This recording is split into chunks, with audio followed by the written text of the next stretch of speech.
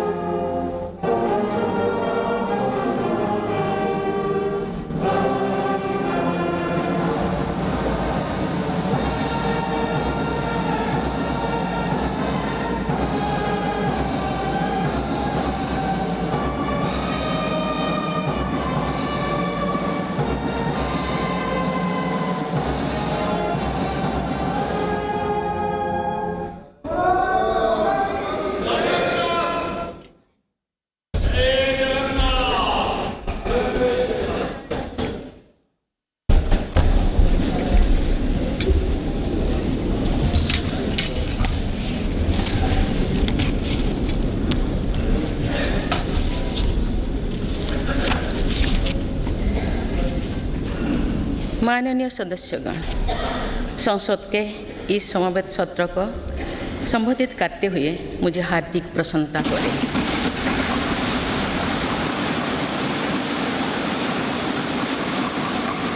कुछ ही महीने पहले देश ने अपनी आज़ादी के 75 वर्ष पूरी करके आज़ादी के अमृत काल में प्रवेश किया है। आज़ादी के इस अमृत काल में हजारों वर्षों के गौरवशाली अतीत का गौरव जुड़ा है। भारतीय स्वतंत्रता संग्राम की प्रेरणाएं जुड़ी है और भारत के स्वर्णिम भविष्य के संकल्प जुड़ी है। अमृतकाल के ये 25 वर्ष का कालखंड स्वतंत्रता की स्वर्णिम शताब्दी का और विकसित भारत के निर्माण का कालखंड है। ये 25 वर्ष हम सब के लिए और देश के प्रत्येक नागरिक के लिए कर्तव्यों की पराकाष्ठा करके दिखाने के, ये हमारे सामने युग निर्माण का अवसर है और हमें इस अवसर के लिए 100% सामर्थ्य के साथ हर क्षण कार्य करना है। हमें 2047 तक ऐसे राष्ट्र का निर्माण करना है जो अतीत के गौरव से जुड़ा हो और जिसमें आधुनिकता का हर स्वर्णिम अध्याय हो। हमें ऐसा भारत बनाना है जो आत्मनिर्भर हो,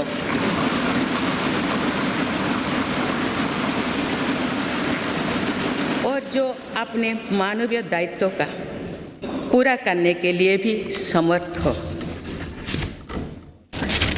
ऐसा भारत हो जिसमें गरीबी ना हो, जिसका मध्यम वर्ग भी वैभव से युक्त हो। ऐसा भारत हो जिसकी युवा शक्ति और नारी शक्ति समाज और राष्ट्र को दिशा देने के लिए सबसे आगे खड़े हो, जिसके युवा समय से 2 कदम आगे चलते हो। ऐसा भारत जिसकी विविधता और अधिक उज्जवल हो, जिसकी एकता और अधिक अटल हो।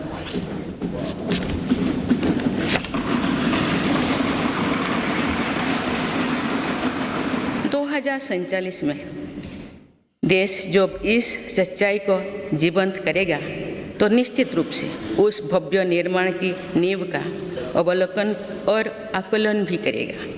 तो आज़ादी के अमृतकाल की इस प्रथम बेला को एक अलग आस्था के साथ देखा जाएगा। इसीलिए आज अमृतकाल का ये समय, ये कालखंड बहुत महत्वपूर्ण हो गया है।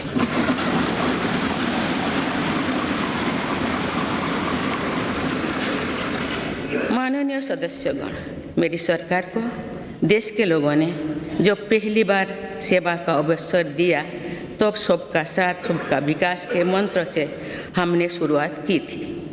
समय के साथ इसमें सबका विकास, सबका विश्वास और सबका प्रयास भी जुड़ा गया।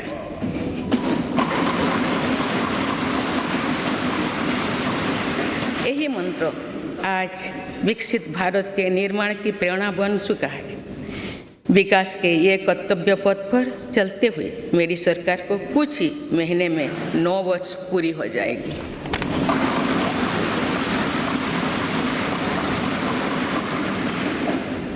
मेरी सरकार के लगभग 9 वर्षों में भारत के लोगों ने अनेक सकारात्मक परिवर्तन पहली बार देखे हैं। सबसे बड़ा परिवर्तन ये हुआ है कि आज हर भारतीय का आत्मविश्वास शीर्ष पर है और दुनिया का भारत को देखने का नजरिया बदला है।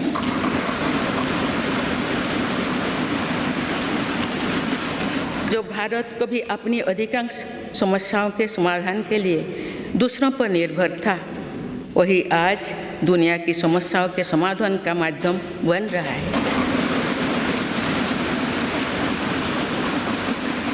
जिन मूल सुविधाओं के लिए देश की एक बड़ी आबादी ने दशकों तक इंतजार किया, वे इन वर्षों में उसे मिली है। जिस आधुनिक इंफ्रास्ट्रक्चर की हम कभी कामना करते थे, वो इन वर्षों में देश में बनना शुरू हुआ है।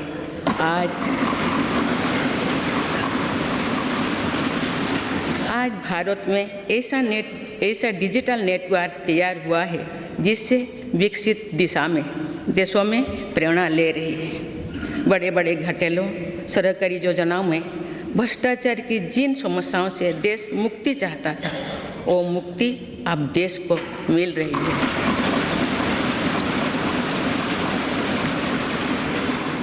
पॉलिसी पैरालिसिस के चर्चा से बाहर आकर आज देश की पहचान तेज विकास और दूरगामी दृष्टि से के लिए गए फैसलों के लिए भी जाने जाते हैं। इसलिए हम दुनिया की 10वें नंबर की अर्थव्यवस्था से 5वें नंबर पर पहुंचे।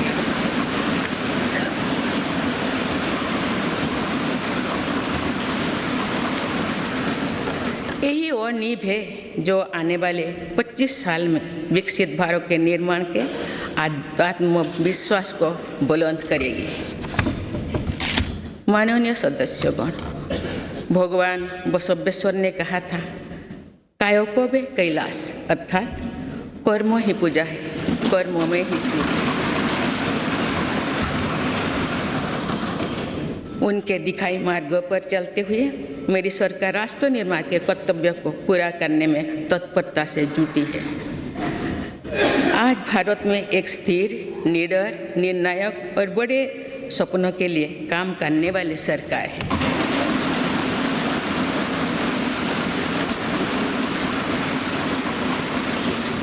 आज भारत में ईमानदार का सम्मान करने वाली सरकार है। आज भारत में गरीबी को स्थायी समाधान और उनके स्थायी सशक्तिकरण के लिए काम करने वाली सरकार है। आज भारत में अभूतपूर्व स्पीड और स्केल पर काम करने वाली सरकार है। आज भारत में इनोवेशन और टेक्नोलॉजी के माध्यम से जन कल्याण को सर्वोपरि रखने वाली सरकार है। आज भारत में महिलाओं के सामने से हर बाधा को दूर करने वाली सरकार है। आज भारत में प्रगति के साथ ही प्रकृति का भी संरक्षण करने वाली सरकार है। आज भारत में विरासत के संरक्षण के साथ ही आधुनिकता को बढ़ावा देने वाली सरकार है। आज भारत में अपनी वैश्विक भूमिका को लेकर आत्मविश्वास से आगे बढ़ने वाली सरकार है। माननीय सदस्यगण, मैं आज इस सत्र के माध्यम से देशवासियों का आभार व्यक्त करती हूँ कि उन्होंने लगातार 2 बार एक स्थिर सरकार को चुना है। मेरी सरकार ने देश हित को सदैव सर्वोपरि रखा, नीति रणनीति में संपूर्ण परिवर्तन की इच्छा शक्ति दिखाई।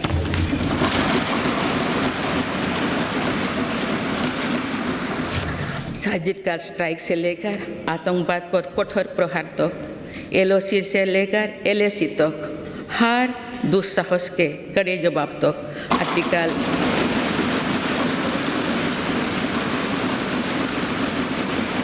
आर्टिकल 370 को हटाने से लेकर 3 तलाक तक मेरी सरकार की पहचान एक निर्णायक सरकार की रही है। स्थिर और निर्णायक सरकार होने का लाभ हमें 100 साल की सबसे बड़ी आपदा और उसके बाद बनी परिस्थितियों से निपटने में मिल रहा है। दुनिया में जहाँ भी राजनीतिक अस्थिरता है, वह देश आज भीषण संकट से घिरे हैं, लेकिन मेरे सरकार ने राष्ट्रहित में जो भी निर्णय किए उससे साथ भारत का बाकी दुनिया से बहुत बेहतर स्थिति में।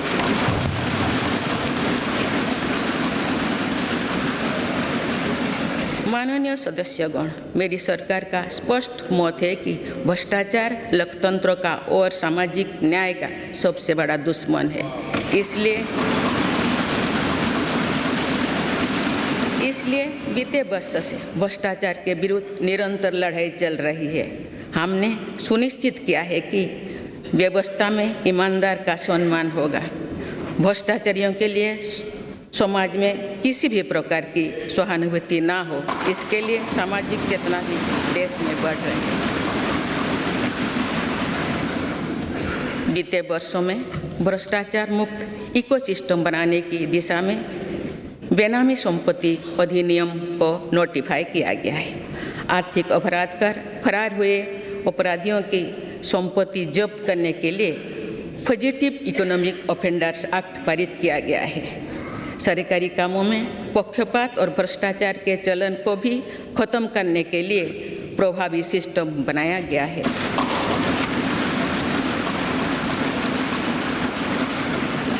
आज सरकारी कामों में टेंडर और खरीद के लिए गवर्नमेंट ई-मार्केट प्लेस जैसे व्यवस्था है, जिसमें अब तक 3 लाख करोड़ रुपये से अधिक का ट्रांजैक्शन हुआ है। राष्ट्र निर्माण में ईमानदार योगदान देने वालों को आज विशेष सम्मान दिया जा रहा है। इनकम टैक्स रिटर्न फाइल करने के कोई जटिलताओं को खत्म कर देशवासियों का जीवन आसान बनाया गया है। फेसलेस जांच को बढ़ावा देने की वजह से व्यवस्था में पारदर्शिता आई है और उसे जवाबदेह भी बनाया गया है।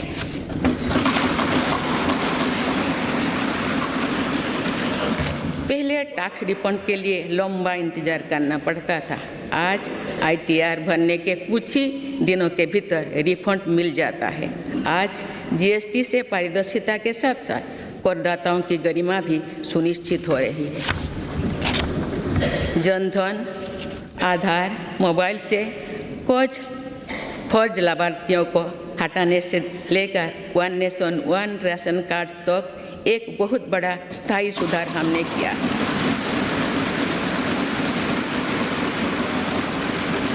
बीते वर्षों में DBT के रूप में, डिजिटल इंडिया के रूप में एक स्थायी और पारदर्शी व्यवस्था देश ने तैयार की है।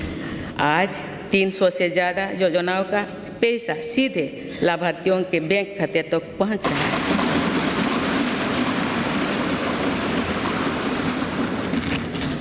अब तो पूरी पारदर्शिता से 27 लाख करोड़ रुपये से ज़्यादा की रकम करोड़ों लोगों तक पहुंचाई गई है।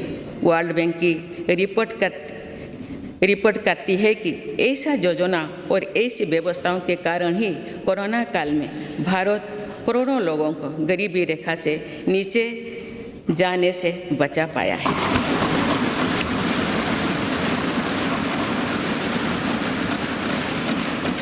जब भ्रष्टाचार रुकता है और टैक्स की पाई का सदुपयोग होता है तो हर टैक्स पेयर को भी गर्व होता है। माननीय सदस्यगण, आज देश का ईमानदार करदाता चाहता है कि सरकारें शॉर्टकट की राजनीति से बचे, ऐसा योजनाएं बने जो समस्याओं के स्थायी समाधान को प्रोत्साहित करे।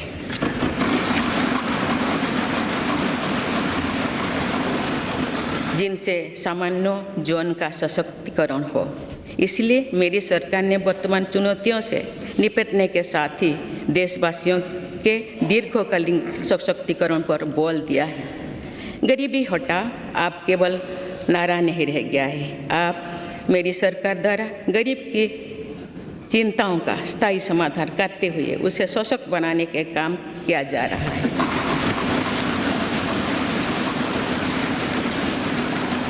जैसे गरीबी का एक बहुत बड़ा कारण बीमारी होती है।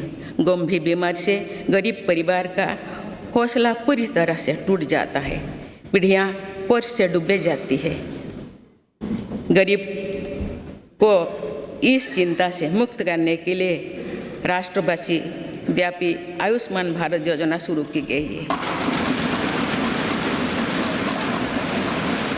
इसके तहत 50 करोड़ से अधिक देशवासियों के लिए मुफ्त इलाज की सुविधा दी गई। आयुष्मान भारत योजना ने देश के करोड़ों गरीबों को और गरीब होने से बचाया है।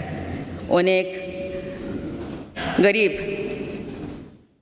उनके 80,000 करोड़ रुपया खर्च होने से बचाए हैं। आज देश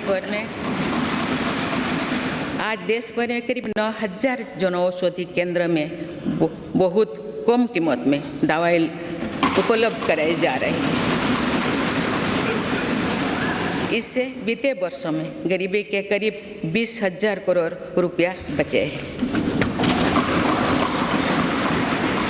यानी सिर्फ आयुष्मान भारत और जनऔषधि परियोजना से ही देशवासियों को 1 लाख करोड़ रुपया की मदद हुई।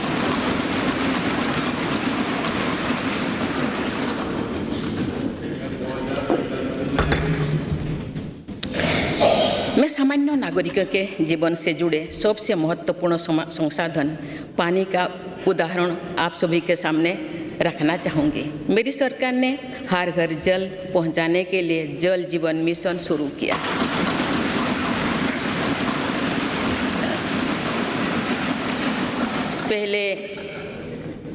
उसके पहले तक 7 दशकों में देश में करीब 3.25 करोड़ घरों तक ही पानी का कनेक्शन पहुंचा था, लेकिन जल जीवन मिशन के तहत इन 3 वर्षों में से करीब 11 करोड़ परिवार पाइप वाटर सप्लाई से जुड़ चुके हैं।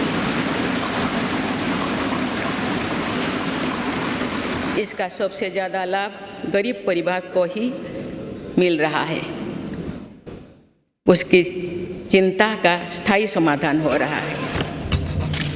बीते वर्षों में सरकार ने 3.5 करोड़ से अधिक गरीब परिवारों को पक्का घर बनाकर दिया है। जब घर मिलता है तो नया आत्मविश्वास आता है। इससे उस परिवार का वर्तमान तो सुधरता ही है, उस घर में जो संतान बड़े होते हैं उसके आत्मविश्वास में भी वृद्धि होती है। सरकार ने टॉयलेट, बिजली, पानी, गैस ऐसे हर मूल सुविधा की चिंता से गरीब को मुक्त करने का प्रयास किया है। इससे देश की जनता को भी ये विश्वास हुआ है कि सरकार योजना और सरकारी लाभ वास्तव में जमीन पर पहुंचा है और भारत जैसे विशाल देश में भी 100% कवरेज यानी सैचुरेशन संभव है। हमारी ग्रंथों में लिखा है, अयं निज परोवेति गणना लघुचेतसम, यानी ये अपना है, ये पराया है, ऐसी सोच सही नहीं होती। मेरी सरकार ने बिना किसी भेदभाव के हर वर्ग के लिए काम किया है। बीते कुछ वर्षों में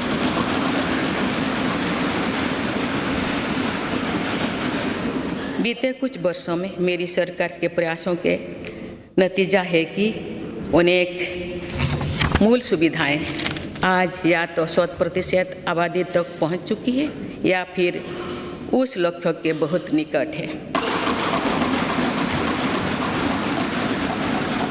मेरी सरकार हर योजना में 100% सैचुरेशन के साथ ही अंत्योदय के प्रति भी पूरी निष्ठा से काम कर रही है। हमारी कोशिश है कि योजनाओं का लाभ सही और सभी लाभार्थियों को मिले, कोई भी सरकार की योजना के लाभ से वंचित ना हो।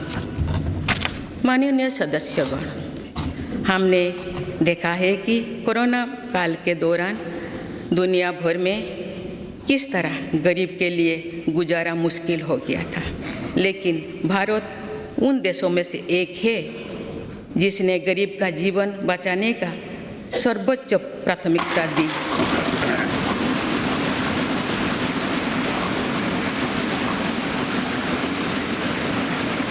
और कोशिश की कि देश में कोई गरीब भूखा नहीं सोए। मुझे खुशी है कि मेरी सरकार ने पीएम गरीब कल्याण अन्न योजना को नई परिस्थितियों के अनुसार आगे भी चलाने का निर्णय लिया है।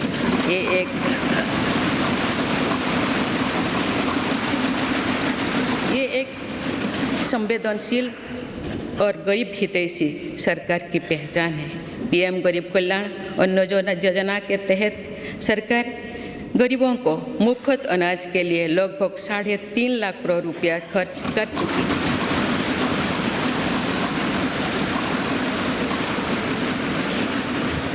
आज इस योजना की प्रशंसा पूरे विश्व में हो रही है। इस प्रशंसा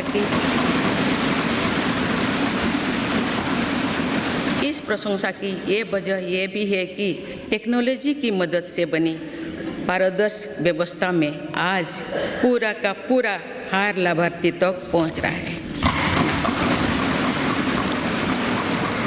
माननीय सदस्यगण, हमारे देश में ऐसे अनेक वर्ग तथा ऐसे अनेक क्षेत्र हैं जिनकी उम्मीदों और आवश्यकताओं पर समुचित ध्यान देकर ही समग्र विकास की परिकल्पना की पूरा की जा सकती है।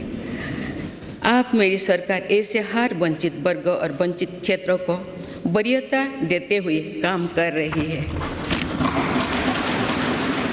मेरे सरकार ने हर उस समाज की इच्छाओं को पूरा किया है जो सदियों से वंचित रहा था।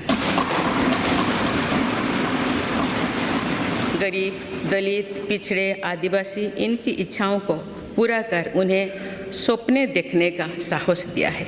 कोई भी काम और कोई भी प्रयास छोटा नहीं होता, बल्कि विकास में सभी की अपनी भूमिका है। इसी भाव के साथ वंचित वर्ग और अविकसित क्षेत्रों के विकास पर बल दिया जा रहा है। रेहड़ी, ठेले, फुटपाथ पर बड़ी संख्या में हमारे छोटे व्यवसायी अपना व्यापार, कारोबार और दुकानदारी करते हैं। मेरी सरकार ने विकास में इन साथियों की भूमिका को भी सराहा है। इसलिए पहली बार इनको फॉर्मल बैंकिंग से जोड़ा और पीएम स्वनिधि के माध्यम से सस्ते और बिना गारंटी के ऋण की व्यवस्था की।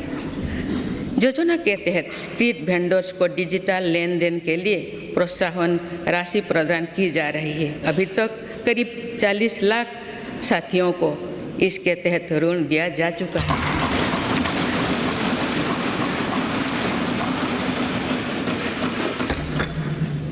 मेरी सरकार की प्राथमिकता में देश के 11 करोड़ छोटे किसान भी हैं।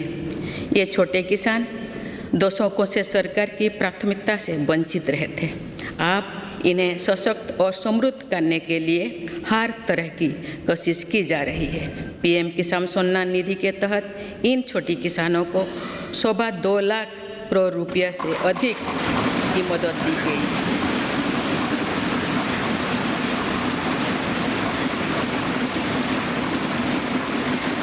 खास बात यही है कि इन लाभार्थियों में लगभग 3 करोड़ लाभार्थी महिलाएं हैं।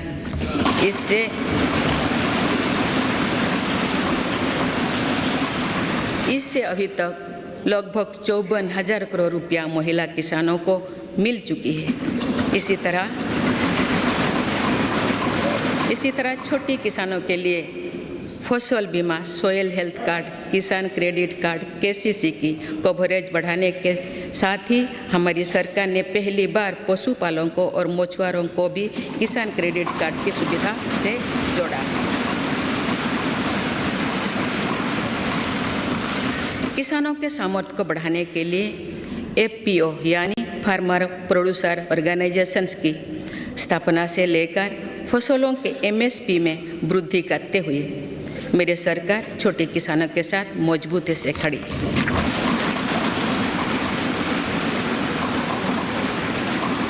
माननीय सदस्यगण, मेरी सरकार ने अनुसूचित जाति, जनजाति और अन्य पिछड़ा वर्ग की आकांक्षा को जगाया है। ये वही वर्ग है जो विकास के लाभ से सबसे अधिक वंचित था। अब जब मूल सुविधाएं इस वर्ग तक पहुंच रही है तो ये लोग नए सपने देखने में सक्षम हो पाए हैं।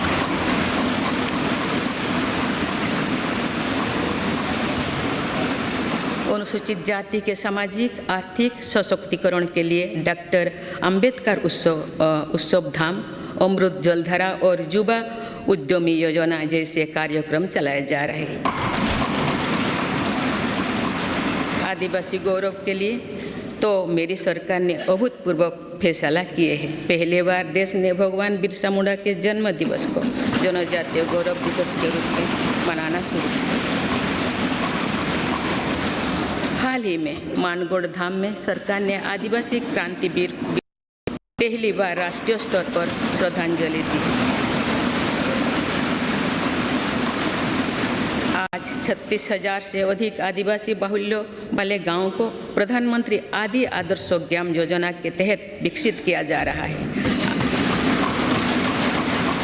आज देश में 400 से अधिक एकलव्य मॉडल स्कूल आदिवासी क्षेत्रों में खुल चुकी है। देश भर में 3,000 से अधिक वन धन विकास केंद्र आजीविका के लिए साधन बने हैं। मेरी सरकार ने राष्ट्रीय पिछड़ा वर्ग आयोग को संवैधानिक दर्जा देकर ओबीसी के वेलफेयर के लिए हमारी प्रतिबद्धता को स्पष्ट किया है। बंजारा, घुमंतु और अर्धघुमंतु समुदाय के लिए भी पहली बार वेलफेयर एंड डेवलपमेंट बोर्ड का गठन किया गया है। माननीय सदस्यगण, देश में 100 से अधिक जिले ऐसे थे जो विकास के अनेक पैमानों से पीछे रह गए थे। सरकार ने इन जिलों को आकांक्षी जिले, एस्पिरेशनल डिस्ट्रिक्ट घोषित कर इनके विकास पर ध्यान दिया। आज ये जिले देश के दूसरे जिले से बराबरी की ओर बढ़ रही हैं।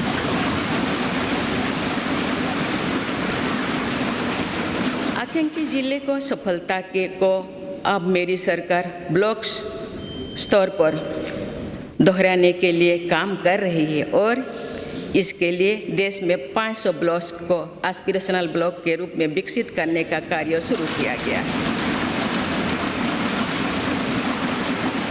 ये आकांक्षी ब्लॉक सामाजिक न्याय की एक संस्थागत व्यवस्था के तौर पर विकसित किए जा रहे हैं। देश के जनजातीय क्षेत्रों, पहाड़ी क्षेत्रों, समुद्री क्षेत्रों और समावेशी क्षेत्रों को भी बीते दशकों में विकास का सीमित लाभ ही मिल पाया था।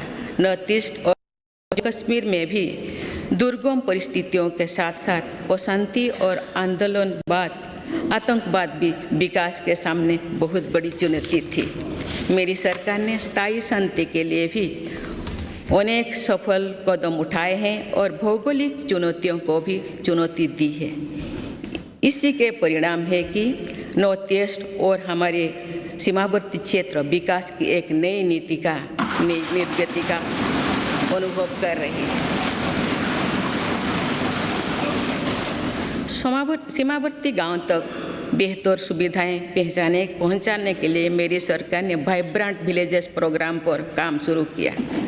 राष्ट्रीय सुरक्षा की दृष्टि से भी सीमावर्ती क्षेत्रों में अभूतपूर्व इंफ्रास्ट्रक्चर बीते सालों में तैयार किया गया है। इससे भी इन क्षेत्रों में विकास की गति मिल रही है। पिछले कुछ दशकों से राष्ट्रीय सुरक्षा के लिए बहुत बड़ा खतरा बन चुकी वामपंथी हिस्सा भी अब कुछ जिलों तक ही सीमित रह गए हैं।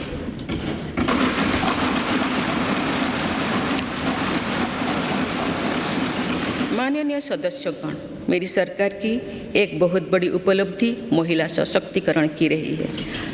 इस संदर्भ में मुझे नारी शक्ति नामक एक प्रेरक कविता का स्मरण होता है, जिसे भारतीय साहित्य की अमर विभूति स्वाधीनता सेनानी तथा ओडिया भाषा की सुप्रसिद्ध नारी कवि उत्कल भारती कुंतला कुमारी सावत ने लिखा था।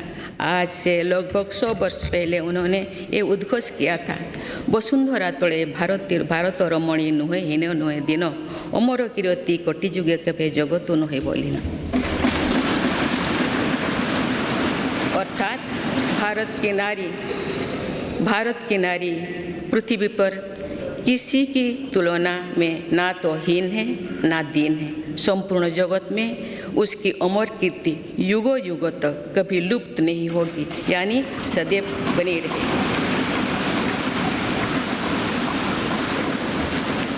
मुझे ये देखकर गर्व होता है कि आज की हमारी बहनें और बेटियां उत्कल भारती के सपनों के अनुरूप विश्व स्तर पर अपनी कीर्ति पताका लहरा रहे हैं। मुझे प्रसन्नता है कि महिलाओं की ऐसी प्रगति के पीछे मेरी सरकार के प्रयासों का संबल रहा है।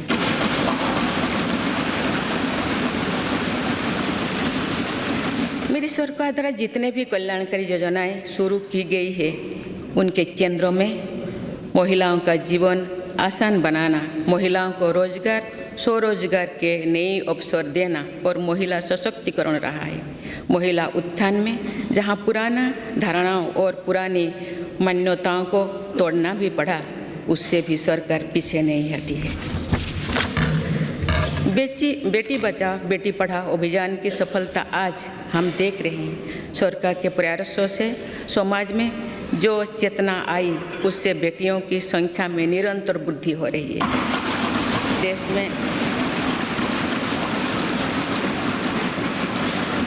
देश में पहली बार पुरुषों की तुलना में महिलाओं की संख्या अधिक हुई है एवं महिलाओं का स्वास्थ्य भी पहले के मुकाबले और बेहतर हुआ है। प्रधानमंत्री सुरक्षित मातृत्व अभियान हो या फिर प्रधानमंत्री मातृ वंदना योजना, इनमें माँ और बच्चे दोनों की जीवन को बचाने में हम सफल रहे हैं। आयुष्मान भारत योजना की भी लगभग 50% लाभार्थी महिलाओं ही है। माननीय सदस्यगण, मेरी सरकार बेटियों की पढ़ाई से लेकर उनके करियर तक हर बाधा को दूर करने का प्रयास कर रही है। देश के सरकारी स्कूलों में बेटियों के लिए अलग टॉयलेट का निर्माण हो या फिर सैनिटरी पैड से जुड़ी योजना, इससे बेटियों के ड्रॉप आउट रेट भी बहुत कम आई। स्वच्छ भारत अभियान से महिलाओं की गरिमा तो बढ़ी ही है, इससे एक सुरक्षित माहौल भी उन्हें मिला है। सुकन्या सुजना समृद्धि योजना से देश भर की करोड़ों बेटियां के बेहतर भविष्य के लिए पहली बार सेविंग अकाउंट खुली है। नई राष्ट्रीय शिक्षा नीति में भी बेटियां की शिक्षा के लिए अनेक महत्वपूर्ण कदम उठाई गई है।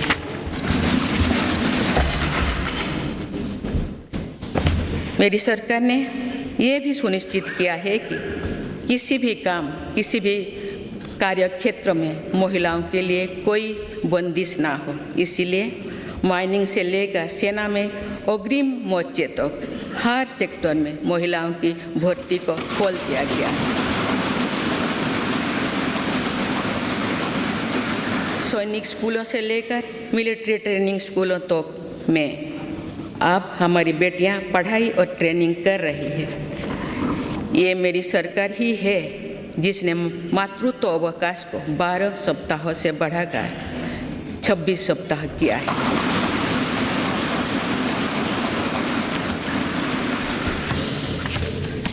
मुद्रा योजना की लगभग 70% लाभार्थी महिला उद्यमी ही है। एक स्टडी के अनुसार इस योजना से महिलाओं की आर्थिक शक्ति और सामाजिक फैसलों में उनकी भागीदारी बढ़ी है। पीएम आवास योजना के तहत मिलने वाली घरों की रजिस्ट्री भी महिलाओं के नाम पर होने से महिलाओं का आत्मविश्वास बढ़ा है। जन धन योजना से पहली बार देश में बैंकिंग सुविधाओं में महिलाओं और पुरुषों के बीच अब बराबरी आ गई है। देश में इस समय 80 लाख से ज़्यादा स्वयं सहायता समूह भी काम कर रही है, जिनमें करीब 9 करोड़ महिलाएं जुड़ी हुई हैं। इन महिला स्वयं सहायता समूहों को सरकार द्वारा लाखों करोड़ रुपए की मदद दी जा रही है। माननीय सदस्यगण, हमारी विरासत हमें जोड़ों से जड़ती है और हमारा विकास आसमान को छूने का हौसला देता है। इसीलिए मेरी सरकार ने विरासत को मजबूती देने और विकास को प्राथमिकता देने की राह चुनी।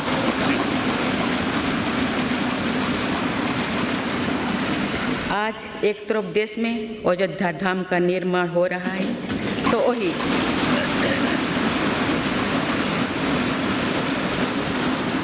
वही दूसरी तरफ आधुनिक संसद भवन भी बन रहा है।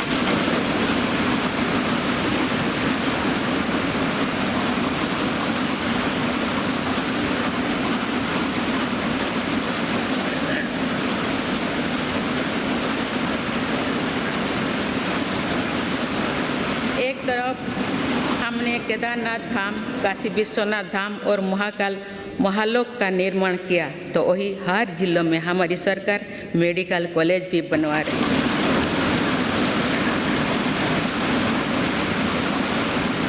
एक तरफ हम अपने तीर्थ और ऐतिहासिक धरोहर का विकास कर रहे हैं, तो वही दूसरी तरफ भारत दुनिया की बड़ी स्पेस पावर बन रहा है। भारत ने पहला प्राइवेट सैटेलाइट भी लॉन्च किया है। एक तरफ हम आदि शंकराचार्य भगवान बसवेश्वर, तिरुवल्लुवर, गुरु नानक देव जैसे संतों के दिखाए रास्ते पर आगे बढ़ रहे हैं, वही दूसरी तरफ आज भारत हाईटेक नॉलेज का हब भी बनता जा रहा है।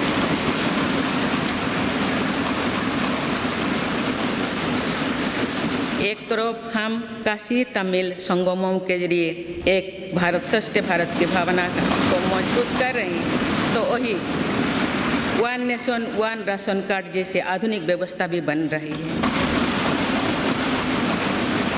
डिजिटल इंडिया और 5G टेक्नोलॉजी में भारत के सामर्थ्य का लोहा आज पूरी दुनिया में मान्य है।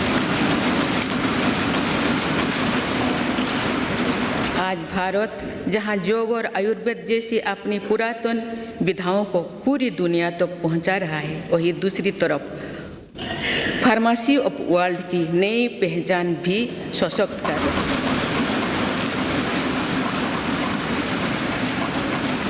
आज भारत प्राकृतिक खेती को, मिलेट्स की अपनी परंपरा फसलों को प्रोत्साहित कर रहा है, वही नानो यूरिया जैसी आधुनिक टेक्नोलॉजी का भी विकास किया है।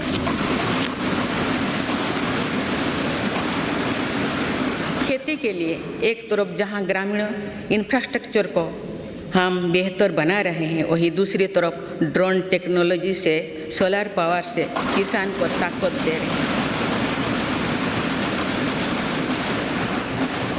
शहरों में जहां स्मार्ट सुविधाओं के विकास पर बल दिया जा रहा है, वही स्वामित्व योजना में पहली बार गांव के घरों को की ड्रोन से मैपिंग की जा रही है।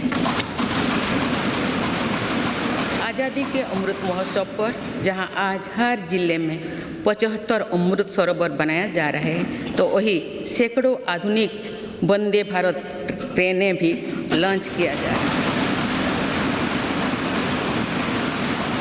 एक और हमारे व्यापार की परंपरागत ताकत नदी जल मार्ग और बंदरगांव को भी आधुनिक बनाया जा रहा है, तो मल्टी मॉडल कनेक्टिविटी और लॉजिस्टिक पार्क का नेटवर्क भी तैयार हो रही है।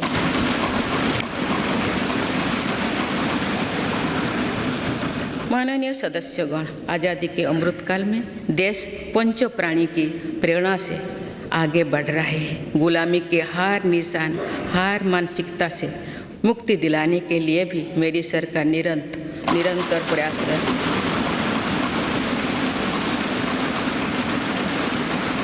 जो कभी राजपथ था वो अब कर्तव्य पथ बन चुका है।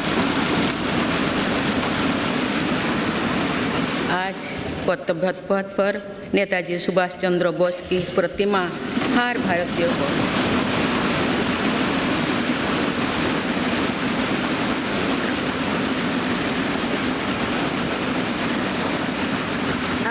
को गौरवान्वित कर रही है।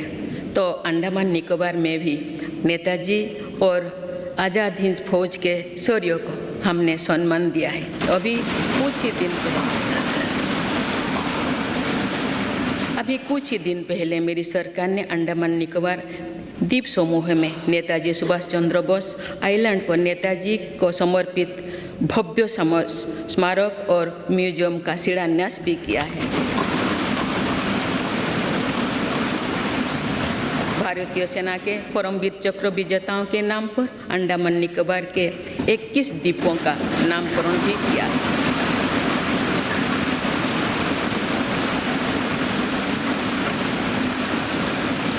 एक तरफ नेशनल वॉर मेमोरियल आज राष्ट्रीय शौर्य का प्रतीक बन गया है, तो वही हमारी नौसेना को भी अब छत्रपति वीर शिवाजी महाराज का दिया प्रतीक मिल गया है।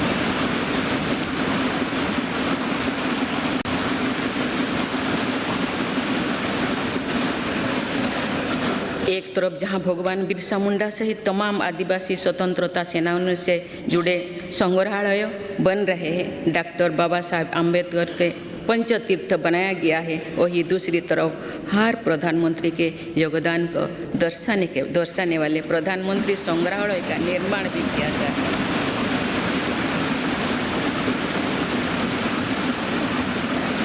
देश में प्रथम वीर बाल दिवस को भी पूरे गर्व और श्रद्धा के से मनाया गया।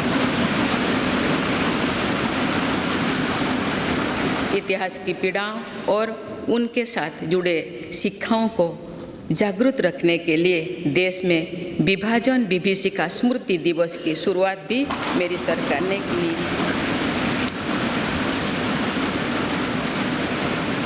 माननीय सदस्यगण, मेड इन इंडिया अभियान और आत्मनिर्भर भारत अभियान की सफलता का लाभ देश को मिलना शुरू हो चुका है। आज भारत में मैन्युफैक्चरिंग की अपनी कैपेसिटी भी बढ़ रही है और दुनिया भर से भी मैन्युफैक्चरिंग कंपनियां भारत आ रहे हैं।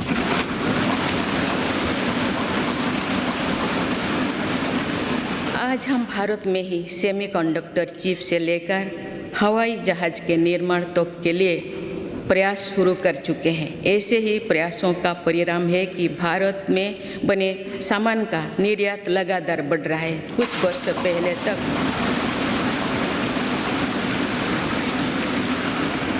पहले तक हम बड़ी संख्या में मोबाइल फ़ोन आयात करते थे। आज भारत दुनिया में मोबाइल फ़ोन का एक बड़ा निर्यातन बन चुका है। देश में खिलौना के आयात में 70% कमी आई है, जबकि निर्यात 60% से भी ज़्यादा बढ़ गया। मेरी सरकार की नई पहल के परिणाम स्वरूप हमारे रक्षा निर्यात 6 गुना हो गया है। मुझे गर्व है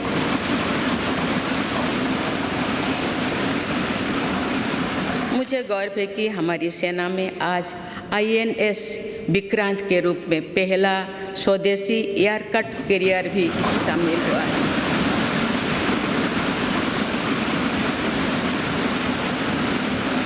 हम मैन्युफैक्चरिंग के नए सेक्टर में ही प्रवेश नहीं करे हैं, बल्कि खादी और ग्रामोद्योग जैसे अपनी पारंपरिक सेक्टर में भी प्रशंसनीय काम कर रहे हैं।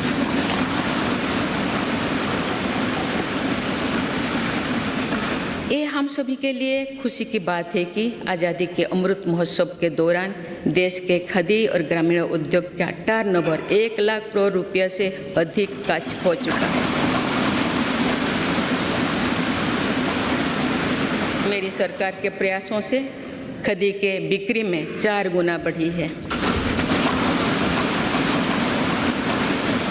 माननीय सदस्यगण, मेरी सरकार ने इनोवेशन और एंटरप्रेन्योरशिप पर निरंतर अभूतपूर्व बल दिया है।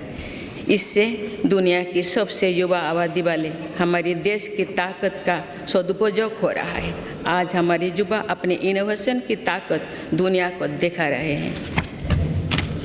2015 से भारत ग्लोबल इनोवेशन इंडेक्स में 81 स्थान पर था। अब हम 40वें स्थान पर पहुंच गए।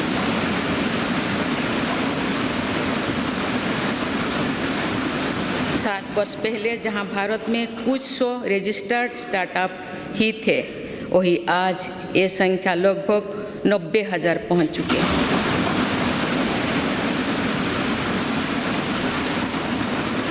आज के युग में हमारी सेनाओं का भी युवा शक्ति में समृद्ध होना, युद्ध शक्ति में निपुण होना, टेक्नोलॉजी की पावर से लैस रहना बहुत अहम है। इन सिद्धांतों को ध्यान में रखते हुए अग्निवीर योजना शुरू की गई है।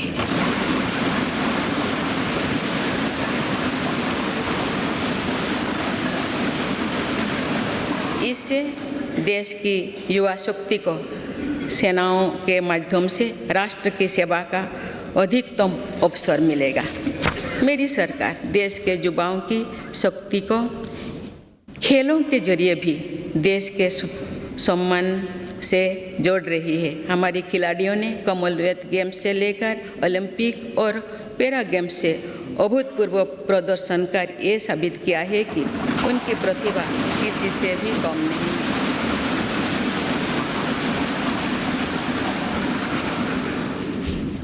देश के कोने कोने से ऐसे प्रतिभाओं को खोजने, उनका टैलेंट निखारने के लिए खेलो इंडिया गेम्स, खेलो इंडिया सेंटर्स से लेकर टॉप स्कीम तक चलाई जा रही है।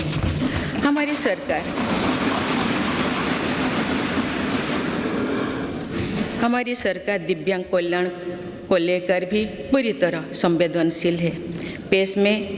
देश में एक साइन लैंग्वेज और सुगम्य भारत अभियान ने दिव्यांग युवकों को बहुत मदद दी है। माननीय सदस्यगण, बीते दशकों में हमने भारत के इंफ्रास्ट्रक्चर के निर्माण में 2 बड़ी चुनौतियां देखी है। एक, इंफ्रास्ट्रक्चर के बड़े प्रोजेक्ट समय पर पूरी नहीं हो पाते थे। दूसरा, अलग अलग विभाग, अलग अलग सरकारें अपनी अपनी सुविधा से काम करती थी। इससे सरकारी संसाधनों का दुरुपयोग भी होता था, समय भी अधिक लगता था और सामान्य जन को भी असुविधा होती थी। मेरी सरकार ने PM गति शक्ति नेशनल मास्टर प्लान बनाकर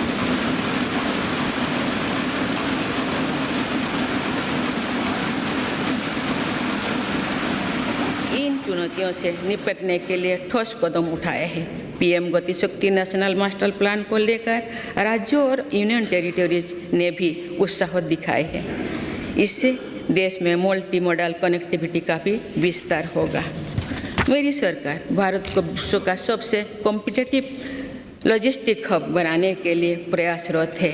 इसके लिए पिछले वर्ष देश में नेशनल लॉजिस्टिक पॉलिसी लागू की गई है। इस पॉलिसी के लागू होने से लॉजिस्टिक कॉस्ट में काफ़ी कमी आई है। मेरी सरकार देश के विकास के लिए जिस स्पीड और स्केल पर काम कर रही है वो अभूतपूर्व है, अतुलनीय है। मेरी सरकार ने आने के बाद भारत के गरीबी के लिए औसतन हर रोज आवास योजना के 11,000 घर बने। इसी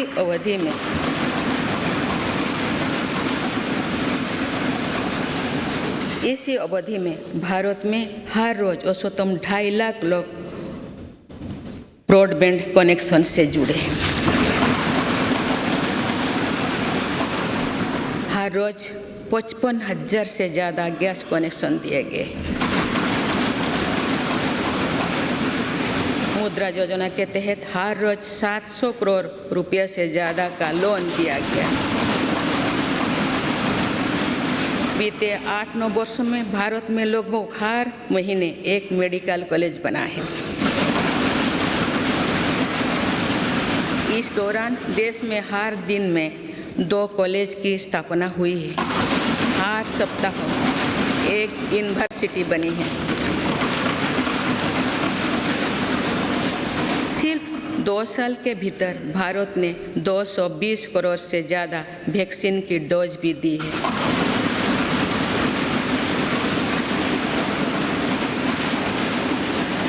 सोशल इंफ्रास्ट्रक्चर की बात करें तो साल 2004 से 2014 के बीच देश में जहां 145 मेडिकल कॉलेज खुले थे, वही मेरी सरकार ने 2014 में 2022 तक 14 से 2022 तक 260 से अधिक मेडिकल कॉलेज खोले।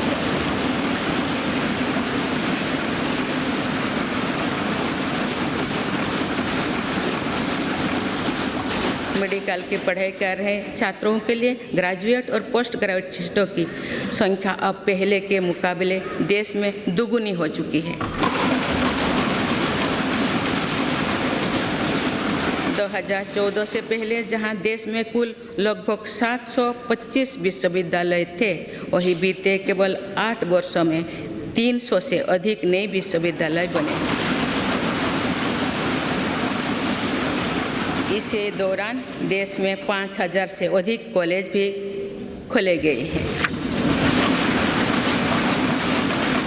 इसी प्रकार फिजिकल इंफ्रास्ट्रक्चर में तो देश में कई नए रिकॉर्ड बने हैं। प्रधानमंत्री ग्राम सड़क योजना में 2013-14 तक देश में करीब 3,81,000 किलोमीटर सड़कें बनी थी, जबकि 2021-22 तक ग्रामीण सड़कों का ये नेटवर्क 7 लाख किलोमीटर से भी ज़्यादा हो गया।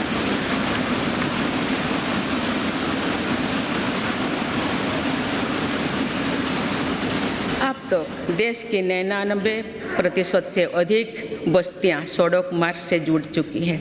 वर्ल्ड बैंक सहित अनेक संस्थाओं की स्टडी के अनुसार ग्रामीण सड़कों से गांव में रोजगार, खेती, शिक्षा और स्वास्थ्य पर बहुत सकारात्मक असर पड़ा।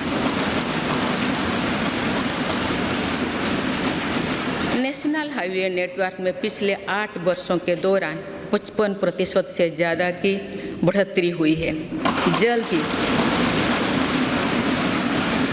जल्द ही भारतमाला प्रोजेक्ट के तहत देश के 550 से ज़्यादा जिले हाईवे से जुड़ जाएंगे और अर्थव्यवस्था को गति देने वाले कॉरिडोर्स की संख्या 6 से बढ़कर 50 होने वाली है।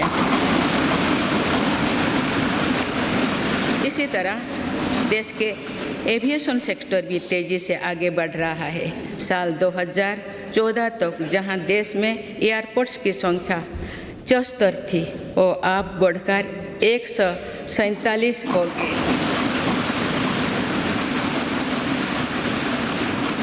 आज भारत दुनिया का तीसरा बड़ा एविएशन मार्केट बन चुका है। इसमें उड़ान योजना की भी बहुत बड़ी भूमिका है।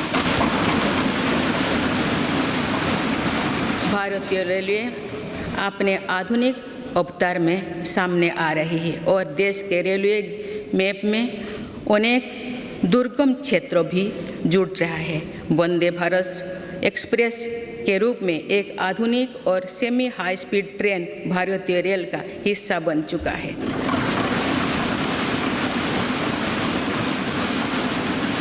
जम्मू कश्मीर और नॉर्थ ईस्ट के दुर्गम क्षेत्रों को भी रेलवे से जोड़ा जा रहा है। देश के बड़े रेलवे देश के बड़े रेलवे स्टेशनों को आधुनिक बनाया जा रहा है। भारतीय रेलवे का दुनिया का सबसे बड़ा बिजली से चलने वाला रेलवे नेटवर्क बनने की दिशा में तेजी से अग्रसर है।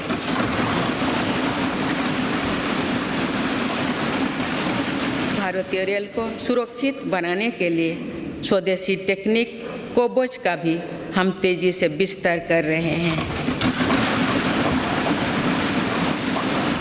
माननीय सदस्यगण, भारत ने उस सोच को भी बदला है जो प्रगति और प्रकृति को परस्पर विरोधी मानती थी। मेरी सरकार ग्रीन ग्रोथ पर ध्यान दे रही है और पूरे विश्व को मिशन लाइफ से जोड़ने पर बल दे रही है। हमारी सरकार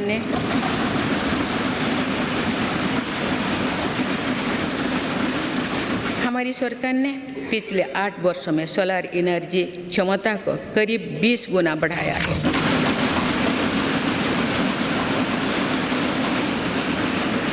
आज भारत रिन्यूएबल एनर्जी की क्षमता में विश्व में 4थे स्थान पर है।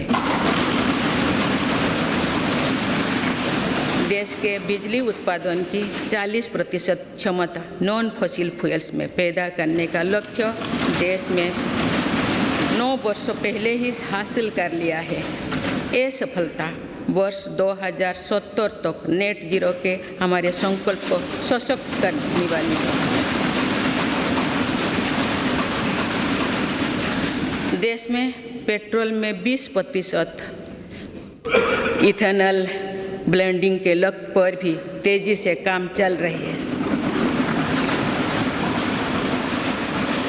सरकार ने हाल में मिशन हाइड्रोजन को भी स्वीकृति दी है। ये ग्रीन एनर्जी के क्षेत्र में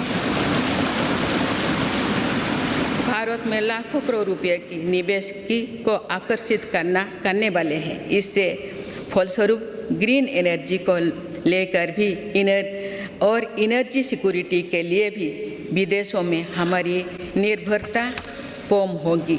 देश के शहरों में प्रदूषण कम करना भी हमारी बहुत बड़ी प्राथमिकता है। इसीलिए इलेक्ट्रिक मोबिलिटी के लिए बहुत बड़े स्तर पर काम चल रहा है। फेम योजना के तहत राजधानी दिल्ली सहित देश के अनेक शहरों में केंद्र सरकार द्वारा 7,000 से अधिक इलेक्ट्रिक बसें पब्लिक ट्रांसपोर्ट में जोड़े जा रही है।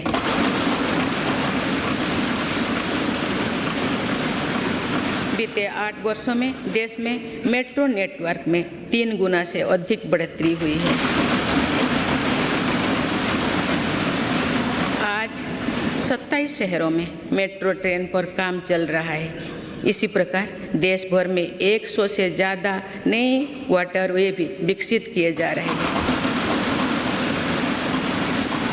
नए वाटरवे से देश में ट्रांसपोर्ट सेक्टर का कायाकल्प करने में मदद करेगी। माननीय सदस्यगण,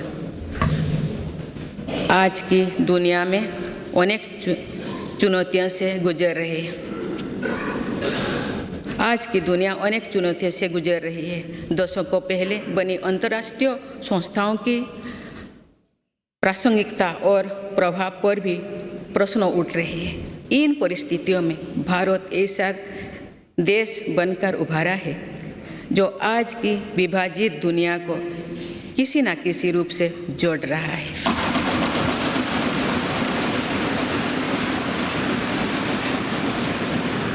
आज भारत उन देशों में से एक है जो ग्लोबल सप्लाई चेन पर विश्वास को फिर से सशक्त कर रहे हैं। इसलिए आज दुनिया भारत की तरफ उम्मीद की नज़र से देख रही है। इस वर्ष भारत G20 जैसे प्रभावी समूह का नेतृत्व कर रहा है।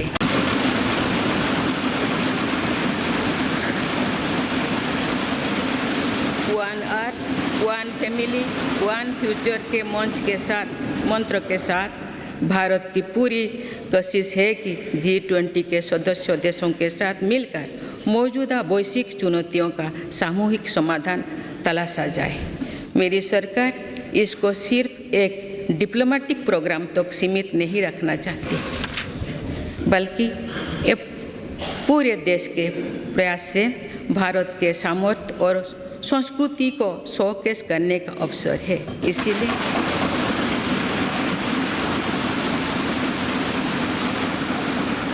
इसीलिए पूरे देश के दर्जनों शहरों में साल भर G20 की बैठकें आयोजित की जा रही है। माननीय सदस्यगण, ये भारत के वैश्विक रिश्तों का बेहतरीन दौर है। इसमें दुनिया के विभिन्न देशों के साथ अपने सहयोग और मित्रता को सशक्त किया है। एक तरफ हम इस वर्ष SCO की अध्यक्षता कर रहे हैं, तो वही दूसरे तरफ क्वाड का मेंबर होने के नाते इंडो पैसिफिक में शांति, स्थिरता और समृद्धि के लिए काम कर रहे हैं।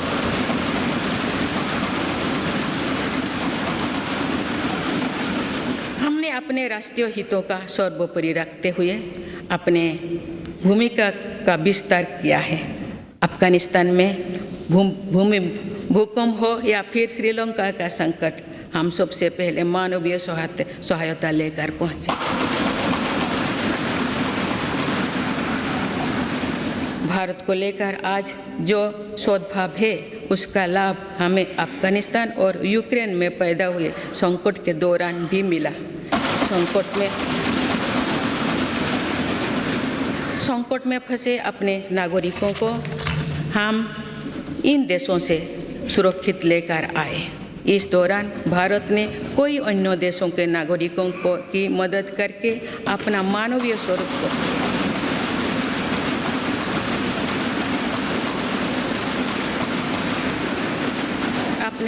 स्वरूप को फिर दुनिया के सामने प्रस्तुत किया। माननीय सदस्यगण, भारत ने आतंकवाद को लेकर जो कड़ा रुख अपनाया है, उसको भी आज दुनिया समझ रहा है।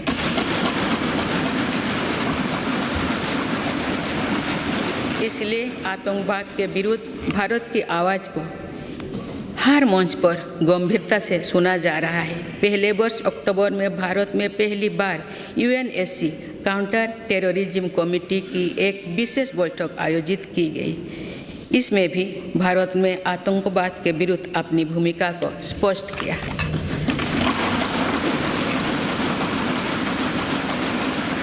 साइबर सिक्योरिटी से जुड़ी चिंताओं को भी मेरी सरकार गंभीरता से पूरे विश्व के सामने रख रही है।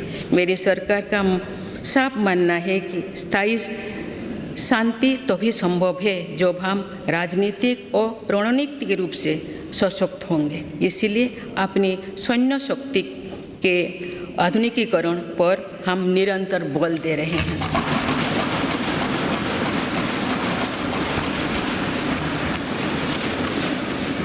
माननीय सदस्यगण, लोकतंत्र की जननी के रूप में भारत की अनंत यात्रा अनंत गौरव से भरी हुई है। हमने लोकतंत्र को एक मानवीय संस्कार के रूप में विकसित किया है, समृद्ध किया है। अपने हजारों वर्षों के अतीत की तरह ही आने वाली सदियों में भी भारत मानवीय सभ्यता की अविरल धारा की तरह अनवरत गतिमान रहेगा। भारत का लोकतंत्र समृद्ध था, सशक्त था और आगे भी सशक्त होता रहेगा। भारत की जीवटता अमर थी, आगे भी अमर रहेगी। भारत का ज्ञान विज्ञान और अध्यात्म सदियों से विश्व का मार्गदर्शन करता रहा है और आने वाली सदियों में भी विश्व की इसी तरह राह दिखाएगा।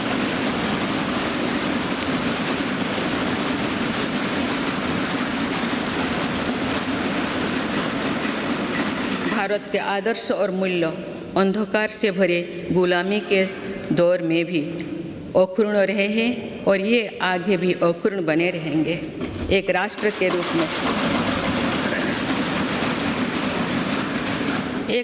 रूप में भारत की पहचान अतीत में भी अमर थी और भविष्य में भी अमर रहेगी।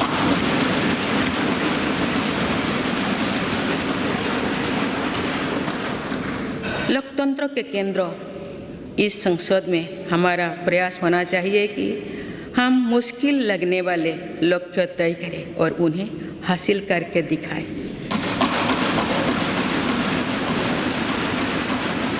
जो कल होना है उसे आज पूरा करने की कोशिश करें, जिसे दूसरे कोई आने वाले दिनों में करने के बारे में सोच रहा है उसे हम भारतवासी पहले करके देखें।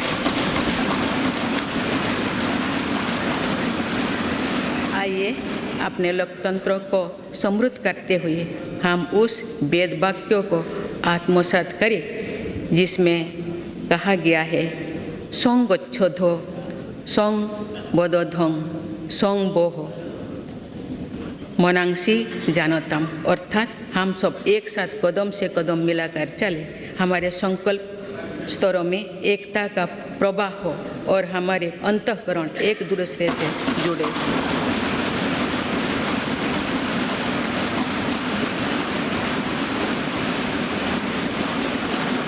आइए हम राष्ट्र निर्माण के इस महायज्ञ में अपने कर्तव्य पथ पर चलते हुए संविधान की शपथ को पूरा करें। धन्यवाद। जय हिंद, जय Bharat.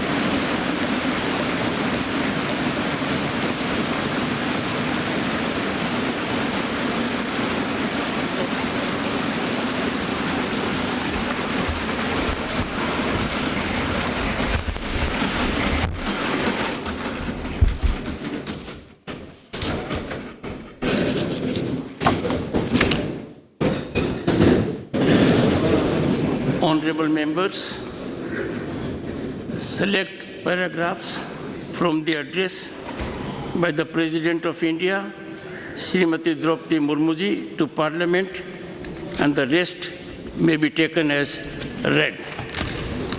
Honorable members, it gives me a great pleasure to address both houses of Parliament assembled together. A few months back, our country completed 75 years of independence and entered the Amrit Kal. This Amrit Kal period of 25 years is the period of golden centenary of independence and making of a developed India. In almost 9 years of my government's term, the people of India have witnessed many positive changes for the first time. Honorable members, Lord Basveshwar had said, Kai Kave Kailash, which means Karma is worship and Shiva is in the Karma itself. Following this path, my government is actively engaged in performing the duty of nation building. Today, India has a government working at unprecedented speed and scale. Today, I express my gratitude through this session to the people of the country for electing a stable government for 2 consecutive terms. Over the years, the country has developed a stable and transparent regime in the form of DBT and Digital India.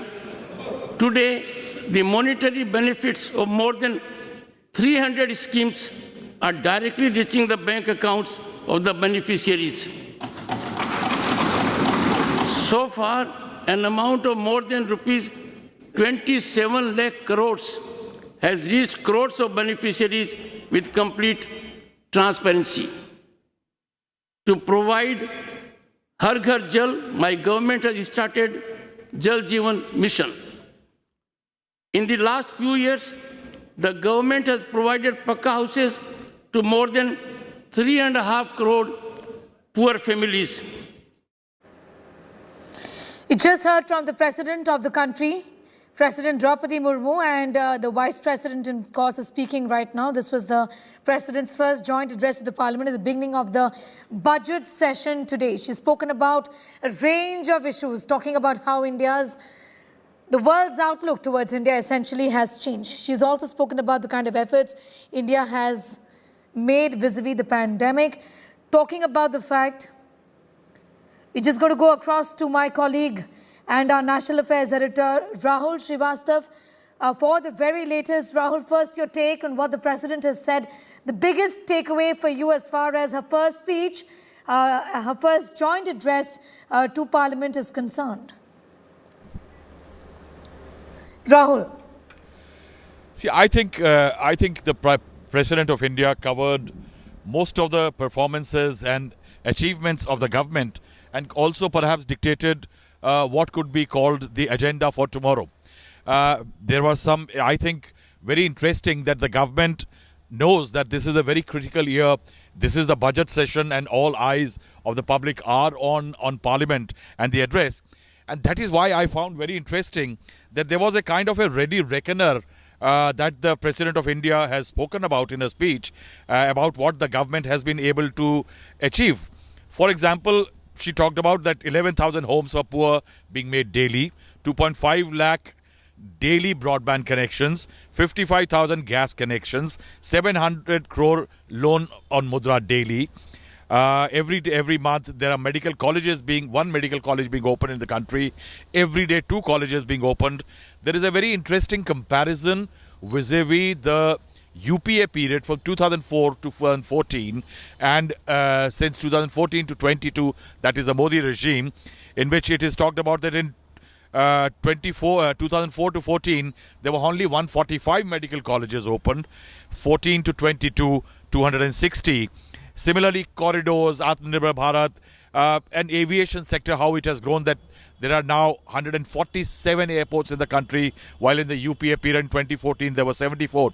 What one can say is that the President of India's speech presents that the government, despite having the triple shocks in terms of economy and the various challenges because of COVID, Ukraine-Russia war, and I think the responses of the federal banks across the world, central banks across the world in terms of tightening, how the economy has been salvaged. The great emphasis, I think, in the speech repeatedly was the poor. If you listen at how the President talked about the Jan Kalyan Yojana, how the Indian government managed to keep crores out of the poverty cycle or slipping into a poverty trap during the COVID period and the period beyond was, I think, one of the key elements.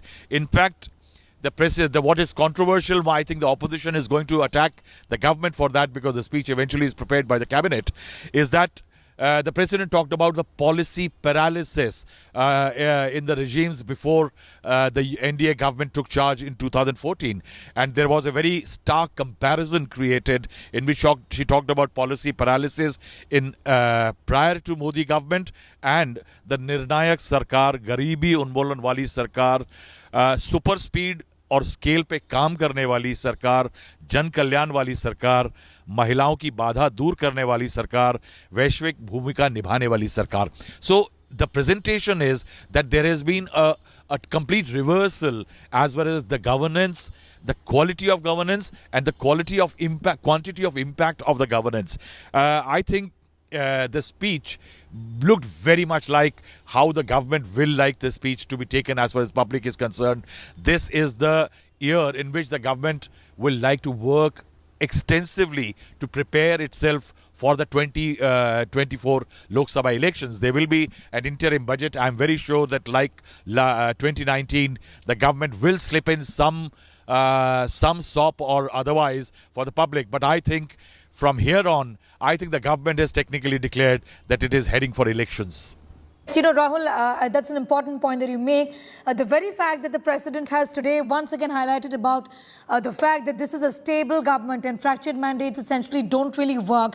Wherever there is political instability, those countries are surrounded by massive crisis. I think there's a big message there from the President today.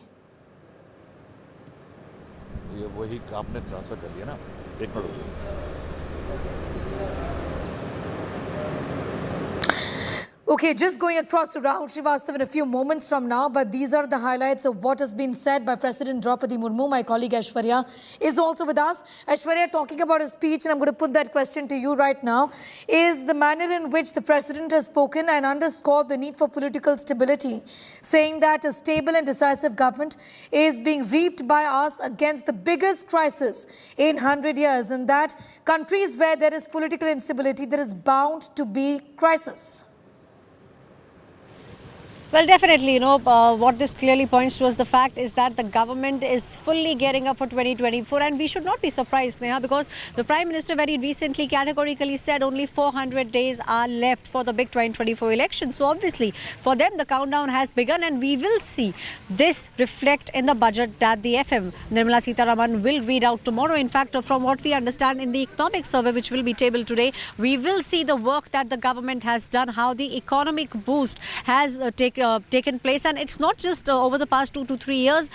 From what we are gathering from our sources, it will be a culmination of what has happened over the past 8 years. All those things will be talked about, and what the government wants to do in the coming years. We could also see a roadmap being laid out for the next 3 to 4 years. So that is also something that the government will speak about. And let me tell you, given what's happening in the United States, in Europe, the kind of layoffs that we are seeing, it is extremely important for the government to make sure that India's economy is on the right track, and we see economic boom in coming years. That will be very, very crucial for the people. The opposition, however, they are obviously, saying that they don't want to listen to what the government has to say. They are talking about inflation. They are also talking about the things that have happened over the past few days. We will see that clash taking place. But as far as the government is concerned, they are very the focus is very clear. Focus is 2024, and we will see that the glimpses of that in the budget that the FM will read out tomorrow.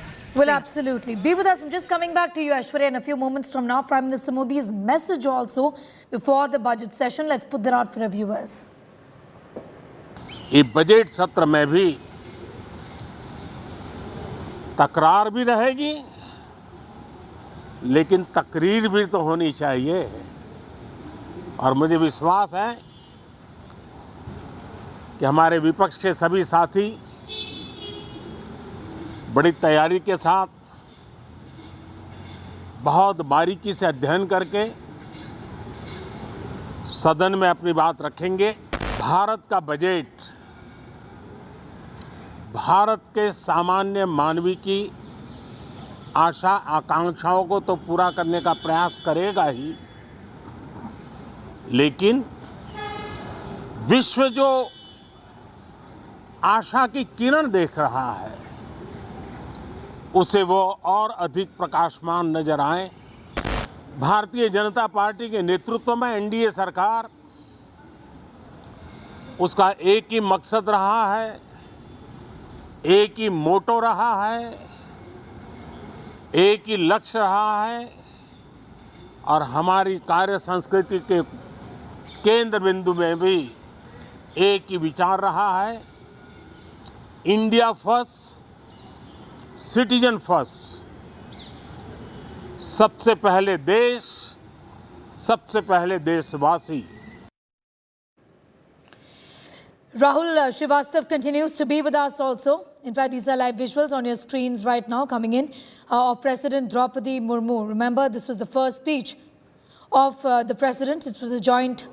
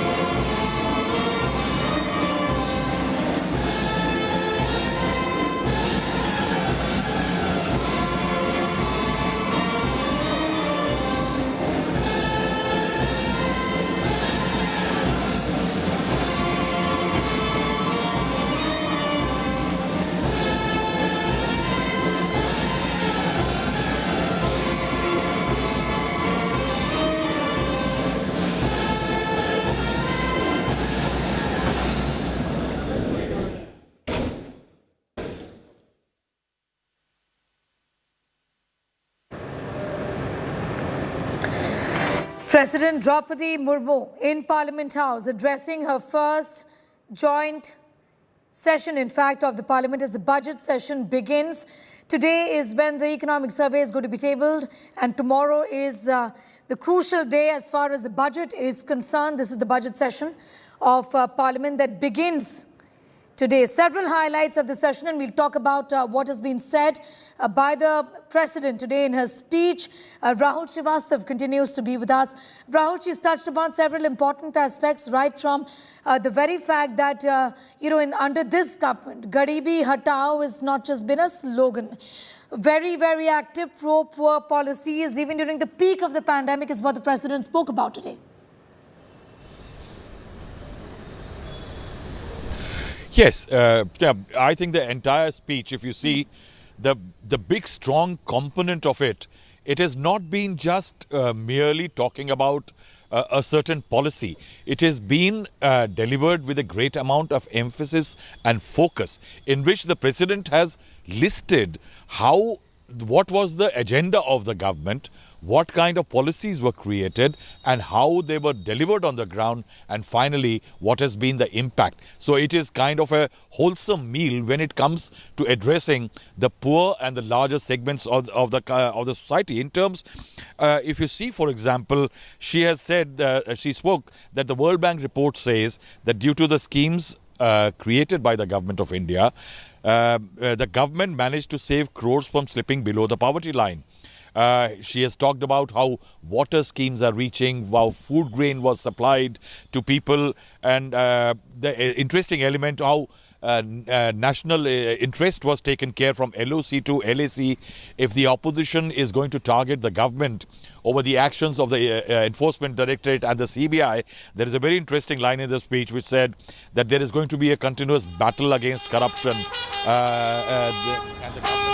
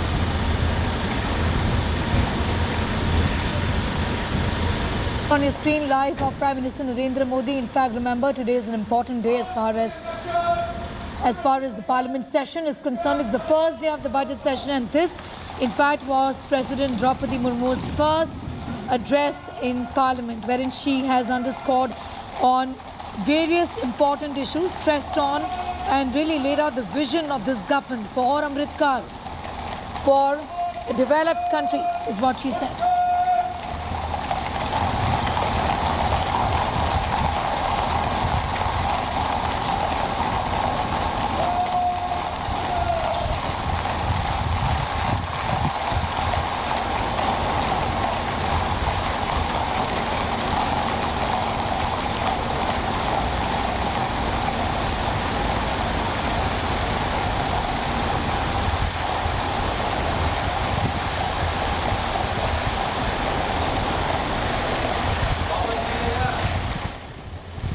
It continues to be a top focus story right here. We're leaving you those pictures for the moment. It's time for a quick break. Back with much more in just a bit.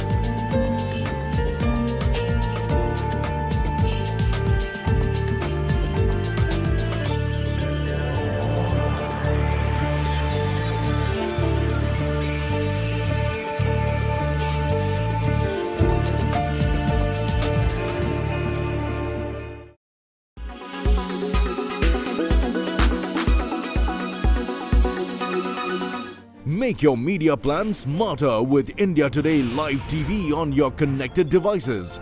Amplify your brand with 100 million smart internet viewers. To advertise, mail us at sales@aajtak.com.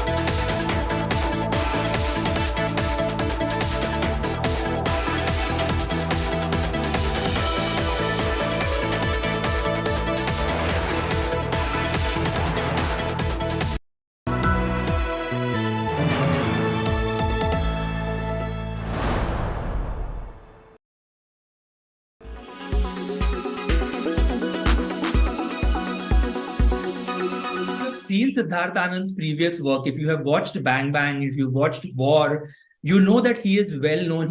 He's famous for these well choreographed action sequences. And a lot of them are actually inspired by Hollywood films like Fast and the Furious, Mission Impossible, Mr. and Mrs. Smith. So it came to me as no surprise that 90% of the film is basically action. There is one sequence after another. And few sequences for me actually stood out as a sore thumb. I did feel like special effects, the VFX department could have worked harder on these sequences, especially at a time when we are watching so much Hollywood, right? We are watching international films, we're watching James Bond, we are watching so much international stuff. I felt that few action scenes, especially one scene where John and Shah Rukh are dangling from two helicopters or from one helicopter, that I felt was a little weak. Yes, I mean, otherwise the film it basically rides on action. It's an action extravaganza. It took Shah Rukh Khan almost 32 years to get a bona fide action film. Tushar, I seriously feel that Pathaan doesn't need any ratings. I mean, look at the fans going crazy for him and SRK, Pathaan and everybody in the film. I mean, this film doesn't need any ratings, right? Controversy, no controversy, orange bikini, no orange bikini. I think if you want to have a good time, if you want to see Shah Rukh Khan back in action, you might not like the film, you might not like his performance, you might not like what he says or does, but there is no denying the star power of Shah Rukh. The minute he's back on the big screen, and he's never been presented like this. This is the first time he's been presented. The script has been written around him like a true-blooded action hero. He's blazing his guns out. He's obviously worked hard on his body. The voice, the baritone that he uses from the opening frame to the last, he's been so consistent.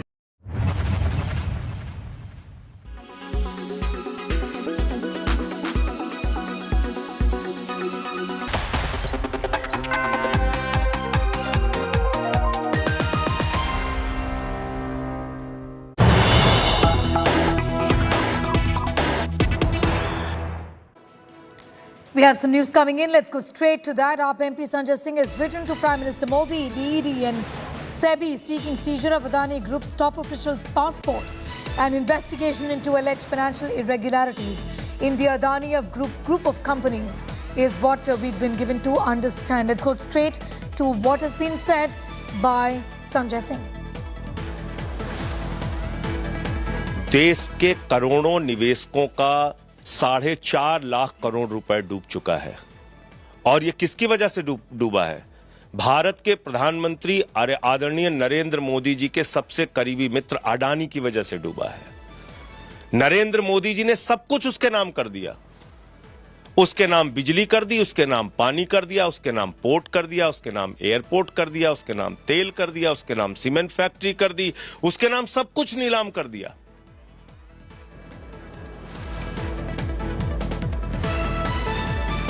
Getting you all the details of how this matter is playing out as far as the opposition is concerned. Listen in to Sanjay Singh once again. बताइए किसके कहने पे खरीदे? SBI ने हजारों करोड़ का loan दिया अडानी को, नरेंद्र मोदी जी सामने आइए और बताइए किसके कहने पे ये किया। आज देश के करोड़ों लोगों के दिमाग पर जो चिंता की लकीरें हैं, उसका जवाब प्रधानमंत्री नरेंद्र मोदी जी को देना चाहिए। और बड़ी अजीब बात है, कल मैंने सुना अडानी ने कहा यह हिंडनबर्ग की रिपोर्ट भारत पर हमला है। कल को किसी जेब कतरे को थानेदार पकड़ेगा, कहेगा साहब ये थानेदार को बोलेगा वे भारत पे हमला हो गया। जो व्यक्ति देश के करोड़ों लोगों की जेब काट रहा है, उसके भ्रष्टाचार को उजागर करना भारत पे हमला कैसे हो गया। आम आदमी पार्टी ये कहना चाहती है कि देश के करोड़ों लोगों के भविष्य पर हमला अडानी ने किया है। उसका जवाब प्रधानमंत्री नरेंद्र मोदी जी को देना चाहिए। और अगर भारत पे हमला हो गया तब तो प्रधानमंत्री को जरूर बोलना चाहिए, राष्ट्रीय सुरक्षा सलाहकार को भी बोलना चाहिए, रक्षा मंत्री और गृह मंत्री को भी बोलना चाहिए। तो इसलिए हमने कल मांग की थी कि सदन में इसके बारे में चर्चा कराई जाए। और कहां छुपी है ईडी, कहां छुपी है सीबीआई, कहां छुपी है इनकम टैक्स डिपार्टमेंट, कहां छिपा है सेबी? क्यों नहीं कार्रवाई हो रही है अडानी के ऊपर जिसने लाखों करोड़ का भ्रष्टाचार किया है? दुनिया का 2 नंबर ही अमीर था, अभी 11 नंबर पे चला गया। क्यों सरकार खामोश है, क्यों नहीं कार्रवाई कर रही है? ये सारे सवाल हैं जिसका जवाब देना पड़ेगा। और इसी के कारण हम लोगों ने राष्ट्रपति के अभिभाषण का बहिष्कार किया। राष्ट्रपति जी के प्रति सम्मान में कोई कमी नहीं है, लेकिन ये जो एक महाभ्रष्टाचार और घोटाला हुआ है, नरेंद्र मोदी जी के सबसे करीबी मित्र जिसके नाम मोदी जी ने कोल इंडिया कर दिया, जिसके नाम पे माइनिंग कर दी, जिसके नाम पर तेल कर दिया, जिसके नाम पर बिजली कर दी, जिसके नाम पर पानी कर दिया, जिसके नाम पर पोर्ट कर दिया, जिसके नाम पर एयरपोर्ट कर दिया, जिसके नाम पर सीमेंट फैक्ट्रियां कर दी, जिसके नाम पर स्टील फैक्ट्रियां कर दी, हिंदुस्तान की लाखों करोड़ की संपत्ति एक व्यक्ति के हवाले कर दिया। इसका जवाब कौन देगा? प्रधानमंत्री जी। जो व्यक्ति आपकी पार्टी को चंदा देता है, जिसके हवाई जहाज में आप घूमते हैं, आज उसके नाम से इतने बड़े लाखों करोड़ के भ्रष्टाचार का मामला उजागर हुआ है। इसका जवाब आपको सामने आकर देना पड़ेगा। और देश के सदन में भी हम लोग ये मांग उठाएंगे और इस पर, इस पूरे भ्रष्टाचार की जांच के लिए जेपीसी की डिमांड है हमारी कि इस पे जेपीसी बननी चाहिए। और ये जो एक प्रकार से ये इतना बड़ा वित्तीय भ्रष्टाचार हुआ है, एक फाइनेंशियल फ्रॉड हुआ है, इसकी जांच करा के पूरे देश के सामने सच आना चाहिए। उन करोड़ों लोगों की चिंता दूर करनी चाहिए सरकार को, जो आज भयभीत है, डरे हुए हैं, क्योंकि वो कई बैंकों से मार खा चुके हैं, पहले भी उनका पैसा डूब चुका है। आज वो लोग जो बेटी की शादी के लिए, बुढ़ापे की पेंशन के लिए, अपना घर बनवाने के लिए, बीमारी के संकट में पैसा काम आएगा ये सोच के जिन लोगों ने अपनी पूंजी जमा की थी, आज वो। My colleague Aishwarya Paliwal is getting us all of those details. Aishwarya, here is the Aam Aadmi Party raising this matter. Sanjay Singh has said that he raised it in the all-party meeting as well. But give us a sense of how other political parties and the opposition collectively is going to raise this issue, particularly the Congress. Well, definitely, this is something that the opposition parties will not let it go. And this is what Sanjay Singh, who's right behind me here at Vijay Chowk, he's making a slew of allegations against the government, against Prime Minister Narendra Modi. And he's clearly saying that the report, the Hindenburg report, is pointing towards fraud of crores of rupees. And that is something that needs to be clarified. He's also gone ahead and said that Gautam Adani is someone, according to him, who's very close to Prime Minister Narendra Modi. And he is now swindling crores of rupees from our country. It is something that needs to be answered. They are now saying that a joint parliamentary committee should be set up on this, and they should be looking into the financials of Adani Group. Also, the opposition is raising the questions of how there are many sectors in which Adani has been growing over the past many years. How were those sectors given to him, and how is Adani becoming the number 2 richest person in the world? That is also something that the government now needs to talk about. We are only seeing Aam Aadmi Party here at the moment. We we are expecting more opposition parties to join the bandwagon, but at the moment it looks like this will be a stormy session. The Adani report, the Hindenburg report is something that the opposition parties are in full mood to raise in this parliament. Well, undoubtedly, questions are being asked, and these are questions that the opposition will be asking of the government. Aishwarya, I'm going to thank you for the moment. We have more news coming in.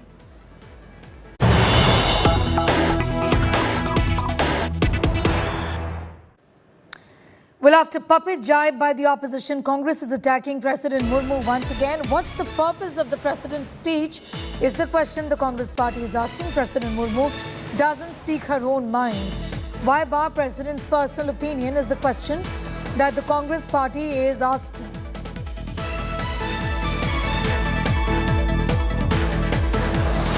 Our National Affairs Editor Rahul Srivastav continues to be with us. Rahul, this has been a common refrain of the Congress ever since it's been in the opposition. But how about, answering this question when they were in power during UPA 1 and UPA 2? At that point in time, these weren't issues that were raised by the party.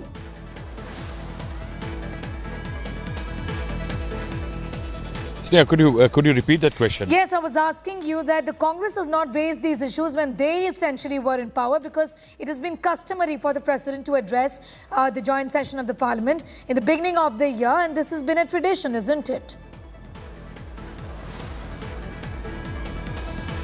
No, this is not a tradition. This is part of the Constitution. The Article 87 of Constitution of India lays down the two occasions where the President's address is there in Parliament. One is the first day and first sitting of the newly elected Lok Sabha. Then there is an address in Parliament, and the second is the first day of the first session of the year. So this is not a convention or a tradition. So if the Congress is challenging it, is challenging the Constitution of India. The second is that there is a charge also that the President is mouthing or delivering what the government wants the President to. Now that is also a convention. Remember, the Constitution of India talks about that there shall be a parliament, and when it comes to parliament, there is the Lok Sabha, there is a Raj Sabha, and then there is the President of India. The President of India, all powers flow to the parliament, flow through the President of India. That is why every bill goes for his consent, every finance bill needs his consent, and that's what the role of the President. The President summons a session of Parliament, and it is the President who brings it to an end. And that is why the President's address is largely, since the President operates with the aid and advice of the Council of Ministers, the speech of the President in Parliament, first day, first session of the year, is prepared by the Council of Ministers. And that has been a tradition. Yes, the fact is that it is the opposition also, when the BJP was in opposition, it used to attack the President of India's address and challenge it, saying it is the address is nothing but a report card of the government, instead of talking about the kind of challenges the nation faces.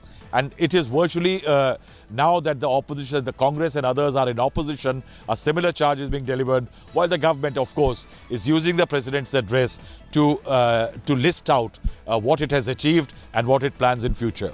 Yes, and also all important because in just a year from now, we are headed to polls, and what the President spoke about also underscored what the government has done over the last few years. Importantly, talking about her speech, the very fact that she gave a sense that a fractured sort of a mandate doesn't work, a decisive and stable government really is the need of the hour.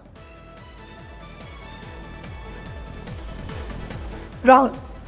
Yes, I think the stability element was now very, very critical. I think in the initial part of the speech, several times the President did mention the stability element. I think this is something that the government wants the public, the voting public, to remember. That there have been coalition governments in the past, and those coalition governments have not been really able to deliver on the kind of on deliverables that the public really expected. And that's what the main plank of the NDA government led by Narendra Modi is, that it is a stable government backed by two clear mandates by the public. So if you talk about, say, the initial part, when the President talked about policy paralysis prior to 2014, how the government has become decisive, how it has been fighting for the poor, is stopping people from taking on terror, battles as far as the LOC and LAC are concerned, in all that one finds that there is a mention of stability. So the stability element is another political, I think it's a political element being conveyed to the public. I think also important is the couple of times where the president mentions that whatever been the challenges, the government has tried to deliver without biases. That if there have been 212 the crores of vaccines which have been delivered to the public, there have been no bias in it. And if you see, the president also talks about very interesting element. I think one of the most interesting element of the speech, which I again will say is a political component, is that how the president talks about the government taking care of culture and heritage and talking about कि अगर अयोध्या में अयोध्या धाम बन रहा है तो एक आधुनिक संसद बन रही है, Kedarnath Dham, Kashi corridor. So she mentions all these bright spots as far as the BJP's political Hindutva campaign is concerned in her speech, and mixing it with growth and infrastructure element that the government has pushed. That's right. Rahul, I want to thank you for the moment for joining us with your views on that. And we're staying with developments from Parliament. Clearly, the stage is set for the stormy budget session ahead. The Aam Aadmi Party and the BRS parties boycotted President Murmu's address as a protest against NDA government's failure. Also, the Aam Aadmi Party had attacked the president, accusing her of making false promises in the speech, upset that Modi government has failed in all fronts. Kharge and many other Congress MPs were unable to attend the president's address due to delayed flights from Srinagar airport on account of the inclement weather conditions. बर्बाद हो रहा है, जो LIC का हो, SBI का हो, nationalise दूसरे बैंकों का हो, पूरे सरकारी बैंक मन माने जो चंद कैपिटलिस्ट लोगों को पैसे देकर आज उनके पैसे बर्बाद कर रहे हैं. उसके बारे और जो रिपोर्ट्स इकोनॉमिक सर्वे के ऊपर भी जो कुछ आएगा वो भी हम बताएंगे. लेकिन जो उसके अलावा भी गड़बड़ी के जो रिपोर्ट है इंटरनेशनली और नेशनली CAG का हो, ये सब मुद्दे हम उठाएंगे और लोगों को बताएंगे कि ये जो चीज़ें चल रही है ठीक नहीं, और जिसके लिए पहले से ही हम बेचैन थे कि भाई ये ऐसा देश में हो रहा है, फिर भी सरकार इसके बारे में सोच रही नहीं, कदम नहीं उठा रही. तो इसके लिए हम हाउस में सारी चीज़ें उठाएंगे. उसके बाद में फॉरेन पॉलिसी में जो चाइना बारे में हम लास्ट टाइम भी उठाया था, लेकिन जो कुछ भी सच्चाई के लिए या सच्चाई जानने के लिए हम सरकार से जो इंफॉर्मेशन मांगते हैं उसको हमेशा वो टालते जाते हैं, यहाँ तक कि भाई ये देश के लिए हित में नहीं है, एक देश के खिलाफ बात करते हैं. ऐसे जो एक भ्रम पैदा करके लोगों में उन चर्चाओं को टालते हैं. उसके लिए हम वो चाइनीज़ जो बॉर्डर इशू है उसको भी हम उठाएंगे, और सारी चीज़ें जो अपोजिशन पार्टी के लोग भी अपनी बातें आज बिजनेस एडवाइजरी कमेटी में बोलो या ऑल पार्टी मीटिंग में रखी है, वो सारी चीज़ों को लेकर हम सब मिलके लड़ेंगे. खड़गे सर, कांग्रेस के क्योंकि बीजेपी ने आपकी भारत जोड़ो यात्रा पे आपने कहा.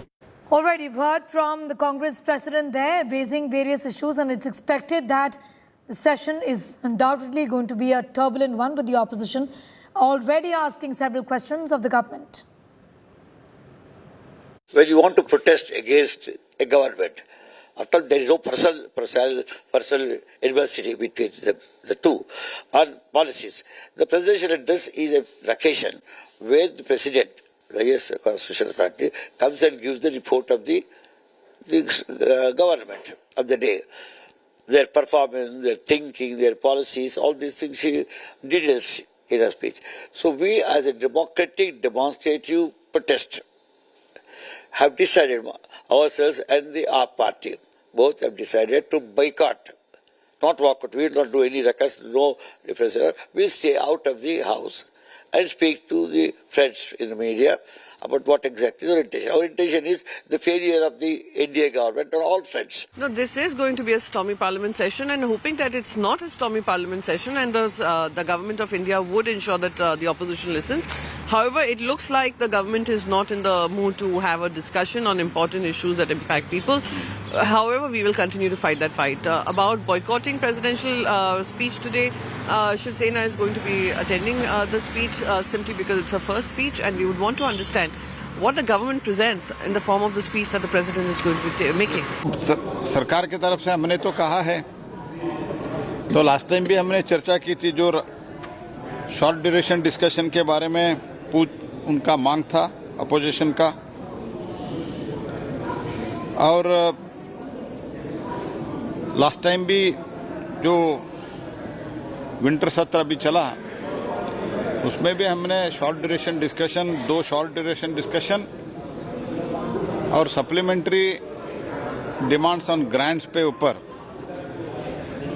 अपोजिशन के साथ चर्चा करके ही 12-13 घंटा हमने चर्चा की थी। उसमें सब विषय आ सकते हैं।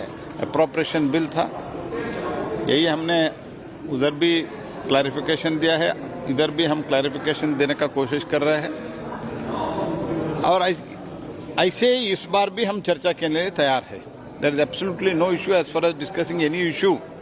ओबीसी को 27% आरक्षण मिलता है, लेकिन उसमें कैटेगराइजेशन होना चाहिए। बहुत सारे लोगों की मांग है, गुमांतु कम्युनिटी की मांग है, बाकी के लोगों की भी मांग है कि इसमें कैटेगराइजेशन होना चाहिए। ओबीसी के 27% रिजर्वेशन में कैटेगराइजेशन हो जाता है तो सभी जाति को न्याय मिलेगा। इसी तरह का मुद्दा मैंने रखा है। अनएम्प्लॉयमेंट को लेकर बहुत सारे लोगों ने कहा, बीबीसी डॉक्यूमेंट्री में भी जो मूल सवाल है कि बैन करके क्या आप हासिल कर रहे हैं, उत्सुकता और बढ़ती है। अरे इस देश का मिजाज ऐसा है ना कि एक डॉक्यूमेंट्री से खत्म नहीं हो जाएगा, खारिज करिए, देखिए, खारिज करिए। अब वो संस्कृति कहाँ रही है? 31 के जनगणना के आधार पर आज तक आप चल रहे हैं।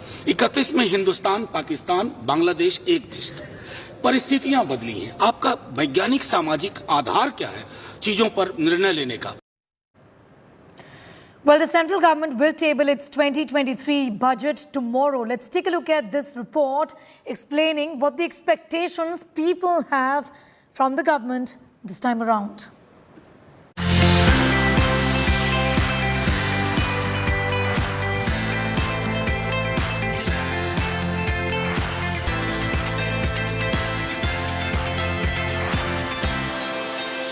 It's that time of the year again. As we move closer to February, what is that one event that affects you, your savings, earnings and other expenditure?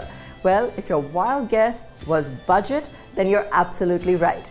Union Budget is one of the most anticipated events in India. Everyone from retailers, manufacturers, investors, stockbrokers to the common man wait for it with very high expectations. Budget statement is divided into 2 major parts, capital budget and revenue budget. What is capital budget? The capital budget is made up of capital receipts such as disinvestments, borrowing, loans from public or foreign governments, Reserve Bank of India, etc., and capital expenditures like expenditure on development of machinery, health facilities, and so on. Capital and budget are the 2 words that make up capital budgeting. It implies establishing targets for projects or plans in order to maximize profitability. And revenue budget. Revenue expenditures include costs associated with the normal operations of government entities and a variety of services, as well as interest charges on debt the government has incurred. Expenses that do not result in the creation of assets are often seen as revenue expenditure. All grants given to state governments and other parties are also considered revenue expenditures, even though certain grants may be used to create assets. Probably the most closely tracked changes are in personal income tax structure. Every year, the middle class hopes for relief in the tax burden that they shoulder.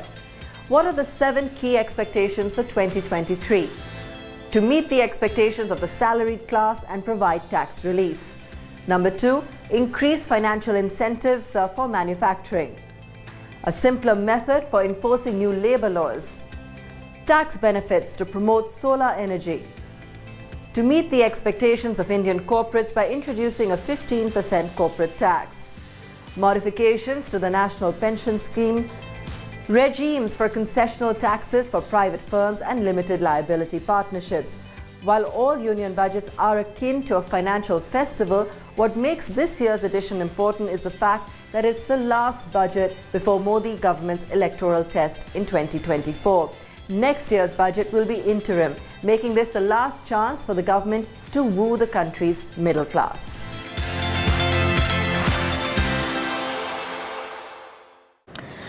The story and much more going up on our website as well. That's indiatoday.in. You can also download the India Today app. News continues on the other side. Thanks for watching.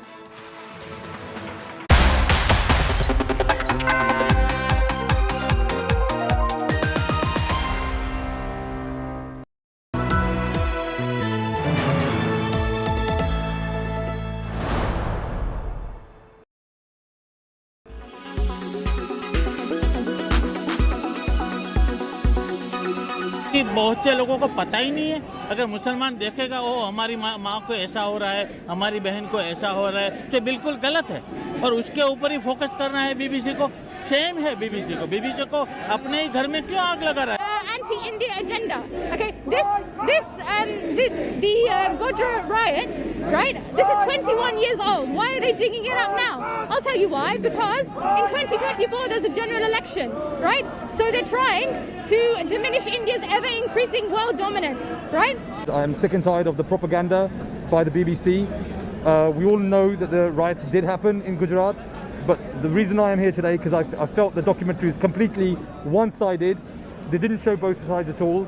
They did not focus on why the riots started. मैं इसको पहला इस नज़रिए से देखता हूँ, चंद युवक विद्यार्थी भड़क कर सड़कों पर उतर रहे हैं, जो कि पूरे देश के छात्र समूह का 0.00001% भी नहीं है।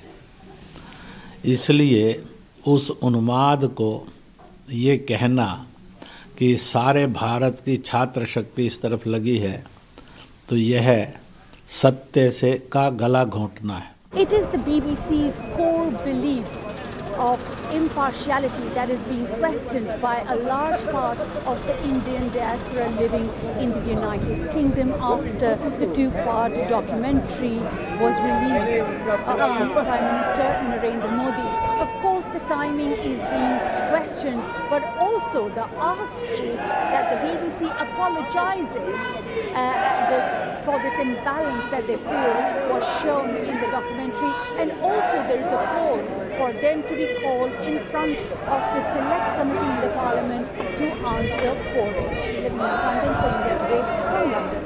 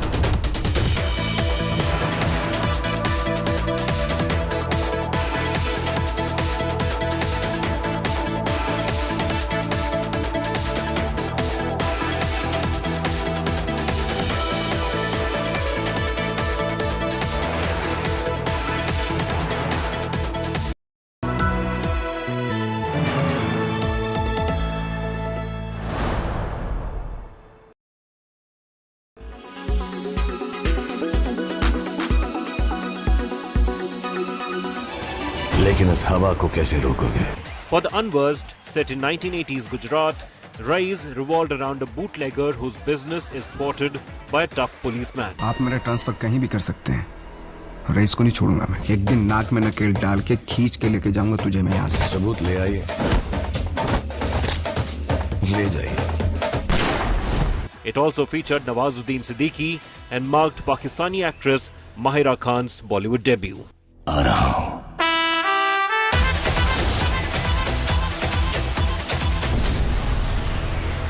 मेरे डैड हर संडे मुझे यहाँ लाया करते थे, समुद्र से कबड्डी खेलने। समुद्र से kabaddi? In 2016, Shah Rukh Khan was seen as a psychologist Dr. Jahangir Khan in coming-of-age drama titled Dear Zindagi.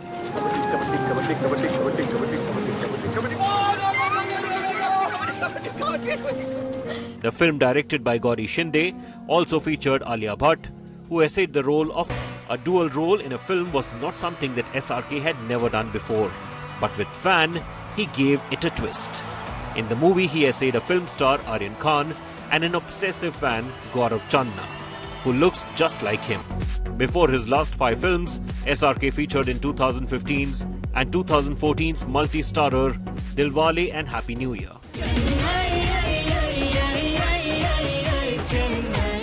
छुट्टी मनाने निकला था तुमने मेरी छुट्टी कर दी. He was also seen in Rohit Shetty's Chennai Express opposite Deepika Padukone and in memorable films such as Jab Tak Hai Jaan, Dawn 2 and Ravan, which was ahead of its time in terms of its VFX. Entertainment Bureau, India Today.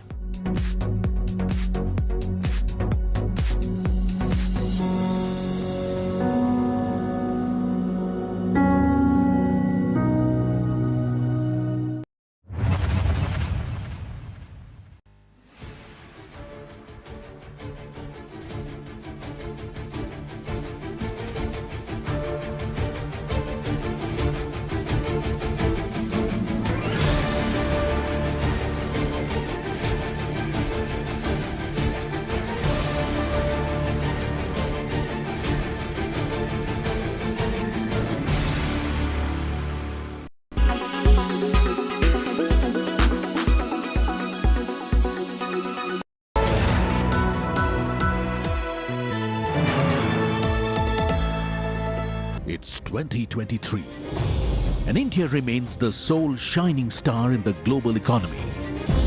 So what lies ahead as the Modi government prepares its last full budget before the 2024 general elections? Join the biggest names in business journalism, decoding the jargon with the biggest newsmakers. From the most credible, in-depth analysis of Budget 2023, tune in for Modinomics 2023 through the month. Only on India Today and Business Today Television, gold standard of business journalism.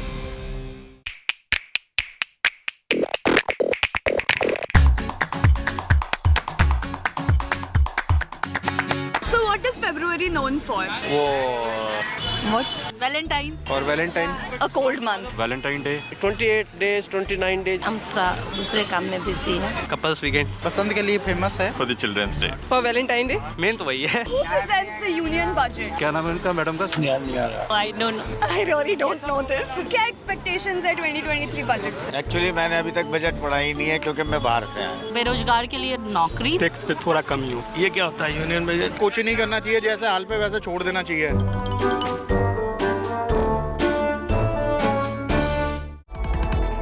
Gift well with Sleep Well.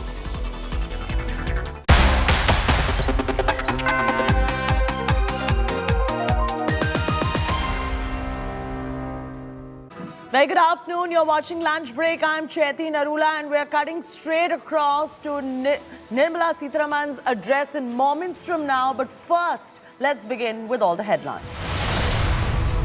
Ahead of the budget session in Parliament, President Murmu addresses both the houses, launches government schemes, hails Nari Shakti in India.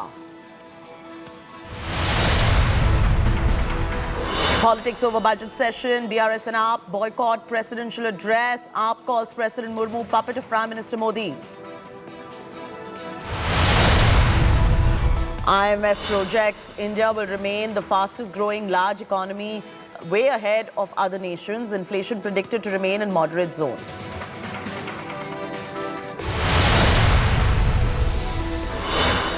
Another incident of Hindu hate in Canada. Prominent Hindu temple in Brampton targeted with anti-India graffiti, causing outrage amongst the Indian community.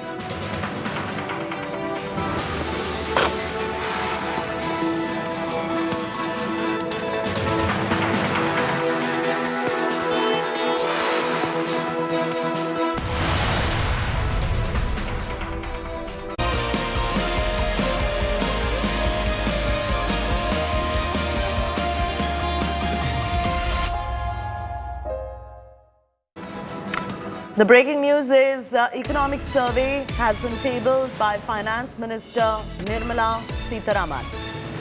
Right ahead of the budget session 2023 economic survey tabled by Finance Minister Nirmala Sitharaman, and straight after that the news coming in is that the House is adjourned at the moment. So the House is adjourned, and the latest coming in is that economic survey has been tabled by Finance Minister Nirmala Sitharaman. We'll get you more details in terms of what the budget expectations are and many other details. And interestingly, what the economic survey this year has to say, which are the big movers, and what is the stock of the economy as taken by the economic survey. This is a very important document. Right ahead of the budget session. India's GDP growth pegged at 6 to 6.8%. That is one of the salient features we're picking up. We'll get you more details in terms of the macroeconomic figures which make their way into the economic survey. And at the moment, the Finance Minister Nirmala Sitharaman has tabled that economic survey. The House got adjourned. India's GDP growth pegged at 6.8%. That's the latest coming in terms of the GDP. Now, RBI has projected inflation at 6.8%. The Reserve Bank of India, the central bank of the country, has projected inflation figure to be at 6.8%, much to the disappointment of the common man right there. But ahead of budget session 2023, we've got some news coming in. GDP, which is the gross domestic product, which is the growth of which is pegged at 6 to 6.8%, and the RBI has projected inflation at 6.8%. All these macroeconomic figures being spelled out in the economic survey. The survey did mention COVID and Ukraine challenges as well, and probably that would have a bit of an impact on some figures right there. It's mentioning COVID crisis. It is mentioned some challenges when it comes to Ukraine, which is the Russian invasion on Ukraine. We're getting details coming in as we speak as far as the economic survey is concerned. The economic survey also interestingly mentions how the domestic demand is rising and the investment also is rising. So we're getting you these details one by one because the economic survey is just out, and we're bringing you the latest details in terms of what the content of the economic survey are right ahead of the budget session 2023. The budget is going to be presented tomorrow, and we've got the economic survey, as always, being tabled by the Finance Minister, this time around by Finance Minister Nirmala Sitharaman. The House is adjourned. India's GDP growth pegged at 6 to 6.8%. RBI, which is the Central Bank of India, has projected inflation at 6.8%. Bit of a bad news coming in for the common man with inflation at 6.8% projection. Surveys also mentioned the COVID challenges that India has had to face, the Ukraine challenges as well that India has had to face. And interestingly, it also mentioned how the demand, the domestic demand, is seeing a fair bit of an uptick, and investments are rising in the country. So these are the latest details that we're picking up from economic survey. It has been just tabled in the Parliament, and as soon as we go through the entire document, we'll get you all the features of what the economic survey says, the main highlights of the economic survey right ahead of the budget session, which is tomorrow. The budget will be presented tomorrow by Finance Minister Nirmala Sitharaman. We'll get you more details. All eyes are on the economic survey 2023. Many questions arising on what the macroeconomic figures look like at this point of time, because also remember, this is a very important year ahead of Lok Sabha elections, and very interesting to take stock of the Indian economy. We've got numbers coming out. India's GDP forecast 6 to 6.8%, not too bad. RBI projecting inflation at 6.8%. Survey mentioning COVID challenges, Ukraine challenges, and domestic demand rising, investment and domestic demand both seeing a fair bit of an uptick as far as the economic survey is concerned. Paulami Saha now joins us. Paulami, all eyes were on the economic survey 2023 that's just gotten table. I know it's too premature, but some headline or macroeconomic numbers, if you could pick up and tell our viewers, the contents of the economic survey. That's right, Chathi. We're waiting, of course, to see that economic survey in terms of the details that are emerging from that survey itself. But what we do know from our sources is that these are some of the key headline points as you sought in terms of the economic survey, which has just been tabled by the Union Finance Minister. India will be witnessing a GDP growth of 6 to 6.8% in the financial year 23-24. So we do know that the IMF has already put out a projection today for 2023, which is at about 6.1%. and 6.8% for the financial year 23-24. And for the year 2024, it has put the projection at 6.8%. So clearly, India is shown as one of the larger economies, which is at its fastest growing rate. Also, baseline growth of 11% in nominal terms is what the projection is in the survey itself, and 6.5% in real terms in 2024. Also, growth is expected at about 7% for the year ending March 2023 is what we hear.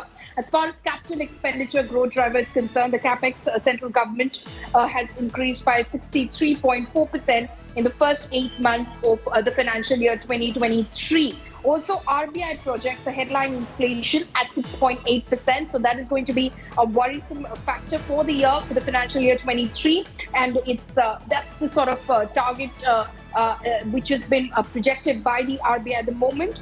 Surge in export growth in financial year 2022 and the first half of 23 induced a shift in gears of production. So that is some good news because exports have fallen. So that is some good news which the economic survey has projected. But it also talks about, very interestingly and very importantly over here, Jyoti, about triple shocks, COVID, the Ukraine-Russia war, and central banks' response across the globe. And of course, that all will have an impact on the macroeconomic figures as well. I'm taking this across to Rahul Srivastava, who is also with us on this particular broadcast. Rahul, one can't ignore the RBI projecting inflation at 6.8% and many other challenges that the survey mentioned, which have a fair bit of an impact on the numbers that we're talking about. One, of course, being the COVID crisis in India, the challenges coming in from Ukraine. I'm throwing straight across to you in terms of what you make of the economic survey.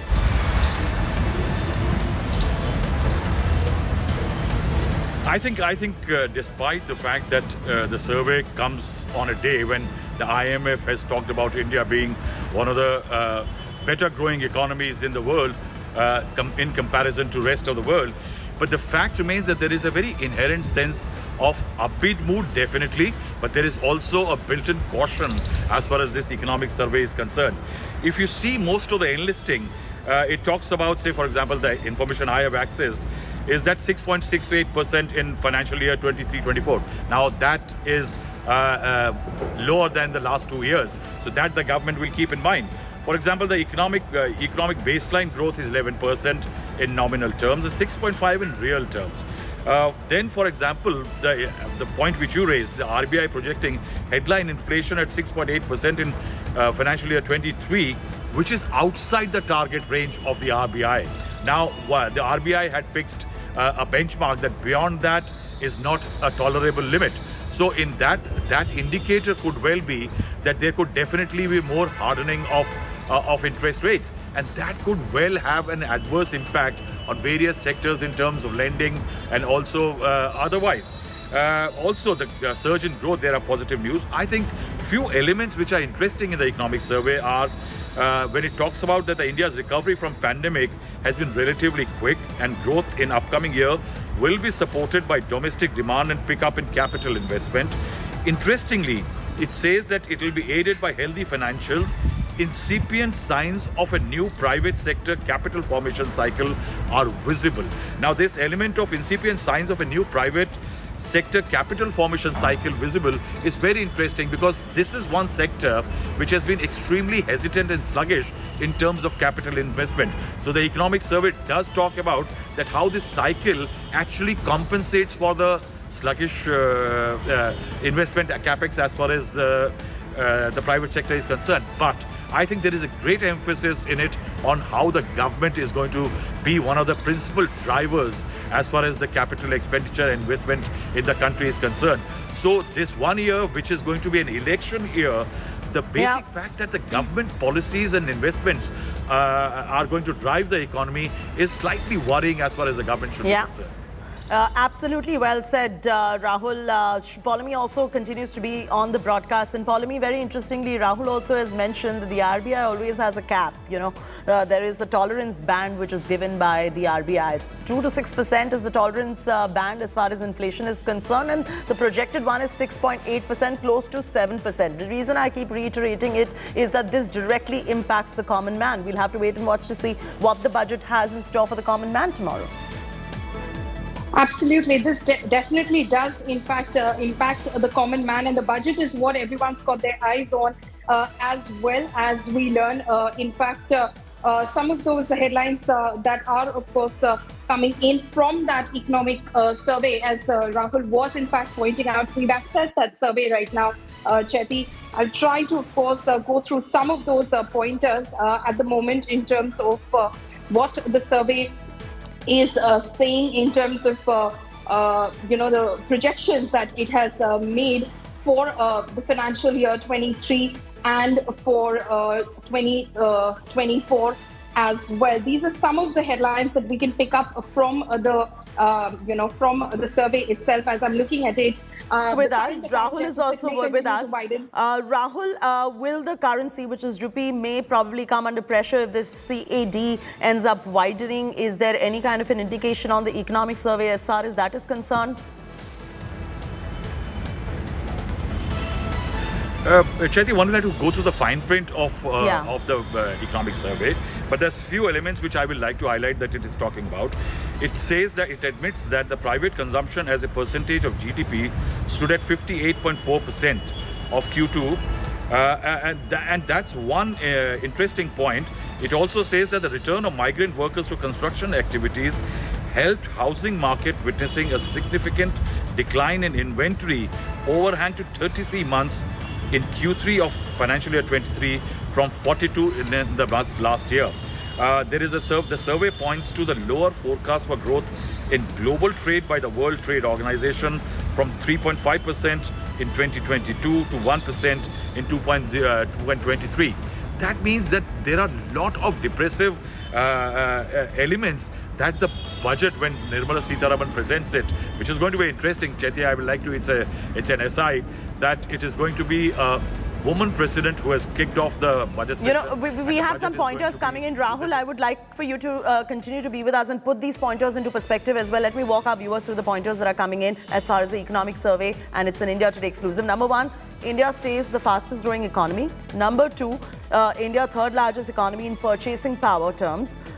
Economy has gained what it lost during the COVID period. That's point number three. And point number four, inflation will not deter consumption is what we're picking up, or investment for that matter. How that works out, I will throw straight across to Rahul. But first, Rahul, if you could put this first pointer into perspective. While the economic survey says India stays the fastest growing economy, if you could put that into perspective as to why it stays the fastest growing economy, probably higher than proportionate than other saturated markets. What is it? If you could put this line into perspective.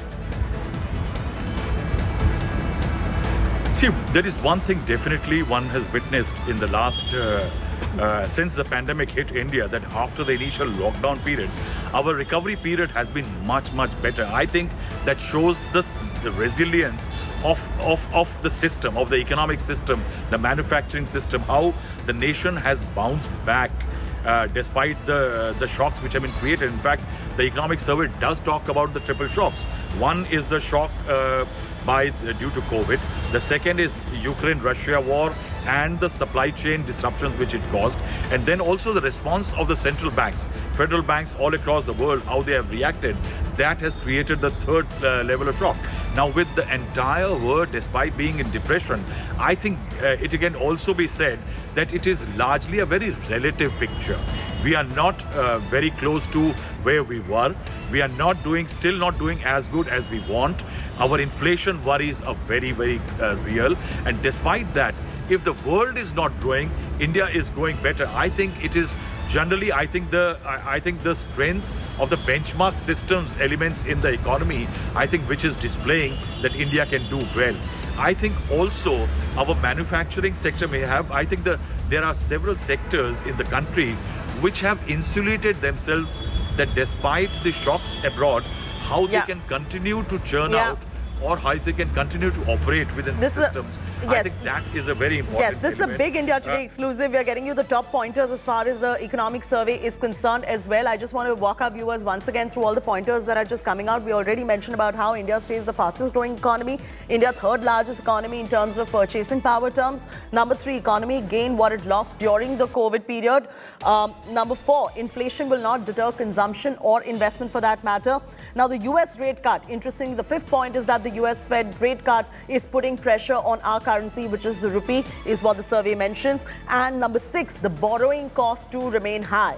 Number 7, current account deficit, or CAD as we call it, that's likely to widen. And whenever that widens, you do know there is a direct impact that comes on the currency as well. And this time around, the rupee may just fall into pressure if the CAD widens further. And the economic survey does mention that the current account deficit, which is a CAD figure, will widen. Number 8, India's pandemic recovery was quick, and Rahul just mentioned how we've been very resilient as an economy. Number 9, growth has been backed by domestic demand and by investment. Karishma Asudani also is joining us. Karishma, 2 things as far as the common man is concerned. Number 1, RBI projecting inflation at 6.8%, well above what is comfortable, which is within 6%.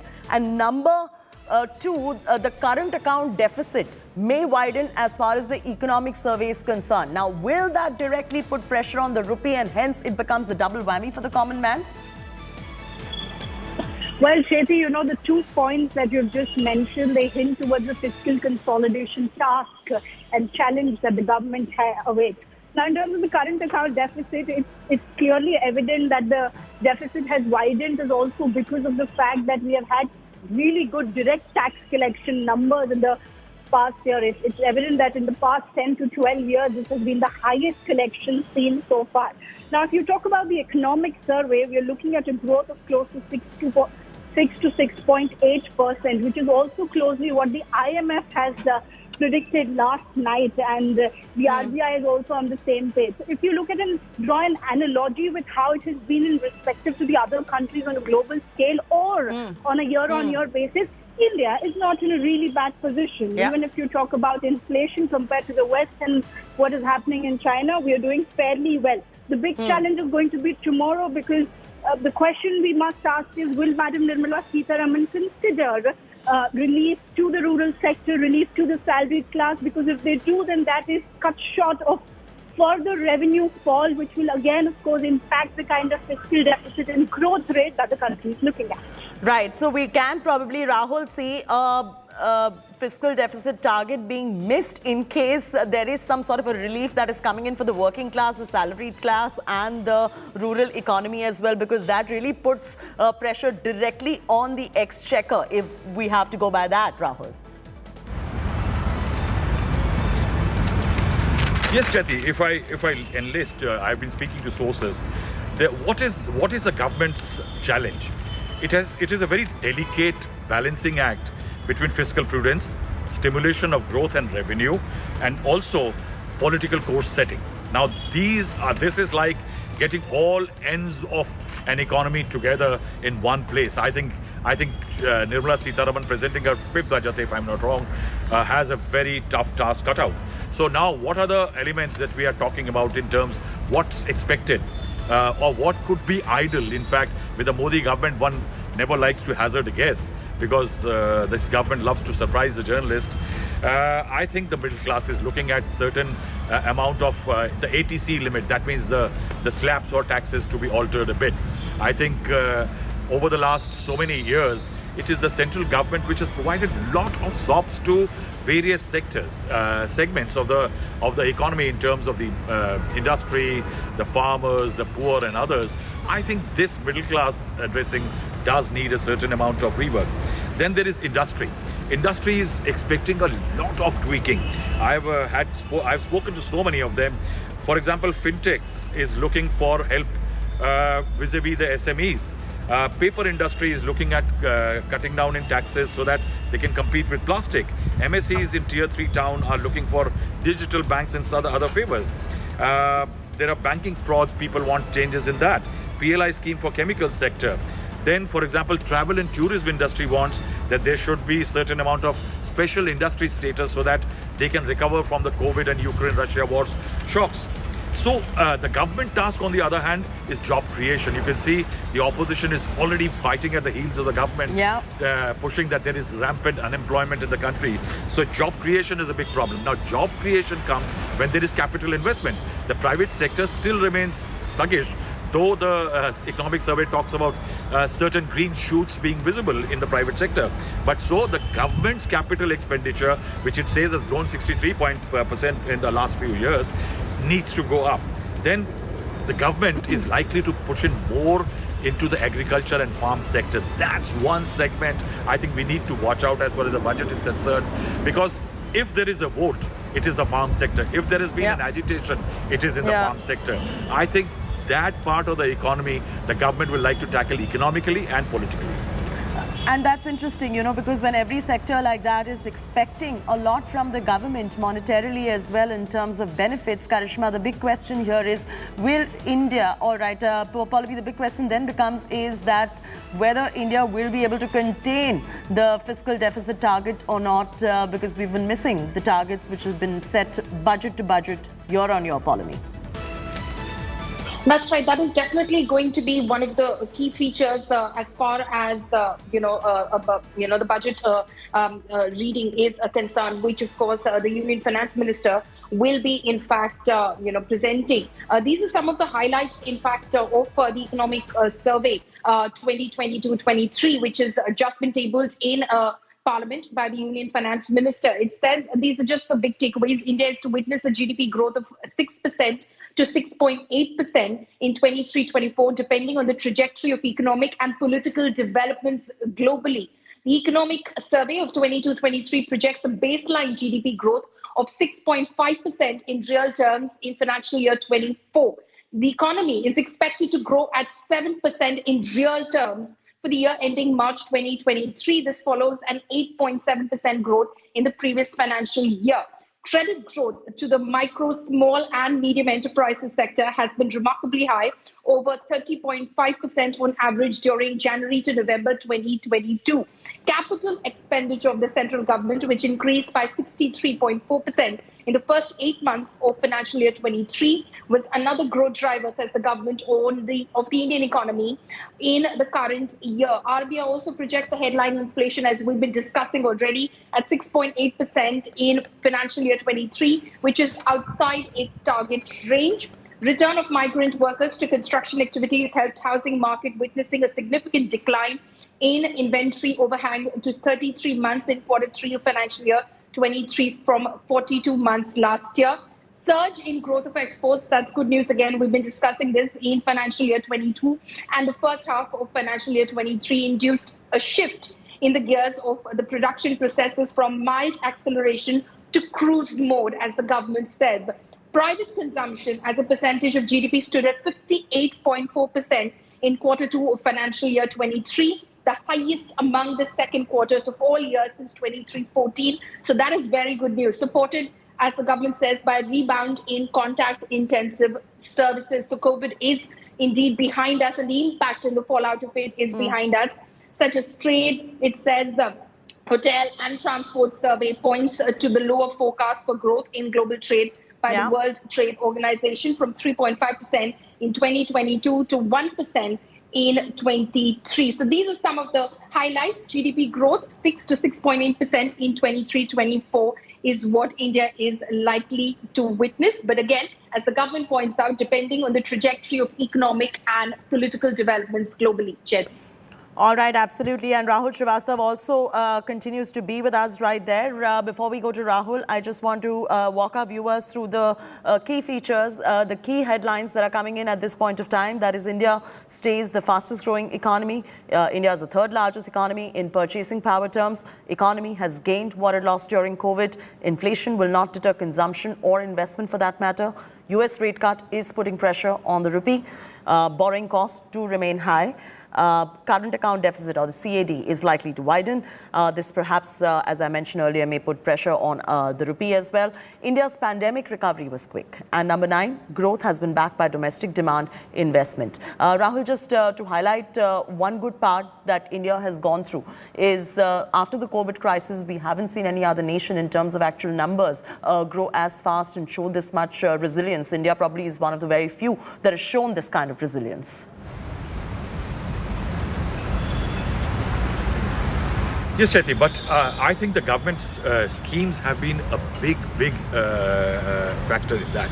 I think if you see what World Bank and various other global agencies have been talking about, that it is somewhere government schemes in India were successful in stopping a large number of people into slipping into the very below the poverty line levels. The manner in which food grain and was sent to people and people received it, and also the schemes, I think that insulated a large population from struggling to get their 2 square meals. And that insulation, I think, eventually helped the economy to become slightly more resilient. That's why this survey talks about that though there are inflationary trends, still worries are there, though there are international pressures, but the domestic demand is still so buoyant and encouraging that it can actually carry, along with the government being the driver, the capex by the government, capital expenditure by the government being the driver. I think that still holds tremendous amount of hope as far as the coming year is concerned. Samir, but Rahul, the larger consensus has always been about the salaried class picking up quite a lot of the burden as well. So are we likely to see any relief going forward as far as the salaried class is concerned? And will the government be able to create that kind of a balancing act to be able to give that relief? See, I think, Chetty, me and you and so many others keep hoping for the last so many years that will come, and each year before the budget we keep talking about it. But I think the government has been very clear. I think the government has displayed what I will call brave broad shoulders when it comes to handing over a certain amount of relief to the middle class. I think the revenue situation is very tight. The government all over the country, I think the state governments and the central government has so many welfare schemes running that somehow I think the margin for providing relief to the middle class has gone down over the last few years. Given the fact that Kisan Kalyan Yojana, for example, if you see, the Prime Minister, the President talked about it, that there are lakhs of women, crores of women, part of that beneficiary scheme in which some few thousand crores have gone just to women farmers. I think these schemes are now reducing the margin for that. But what one can hope is that if not a major relief, I think there could be a readjustment of the slabs. What I'm hearing is that possibility might provide certain indirect relief instead of impacting the revenues of the government. Oh, yes, that's a very important point. And thank you, Rahul, for that. Continue to be with us. We are getting a big announcement and a big breaking news coming in. We'll have to cut straight across to it. It is the big announcement by Andhra Pradesh Chief Minister Jagan Mohan Reddy, Visakhapatnam to be named Andhra Pradesh's capital. Jagan Mohan Reddy says Visakhapatnam to be the new capital of Andhra. The city capital idea for Andhra finally buried is the question. Jagan Mohan Reddy, the Chief Minister, says, I will shift to Visakhapatnam as well. This is a big announcement by Jagan Mohan Reddy. Visakhapatnam is going to be the capital in the days to come. And he goes on to say that I myself will be shifting to Vizag. Vizag is short for Visakhapatnam. And let's listen in to what Jagan Mohan Reddy had to say on this front. Here I am to invite you to Visakhapatnam, which is going to be our capital in the days to come. I myself would also be shifting over to Visakhapatnam in the months to come as well. And we are organizing this global summit, investor summit in Visakhapatnam on March 3rd and 4th. And I take this opportunity to personally, here I am to invite you to Visakhapatnam, which is going to be our capital in the days to come. I myself would also be shifting over to Visakhapatnam in the months to come as well. And we are organizing this global summit, investor summit in Visakhapatnam on March 3rd and 4th. And I take this opportunity to personally invite all of you. Akshita Nandagopal joins us from the newsroom. Akshita, you're the expert here. If you could put this news into perspective for our viewers as well, the idea to have Visakhapatnam as the new capital of Andhra Pradesh, and why would the Chief Minister make a decision of this nature? What could be the possible reasons? Well, perhaps what the statement by Jagan Mohan Reddy has done, Chaiti, is throw more questions really than answers. Yes, there's been a lot of talk about Jagan Mohan Reddy shifting. There's also a new construction that's coming up in Ruchikonda in Visakhapatnam to ensure that there's a permanent residence for the Chief Minister there. But by him actually going ahead and announcing that Vizag will be the capital, it means he's going ahead with the three capital plan, because he's always planned for Vizag to be the executive capital, for Amravati to be the legislative capital, and then for Kurnool to be the judicial capital. Now, the reason there's a question mark about why Jagan has gone ahead and made this comment is because this is still pending in the Supreme Court. Remember that the High Court earlier had put brakes on Jagan's grand plan of a three-capital state and having three capitals for the state of Andhra Pradesh. And because the High Court had stalled it, say you have no rights to do that, when Chandrababu Naidu, the former Chief Minister, had announced Amravati will be the capital. Now the Supreme Court is hearing this matter. If I'm not wrong, just 2 weeks ago, the Supreme Court even issued a notice on the special lay petition that was filed by the Andhra government in this matter. But it's clear that Jagan Mohan Reddy right now is going to do everything he can to establish that he wants to go ahead with the three capital plan, that the executive capital will remain Vizag. So he's going to be switching base there. The reason that he's always reiterated this particular move of having the executive capital as Vizag and not Amravati is because Vizag, according to the YSRCP, is more developed. Amravati is a base that needs to be developed. Of course, you had Chandrababu Naidu envisioning a huge grand plan for Amravati. It led to massive protests by farmers who says, what happens to our land now? What about all the land that was taken away from us? And that's why it's a big bone of contention in Andhra Pradesh. Jagan Mohan Reddy right now is saying that, look, Vizag is more developed. We're talking about health cities already being there, special economic zones already being set up in Vizag. He's announced an investor summit also in Visakhapatnam. So he's steamrolling ahead with the plan. But the big question mark is what then happens in the Supreme Court? What if the Supreme Court comes ahead and upholds the High Court's decision? What happens then? And pardon my ignorance here, what happens to Amravati in the process?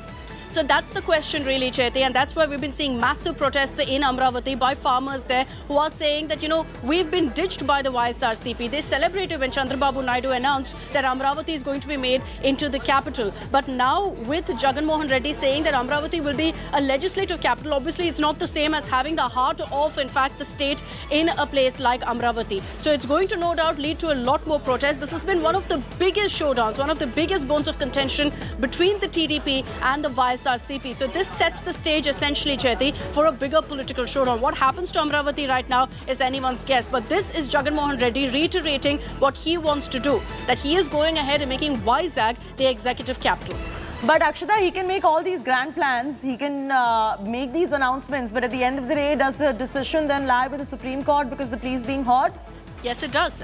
You know, the High Court has already put a stay on this particular move, because as soon as it was announced by Jagan Mohan Reddy, and look, let's be very clear, it's very ambitious when you say there's going to be three capitals. Nowhere else in the country do you have a state where there are three capitals. Now, the reason for that was because there was a lot of talk about Andhra Pradesh not being sustainable enough, having to set up a capital from scratch. Obviously, it's a tall ask. Chandrababu Naidu said Amravati is the city that I'm going to convert. He referred to Bahubali saying I will make it into another Maheshmati. If anyone has seen Bahubali, they'll get that reference. But Jagan Mohan Reddy has said that we have to be practical. Vizag is a lot more developed. Let's make that our base. Let's make that the executive capital. And he said that Kurnool can be the judicial capital while Amravati will be the legislative capital. But like I said, the High Court earlier said that you can't do this. You can't go ahead and override what's already been decided by Chandrababu Naidu, that these powers can't be tweaked. So when the High Court put brakes on his ambitious plan, he approached the Supreme Court. The Andhra government officially filed a special leave petition in this matter. That's something that's still being heard right now. Just 2 weeks back, the Supreme Court issued a notice to about 200 odd respondents who had challenged this petition by the Andhra government. So it's still a matter that's being heard. As far as the bill itself is concerned, there's been a lot of back and forth in the Assembly over that. Akshita, continue to be with us right there. Akshita putting this entire story into perspective. Well, she is the expert as far as this is concerned. Let's listen in to Jagan Mohan Reddy once again and his ambitious plans of creating Visakhapatnam or Vizag to be the next, probably the capital of Andhra Pradesh. Listen in to what he had to say. Here I am to invite you to Visakhapatnam, which is going to be our capital in the days to come.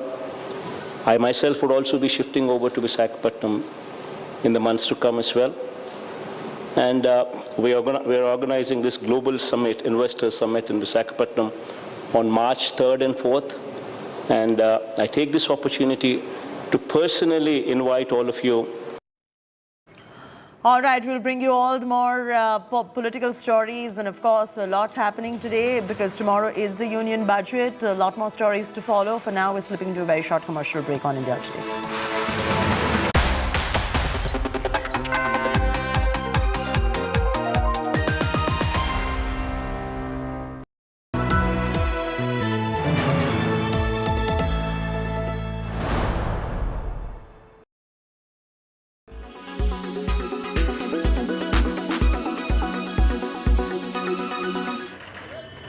It's a new fad in India. Chai shops listing the owner's educational qualifications. Meet engineer chaiwala from Uttarakhand's Haldwani. Pankaj Pandey, a 28-year-old diploma holder in mechanical engineering, is a hit in the town. मैंने mechanical से polytechnic किया हुआ है government polytechnic गरूर से, तो उसके साथ साथ मैं अपनी जेई के लिए तैयारी भी करता रहता हूँ जूनियर इंजीनियर के एग्जाम्स के लिए. और जो मेरा मेन जो विजन है वो इसी को आगे लेके जाना है इंजीनियर चाय वाले को. Pandey used to work at a call center in Noida earlier. While he is proud to run a tea shop, he is also attempting to clear entrance exams for further education. Upcoming जो भी JEE के exams होंगे central government state government के mechanical के लिए, उनकी तैयारी कर रहा हूँ. और लेकिन मैकेनिकल की तो वैसे वैकेंसी निकलना बहुत कम हो चुका है. कई सारे डिपार्टमेंट तो बहुत बिल्कुल ख़त्म ही कर दी है वैकेंसी, लेकिन फिर भी एक उम्मीद है. Pandey's chai is popular among locals and tourists alike. कुछ ना कुछ तो करना ही है. अच्छा कर रखा है उनने, यहाँ पे चाय की दुकान खोल दी है और बहुत बढ़िया चाय अच्छी लग रही है, टेस्ट बहुत है. बेरोजगारी बहुत है सर आजकल, इसलिए भैया ने अपना खोल लगा छोटा मोटा काम, क्योंकि बहुत अच्छा चल रहा है यहाँ पर. इनका रेगुलर लगाते हैं सर, सुबह 4 से 9 बजे तक लगाते हैं. Pankaj Pandey opens his tea stall every evening for 2 hours. Bureau Report, India Today.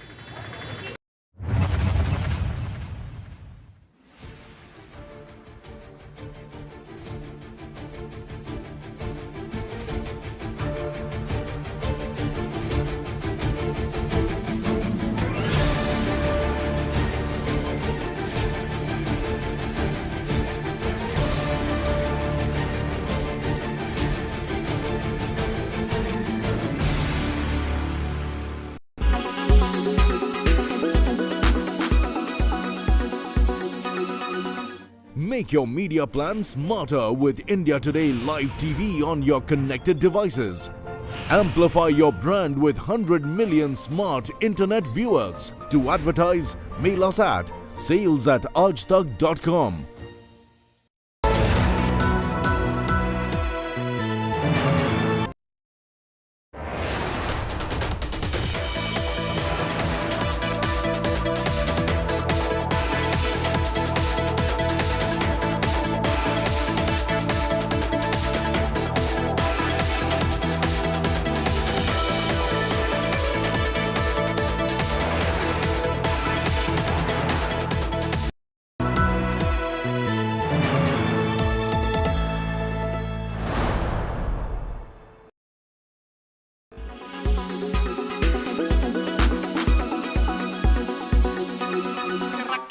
cherry, only se physically. Strawberry, grape, banana, so much fun, na na na na.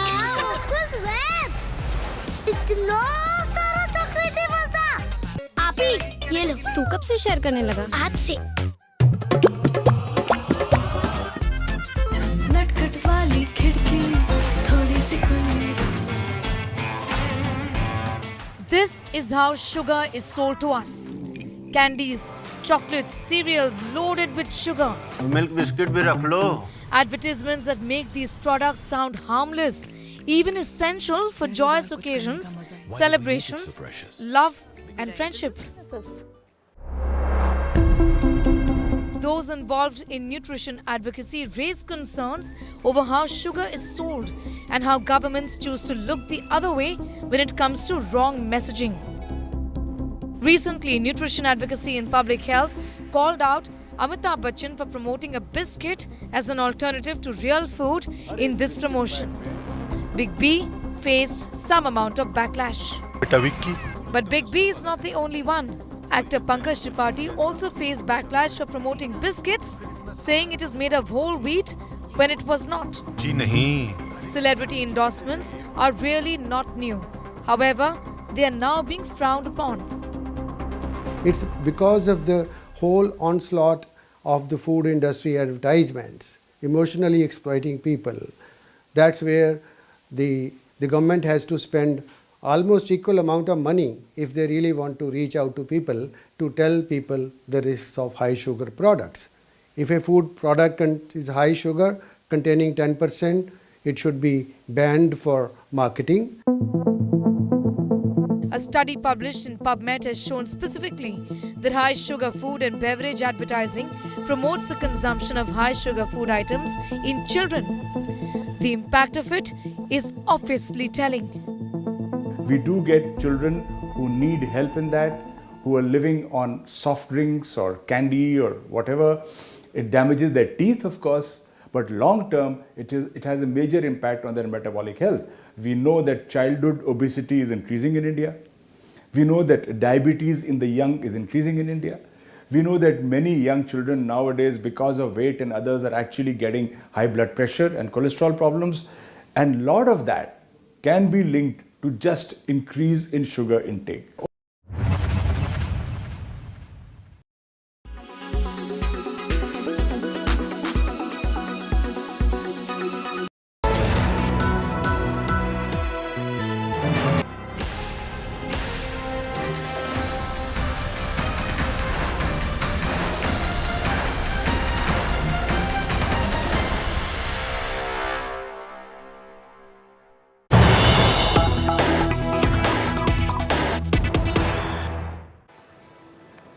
Breaking news coming in: ugly dead body politics in Karnataka after Siddaramaiah yesterday said even his dead body will not go to BJP. Former Minister K.S. Ishwarappa has hit back saying even a dog will not sniff Siddaramaiah's body. Ishwarappa then said that the BJP does not want Siddaramaiah alive. Why will we want his dead body? This is some ugly spat that is going on right now, and listen in to the low level of politics that the Karnataka ministers have stooped to. ಜೀವಂತವಾಗಿ ಅವ್ರು ತಗೊಳ್ಳಲ್ಲ, ಅವ್ರು ಹೆಣ ತಗೊಂಡು ನಾವೇನು ಮಾಡೋಣ? ಸಿದ್ದರಾಮಯ್ಯ ಜೀವಂತವಾಗಿ ಅವ್ರನ್ನ ಪಾರ್ಟಿ ಸೇರಿಸ್ಕೊಂಡಲ್ಲ, ಅವ್ರ ಹೆಣನ ನಾಯಿನೂ ಮುಸಲ್ಲ, ನಾವ್ಯಾಕೆ ಮುಟ್ಟಣ ಅದನ್ನು? ಅದಕ್ಕೆ ನಾನು ಹೇಳ್ತಾ ಇರೋದು, ರಾಜ್ಯದ ಅಧ್ಯಕ್ಷರಾದಂಥ ವ್ಯಕ್ತಿಗೆ ಮಾಜಿ ಮುಖ್ಯಮಂತ್ರಿಗಳು ಹುಚ್ಚುಚ್ಚ ಮಾತಾಡಿದ್ರೆ ಇದು ಒಳ್ಳೇದಲ್ಲ ಅಂತ ಹೇಳಕ್ಕೆ ಇಷ್ಟಪಡ್ತಾರೆ. All right, listen to what Siddaramaiah has to say.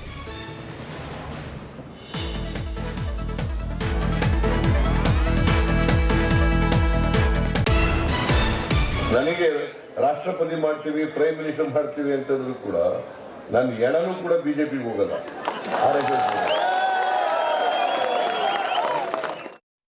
Sagai Raj now joins us live. Sagai, I just want to have one question. You know, when politicians make statements, it's usually for their vote banks to appease them. Is this kind of banter really helping any of their causes?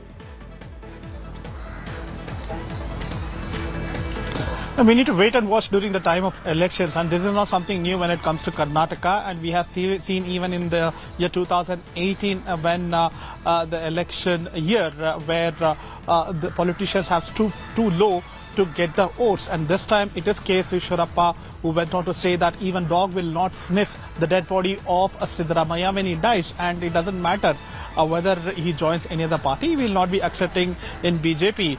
And definitely this particular statement of K.S. Ishwarappa has not gone well. The Congress has hit out at him, saying that this is how Ishwarappa has been even in past, and he's been an habitual offender when it comes to these kind of statements. All right, continue to be with us, Sagai. A war of words is broken out between the BJP and Congress in battleground Karnataka over a comment made by BJP's Nalin Kumar Katil. The Karnataka BJP chief at a recent event claimed that the sons of top Congress leaders will soon join the BJP. Referring specifically to Siddaramaiah, D.K. Shivakumar and Mallikarjun Kharge, Katil claimed that their sons are going to be joining the BJP soon and the Saffron Party will return to power with a resounding majority. The comment obviously did not go down well with the Congress party.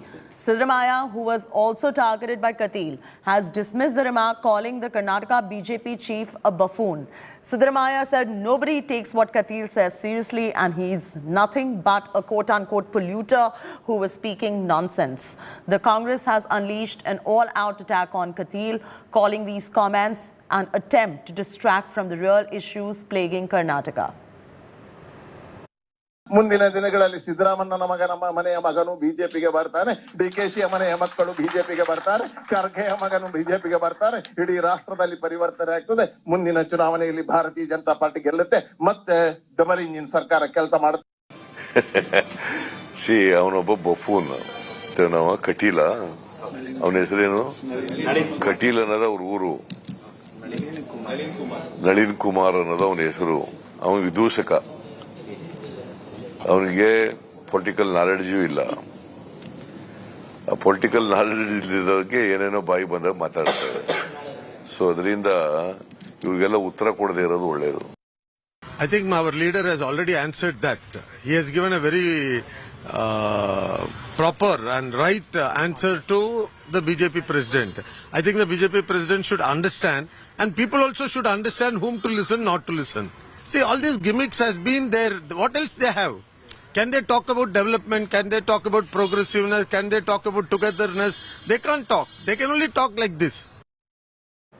Sagai Raj is now joining us live with the very latest. Sagai, I mean, the claims and counterclaims can be made that this one son and that one son is going to be joining the Bharatiya Janata Party or any other party for that particular matter. What's the truth behind all these claims that are coming in at the moment? If you notice that Nalin Kumar Katil, while addressing one of the meetings, he went on to say that in future days, BJP will be even more stronger and there will be no opposition. And it is inevitable that the children of politicians, that include Siddaramaiah's son, Mallikarjun Kharge's son and D.K. Shivakumar's children, will also join BJP. And hitting out on that, Siddaramaiah has called a state president, Nalin Kumar Katil, as a buffoon, and he said that whatever his statements on children joining the BJP party is making a mockery of himself. Leave it at that. Thanks so much, Sagai, for joining us with the very latest details. We'll continue to keep our eyes on this particular story. There's breaking news coming in order to announce Tulu language as the second official language of Karnataka. Department of Kannada and Culture has constituted a committee headed by academician Mohan Alva to study. Committee is expected to submit report within a week's period. We'll get you more. Sagai is already with us. He will be getting us more details as far as this is concerned. Karnataka has formed a panel now to make Tulu as the second language. This is in order to announce Tulu as the second official language, and that is the operative part here. The Department of Kannada and Culture has constituted a committee headed by academician Mohan Alva to study this. The committee is expected to submit a report within a week's period. We'll get you more details as far as the story is concerned. For now, it's a wrap from me, Chaiti Narula, on this bulletin. For further news and updates, don't forget to log on to india.today.in or go ahead and download our India Today app. See you in moments from now with the top headlines.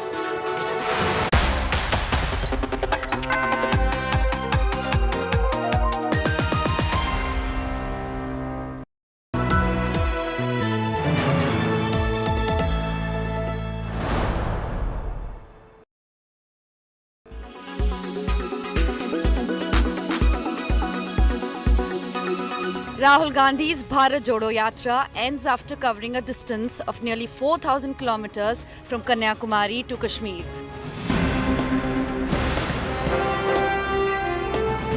Rahul Gandhi, accompanied by sister Priyanka and Congress chief Mallikarjun Kharge, first unfurled the tricolour at the party headquarters in the snow-covered Srinagar.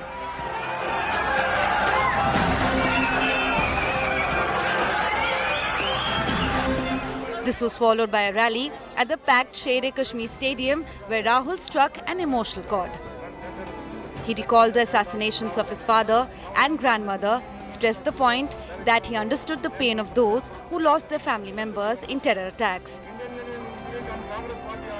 मैं principal के office पहुंचा तो principal ने कहा, राहुल तुम्हारे घर से phone call है। Rahul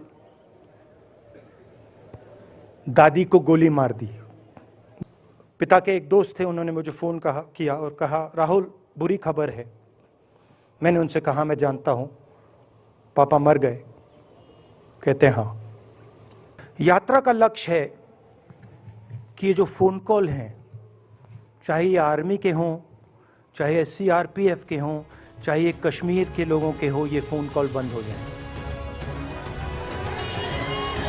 The Congress MP dared Home Minister Amit Shah to hold a Padyatra from Jammu to Srinagar. जैसे मोदी जी हैं, अमित शाह जी हैं, RSS के लोग हैं, उन्होंने हिंसा नहीं देखी है।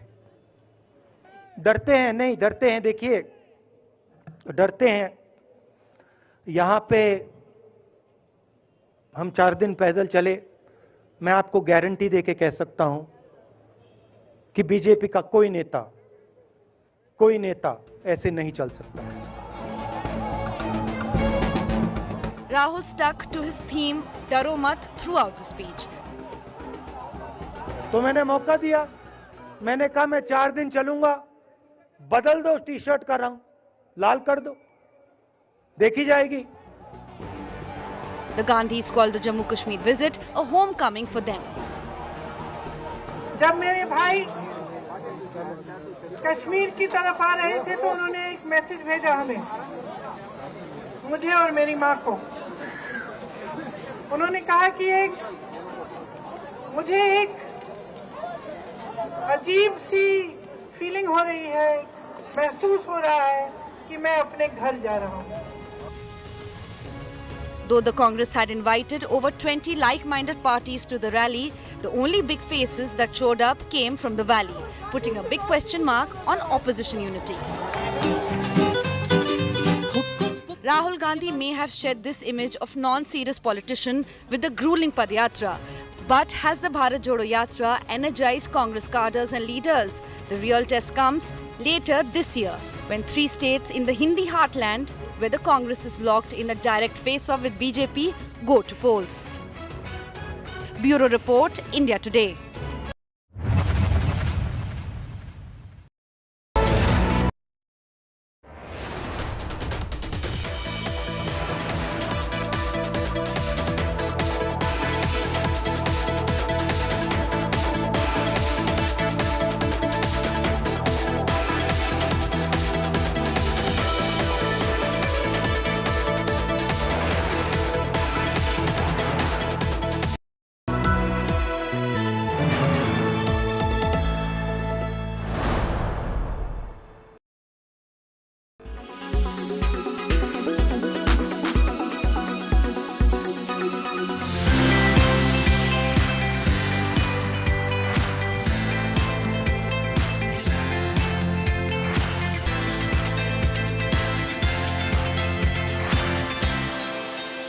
It's that time of the year again. As we move closer to February, what is that one event that affects you, your savings, earnings and other expenditure?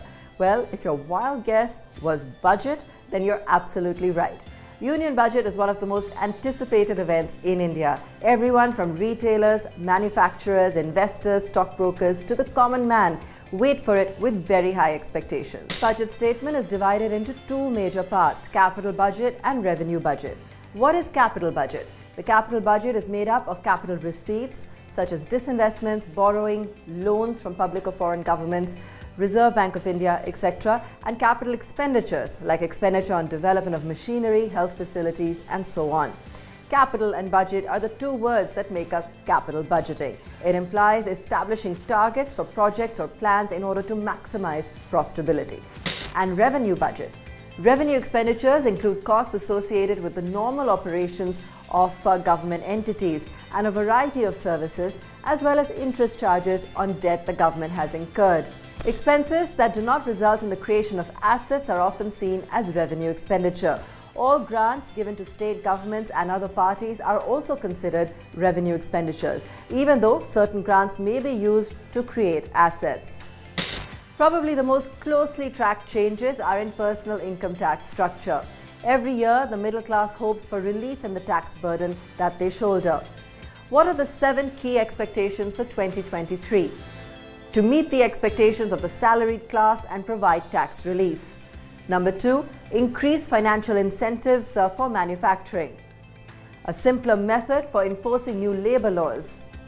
Tax benefits to promote solar energy. To meet the expectations of Indian corporates by introducing a 15% corporate tax. Modifications to the National Pension Scheme. Regimes for concessional taxes for private firms and limited liability partnerships. While all union budgets are akin to a financial festival, what makes this year's edition important is the fact that it's the last budget before Modi government's electoral test in 2024. Next year's budget will be interim, making this the last chance for the government to woo the country's middle class.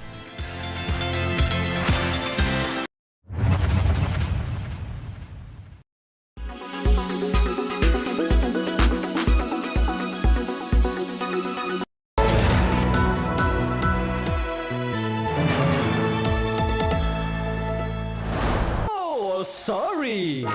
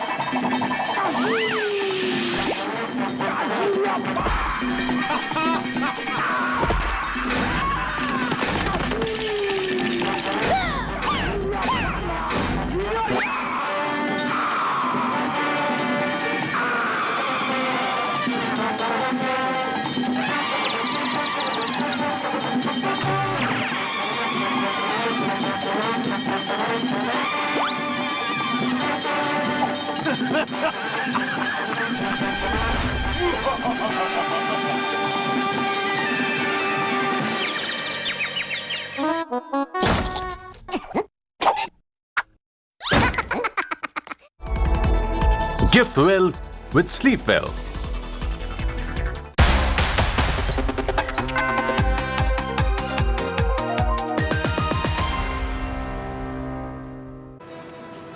Very good afternoon, viewers, and thanks so much for being with us on India Today. You're watching Lunch Break. I'm Chaiti Narula. Let's begin with the top headlines.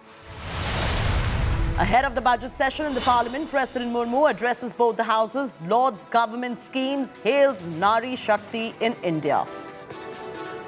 आज की हमारी बहनें और बेटियां उत्कल भारती के सपनों के अनुरूप विश्व स्तर पर अपनी कीर्ति पताका लहरा रहे हैं. Politics over the budget session. BRS and AAP boycott presidential address. AAP calls President Murmu a puppet of Prime Minister Modi. हम लोगों ने राष्ट्रपति के अभिभाषण का बहिष्कार किया है और राष्ट्रपति का अभिभाषण वैसे भी सरकार के लिखे हुए झूठ का एक पुलिंदा। Prime Minister Modi hails President Murmu amidst opposition's puppet attack, calls on opposition to debate and not just disrupt. राष्ट्रपति जी का भाषण भारत के संविधान का गौरव है, भारत की संसदीय प्रणाली का गौरव है। IMF projects India will remain the fastest growing large economy, way ahead of other nations. Inflation predicted to remain in the moderate zone.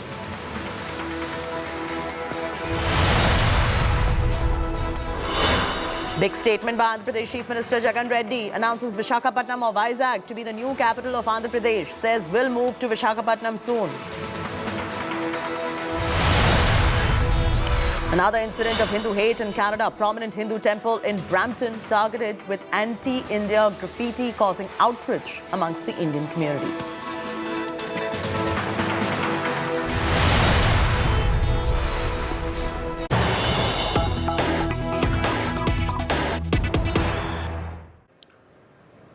Well, big breaking news coming in. Adani FPO, or the follow-on public offer, seems to be sailing through 83%. Subscribe now. That's the big story that we are breaking at the moment. The follow-on public offer seems to be sailing through 83% subscribe.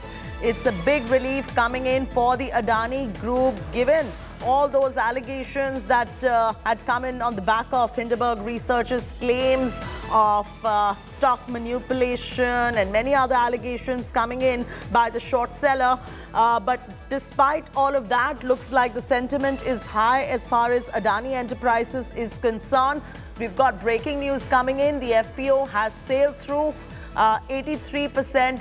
Shares subscribed till 1:45 p.m. That's the latest coming in, and this is definitely a relief coming in for Adani Group, given the report that came in by Hindenburg Research on all the allegations and claims of stock manipulation and many other allegations as well.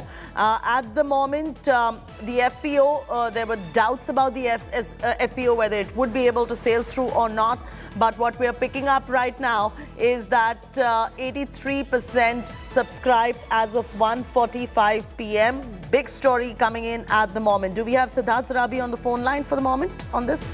Karishma Asudani is now joining us for the latest on this. Karishma, there was a big question mark after the Hindenburg Research came out by the short seller on the back of allegations of stock manipulation. But as we can see, the Adani Enterprises follow-on public offer has been subscribed 83%. So that comes in as a huge relief. Well, right, Chetty, you know, the company was, of course, has been planning to raise about 20,000 crore via the FPO, but the last few days have been quite, I'd say, on a tragedy note with the kind of developments that were coming. But good news ahead. In fact, it has received close to 78% retail subscriptions on the final day. And it's expected that in the next 2 hours until the market closes, Adani FPO could be fully subscribed. So that shows, of course, brings in some kind of confidence for the investors and for the shareholders who have been on it. In fact, the FPO has seen a demand of close to 1.25x into the total issue, and the QIB and NII portion have been fully subscribed. Looks like a good day for market closing, and also that settles down the challenges and the the triggers that shareholders and investors were in for the budget day opening that will be tomorrow. No, this is a huge development coming in. And despite those allegations, we can say that this has actually, Adani Enterprises managed to really salvage itself, despite the market sentiment post that research report that came out, Karishma. Yes, absolutely. In fact, it's been quite an exchange of conversations and more of a tussle that has been going on for the last few days, where in fact the Adani CFO also spoke to the News Today television last week and had confirmed that irrespective of the kind of allegations that were coming in, Adani FPO is going to be on the right schedule, and the expectation as they had has been actually fully achieved, if you see, which also gives close to an idea that further going the interest of shareholders in the FPO is going to stay secured and protected. So this was actually a testimony in terms of whether their acceptance is back or not, and looks like it is. Do we also have details about whether institutions like mutual funds have participated in the FPO or not? Because that could be a big telltale sign whether there is caution amongst investors or not. All right, Karishma will join us in moments from now with all the specific details of this follow-on public offer of Adani Enterprises. And now what we're picking up right now is that 83% shares subscribed till 1:45 p.m. This is a big win coming in for Adani, especially after that report that came out that really took the news world by storm. You had a lot of caution being expressed as well by investor after all those claims of stock manipulation that came in through Hindenburg Research. But now the news that is coming in is that it has defied all odds. The FPO, which is the follow-on public offer, has sailed through 83%. That's a big figure. Has already been subscribed, and it's only as of 1:45 p.m. we've got you this figure. The market's still to close. We've got about an hour and a half left for the markets to close, and probably this figure could go up.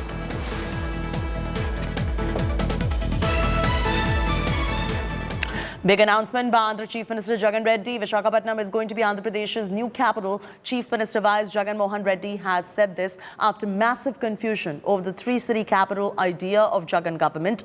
Finally, the state has zeroed in on Vizag to be the new capital of Andhra Pradesh. Jagan asserted that he will himself be shifting to Vizag as well.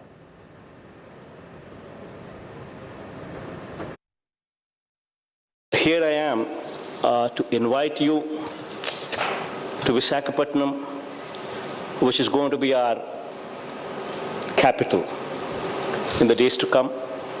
I myself would also be shifting over to Visakhapatnam in the months to come as well.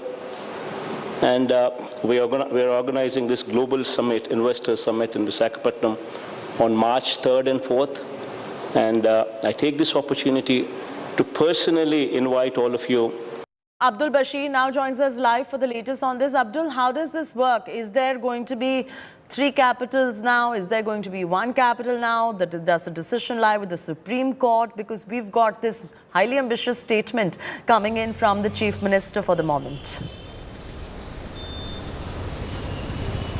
See, absolutely, with the huge controversy that had erupted between the capitals for Andhra Pradesh, where the state government has announced that 3 capital must be given to Andhra Pradesh. One was Visakhapatnam as executive, Amravati as the legislator, and Kurnool as the judiciary capital. But now, when the matter is prejudiced and it was posted today in the Supreme Court, AP Chief Minister Y.S. Jagan Mohan Reddy has made a big announcement at the Global Roundtable Summit, Investor Summit in Delhi, where he has announced that Visakhapatnam will very soon be a capital, and he himself is going to shift to Visakhapatnam. So the opposition here had been raging out on Y.S. Jagan Mohan Reddy when the matter is prejudiced, and there is.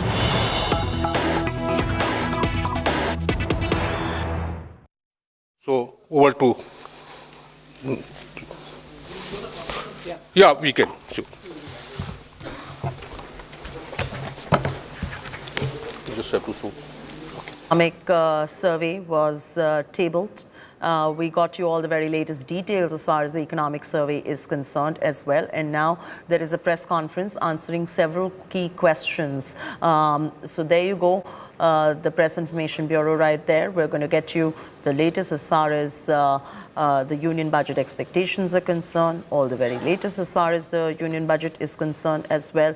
GDP growth for FY24 pegged at 6 to 6.8%. There are some key highlights that we brought to you. There you go on your screens right now is Economic Survey FY23. That's on your screens at the moment. There will be some queries that will be addressed at the moment because this is a press conference which is about to begin and we've cut live to it. We'll also get you the complete details as far as the economic survey is concerned. It was tabled in the Lok Sabha, soon after which the Lok Sabha was adjourned, and the baseline growth of 11% at the moment is projected. What is worrisome is the inflation target as well, which is well above the comfortable cushion zone, and that is a matter of concern for the finance minister in terms of how she will be playing that balancing act, because the RBI currently is projecting inflation at 6.8% and the GDP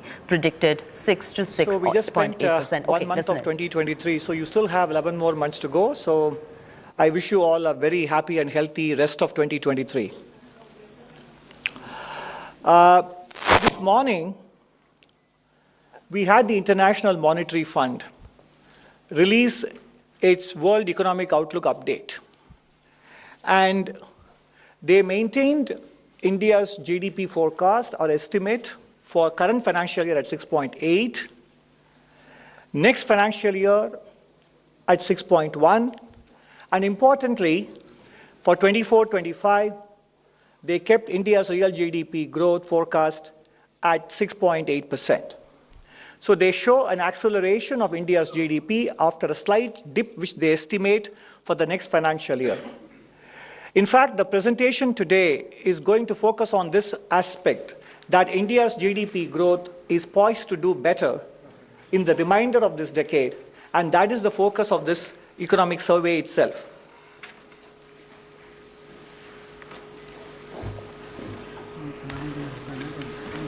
Okay.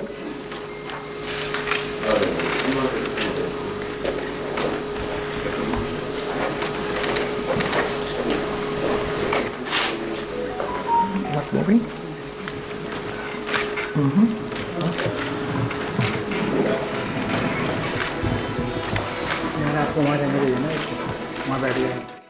To resume, the Chief Economic Advisor, V. Anantha Nageswaram, speaking at the moment. This is coming in straight after the economic survey was tabled in the Parliament by Finance Minister Nirmala Sitharaman. Tomorrow is the big day. It is the big day of the union budget. All eyes are now on the union budget, but also on the highlights of the economic survey 2023. On your screens right now, Chief Economic Advisor.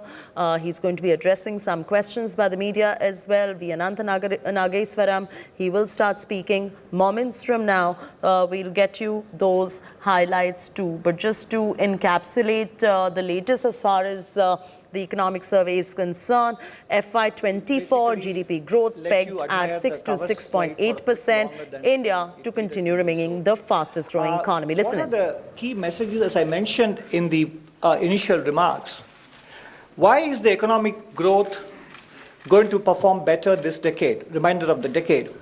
And what the reforms of the last 8 years have done to make sure that happens? And beyond 2030, what will be India's medium-term growth magnets?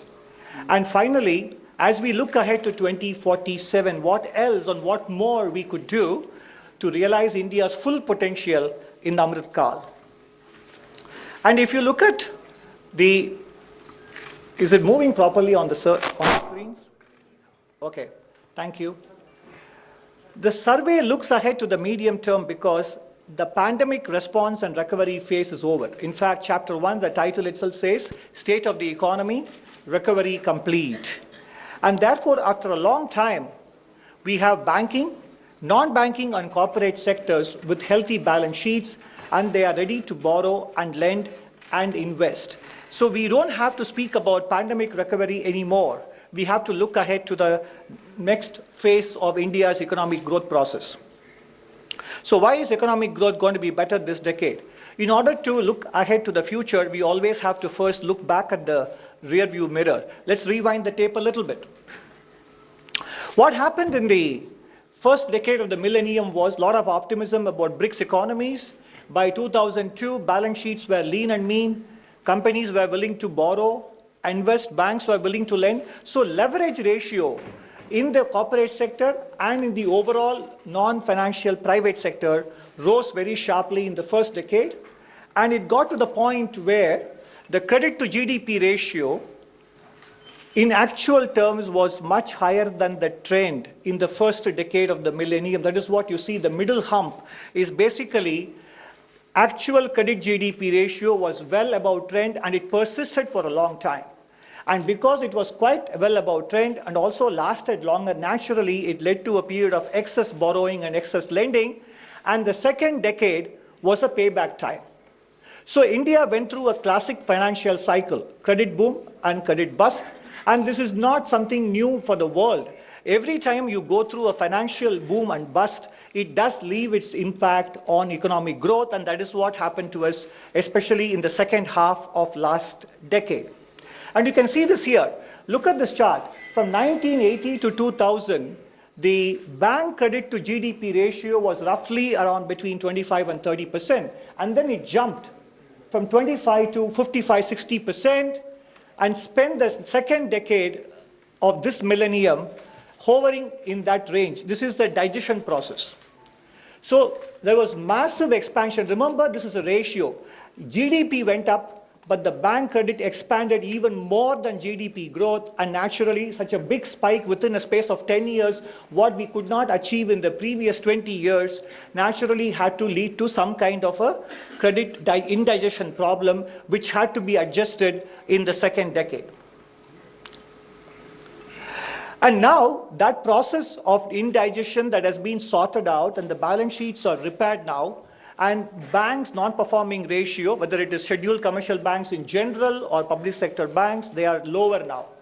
And you can see that also banks have done so partly through recapitalization, raising fresh equity, and also through higher provisioning. So bank balance sheets are repaired, and that is why you see that in the credit growth picking up. You look at credit growth across sectors, agriculture, industry, services and personal sector, housing loans and car loans, etc. The growth rate is now sustainably above double digits.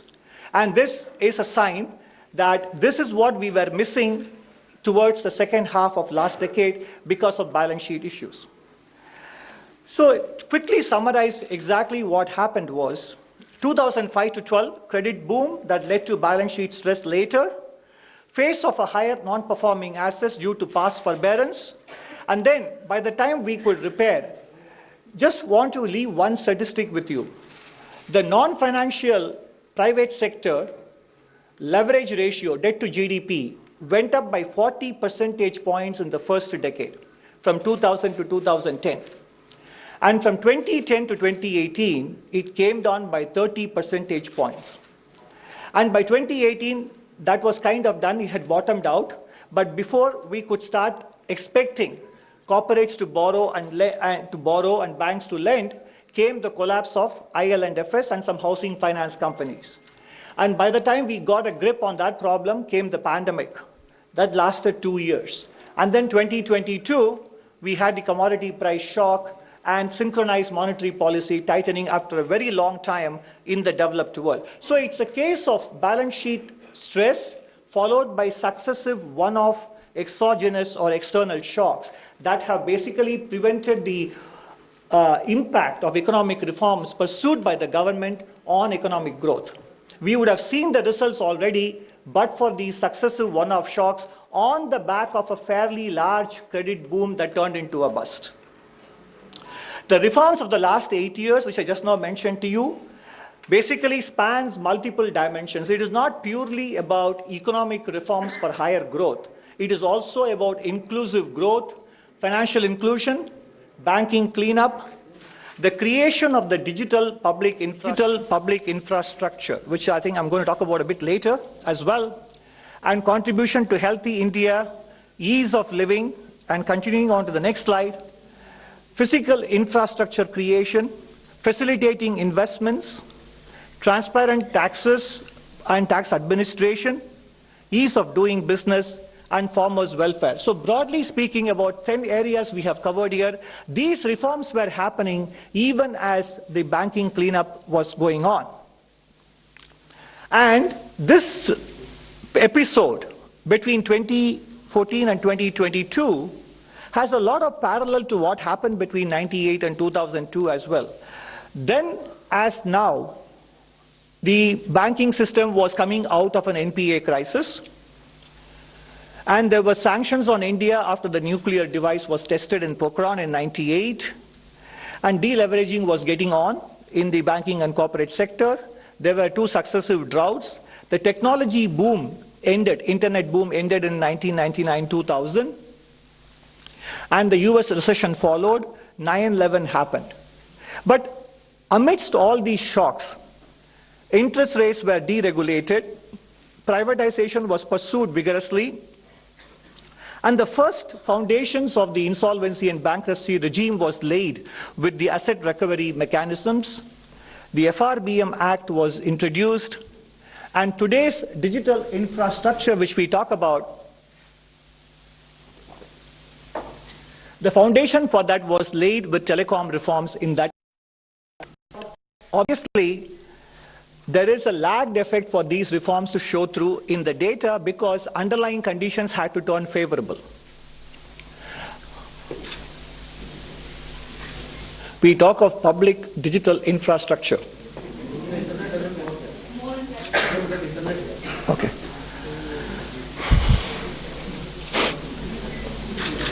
I think it's not enough if I just look at the screen, right?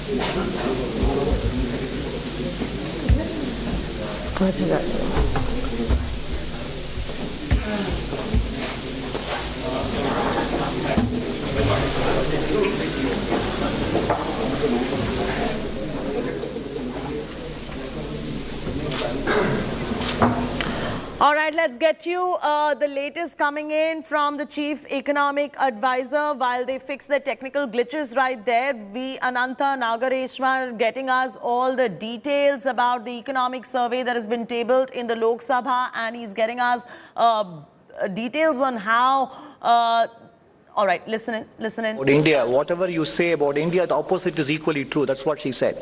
And so anyway, the parallels to the 1998-2002 period, to this period, is that even as a crisis was being addressed, economic reforms were pursued, and when underlying conditions turned favorable, the lagged effect of reforms showed through. That's exactly what is reflected, for example, in the IMF forecast, and that is what we expect in the medium term as well. The lagged effect of the reforms will show through because in the last several years, the full effect of the reforms could not be felt in the data because of successive one-off shocks. And that's why we talk about the medium-term growth magnets for the economy. The entire philosophy of economic management revolves around making it easier for people to pursue their economic activities in individual lives or for businesses, and ultimately leading to efficient resource allocation and, more importantly, enhancing the potential of the economy to grow at a higher rate.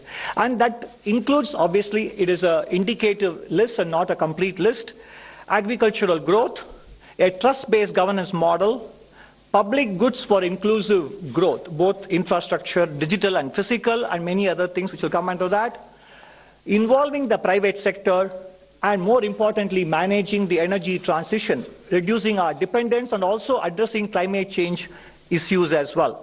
It is not about the government doing things for the people, but also involving people in the process. Everybody is a participant in the development process. That is why it is Sabka Saath, Sabka Vikas. So it is not just a government being an enabler, but government being a partner to economic growth. First, we deal with one of the pillars, agricultural growth. Thanks to many of the initiatives which you see around this slide, what you see is that the share of private sector investment or capital formation in agriculture has reached a level which is higher in the last 12 years. Since 2013-14, 9.3% of overall gross capital formation is contributed by the private sector in agricultural sector. And it has been facilitated by the creation of the Agricultural Infrastructure Fund, a national agriculture market which has linked farmers with direct buyers, FPOs which take into account organic farming options as well, and more importantly for the farmer, income as well as risk management through crop insurance. All of these things have paved the way for greater participation of the private sector in capital formation in the agricultural sector. This sector is no longer about being a primary sector. It also has tremendous export potential, as we have been observing lately in our merchandise goods data for the last several years. What about the trust-based governance model, the second pillar of the development and growth strategy? The Insolvency Bankruptcy Code restores trust between the borrower and the lender. The borrower has an exit option and so does the lender. And that is the key to this. And the important thing is, more than 7 lakh cases, even before they come into the IBC process, have actually gotten resolved before they enter the process. And that is the most important thing, which doesn't get captured in the data. The usefulness of IBC is in ensuring borrower payment culture even before they enter into a resolution process. Ease of doing business, one illustrative example is the Real Estate Development Regulation Act, which has ensured trust between developers and buyers, making them more transparent and check-based transactions rather than relying on black money. Effective governance is about making sure that the public don't feel threatened by legislations and rules and regulations, and every time they commit a mistake innocuously, it need not be deemed a criminal offense. So decriminalization of many provisions of Companies Act and several other economic offenses restores trust between the governing and the governed as well. And in terms of the trust with respect to public accounts and public money, there are many dimensions. It is not just about the quality of expenditure that has gone up in recent years. Of course, capital expenditure in government budget has gone up from 12% to 19% in the last 5 years, and revenue expenditure share has gone down. However, it is not just about the quality of expenditure improvement. The way the government has become more transparent with respect to the budget deficit numbers, the prudential assumptions being made for budget deficit calculations, etc., expenditure management, making sure that public procurement is transparent and enables everyone to compete and have a fair shot at becoming a supplier to the government. All these things are part of fiscal and public expenditure management. Now, moving on to the more macro dimension of it, if you look at the last 16 years, there is much talk about today of India's high deficit debt to GDP ratio. You can see that among the countries that saw very little increase in the public debt to GDP ratio, India is one of them. India, Germany and Indonesia in the last 16 years. In fact, you will see in the survey in chapter 3, we have done an exercise, a counterfactual exercise. In 2019-20, 2021 and 21-22, instead of the actual nominal GDP growth rates which we experienced, if only the economy had continued to grow at a rate of 10% nominal terms, the fiscal deficit and debt ratios would be a lot lower than where they are today. The point is, because of India's growth dynamics and the cost of capital being lower than the nominal GDP growth, there is enough scope for the fiscal parameters to improve in the coming years once we achieve sustained and steady growth as we expect. And that you will see in chapter 3 on the fiscal side. Creating public goods for inclusive growth, that is the third pillar. And it is not only about physical infrastructure, although it is an important part of it, in terms of the amount of kilometers of highways completed, electricity installed capacity. This is RBI showing that in 2011, if you put them as an index value of 100, where they stand today in 2020, excepting the case of railway track, which because much of it was laid already, and therefore even a 14% improvement in 9 years in terms of 8,000 kilometers added is a very big number. But in every other case, national highways or cargo handling capacity, the growth rate is 80% or doubled in the last 10 years or so.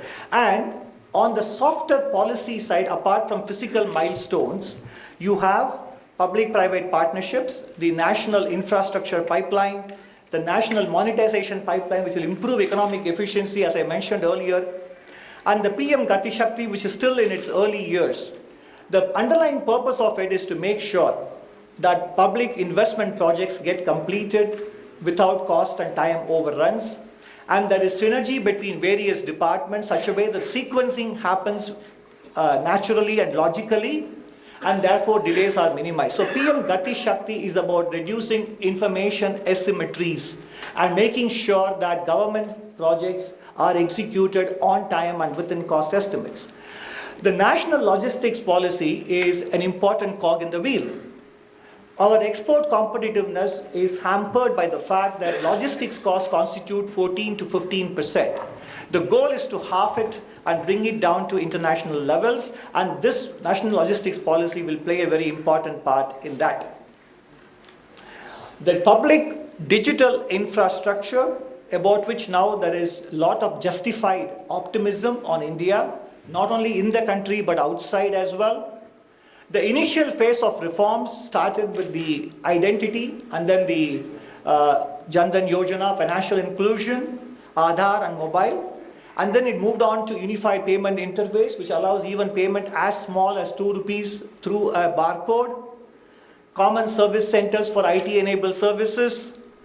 PM Disha, digital DigiLocker, BharatNet and services at a click. Now, they have set the stage for new age reforms, which is now going to make sure that hitherto neglected segments of society, low-income households and micro businesses, get a fair shot at accessing national and international markets and getting funded by financial institutions. These digital developments allow all of them to leave their digital footprint, which creates a credit history for them, so that they are able to access finance as well as access markets. And that is the potential of digital infrastructure. Even though it's almost 5-6 years old since the beginning, formal study of how much digital infrastructure contributes to growth is yet to be undertaken.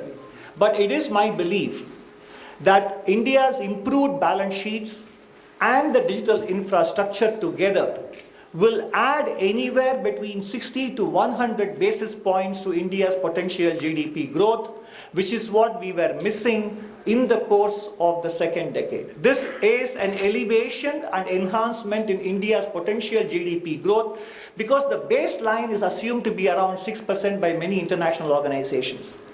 But what is important is we have a financial cycle that was disrupted in the second decade.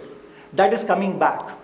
And we have the new development public digital infrastructure that is adding another 30 to 50 basis points. So together, these two developments add about 50 to 100 basis points to the trend growth which many organizations peg for India at 6%. And that is why my optimism is that in the coming decade, rest of the decade, the potential GDP growth without taking into account export potential, because the global economy is still rife with uncertainty, the growth rate could be around 6.5% to 7% rather than between 6 and 6.5%.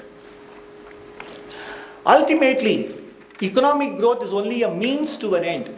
And what is that end? The end is prosperous and dignified living for citizens.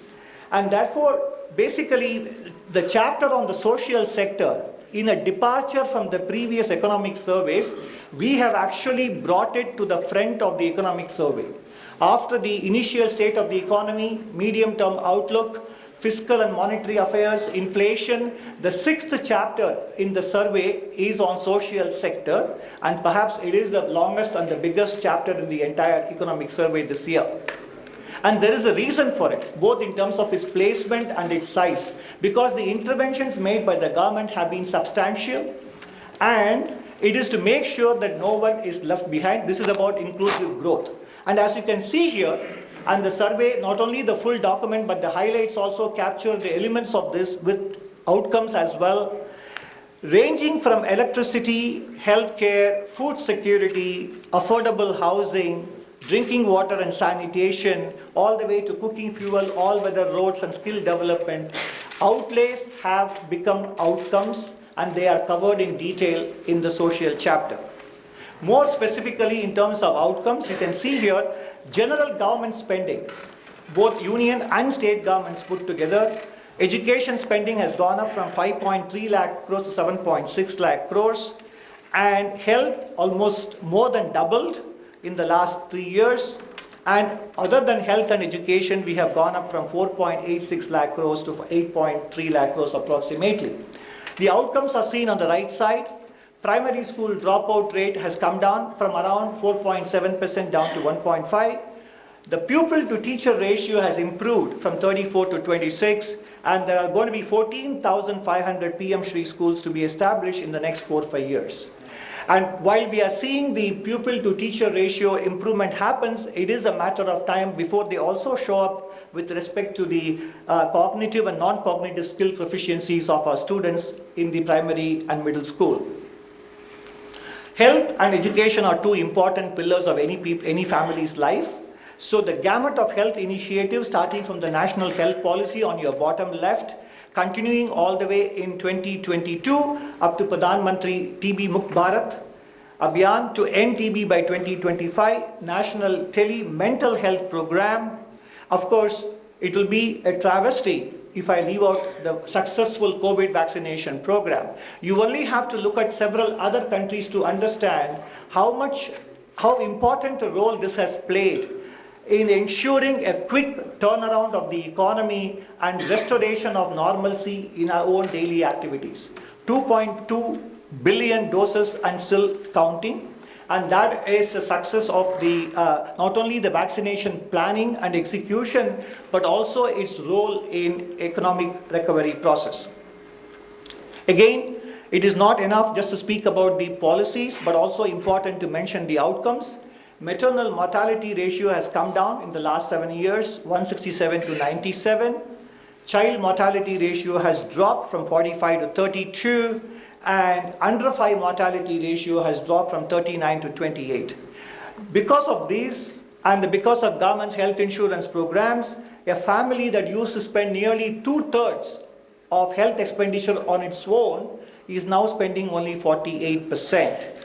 And stunting in under 5 children is down by about 3 percentage points, and institutional delivery births have gone up from 79% to 89% in the country, which is a good sign, which means it will naturally have an important role in reducing both infant and under 5 mortality, as well as more and more institutional births happen. What about the private sector participation?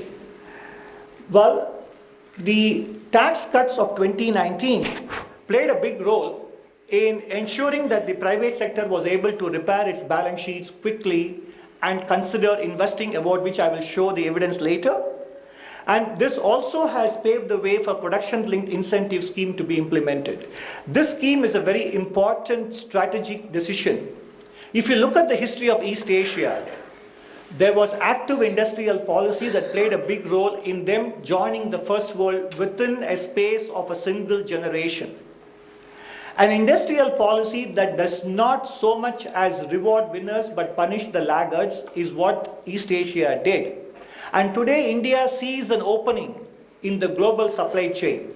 Countries are willing to diversify, not only because of pandemic but also because of political reasons. Just-in-time inventory management has given way to just-in-case inventory management, and it is about friend-shoring, etc. And therefore India sees an opportunity. There was a talk of India having prematurely deindustrialized. I would say that India simply had not industrialized enough. There was never a premature deindustrialization. Infrastructure was missing and manufacturing at scale was missing. These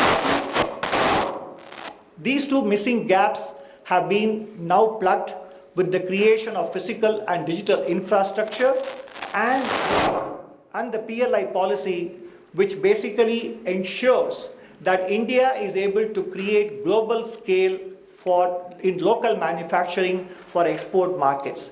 And the important thing to remember is PLI is a portfolio approach, and there is no payment in anticipation of performance.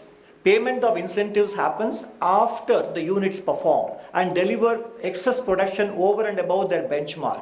If they don't produce, they don't get the incentive. So it is a payment against performance and not payment in anticipation of performance. National monetization pipeline is going to unlock the productivity of public assets through leasing or outright sale, and this investment you saw in the privatization of Air India, and it is clear that the government also articulated its policy towards public sector enterprises, hoping to retain its presence only in core sectors and exiting non-core sectors. Foreign investment licensing norms have been liberalized. There is automatic route for more sectors now, 100% automatic FDI, and there is a single window facilitation portal, the outcome of which is seen in the actual gross FDI inflows, the blue line shows you. As a percentage of GDP as well, it has gone up from 2.2% to 2.6% of GDP.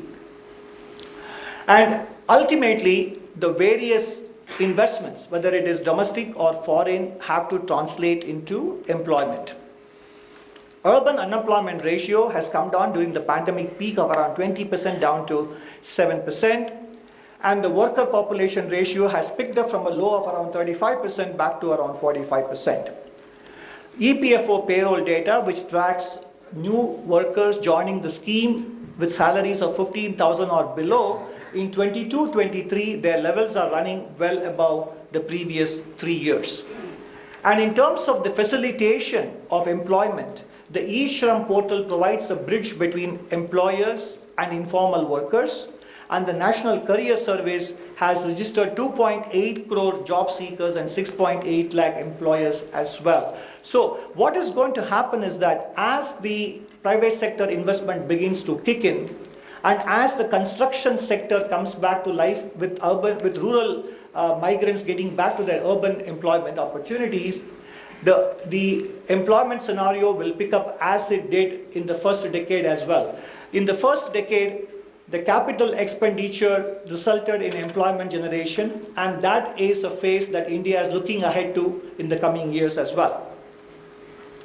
Micro and small businesses, we all know that India has a preponderance of micro businesses, but the recent changes in changing the threshold and also adding a new criteria turnover apart from investment, and more importantly the provision of emergency credit line guarantee scheme during the pandemic have enabled that this sector remains in good health.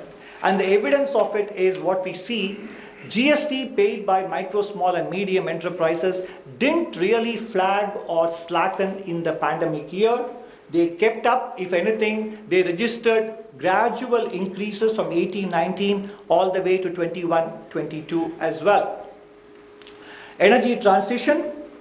This is both a matter of security, energy security, as well as ensuring that India deals with climate change.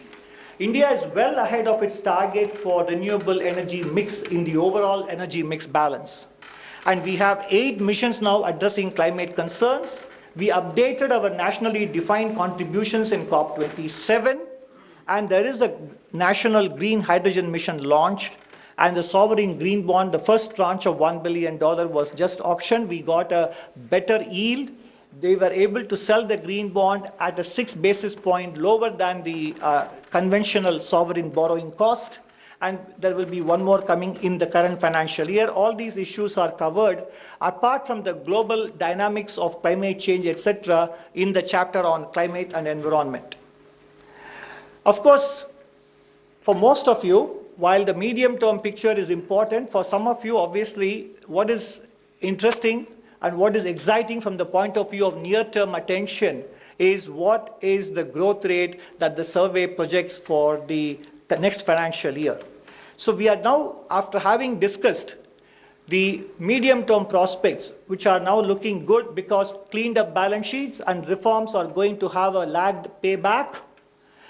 Where we are today is that the numbers which we have up to the end of second quarter in September, July to September, the momentum is continuing in the economy. If you look at the industrial production, consumer durables, infrastructure and construction goods and manufacturing, they are running at a rate better than they were in the previous 2 years. And the middle portion is very important. 10 out of 10 sectors in the private listed company space, all these sectors, investments undertaken by companies in the first half of 22-23 is higher than what it was in the first half of FY 21-22. On the right side, what you see is a proxy for contact-based services. Leisure, tourism, hospitality, domestic and foreign travel, all of them we are trying to proxy with this one number, showing that by and large, air passenger and cargo traffic are now running at more than 90% of the pre-pandemic levels. And as I mentioned earlier, credit growth is picking up across different sectors, MSMEs, large industry, services, and non-food credit. All of them are growing at more than double-digit rates.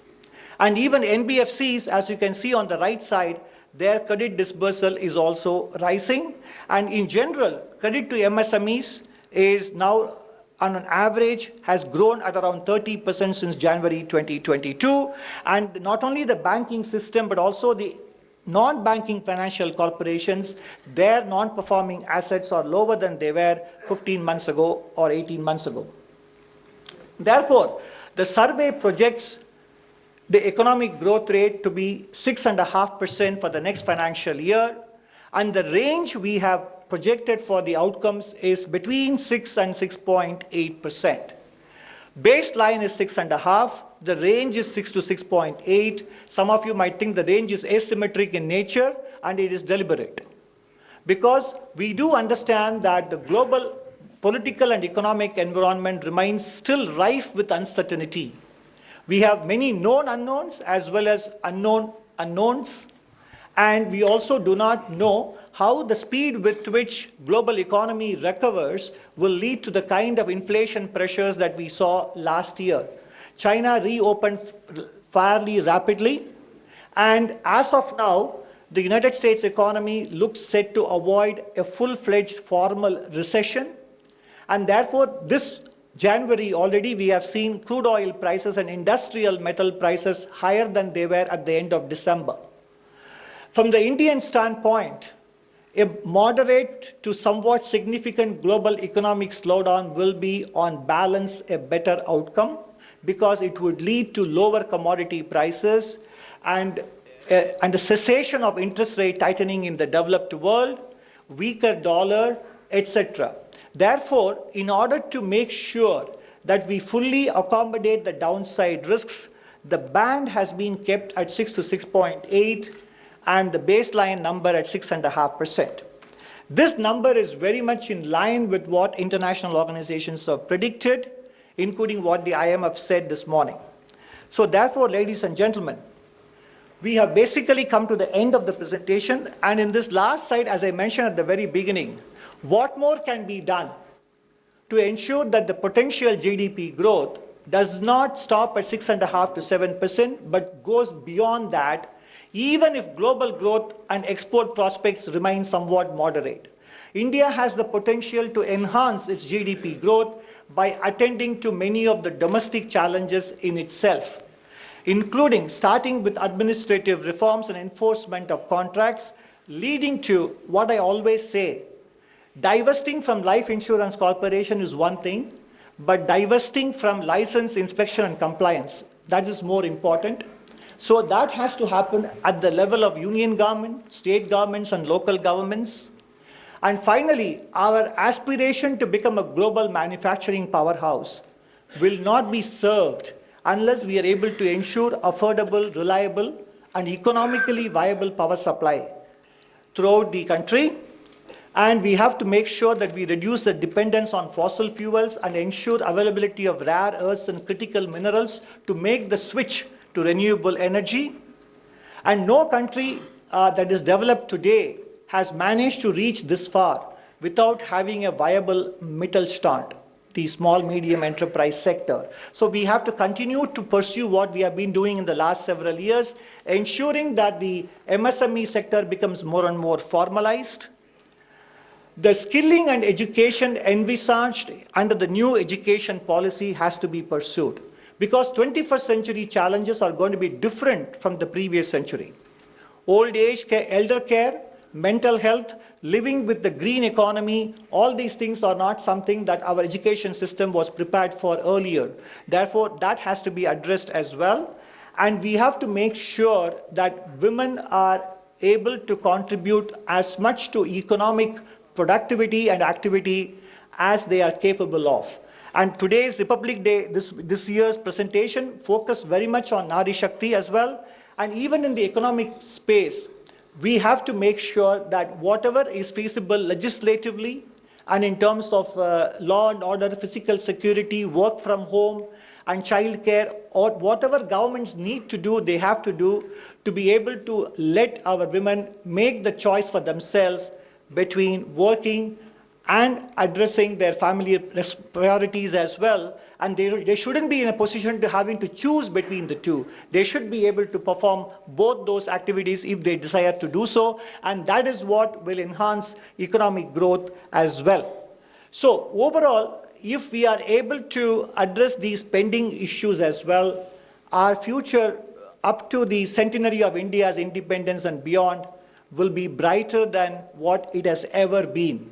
So this year's economic survey comes to you in 3 volumes: the main document, the statistical appendix, and more importantly, an economic survey highlights giving some of the statistical information. And many of the charts and the tables which are there will be uploaded as Excel files as well for you to download and look at the data yourself and make use of them.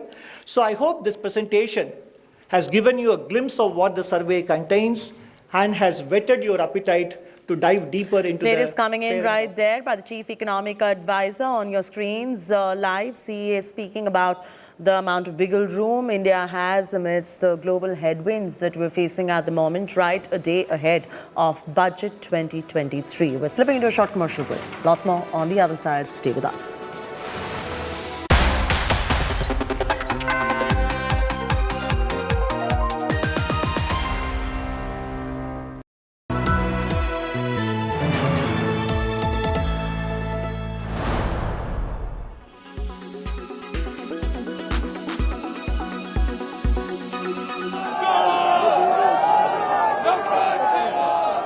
This was the culmination of the Bharat Jodo Yatra in Srinagar on Monday. The journey of reinvention has seen many images, many faces of Rahul Gandhi.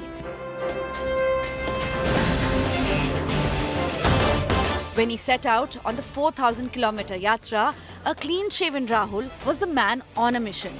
To unite the country was the stated agenda, but to tide over upcoming elections was the bigger goal.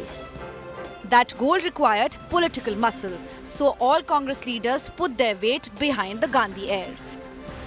If the aim of the yatra was to showcase Rahul as a man fit to take on Modi in 2024, it was also to showcase his human side, the people connect, the one loved by kids and youth alike.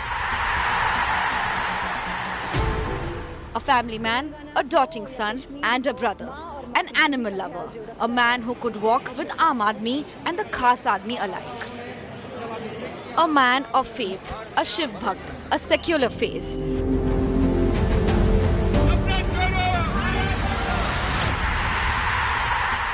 As the yatra continued, the beard started to grow. The look changed, but the white t-shirt remained, even in the biting Delhi cold. But then a jacket was added, later a cap, and finally a firan. Whether these viral images translate into viral votes is something India will be waiting for and watching. Bureau Report, India Today.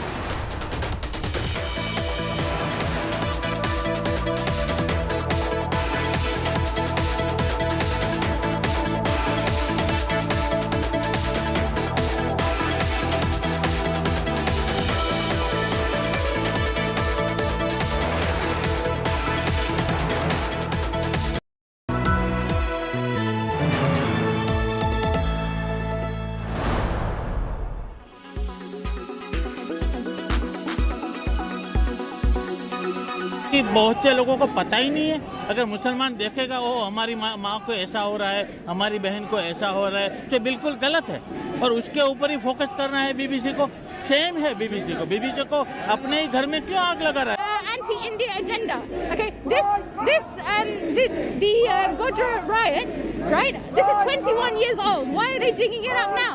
I'll tell you why. Because in 2024 there's a general election, right? So they're trying to diminish India's ever-increasing world dominance, right? I'm sick and tired of the propaganda by the BBC. We all know that the riots did happen in Gujarat, but the reason I am here today because I felt the documentary was completely one-sided. They didn't show both sides at all. They did not focus on why the riots started. मैं इसको पहला इस नज़रिए से देखता हूँ, चंद युवक विद्यार्थी भड़क कर सड़कों पर उतर रहे हैं, जो कि पूरे देश के छात्र समूह का 0.00001% भी नहीं है। इसलिए उस उन्माद को ये कहना कि सारे भारत की छात्र शक्ति इस तरफ लगी है, तो यह सत्य से का गला घोंटना है। It is the BBC's core belief of impartiality that is being questioned by a large part of the Indian diaspora living in the United Kingdom after the two-part documentary was released on Prime Minister Narendra Modi. Of course, the timing is being questioned, but also the ask is that the BBC apologizes for this imbalance that they feel was shown in the documentary, and also there is a call for them to be called in front of the select committee in the parliament to answer for it. Lavina Tandon for India Today from London.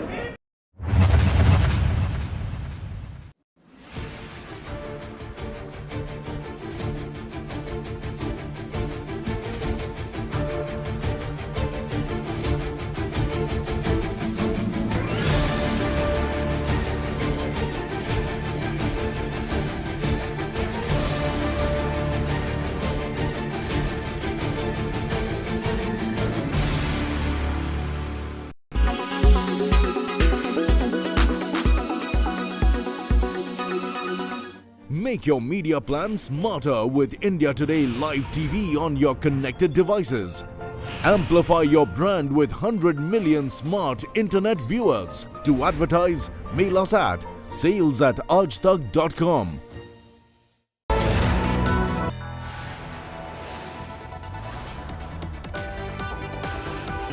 You are watching India Today.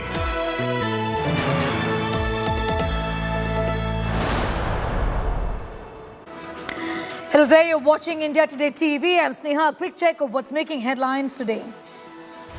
Economic survey tabled ahead of budget 2023. India remains the fastest growing economy amid global slump. Economy has gained what it lost during the pandemic.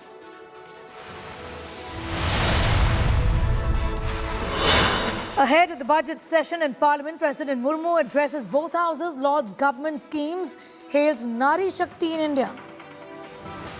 आज की हमारी बहनें और बेटियां उत्कल भारती के सपनों के अनुरूप विश्व स्तर पर अपनी कीर्ति पताका लहरा रहे हैं।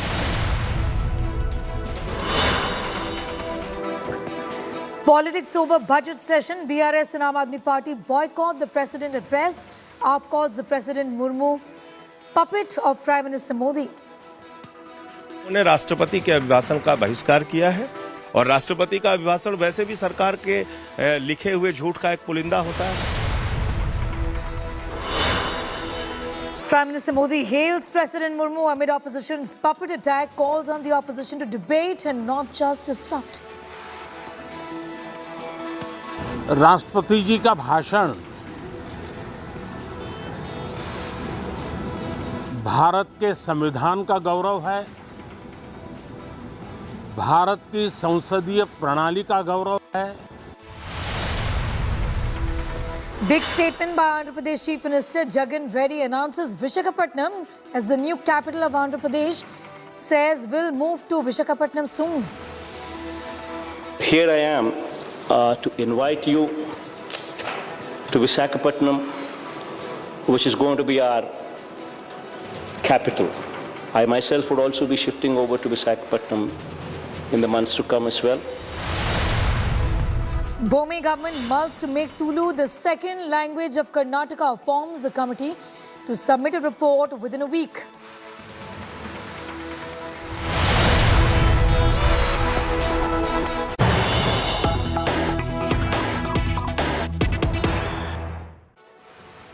There's more news coming in. Let's go straight to the breaking piece of information. Big twist in the BBC Modi documentary controversy. BJP leader red flags Chinese conspiracy. Rajya Sabha MP Mahesh Jethmalani takes a dig at Congress's Jairam Ramesh. Rajya Sabha MP Mahesh Jethmalani has tweeted, "Why is the BBC so anti-India? Because it needs money desperately enough to take it from Chinese state-linked Huawei and pursue the latter's agenda." BBC, a fellow traveller, comrade Jairam, is the question that Mahesh Jethmalani is asking. It is a simple cash for propaganda deal. BBC is up for sale is what is being said by the BJP now.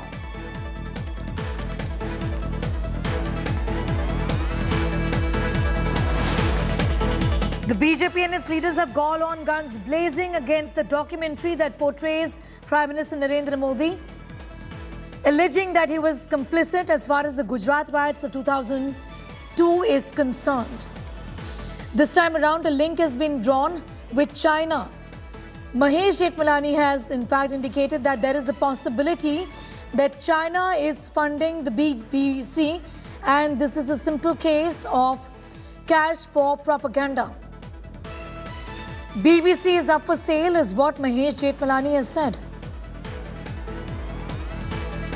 Paulmi Saha getting us all of those details. Paulmi, this has been a common refrain of the BJP, and this time around the charge is that China essentially is behind this propaganda.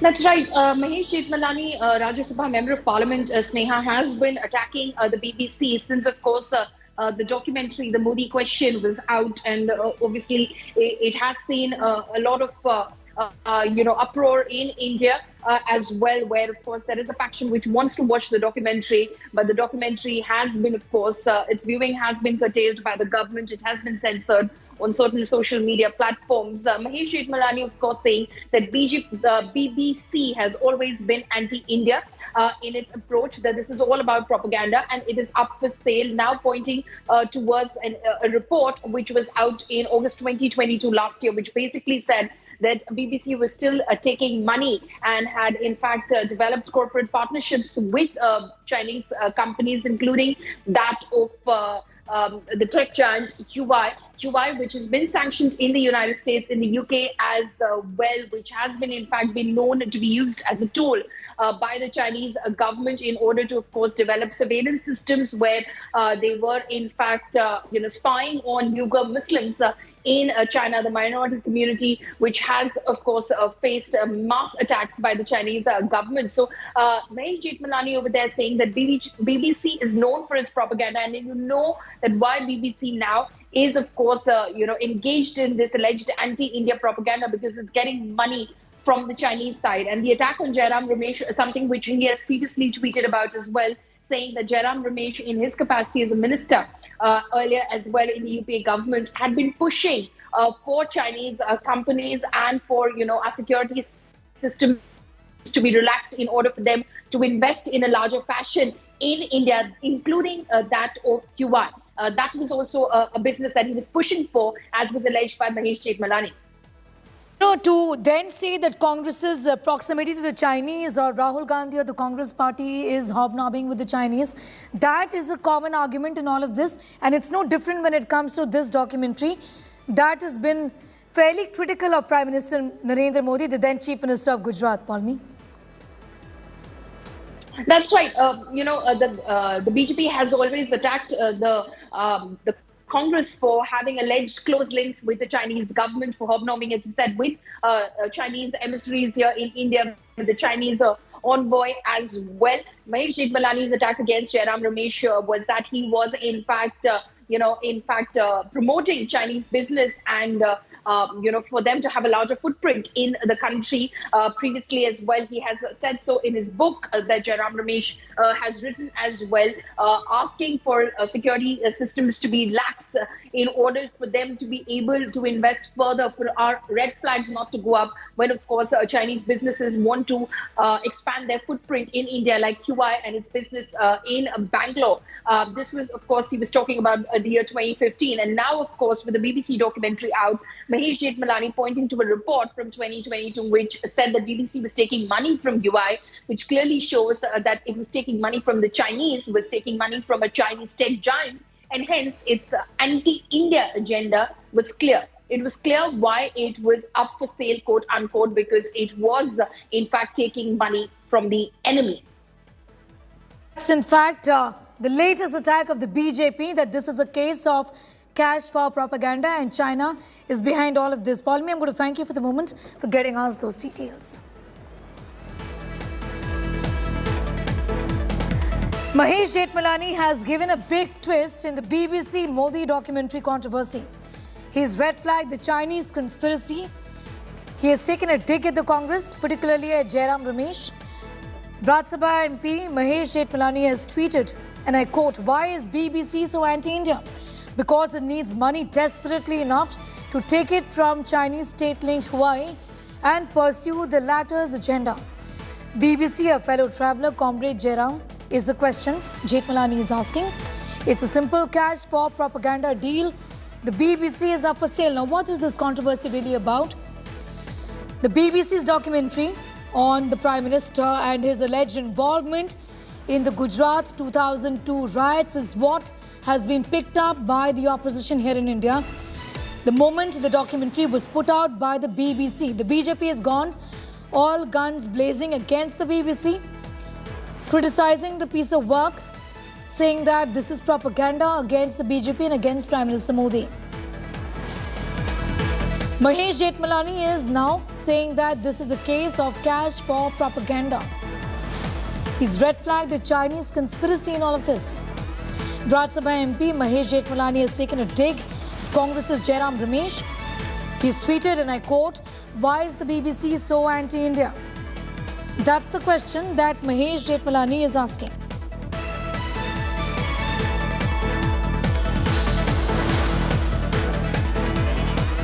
Meanwhile, protests have broken out not just in India but even outside against this documentary as the BJP continues to criticize it, with many in fact saying that this is an attempt to malign the Prime Minister and malign his image.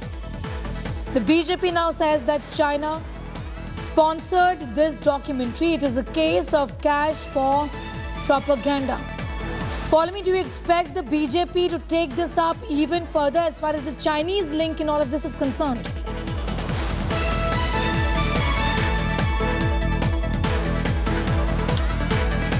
Paulami, if you can hear me, I was asking you whether you can see or expect the BJP to take this up even further as far as the China link to all of this is concerned. Well, the BJP obviously has been attacking the Congress and the Congress party for, of course, its alleged close links with the Chinese. But with the BBC, of course, now with Mahesh Jethmalani saying that the BBC, of course, is taking money from the Chinese and hence the BBC is engaged in anti-India propaganda, it remains to be seen if, as you pointed out, the BJP, of course, continues to point fingers at the BBC for these alleged links. This is, of course, one of the attacks which has been made against the BBC by the BJP, where they've pointed towards a particular aspect which they say is responsible, allegedly, for the propaganda that the BBC has been engaged in. Mahesh Jethmalani has been tweeting about this and has been pointing towards this for a while now. He has, of course, suggested, for instance, that it was the BBC that up until 2021 continued to show a truncated map of India without Jammu and Kashmir. And it was only when it was actually taken up at a diplomatic level and the BBC then apologized to the India government was this matter fixed. So clearly he's pointing towards a series, he says, of how the BBC has been engaged in anti-India propaganda, and now he's of course pointing towards a Chinese link, for instance, to show that there seems to be a vested reason as to why the BBC has been engaging in what the BJP calls alleged anti-India propaganda.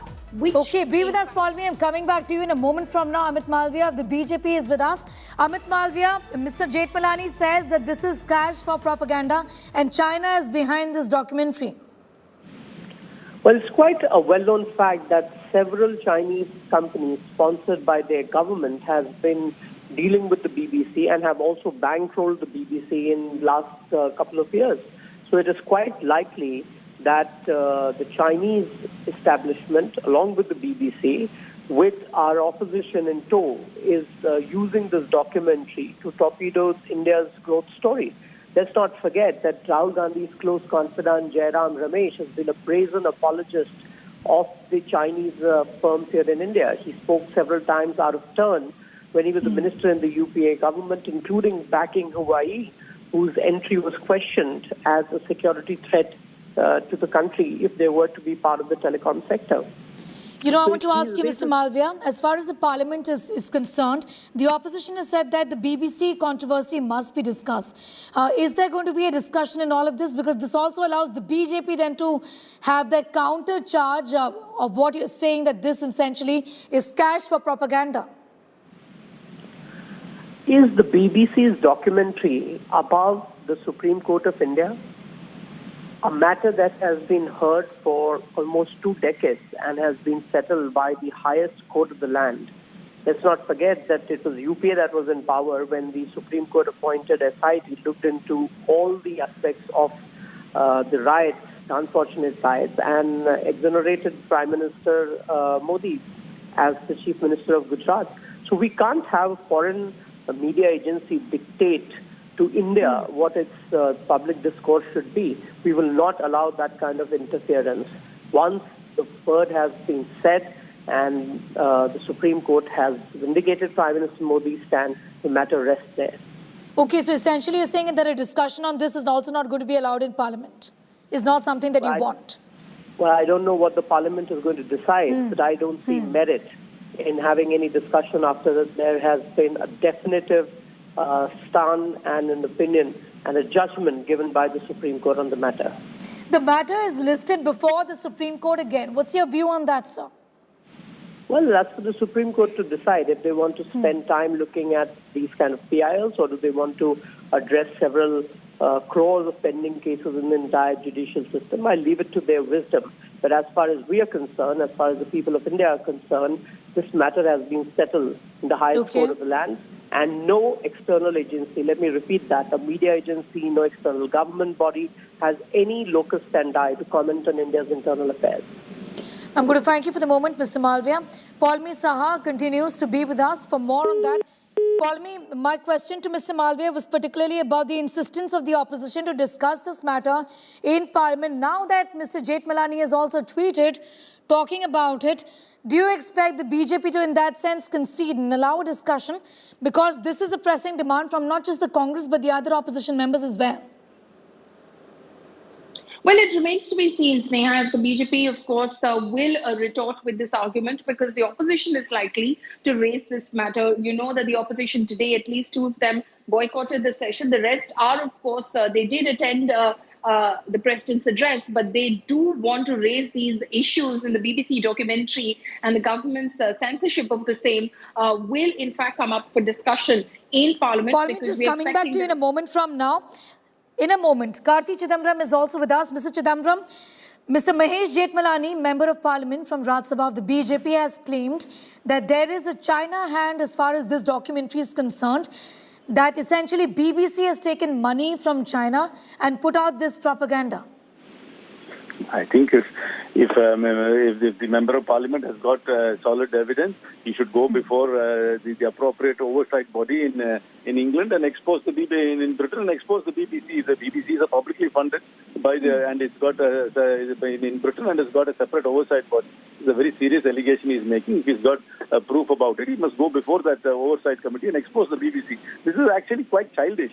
I mean, there is a documentary out there. If the government believes that the documentary is factually incorrect, they must come up with a counter narrative instead of banning it. And in this modern age, nothing can be banned technologically. You'll always find a workaround towards it, and people will watch it, and people are watching it. People will disseminate it, and people will distribute it. So banning is all a very crude method, and to rubbish the motives of the documentary without actually addressing the points raised in the documentary is also quite ridiculous. If they really want to talk about China, they should actually talk about the Chinese incursions into Indian territory and the infrastructure they're building into land which actually belongs to us.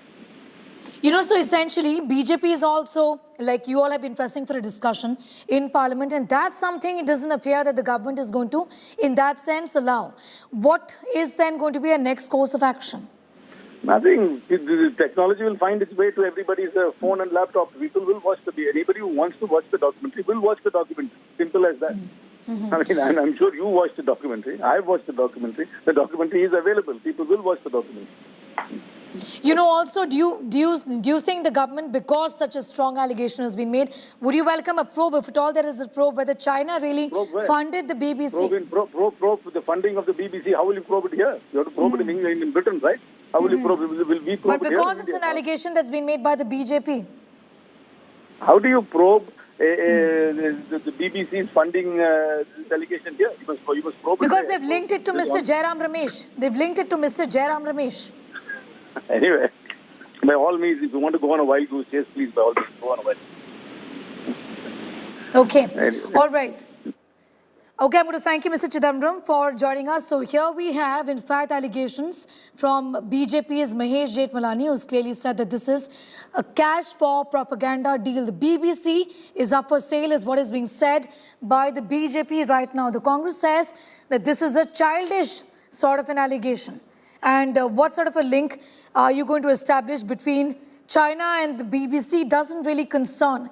As far as the opposition is concerned, including the Congress, they're going to continue raising this in Parliament, and a discussion is what they've been demanding. This should be discussed threadbare in Parliament. The BJP, on the other hand, has indicated that this matter is settled by the Supreme Court of India and that it isn't going to be discussed. Well, that's the word that we have from the BJP and the Congress on the controversy about the documentary featuring Prime Minister Narendra Modi, critical of him and his role as the then Chief Minister of Gujarat when the riots took place 2 decades ago.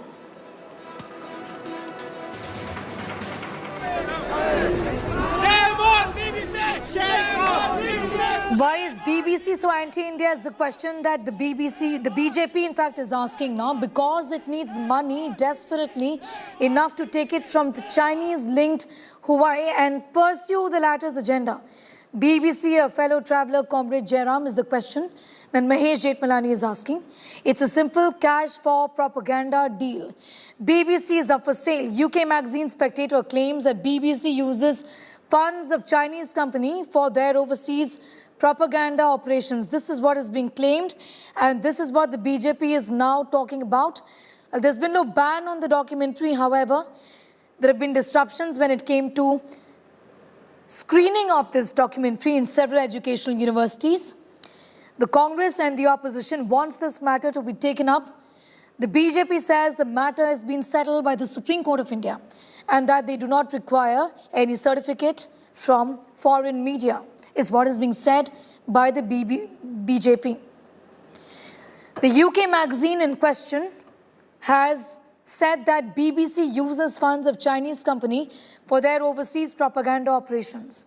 The BJP says this also is cash for propaganda, and it's a clear-cut deal between the Chinese and the BBC to malign the image of India and malign the image of Prime Minister Narendra Modi.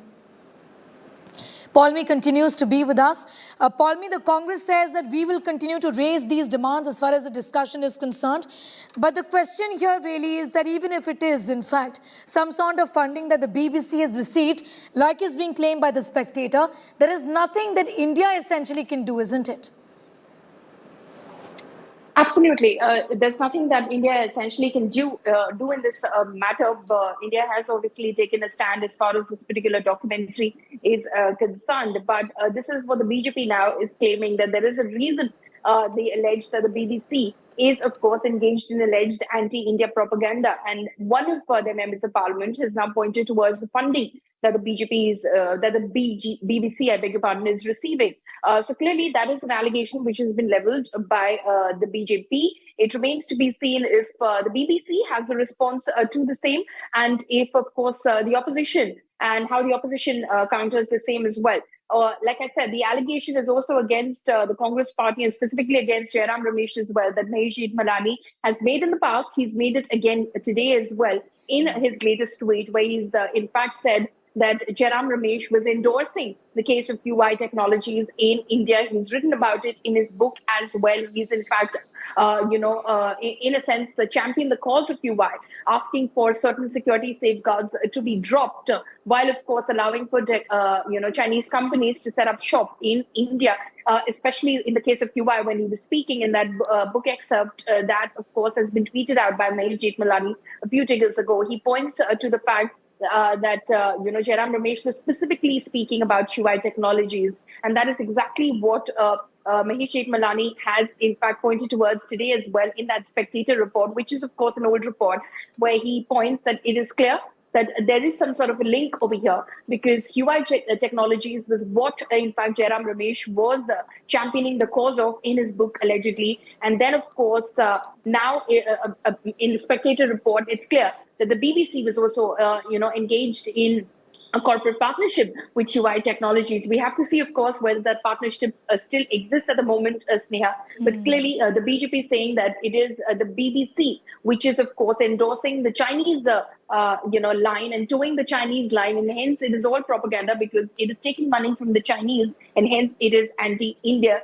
and targeting, the Indian establishment, targeting the Indian Prime Minister as well, because the documentary, of course, focuses on the Prime Minister's tenure as a Gujarat Chief Minister till 2014. You know, what's also important is that now the BJP is saying the matter has been closed. The Supreme Court of India has given its verdict, but the fact is that at least 2 petitions, Paulami, have been listed before the Supreme Court. They're up for hearing on the 6th of February, so clearly this matter isn't going to be dying its natural death, isn't it? Absolutely not. We've seen, the opposition attacking the BJP and the central government over this, saying that, the government shouldn't go about censoring, any sort of documentary. It is not for them to decide what the people of India can watch or not. And you've seen certain clashes that have happened in university and educational institutions as well, where certain, factions, the political factions have in fact gone ahead and wanted to, air those documentaries, air the documentary specifically for the student community over there. They faced some amount of resistance as well. So you've seen that the matter has been, since the BBC documentary has been out, it has played out in, the Indian environment in various ways, and politically as well. It is likely to resonate in Parliament as well, because the opposition parties have already said that among the various issues that they will be raising during this budget session of Parliament, they will also be raising the issue of this BBC documentary and the government's censorship, and asking the government as to what exactly is it trying to hide. If it doesn't believe that this documentary has anything factual about it and it is all propaganda, let the people watch, let the people decide. All right, I'm going to thank you for the moment, Paul Misa, getting us all of those details as far as this latest allegation from the BJP on the BBC documentary, The Modi Question, is concerned. With that, it's time for a quick break here. Much more news on the other side.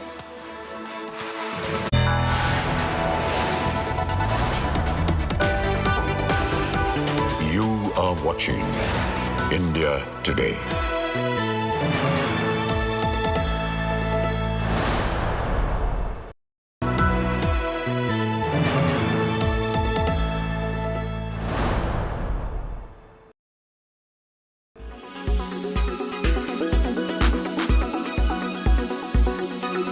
Now the institutional investors will partake of your offer, and you are now expecting retail participation to be lower. The 6,000 crore amount where you had received subscriptions of 9,000 crore. Explain this to me, because I think you have just said that it's changing in terms of who is going to put in the money. No, it's basically what happens is that under normal circumstances, you would say that, okay, there will be X amount of retail participation.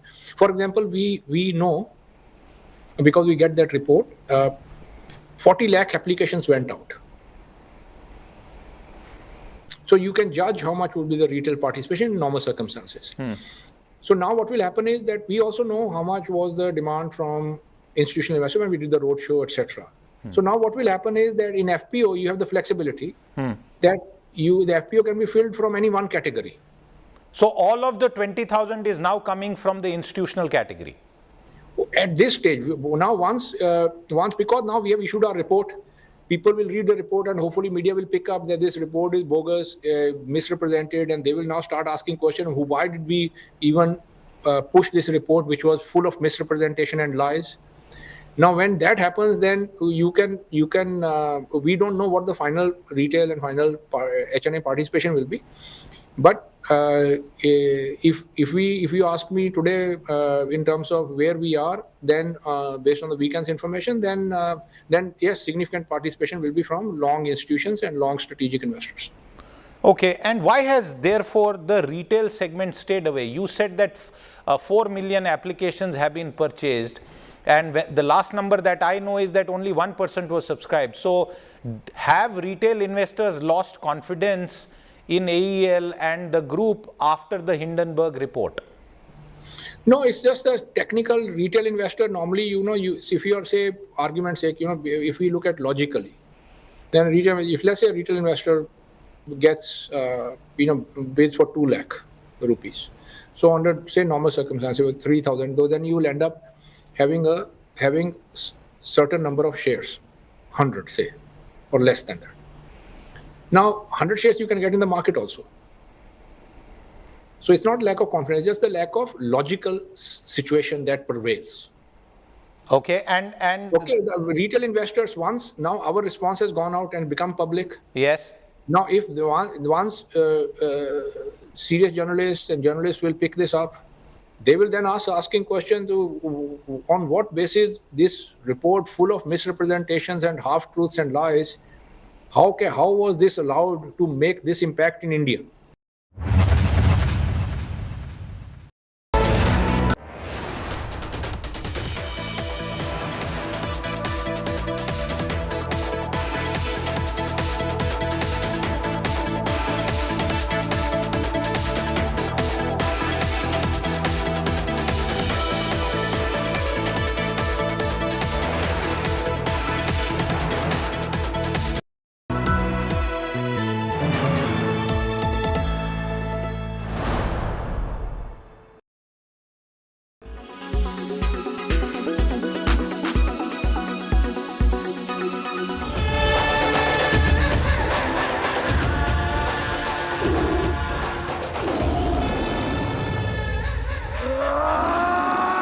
RRR is on a record-breaking spree. It has been an eventful time for the makers of RRR as the film won 4 nominations at HCA Film Awards. The official Twitter handle of RRR shared the happy news and wrote, "The nomination spree continues. RRR bags 4 nominations at the HCA Film Awards. Thank you so much, jury, for recognizing RRR movie." While S.S. Rajamouli won a nomination in the Best Director category, the film was nominated in 3 others, including Best Picture, Best Action Film, and Best International Film. And recently, adding to the list of awards and recognition, the LA Film Critics Association Awards was conferred to the Natu Natu music director M.M. Kiravani for Best Music Score Original. What is Natu? పొలం గట్టు దుమ్ములో నా పోట్ల గిత్త దూకినట్టు పొలేరమ్మ జాతరలో పోతరాజు ఊగినట్టు కిర్రు సెప్పులేసుకొని కర్ర సాము చేసినట్టు మర్రి సొట్టు నీడలోన కుర్ర గుంపు కూడినట్టు ఎర్ర జొన్న రొట్టెలోన మిరప తొక్కు కలిపినట్టు నా పాట చూడు నా పాట చూడు నా పాట చూడు నాటు నాటు నాటు నాటు నాటు నాటు వీర నాటు. He beat Pavel Mikietin for EO to bag this award. Unfortunately, S.S. Rajamouli could not bag the Best Director award and missed it by a whisker to Todd Field, who won it for Tar. However, he did win the New York Film Critics Circle Award for the Best Director. Entertainment Bureau, India Today.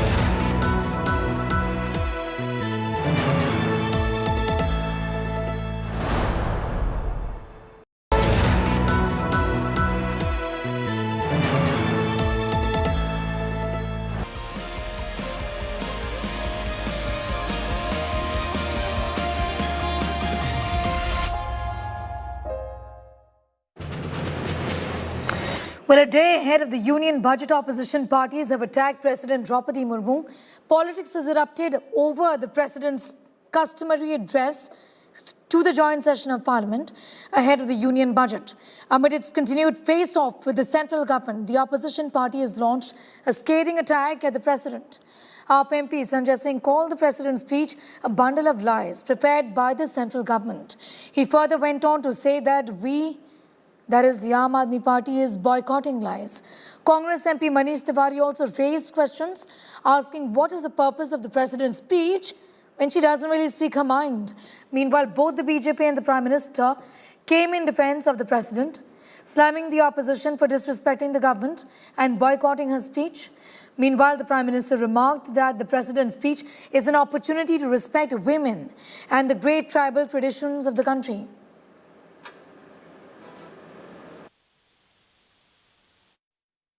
चिंतित हैं जिन्होंने LIC में अपना पैसा लगाया है, वो SBI में पैसा जमा करने वाले लोग जो आज चिंतित हैं, उनको जवाब नहीं देंगे प्रधानमंत्री नरेंद्र मोदी जी। तो इसीलिए हम लोगों ने राष्ट्रपति के अभिभाषण का बहिष्कार किया है। और राष्ट्रपति का अभिभाषण वैसे भी सरकार के लिखे हुए झूठ का एक पुलिंदा होता है। राष्ट्रपति जी के अभिभाषण होते हैं, सरकार जो चाहते हैं, सरकार जो करते हैं, वही राष्ट्रपति जी की भाषण में दोहराए जाते हैं। तो स्वाभाविक रूप से राष्ट्रपति जी सरकार की बयान पेश करते हैं, फिर भी हम राष्ट्रपति जी अभिभाषण को काफी सम्मान देते हैं। और राष्ट्रपति जी की भाषण के ऊपर जब चर्चा शुरू होगी सदन में परसों से, तो हम लोग अपना बात रखेंगे। उस समय आपको पता चलेगा कि हमारा विचार क्या है। हमारे साथ बातचीत करने के लिए बीजेपी के वरिष्ठ नेता रविशंकर प्रसाद। रवि जी, आज राष्ट्रपति का उद्बोधन था और प्रधानमंत्री ने ये कहा कि ये बजट सत्र जो है वो नारी शक्ति का है। यहाँ पहली बार जो है एक महिला राष्ट्रपति भाषण देने आ रही है, वो ट्राइबल भी है, और दूसरी तरफ 5वीं बार जो है वो निर्मला सीतारमण वो बजट पेश करेंगी। तो ये सत्र बहुत ही महत्वपूर्ण है। बिल्कुल, ये तो बहुत बड़ी बात है।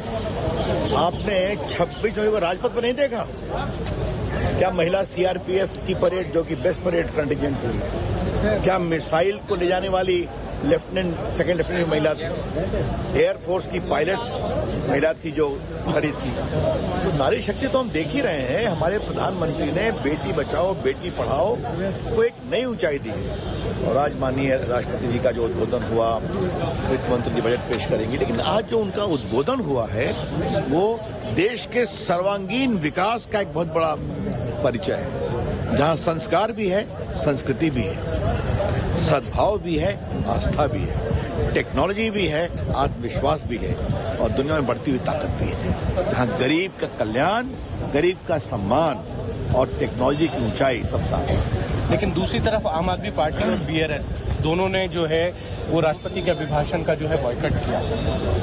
अभी आप उनसे पूछिए, कभी तो बॉयकॉट करना बंद करें, बाकी तो करते ही हैं। एलजी का, डीजी का, पीजी का, कम से कम राष्ट्रपति का तो अभिभाषण स्वीकारना चाहिए। राष्ट्रीय दिवस है, ये उम्मीद करेंगे। आप जब पार्लियामेंट के मेंबर हैं तो राष्ट्रपति का अभिभाषण बजट सत्र का महत्वपूर्ण होता है। सबसे पहले तो इसी बात से गर्व की इतनी अनुभूति होती है कि समाज के एक ऐसे वर्ग से अपने संघर्ष, अपनी काबिलियत पे पहुंची हुई महिला देश के सर्वोच्च पद पर विराजमान होकर जिस तरीके से दोनों सदनों को उन्होंने संबोधित किया, वो तस्वीर अपने में बहुत खूबसूरत थी। और जिस तरीके से उन्होंने पॉइंटर्स जो हाईलाइट किए, जहां हम लोग महिला सशक्तिकरण की हम लोग यकीनन बातें करते हैं, बट उन्होंने तमाम उन विषयों को चिन्हित करके उन्होंने अंकित करने का काम किया। वो बहुत खूबसूरत उनका संबोधन था और यकीनन ये आने वाले समय में एक यादगार भाषणों में से एक रहेगा। Well, Aishwarya is getting us more details on that story. Joining us from Delhi right now, Aishwarya, there's been a big controversy of the manner in which the president's address was boycotted by a handful of parties. And this obviously gives an opportunity to the BJP to say that this is sheer disrespect as far as India's first tribal president is concerned, isn't it? Well, Sneha, the way in which the Prime Minister spoke, it was very clear. The Prime Minister, just before entering the Parliament, very clearly said that there are MPs who come to the Parliament for the first time, and those MPs are given a very warm welcome. So what he was trying to hint towards was the fact that opposition parties, because the BJP understood in the morning that a lot of opposition parties will not be there. So, he clearly spoke about the opposition parties, and definitely the opposition parties have taken a stand. The Bharatiya Janata Party now saying that what the opposition parties did, what the leaders did was wrong, and they should have given respect and they should have been there. Opposition parties on the other side say that they have a list of questions they want the Prime Minister himself to answer, they want the central government to answer, they want the Bharatiya Janata Party to answer. It looks like, Sneha, this will be a very stormy session. All right, undoubtedly, because several issues are going to be raised. The opposition is pressing for several demands which the government is unlikely to concede to. I'm going to thank you for the moment for getting us those details and staying with the budget session of Parliament for 2023 that commenced today is going to go on till the 6th of April. President Murmu addressed a joint Parliament session ahead of the session, hailing the government's achievements. Said the centre had steps against terrorism, including abrogation of Article 370. Also surgical strikes, as well as steps to empower women like abolishing triple talaq. Prime Minister Modi speaking ahead of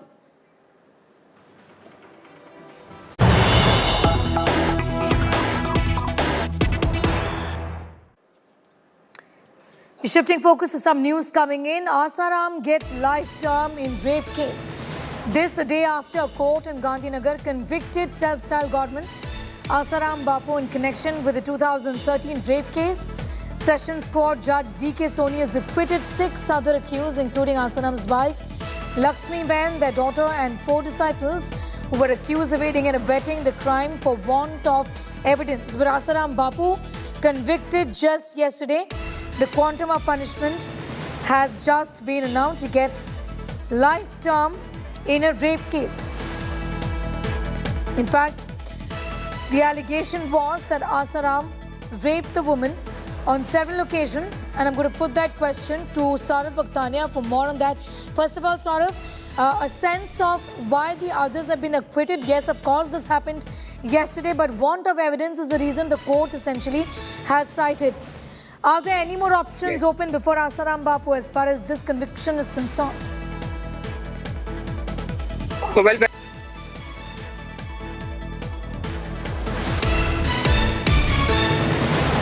Just connecting with Saurav in a moment from now. Asaram allegedly raped the woman on several occasions from the year 2001 to 2006 when she was living at his ashram on the outskirts of the city. There were others also accused in this case of aiding this crime, and they have been acquitted by the court for want of evidence is what we know.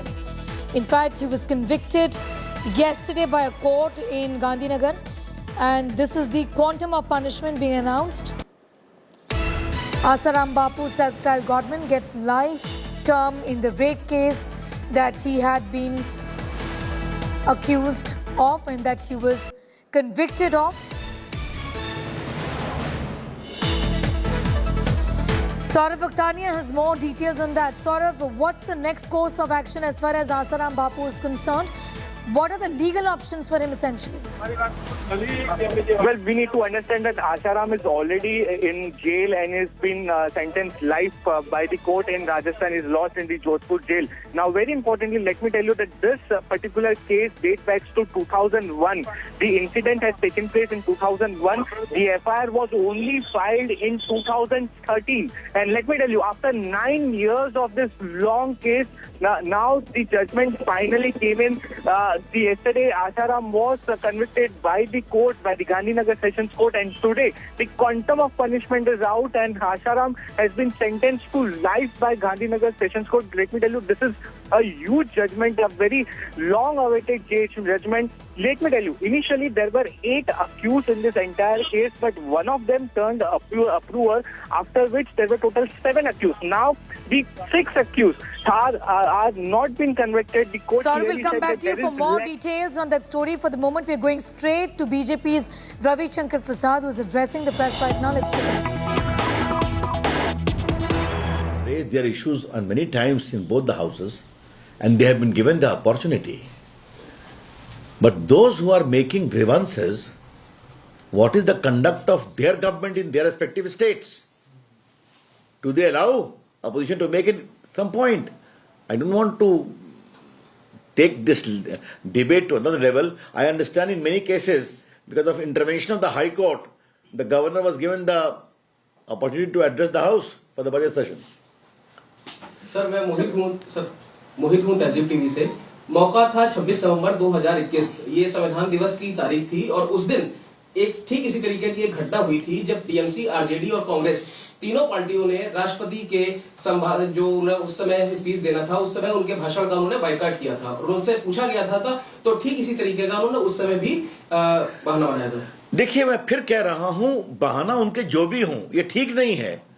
और आज का अवसर एक बहुत ही भारत के संसदीय लोकतंत्र का एक बहुत ही महत्वपूर्ण दिन था, जब देश की पहली महिला योग्य राष्ट्रपति अपना पहला अभिभाषण पढ़ रही थी। कम से कम उसका तो सम्मान होना चाहिए था। ये बहुत पीड़ादायक है। सर, राष्ट्रपति के अभिभाषण पर कांग्रेस ने कहा है कि इसमें एम्प्लॉयमेंट की कोई भी बात नहीं की गई है। ऐसा है, जरा सा वो एक बार पूरा पढ़ लें, और उसकी कॉपी अवेलेबल है। आज का इकोनॉमिक सर्वे भी देख लें। अब कांग्रेस की इस टिप्पणी पर मैं क्या कहूं? आज तो इकोनॉमिक सर्वे में एम्प्लॉयमेंट रेट की चर्चा भी की गई है, बढ़ रहा है। लेकिन एक चीज बताइए, मैं अपने कांग्रेस के मित्रों को एक ही बात कहूंगा, सड़कें बन रही हैं तो अवसर मिल रहे हैं कि नहीं? स्टार्टअप 90,000 हुए हैं तो उनसे नौकरी मिल रही है कि नहीं? भारत दुनिया में सेकंड बिगेस्ट मोबाइल मैन्युफैक्चरिंग में आगे बढ़ा है, तो लोगों को उसमें एम्प्लॉयमेंट के अवसर मिल रहे हैं कि नहीं? एम्प्लॉयमेंट प्रोविडेंट फंड का जो डेटा आया है, उसमें एम्प्लॉयमेंट का नंबर बढ़ रहा है कि नहीं? ये तो सीधी सी बात बढ़ रहा है। हम अवसर क्रिएट कर रहे हैं। आपको देखिए, सच्चाई लोगों को देखना चाहिए। कुछ लोग अगर जानबूझकर सच्चाई से आंख मूंदते हैं तो उसका हम क्या कर सकते हैं? सर शशि थरूर ने कहा है कि सरकार राष्ट्रपति के माध्यम से बीजेपी चुनाव कैंपेन करा रही है, अगला चुनाव। अगर महान चिंतक और लेखक श्रीमान शशि थरूर की यही समझदारी है बजट सेशन के उद्घाटन के बारे में, तो मैं क्या टिप्पणी करूं? दुर्भाग्यपूर्ण है ये। मैं इतना पूछूंगा कि उनकी जो बची कुची सरकार है, उस सरकार में जो बजट सत्र का आरंभ होता है तो उसमें क्या कहा जाता है? मेरे ख्याल में अब तो थोड़े वो अनुभवी सांसद हो गए हैं। ये परंपरा है। और जिस सरकार में वो मंत्री थे केंद्र में, यूपीए में, तो उस समय के बजट सेशन में क्या कहा जाता था? क्या भजन होता था? क्या बात करते हैं वो?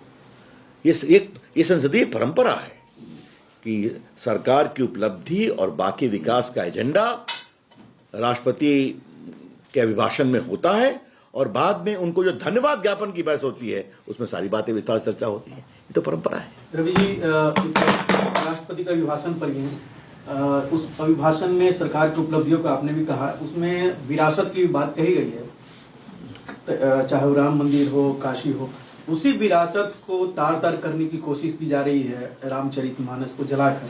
नहीं लग रहा है कि इस पर हम विस्तार से बात करेंगे। मैं आपसे इतना ही कह सकता हूं कि जिस विरासत की बात की गई है, प्रभु राम का भव्य मंदिर बन रहा है, उज्जैन में महाकाल का विशाल कॉम्प्लेक्स बना है, बद्रीनाथ, केदारनाथ और स्वयं काशी विश्वनाथ। तो जो भारत की सनातन परंपरा है, उसकी धरोहर भी प्रभावी, उज्जवल होनी चाहिए। और इसका फायदा सीधा मिला है कि आज देखिए, क्या काशी हो, क्या अयोध्या हो, क्या कश्मीर हो, क्या केदारनाथ हो, क्या बद्रीनाथ हो, देश के श्रद्धालु लाखों लाखों की संख्या में वहां जा रहे हैं। तो इस सबों का एक देश की छवि और विकास दोनों पर असर पड़ता है। धन्यवाद। चलिए, नीतीश कुमार तो बोलेंगे। हैं? नीतीश कुमार ने कहा कि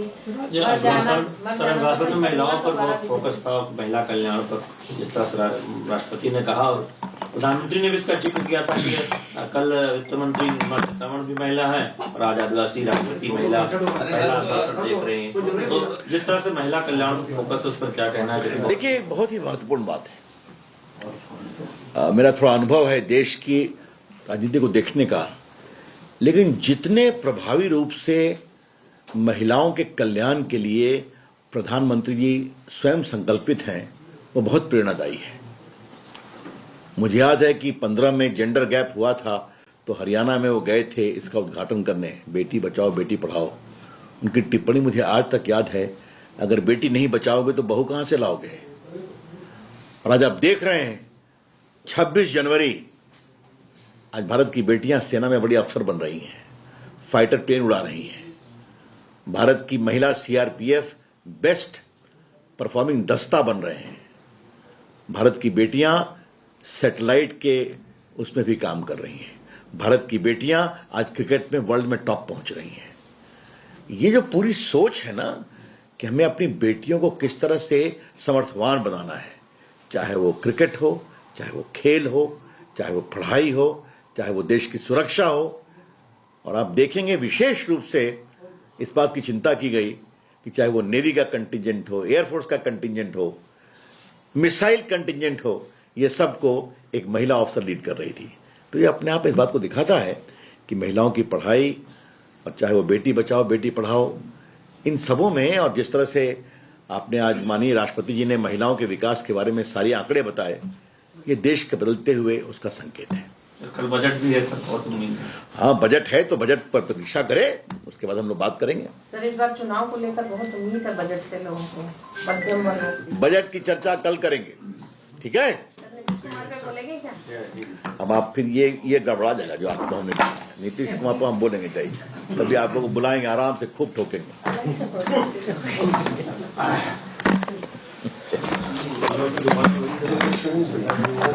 भैया, एक को रिकॉर्ड नहीं किया जो लास्ट में बोला, प्लीज। मैं मजाक करता हूं, आज इसी को रहने दो ना, यही आज चलेगा।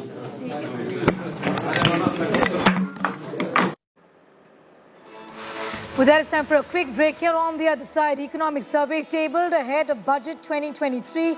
India remains the fastest growing economy amid global slump. The economy has gained what it lost during the pandemic.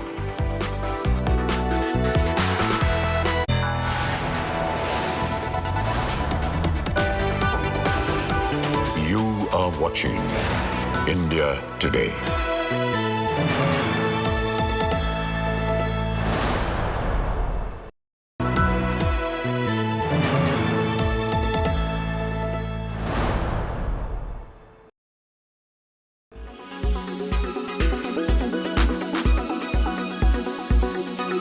How do you respond? Are these charges that are should be investigated? Have they been investigated? Or do you believe Hindenburg has brought out something new?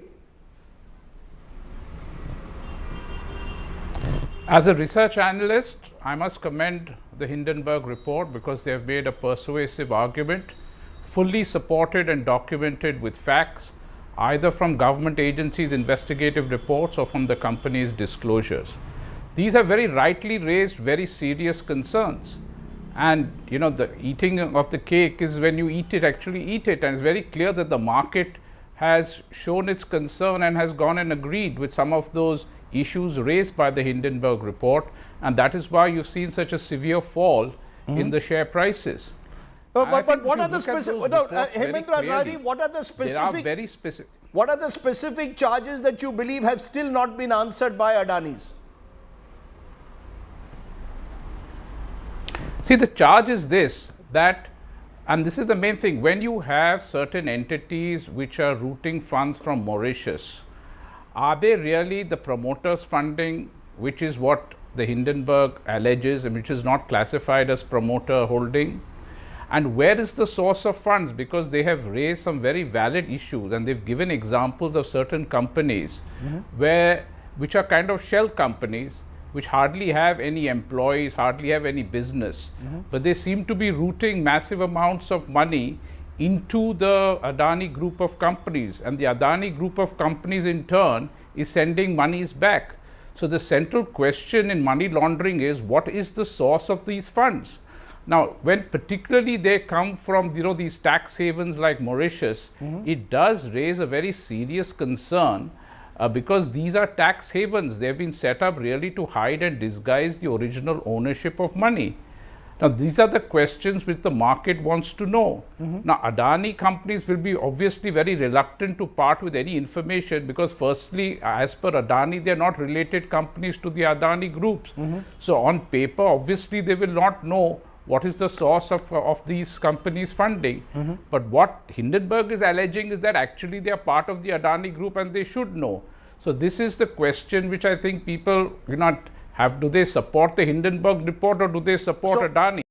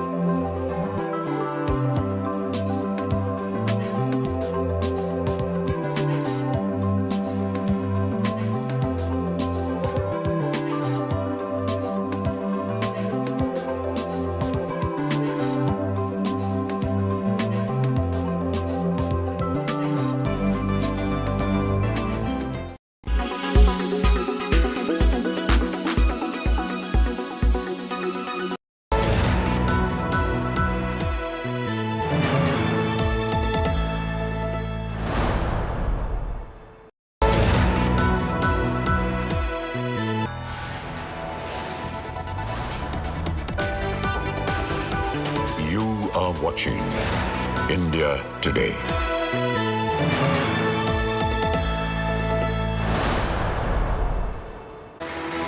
Welcome back. The economic survey presented by Finance Minister Nirmala Sitharaman predicts that India will remain the fastest growing major economy, recording a slight decline in GDP growth to 6% from 6% to 6.8%. The economic survey underscored that India is the third largest economy in the world in purchasing power parity terms and fifth largest in terms of exchange rate. The economy has nearly recouped, but what was lost, renewed, what has paused and energized what had slowed during the pandemic. However, entrenched inflation may put pressure on rupees in the upcoming financial year. The economic survey highlighted that the country's unemployment rate fell from 8.3% in July-September 2019 to 7.2% in July-September 2022. And also the share of self-employment has witnessed a steep hike in both rural and urban areas. The economic survey provides a blueprint essentially for the nation's economy and lays out the way forward. The budget session for 2023, which commenced today, is going to go on till the 6th of April.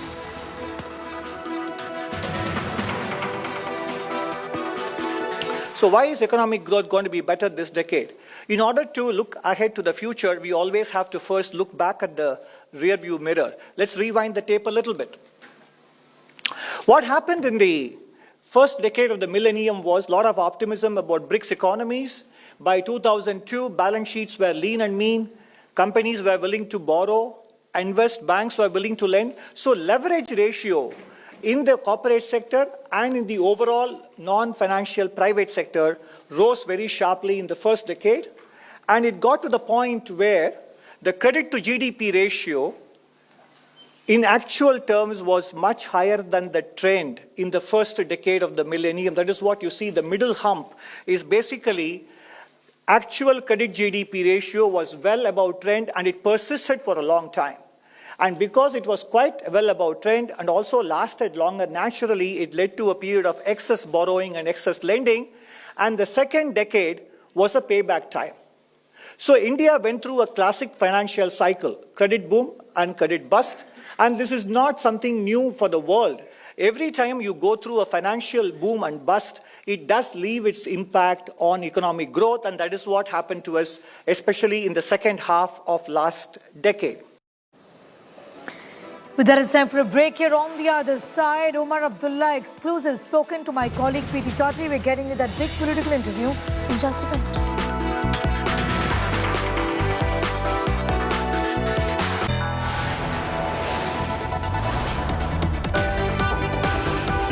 You are watching India Today.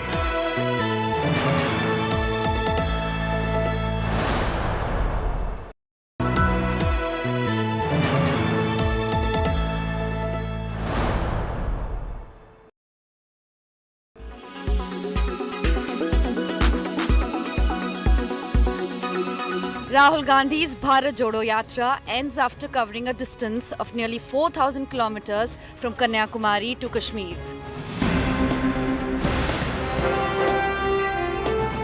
Rahul Gandhi, accompanied by Sister Priyanka and Congress Chief Mallikarjun Kharge, first unfurled the tricolour at the party headquarters in the snow-covered Srinagar.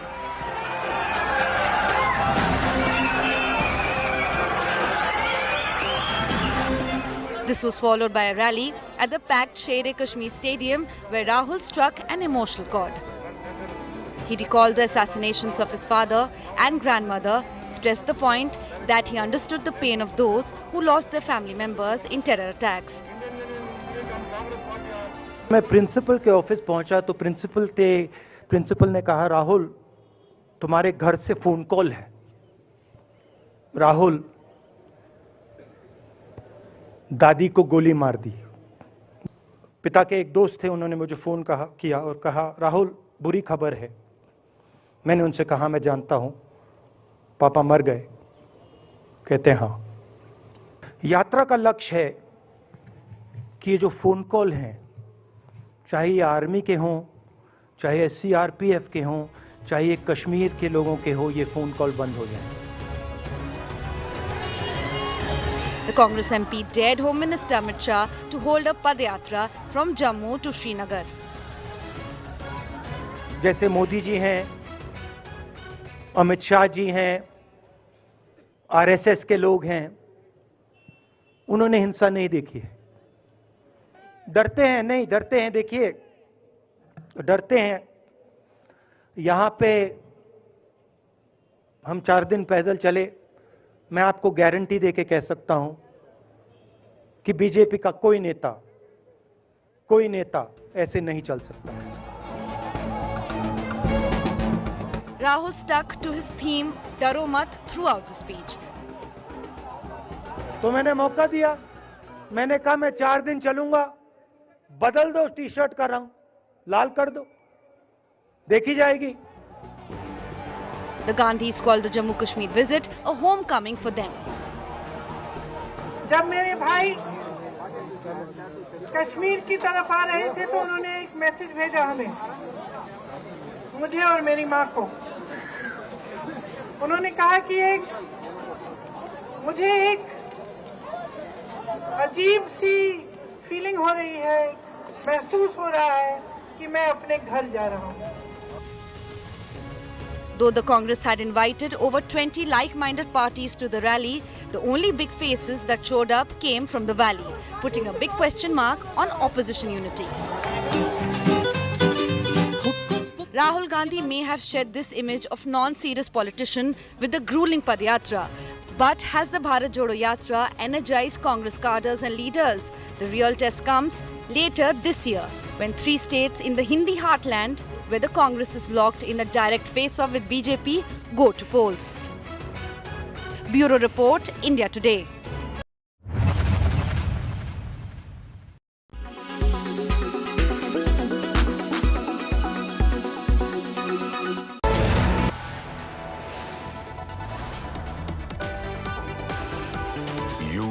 watching India Today.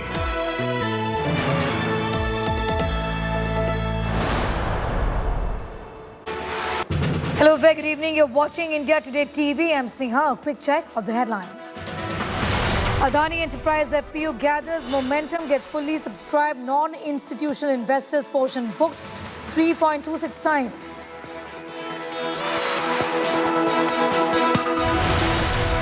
Economic survey tabled ahead of budget 2023. India remains the fastest growing economy amid global slump. Economy has gained what it lost during the pandemic. Ahead of the budget session in Parliament, President Draupadi Murmu addresses both houses, lauds the government schemes and efforts, hails Nari Shakti in India. आज की हमारी बहनें और बेटियां उत्कल भारती के सपनों के अनुरूप विश्व स्तर पर अपनी कीर्ति पताका लहरा रहे हैं. Politics over budget session. BRS and AAP boycott the presidential address. AAP calls President Murmu puppet of Prime Minister Modi. लोगों ने राष्ट्रपति के अभिभाषण का बहिष्कार किया है और राष्ट्रपति का अभिभाषण वैसे भी सरकार के लिखे हुए झूठ का एक पुलिंदा होता है. Prime Minister Modi hails President Murmu amid opposition's puppet attack, calls on opposition to debate and not just disrupt. राष्ट्रपति जी का भाषण भारत के संविधान का गौरव है, भारत की संसदीय प्रणाली का गौरव है. Big statement by Andhra Pradesh Chief Minister Jagan Reddy announces Visakhapatnam to be the new capital of Andhra. Says will move to Visakhapatnam soon. I am to invite you to Visakhapatnam, which is going to be our capital. I myself would also be shifting over to Visakhapatnam in the months to come as well. The Bharat Jodo Yatra has ended, but one of the key highlights was Rahul Gandhi and Omar Abdullah walking side by side in Jammu and Kashmir. India Today's Preeti Chaudhary caught up with the former Chief Minister of Jammu and Kashmir, Omar Abdullah. Take a look.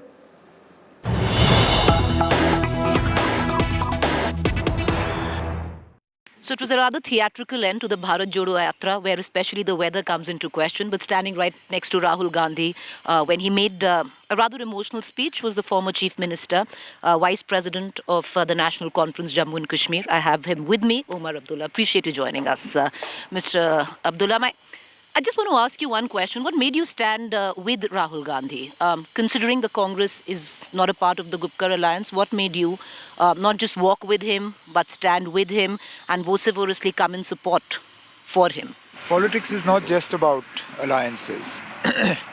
It's also about what one individual or party stands for. And the fact that this yatra was taken out with the aim to unite the country, to bring a message, an alternate message to the country than the one that the ruling establishment today is propagating, I think is one that I identified with and felt at a personal level that I wanted to participate in. You know, you talk about that it's a great initiative. And you've been very vocal about it also, not just, you know, with what went down yesterday with you standing with him or walking with him, before that as well. But, you know, there is a sense, and a lot of, I'm sure, political analysts also feel, that this is possibly the first political initiative at the scale that it was post the abrogation of Article 370. Why did it have to come from the Congress? Why not you? No, that's not true. In fact, Rahul Gandhi's yatra had nothing to do with what J&K has gone through after 2019. In fact, if anything, the position he took is one that I vehemently disagree with regard to 370. I find no common cause with the Congress party as far as their position on 370 is concerned.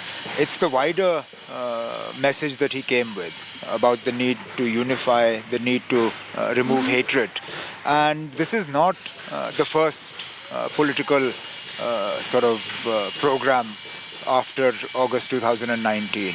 In fact, it may be the first one of the Congress, but the National Conference has had programs, the PDP has had programs, the BJP in the shape of the Home Minister's rallies in North Kashmir and in Jammu.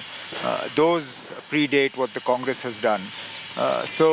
Yes, it's the first time somebody has walked, but then that was what he chose to do. He chose to do things differently.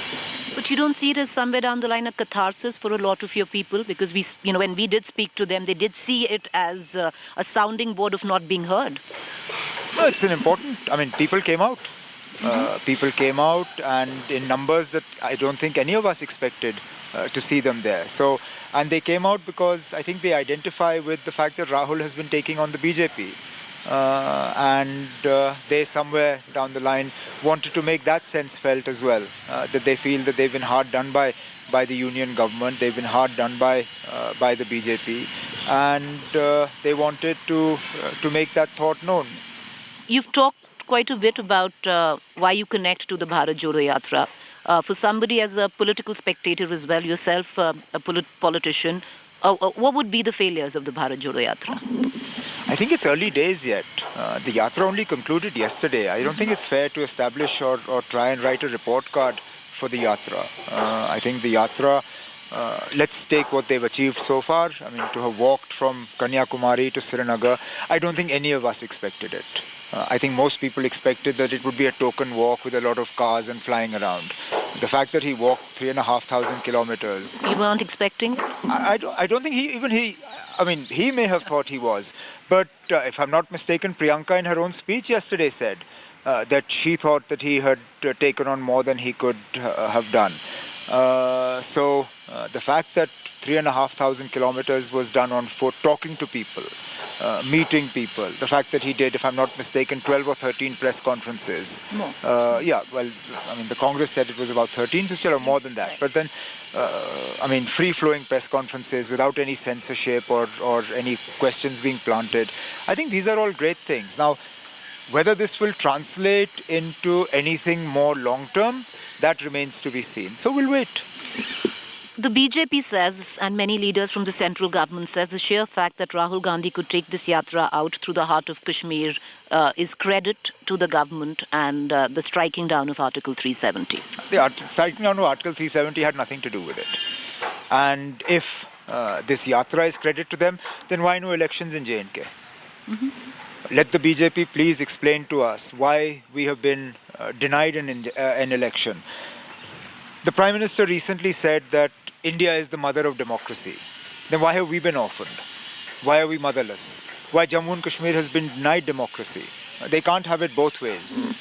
I'm going to talk about delimitation. I'm going to come down to the status of statehood, but just a couple of more questions on the Bharat Jodo Yatra, especially with say you were a political party which stood, PDP stood, Mehbooba Mufti stood with Rahul Gandhi, but ultimately in the larger mirage, or rather the mirage of opposition unity, there was nobody quite there? That was disappointing. And I think the parties that chose to stay away should seriously sort of introspect as to what it was that forced them to take that decision. Because at the end of the day, this meeting wasn't about anointing a prime ministerial candidate. It wasn't about forging an electoral alliance. It wasn't about establishing an agenda for the next parliament election. It was simply to give the country a message that there is more than one way of thinking about the country, that there is an alternative to the hardline Hindutva politics of the current government of India. Now, parties that claim to be opposed to the BJP, claim to be secular in nature, claim to want a country that treats all religions equally and is devoid of hatred, staying away from a yatra whose message was about unity, I think is to my mind surprising. And look, from some political parties, I would have expected it. But I'm disappointed that some of my political friends and some of the younger ones chose to stay away. Like? No, I won't get into names. When I meet them, I'll tell them myself. Okay, I have a question with that.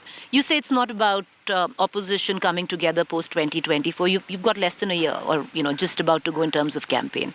And Does it worry you as somebody who associates with a certain ideology and a certain cause, which is really not the cause of what the government and the BJP is, that parties like, say, TMC, BRS, the TRS earlier, don't quite see the Congress as a viable option to lead an opposition? Because you would need a fulcrum, you would need a center stage and somebody has to be there. Yes, I mean that's something that we need to keep in mind. We can't divorce ourselves from the reality that in 200 plus parliament seats, it's a direct contest between the Congress and the BJP. And in the last parliament election, there was a 90% plus strike rate for the BJP. Now these are worrying numbers, but these are numbers that the Congress needs to look at. These are numbers that the Congress needs to introspect on. Equally, the Congress needs to be realistic about where it's strong and where it isn't. And where it isn't strong, it needs to cede ground to regional parties. Yes, it's all very well to want to play the part of a fulcrum, but the part of a fulcrum will not be gifted to you. It has to be earned. And therefore, when Jairam Rameshji in his press conference says that the Congress has to be the fulcrum of any opposition alliance, we'd like to see that as well. But that position has to be established by numbers, not by words. Is this advice that you've given to maybe Rahul Gandhi? It's not a conversation that I've had. And anyway, it would be advice I would have to give to Mallikarjun Kharge ji. He's the president of the Congress party. Fair enough. But why I ask this question is because there are a lot of similarities between you and Rahul Gandhi as well. Primarily, one of them comes from the fact that both of you were labelled dynasts, coming in from a dynasty, put in a place and not maybe have earned your space. Did you ever correlate to that? I don't correlate to any of that because that's only in your minds, in the minds of the media.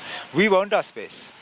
Yes, we've earned our space through after 22 plus years of politics, nobody is there just because somebody has put them there. Enough. They're there because they are elected by people. By that logic, the current president of the BJP, who elected him?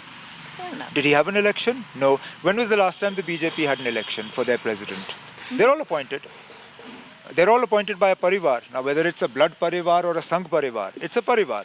So they're also parivarwadi then. All right. Okay. So, I'm going to just lighten the tone a little. So what made you wear the white T-shirt which Rahul Gandhi was wearing? Was it solidarity? I have more white T-shirts than I have any other color. And it's one of those that came out of the cupboard. So you're not a tapasvi? Because that was the... I am as far removed from a tapasvi as it is possible to be. And I don't claim to be one. I think spiritualism and everything else is an individual choice. And I don't wear mine on my sleeve. You talked about restoration of statehood. The delimitation exercise is over. Do you think it will benefit the BJP and maybe put you in not such a good stead? I don't think it will benefit the BJP because if they felt that way, they would have called elections by now. I'm convinced that the BJP is afraid of facing the people because otherwise there is no reason not to have elections. The government saying it's a process, it's going to happen. There is no process. What process? Why are they so sort of shy about committing to an election? Nobody has committed to one yet. The Election Commission has been very clear that as far as they're concerned, their process is complete. Delimitation is done, voter lists are prepared, polling stations have been identified, and polling staff have also been listed. The only two things they said they need to look at are the weather and the security situation. As much as the BJP may want, you cannot have snow in Kashmir in April and May. It's simply not possible. So that leaves you with the security situation. Is the BJP government today willing to come out and say that the security situation in Jammu and Kashmir has deteriorated to the point where an assembly election is not possible? If they're not saying that, then the only other answer I'm left with is the BJP is too scared to face the people. Some would suggest that with this delimitation exercise, you're saying that you're okay with it. You don't think it, gives the BJP... I'm not okay with it. You're not okay with it. I'm not okay with it. Jammu and Kashmir should never have been singled out for delimitation. Why? If the whole purpose of 5th August 2019 was to bring Jammu and Kashmir at par with the rest of the country, why were we the only territory that was singled out for delimitation? Everybody else will have a delimitation based on the 2020 census. Why are we the only ones whose delimitation will have been based on a census that is now almost 13 years old? So I'm not happy with it constitutionally, I'm not happy with it legally. I have questions as far as the process followed is concerned. But it is a reality I have to live with, I can't change it, and I'm going to do my damnedest to make sure that when elections happen, the BJP reaps no benefit from this delimitation. But does this reality also augur in a political outcome which could lead to maybe not any political party being the single largest? That could happen. That's happened in the last couple of assemblies. But with the delimitation, is that now a very clear possibility? Anything is a possibility. I hope that that's not what happens. I'd like to believe that the people of Jammu and Kashmir are sensible enough to know that a fractured mandate has been a disaster for Jammu and Kashmir. And I say that including Jammu and what was erstwhile Jammu and Kashmir, Ladakh. The fractured mandate over the last few terms of assembly is what has resulted in us being disempowered the way we have been. I hope that when elections do take place, it's not a fractured mandate. But if it is, Mr. Abdullah, then does the NC be all right? Will the NC be all right to do business with the BJP? You've done it before. You've been in truck with them before. I'm not going to give a categorical answer to a hypothetical question. The National Conference is not fighting elections to get into alliance with anybody. Possibility is good enough. We are not fighting for an alliance. We are not. And I'm not going to give that alternative to the people. We don't want the people to consider the possibility of an alliance. Is there a possibility of a Hindu chief minister for Jammu and Kashmir? Because that's also on the agenda of the Bharatiya Janata Party. Has anybody stopped it? Has anybody come out and campaigned against a Hindu chief minister for Jammu and Kashmir? I don't think anyone in my living memory has come out even once and addressed a public rally and said that we will not have a Hindu chief minister. At the end of the day, the chief minister is selected by the single largest party or the alliance that has the majority in the assembly. Who stops the BJP? I mean, who stopped the BJP when they had a larger number of seats than Mufti Muhammad Sayyid in the previous assembly? Why didn't they have a Hindu chief minister then? They had the numbers. Who stopped them? Why are they befooling people? A lot has been talked about, a lot has been said of Hindu Kashmiris, Kashmiri Pandits. You know, I don't want to get into Kashmir files and all of that. That's all in the past now. But how do you see that process been politically? Nothing has been done for the Kashmiri Pandit community as a result of this BJP government over the last few years, other than to make them more unsafe, other than to force more of them to leave their homes, other than to force those who, under Dr. Manmohan Singh's government, my government had given jobs in the valley, who are now looking for relocation to Jammu. That is credit to this government. They have done nothing to benefit the Kashmiri Pandit community, and that includes supporting that ridiculous movie that they tom-tommed all over the world. But if an average Kashmiri Hindu who's right now or was in a camp and now outside somewhere has a story and he relates to that film. I want their story heard. And he relates to that film. Unfortunately, that movie didn't tell their story. That movie didn't tell their story, and having told a story didn't benefit them at all. Can you point me, I mean, one naya paisa from that movie spent to the benefit of that community? You know, the movie maker compared his film to Schindler's List. The maker of Schindler's List did not take $1 from that movie because he said this is blood money. This is a movie made on the basis of the suffering of my people, and I will not take $1 from it. Compare and contrast that to the makers of Kashmir Files, and can you point out to me one charitable act that has been undertaken as a result of the money made from that movie? So look, I want the story of the Kashmiri Pandit community told. I want it told in an honest and objective way because I know what they've been through. I've seen it. I've spoken to them. I have friends who I grew up with who are not in the valley today. I have teachers who taught me who are not in the valley today. I have nothing but the deepest sympathy and regret for what happened to them. I want them to come back. But I don't want their pain and suffering abused and taken advantage of the way it has been. Whatever's gone down, say, in terms of politics, your father's also been a votary of, holding talks with Pakistan. Do you also agree with the same? Look, he's not the only votary. I'm asking your opinion. He's not the only votary. I mean, no lesser person than Bharat Ratna Atal Bihari Vajpayee Sahab. What did he say? That I can change friends, I can't change neighbors. In the darkest of days, post the parliament attack, he never gave up this point of view. I mean, he came to Srinagar and extended the hand of friendship to Pakistan. So, I mean, when he says it, it's all right. But when one of us says it, then that's problematic. I will only say this much, that the responsibility to create conditions conducive for a dialogue are not just Government of India's.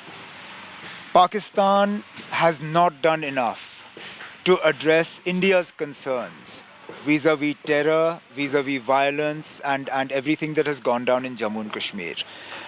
It is very difficult to be a votary of dialogue when Pakistan lives in denial about what they have done.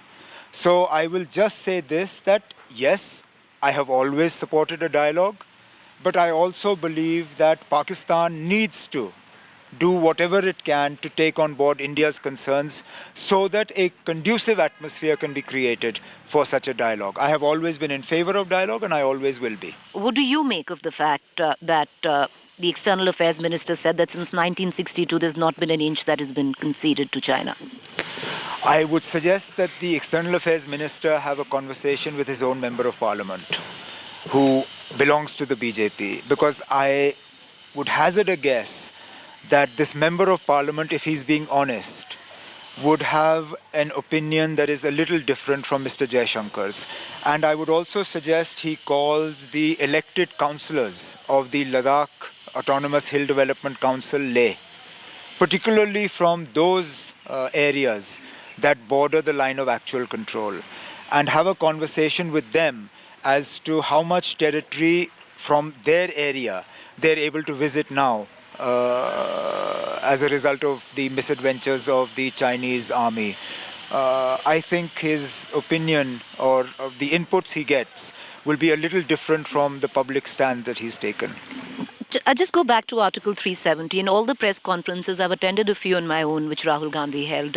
Every time he was asked about Article 370, he skirted the issue, never really took the question. The last press conference here, 18 questions were asked by local journalists. Each one of them asked him about what his understanding and what his view was on the taking down of Article 370. He didn't answer it. Yeah, I know. Does that bother you? Well, it doesn't bother me. I'm realistic enough to know that the Congress has its own compulsions. Does it disappoint me? Yes. Because I believe that Article 370 is more a legacy of the Congress and it's this country's first Prime Minister, Pandit Jawaharlal Nehru, than it is of mine or my political party or my grandfather. And I'd like to see the Congress take a stronger stand on its own legacy. But that, as I said, is a decision that the Congress can take. It can't be forced on them. Final question, Mr. Abdullah. As a political figure, you've taken your own journey. Are you angry? You look angry. Is that what it's been over the past couple of years at least? I am angry. You are angry. I am angry. And I think as a regular Kashmiri, I have every reason to be angry. And I see no reason why I should disguise my anger. We have been treated unfairly. We have been treated illegally and unconstitutionally. We are still awaiting the beginning of the process to get some justice from the Supreme Court. That wait makes me angry. We have been orphaned, and when you say that India is the mother of democracy, then we have been orphaned in Kashmir. So yes, for any number of reasons, I'm angry. Well, you must take solace. At least you have a lovely place to be angry in. It's rather stunning. Well, for whatever it's worth, maybe that makes you smile. I am mad. Well, yes. I mean, I guess there are uglier places to be angry. Well, you'd be stuck in traffic like most of us in Delhi. You don't want that. Well, that'll make you angry. Well, that's a conversation for another day. I agree. That's a conversation. I appreciate you taking the time out. Thank you so much.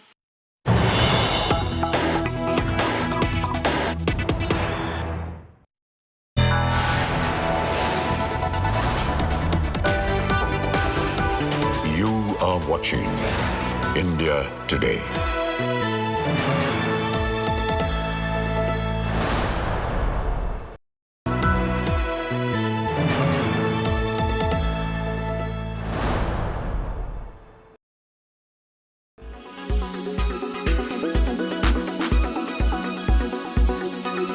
how do you respond? Are these charges that are should be investigated? Have they been investigated? Or do you believe Hindenburg has brought out something new? As a research analyst, I must commend the Hindenburg report because they have made a persuasive argument, fully supported and documented with facts, either from government agencies' investigative reports or from the company's disclosures. These are very rightly raised, very serious concerns. And you know, the eating of the cake is when you actually eat it, and it's very clear that the market has shown its concern and has gone and agreed with some of those issues raised by the Hindenburg report, and that is why you've seen such a severe fall in the share prices. But what are the specific? Hemendra Azari, what are the specific? They are very specific. What are the specific charges that you believe have still not been answered by Adani's? See, the charge is this, that, and this is the main thing, when you have certain entities which are routing funds from Mauritius, are they really the promoters' funding, which is what the Hindenburg alleges and which is not classified as promoter holding? And where is the source of funds? Because they have raised some very valid issues, and they've given examples of certain companies which are kind of shell companies, which hardly have any employees, hardly have any business, but they seem to be routing massive amounts of money into the Adani group of companies, and the Adani group of companies in turn is sending monies back. So the central question in money laundering is, what is the source of these funds? Now, when particularly they come from these tax havens like Mauritius, it does raise a very serious concern. Because these are tax havens, they have been set up really to hide and disguise the original ownership of money. Now, these are the questions which the market wants to know. Now, Adani companies will be obviously very reluctant to part with any information because firstly, as per Adani, they are not related companies to the Adani groups. So, on paper, obviously, they will not know what is the source of these companies' funding. But what Hindenburg is alleging is that actually they are part of the Adani group and they should know. So this is the question which I think people have. Do they support the Hindenburg report or do they support Adani?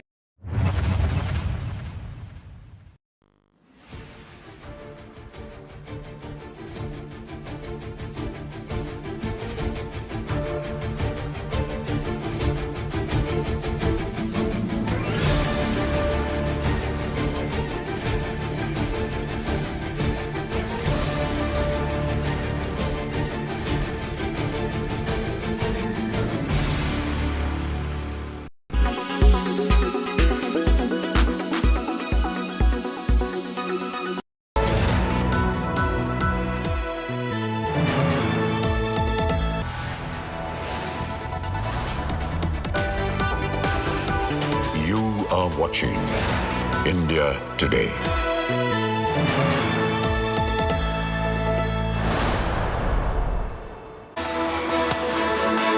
Welcome back. There's a big twist in the BBC Moldi documentary controversy. In a fresh salvo, BJP has now alleged China's link to the documentary on the Prime Minister's role in the 2002 Gujarat riots.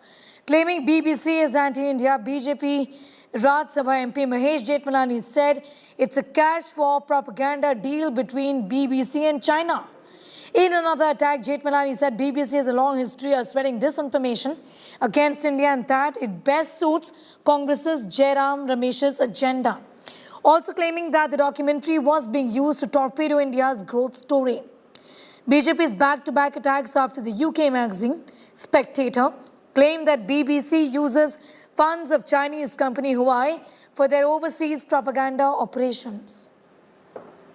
A well-known fact that several Chinese companies sponsored by their government have been dealing with the BBC and have also bankrolled the BBC in the last couple of years. So it is quite likely that the Chinese establishment, along with the BBC, with our opposition in tow, is using this documentary to torpedo India's growth story.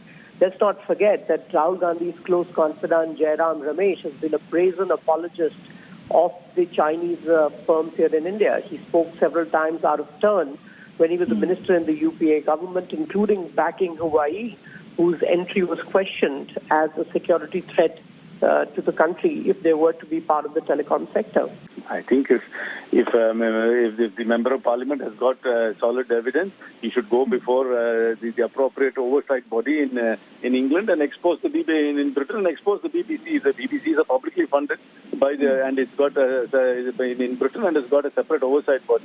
It's a very serious allegation he's making. If he's got proof about it, he must go before that oversight committee and expose the BBC. This is actually quite childish.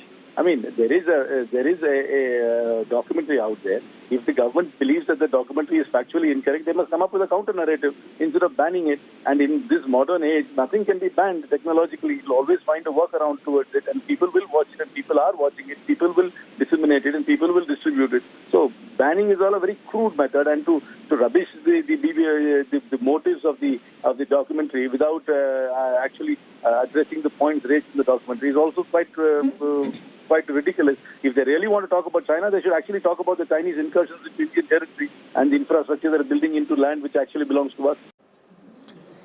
So here's a tweet from Mr. Mahesh Jethmalani, Member of Parliament of the BJP from Rajya Sabha, who's essentially said that there is a China linked to all of this and that this is cash for propaganda. Essentially, that BBC is taking money from China to put out propaganda of this nature, which is against India and against Prime Minister Narendra Modi, is what is being said. Well, this controversy refuses to die down, with the BJP going all out against the BBC after the documentary it put out on Prime Minister Narendra Modi and his alleged role in the 2002 riots case. The BJP says the matter has been settled by the apex court in India and that this is nothing but propaganda, an attempt to malign the image of Prime Minister Narendra Modi and the BJP.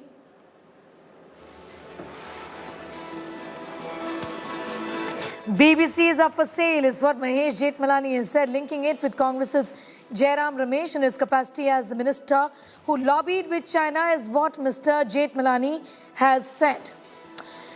The Congress and the other opposition, in fact, meanwhile continues to say that they're going to be raising this issue in Parliament and pressing for a discussion on it.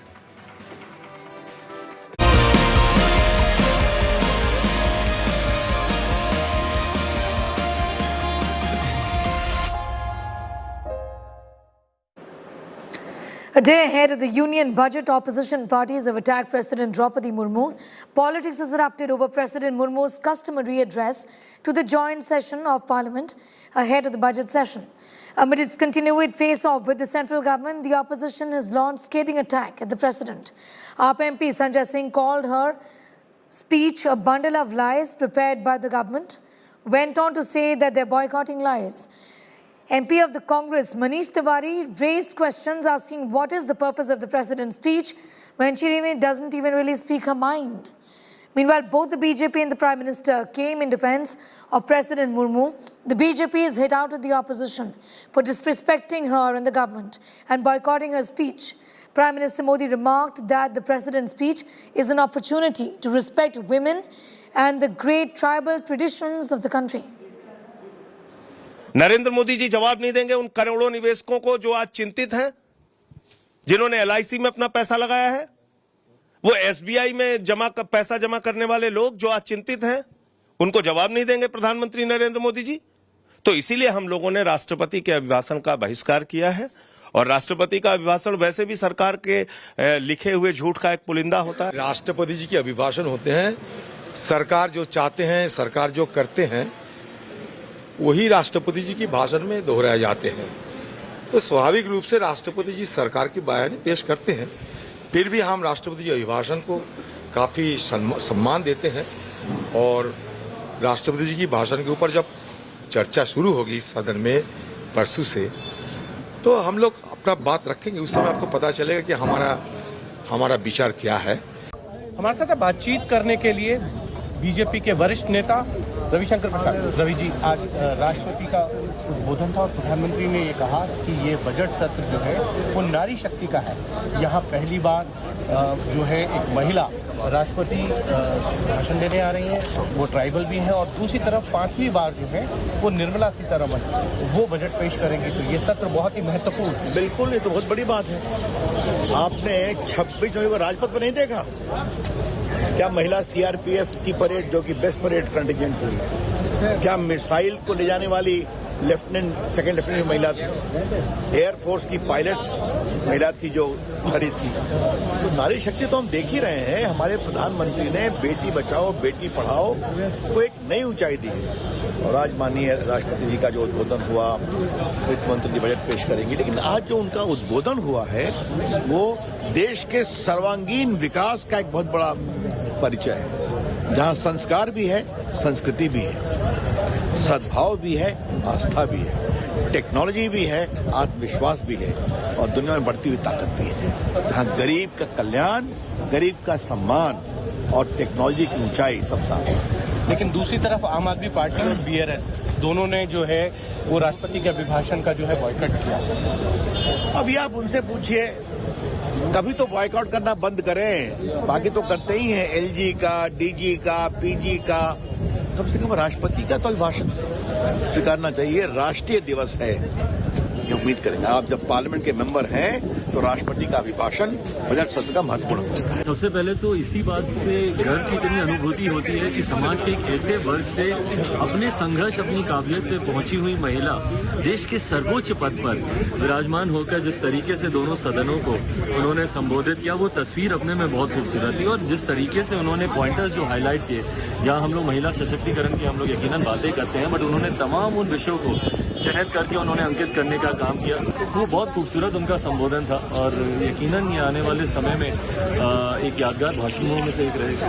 Polmi Saha is getting us more details. Tracking the parliament for us, Polmi, boycotting the president's inaugural address in this fashion. Is this a new sort of a law, given that there are parties that actually didn't want to even attend the speech that was given by President Draupadi Murmu today?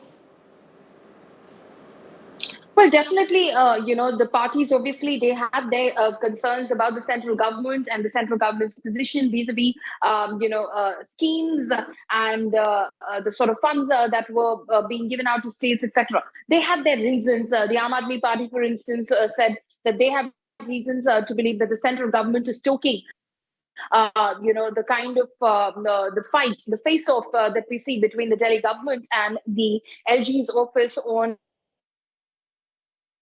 Similarly, Telangana has similar grudges, but could this have been avoided? Could they have attended the joint address of both houses by the president?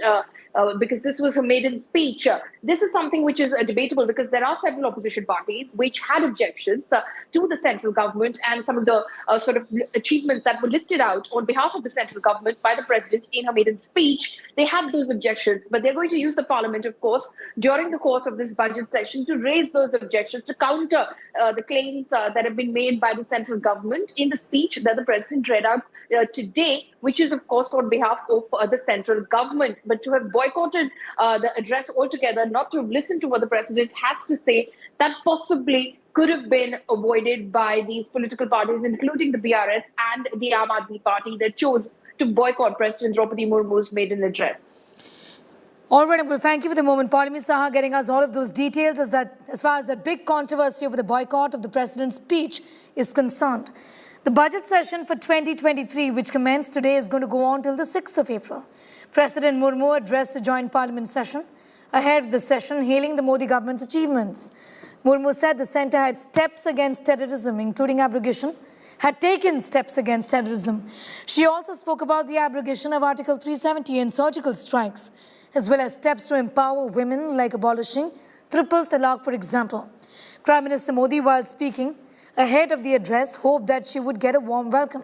He said the budget will attempt to meet the hopes and aspirations of the common people, and the entire world was looking at India with hopes of revival as far as the global economy is concerned. Finance Minister Sitharaman, who tabled the economic survey that hailed India as the fastest growing economy in the world. It claimed the economy had gained what it lost during the peak of the pandemic. She will be presenting the union budget tomorrow. The centre will introduce at least 36 bills during this session, of which 4 bills on budgetary exercise will be brought. आज एक तरफ देश में अयोध्या धाम का निर्माण हो रहा है, तो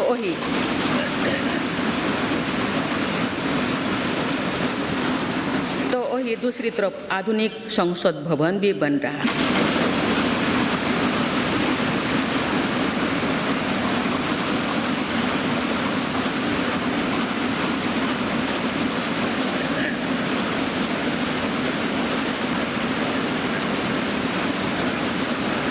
एक तरफ हमने केदारनाथ धाम, काशी विश्वनाथ धाम और महाकाल महालोक का निर्माण किया, तो वही हर जिलों में हमारी सरकार मेडिकल कॉलेज भी बनवा रही है।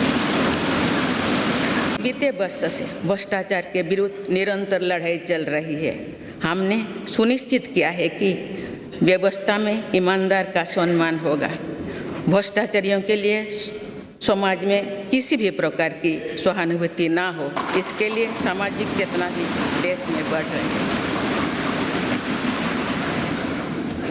बीते वर्षों में भ्रष्टाचार मुक्त इकोसिस्टम बनाने की दिशा में बेनामी संपत्ति अधिनियम को नोटिफाई किया गया है।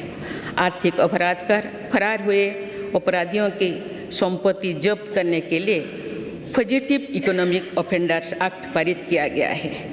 सरकारी कामों में पक्षपात और भ्रष्टाचार के चलन को भी खत्म करने के लिए प्रभावी सिस्टम बनाया गया है। ऐसा भारत हो जिसमें गरीबी ना हो, जिसका मध्यम वर्ग भी वैभव से युक्त हो। ऐसा भारत हो जिसकी युवा शक्ति और नारी शक्ति समाज और राष्ट्र को दिशा देने के लिए सबसे आगे खड़े हो, जिसके युवा समय से 2 कदम आगे चलते हो। ऐसा भारत जिसकी विविधता और अधिक उज्जवल हो, जिसकी एकता और अधिक अटल हो। ये बजट सत्र में भी तकरार भी रहेगी, लेकिन तकरीर भी तो होनी चाहिए। और मुझे विश्वास है कि हमारे विपक्ष के सभी साथी बड़ी तैयारी के साथ,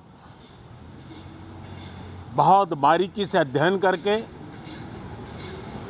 सदन में अपनी बात रखेंगे। भारत का बजट भारत के सामान्य मानवी की आशा आकांक्षाओं को तो पूरा करने का प्रयास करेगा ही, लेकिन विश्व जो आशा की किरण देख रहा है, उसे वो और अधिक प्रकाशमान नजर आए। भारतीय जनता पार्टी के नेतृत्व में एनडीए सरकार,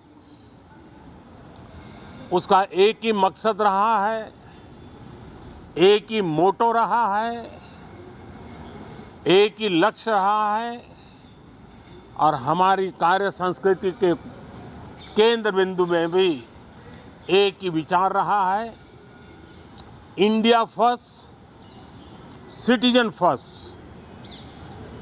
सबसे पहले देश, सबसे पहले देशवासी। The economic survey presented by Finance Minister Nirmala Sitharaman predicts that India will remain the fastest growing major economy, recording a slight decline in GDP growth. The economic survey also underscored that India is the 3rd largest economy in the world in terms of the purchasing power parity and also the 5th largest in terms of exchange rate. The economy has nearly recouped what was lost, renewed, what had paused and re-energized, what had slowed during the course of the pandemic, during the peak at least. However, entrenched inflation may put pressure on rupees in the next financial year.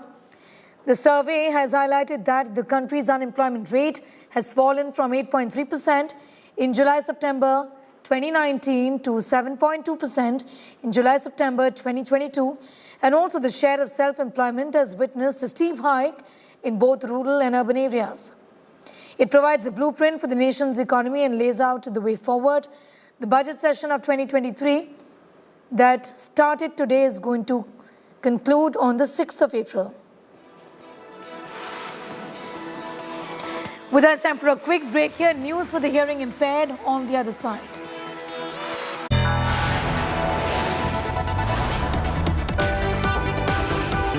You are watching India Today.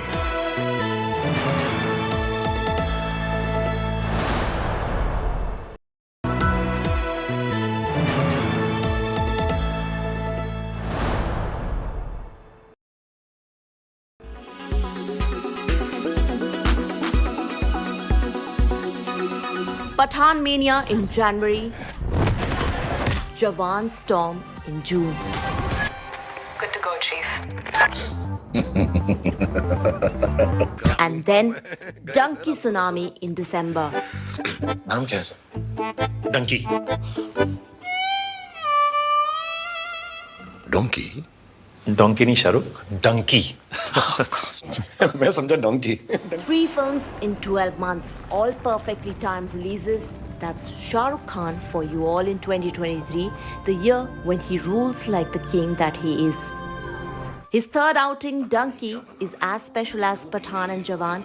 In fact, it even has interesting facts that one should know, starting with its title.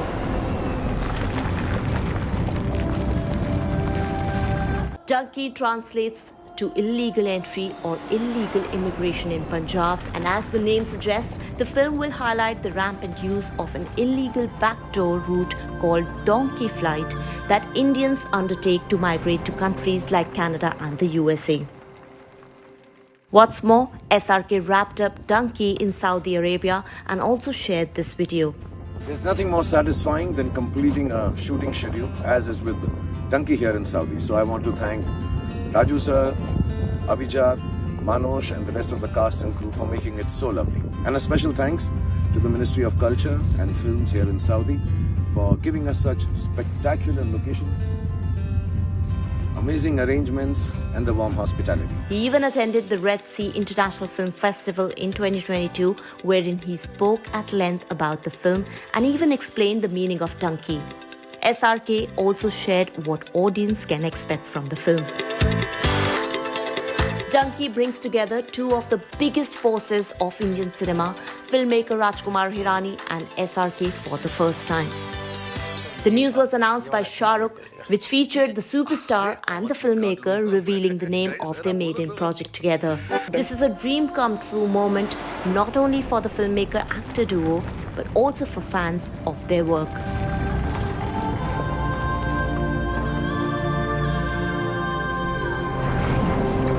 Donkey also marks SRK's first collaboration with Taapsee Pannu, and she essays the female lead opposite him. While Jawan and Pathan are stylish actioners with grand scale,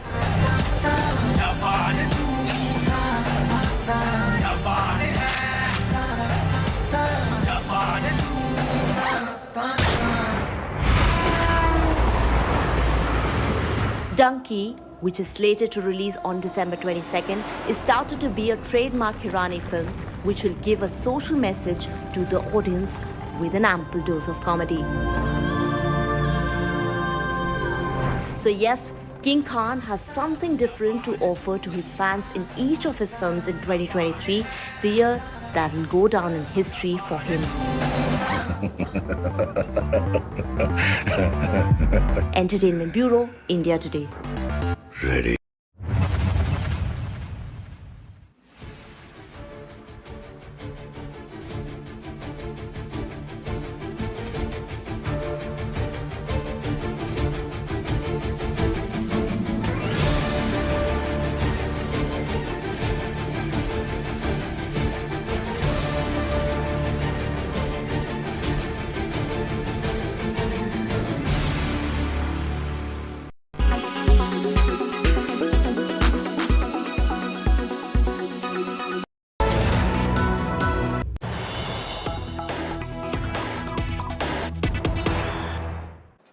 We have some news breaking at this hour. Delhi's Patiala House Court has granted bail to Shankar Mishra in the Air India urination case.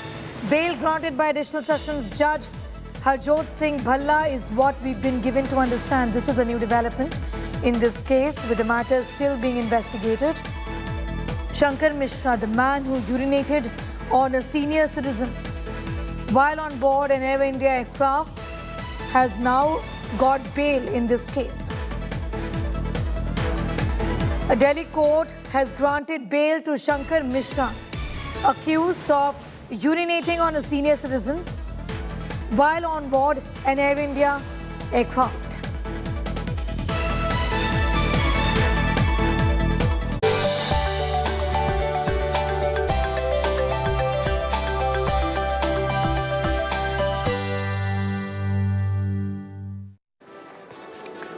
A day ahead of the union budget, opposition parties have attacked President Murmu. Politics has erupted over President's customary address to the joint session of Parliament ahead of the budget session.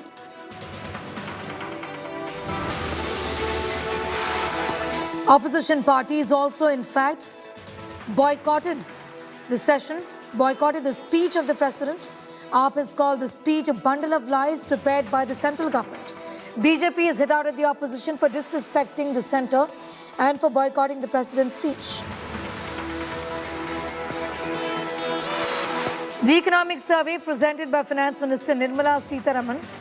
Survey has highlighted that the country's unemployment rate fell from 8.3% in July-September 2019 to 7.2% in July-September 2022. And also the share of self-employment has witnessed a steep hike in both rural and urban areas. The survey provides a blueprint for the nation's economy. The budget session that started today will culminate on the 6th of April. The Karnataka government has formed a committee in order to announce Tulu language as the second official language of Karnataka. With just 3 months left for the Karnataka Assembly polls, the Bombay government has constituted a committee to recognize Tulu as the second official language of the state. The committee, headed by academician Mohan Alva, has been formed to study the demand for and make recommendations to accord official language status to Tulu in Karnataka. After the UK and Australia, a prominent Hindu temple has now been targeted with anti-India graffiti in Brampton in Canada. Condemning the act of vandalism at the Gauri Shankar Mandir, the Indian Consulate General in Toronto said the defacing of the temple has deeply hurt the sentiments of the Indian community in Canada. Miscreants painted anti-India and pro-Khalistani slogans on the temple walls. Canadian authorities are currently investigating this case.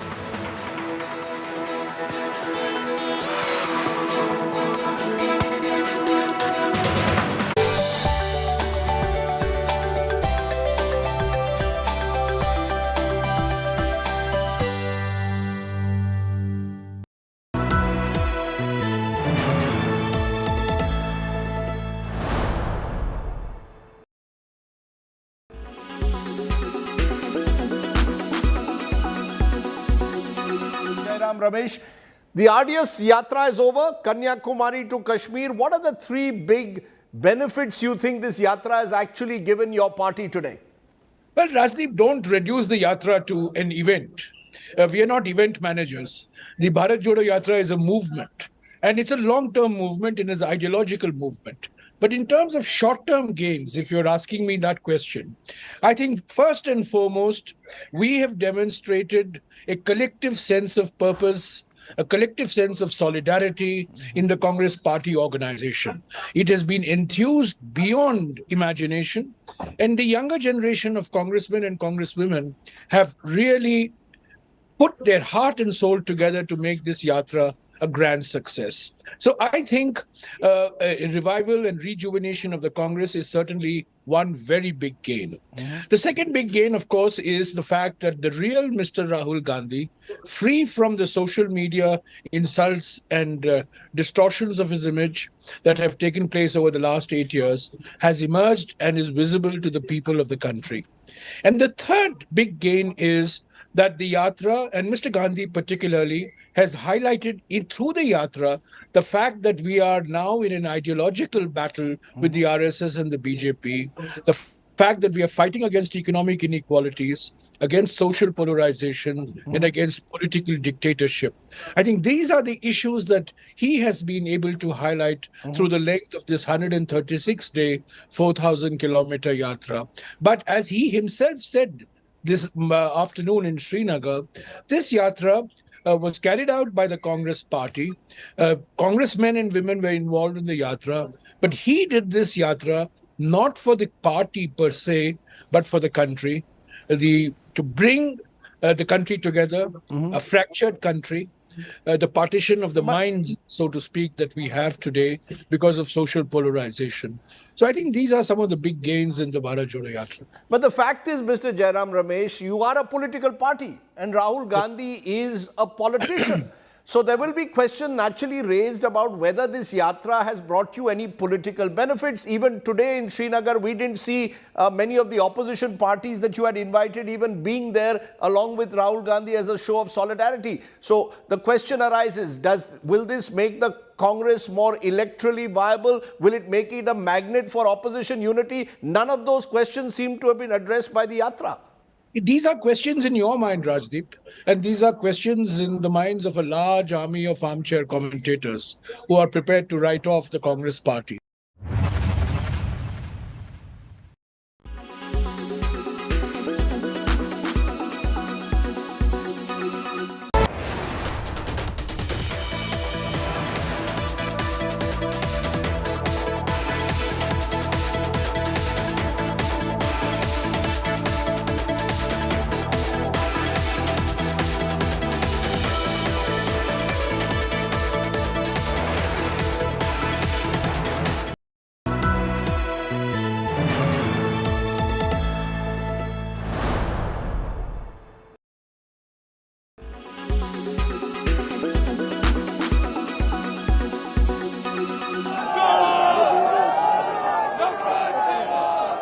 This was the culmination of the Bharat Jodo Yatra in Srinagar on Monday.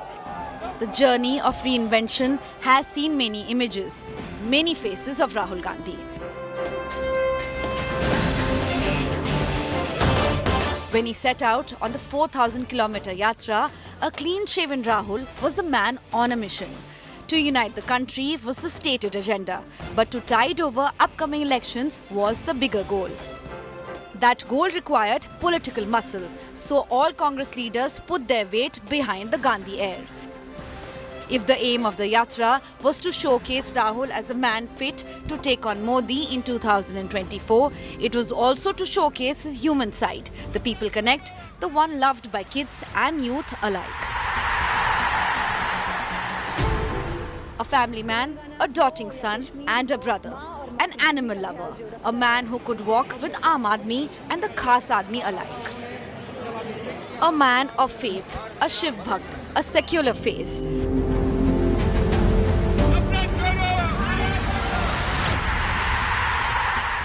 As the yatra continued, the beard started to grow.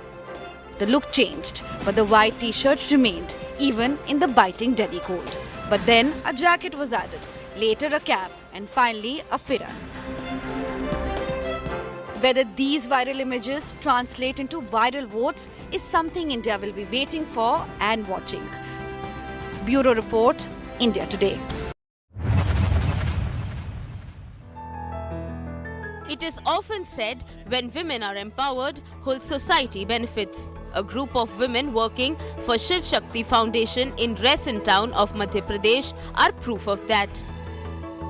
सर्वप्रथम तो हमारा जो संगठन है उसका नाम Shiv Shakti foundation है, जिसके माध्यम से हमारा एक ही मात्र उद्देश्य है समाज सेवा, जिसमें हमारे द्वारा नेकी की दीवार का कार्यक्रम स्टार्ट किया गया है। दूसरा आपका नर्मदा सफाई अभियान हमारे यहाँ प्रत्येक रविवार को आयोजित किया जाता है। The group works on multiple fronts. They donate clothes to school students so that they can fight the bitter cold wave. Shiv Shakti foundation के द्वारा मुझे मिला है, स्वेटर मिली है आज। तो मेरे पास स्वेटर नहीं थी, तो मैम ने मुझे स्वेटर दी है आज, मुझे नहीं इन सब लोगों को दी है। They motivate other citizens to join social work. हम ये सोचते हैं कि अगर हमसे हो सके जितनी मदद हो पा रही है हम उतनी मदद करें और लोग इसमें सहयोग करें और सभी की मदद हो सके और सभी हमें सपोर्ट करें। Every Sunday they head towards the Narmada river to clean it. And they even help the traffic police. आज बहुत अच्छा लगा कि हमारा शिव शक्ति फाउंडेशन पूरा परिवार आया हुआ है और हम लोग हर रविवार आएंगे और गहरा बजे से 2 बजे तक हम लोग 3 घंटे का समय इधर पर बिताएंगे और हम आप सभी से निवेदन करते हैं आप सभी आएँ और इधर पर गंदगी ना करें और हमारा सहयोग दें, हम सहयोग की आपसे अपेक्षा करते हैं। These women from Resin want to set a new example for women empowerment. Bureau Report, India Today.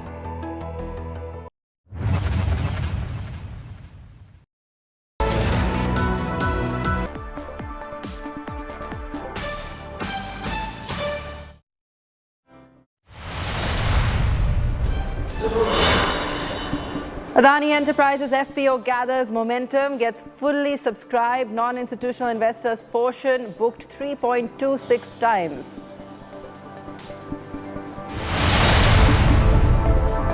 Economic survey tabled ahead of budget 2023. India remains the fastest growing economy amid global slump.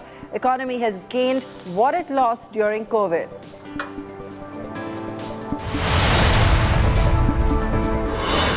Ahead of budget session in Parliament, President Murmu addresses both houses, Lord's government schemes, hails Nari Shakti in India. आज की हमारी बहनें और बेटियां उत्कल भारती के सपनों के अनुरूप विश्व स्तर पर अपनी कीर्ति पताका लहरा रहे हैं। Politics over budget session. BRS and AAP boycott presidential address. AAP calls President Murmu puppet of Prime Minister Modi. उन्होंने राष्ट्रपति के अभिभाषण का बहिष्कार किया है और राष्ट्रपति का अभिभाषण वैसे भी सरकार के लिखे हुए झूठ का एक पुलिंदा होता है।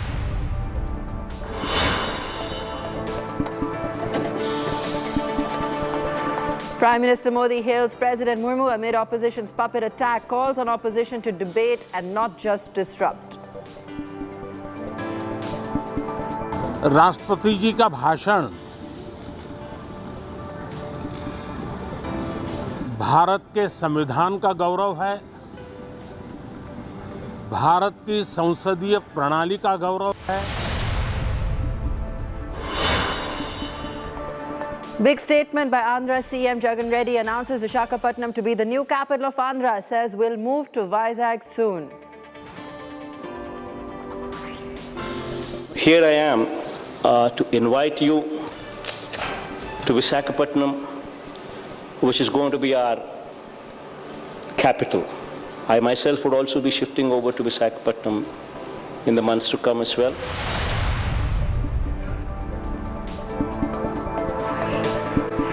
And in a big relief to the Adani Group, the Adani Enterprises FPO, or follow-up public offer of 20,000 crore rupees, has been fully subscribed on the final day of bidding. Absolutely, Abha, and what a big relief for Adani Enterprises. In fact, the entire group, a lot was riding on the FPO. Yeah. It was India's largest FPO.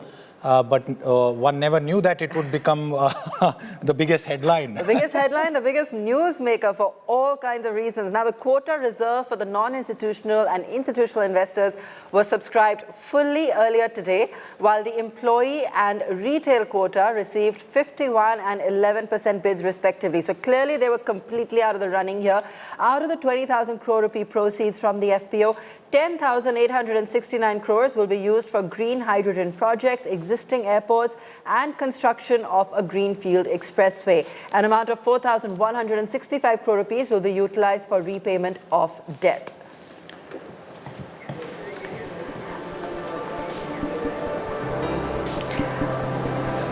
All right, let's go across to Avinash Gorakshar, Director Research at Profit Mart Securities. Avinash, welcome to the show. The markets really seem to have continued to see a big sell-off in the Adani pack. But the FPO is done and dusted. Of course, the retail subscription isn't what has made it sail through. It's the big institutional buyers. Your first take on the completion of this FPO? Yeah, I think my sense is I think the FPO has been subscribed largely because of some support, from the institutional investors. Especially, we have been hearing from the markets that a lot of family offices, of large corporate houses have actually subscribed, to the institutional portion, and that has actually helped them cover up the shortfall which came about from the retail quota. My sense is I think it's a good development considering the kind of lot of negative news flows we heard about the Adani Group companies in the past few days. And I think this should give a little bit of fillip to the market sentiment, and things should look going ahead quite better. More importantly, institutional investors coming on board, Siddharth, is definitely a good point because that adds to the maturity and the credibility of the company. Earlier, we had seen that not many domestic funds had actually invested in the Adani Group companies. So to that extent, it's a kind of a silver lining, and I think this should be taken positively by the markets. Avinash, that's a good point where you speak about earlier not many domestic institutions had invested. Do you have visibility into who are the domestic institutions who have now sort of opened their account or rebooked through the Adani FPO?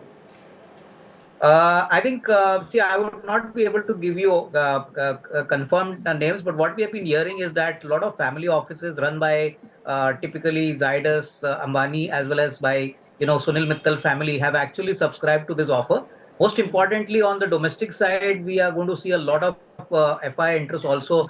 Names like Morgan Stanley, names like typically Aditya Birla Mutual Fund. These are some names which have actually given their given their allocation for this stock. So my sense is once the final names do come out, Siddharth, you will be all of us will be in a better position to comment. But definitely this time it looks as if the institutional community has given a lot of support for Adani Enterprises. And I think that is a good beginning because considering the kind of hard assets this group has put in the country, right. It's really difficult to believe that everything is in thin air. So definitely I think good point. Abha, I just wanted to, before we go across to Anand Tandon, market expert, just for the sake of our viewers to understand this, and that's a question we should ask our experts on this show, where we'll try and dissect the FPO, how it has happened, what changed in the beginning and how it finally concluded. Just in terms of the numbers, the non-institutional part of it subscribed 3.43x, and that was a very significant amount of bidding. The QIB portion, both the institutional and otherwise, above 1, but the retail just 0.11. So, and the employees also just 0.54. Abha, as Anand, I just want to ask you this quick point. Okay, Rahul Arora, CEO of Nirmal Bang Equities. Rahul, welcome. Big day for the Adani Group. The 20,000 crore IPO has gone through, and for the first few hours or maybe a day and a half, things seemed a bit skittish. Your first response and an added comment from you on the point that I have to ask you. If the Adani Group was going ahead with such a large fundraising exercise, the fact that retail hasn't participated and it is institutional investors of different sorts who have ultimately pushed it through, what is the significance of that, Rahul? Thanks for having me, Siddharth. So I think as a group, we don't track too many of the stocks of that house. Of course, we do track ACC Ambuja very closely. So, we don't really have a stated position on the FPO as such. But I think to your limited point of the issue actually going through, I think it was extremely important from a capital market perspective, given the news flow that was surrounding it.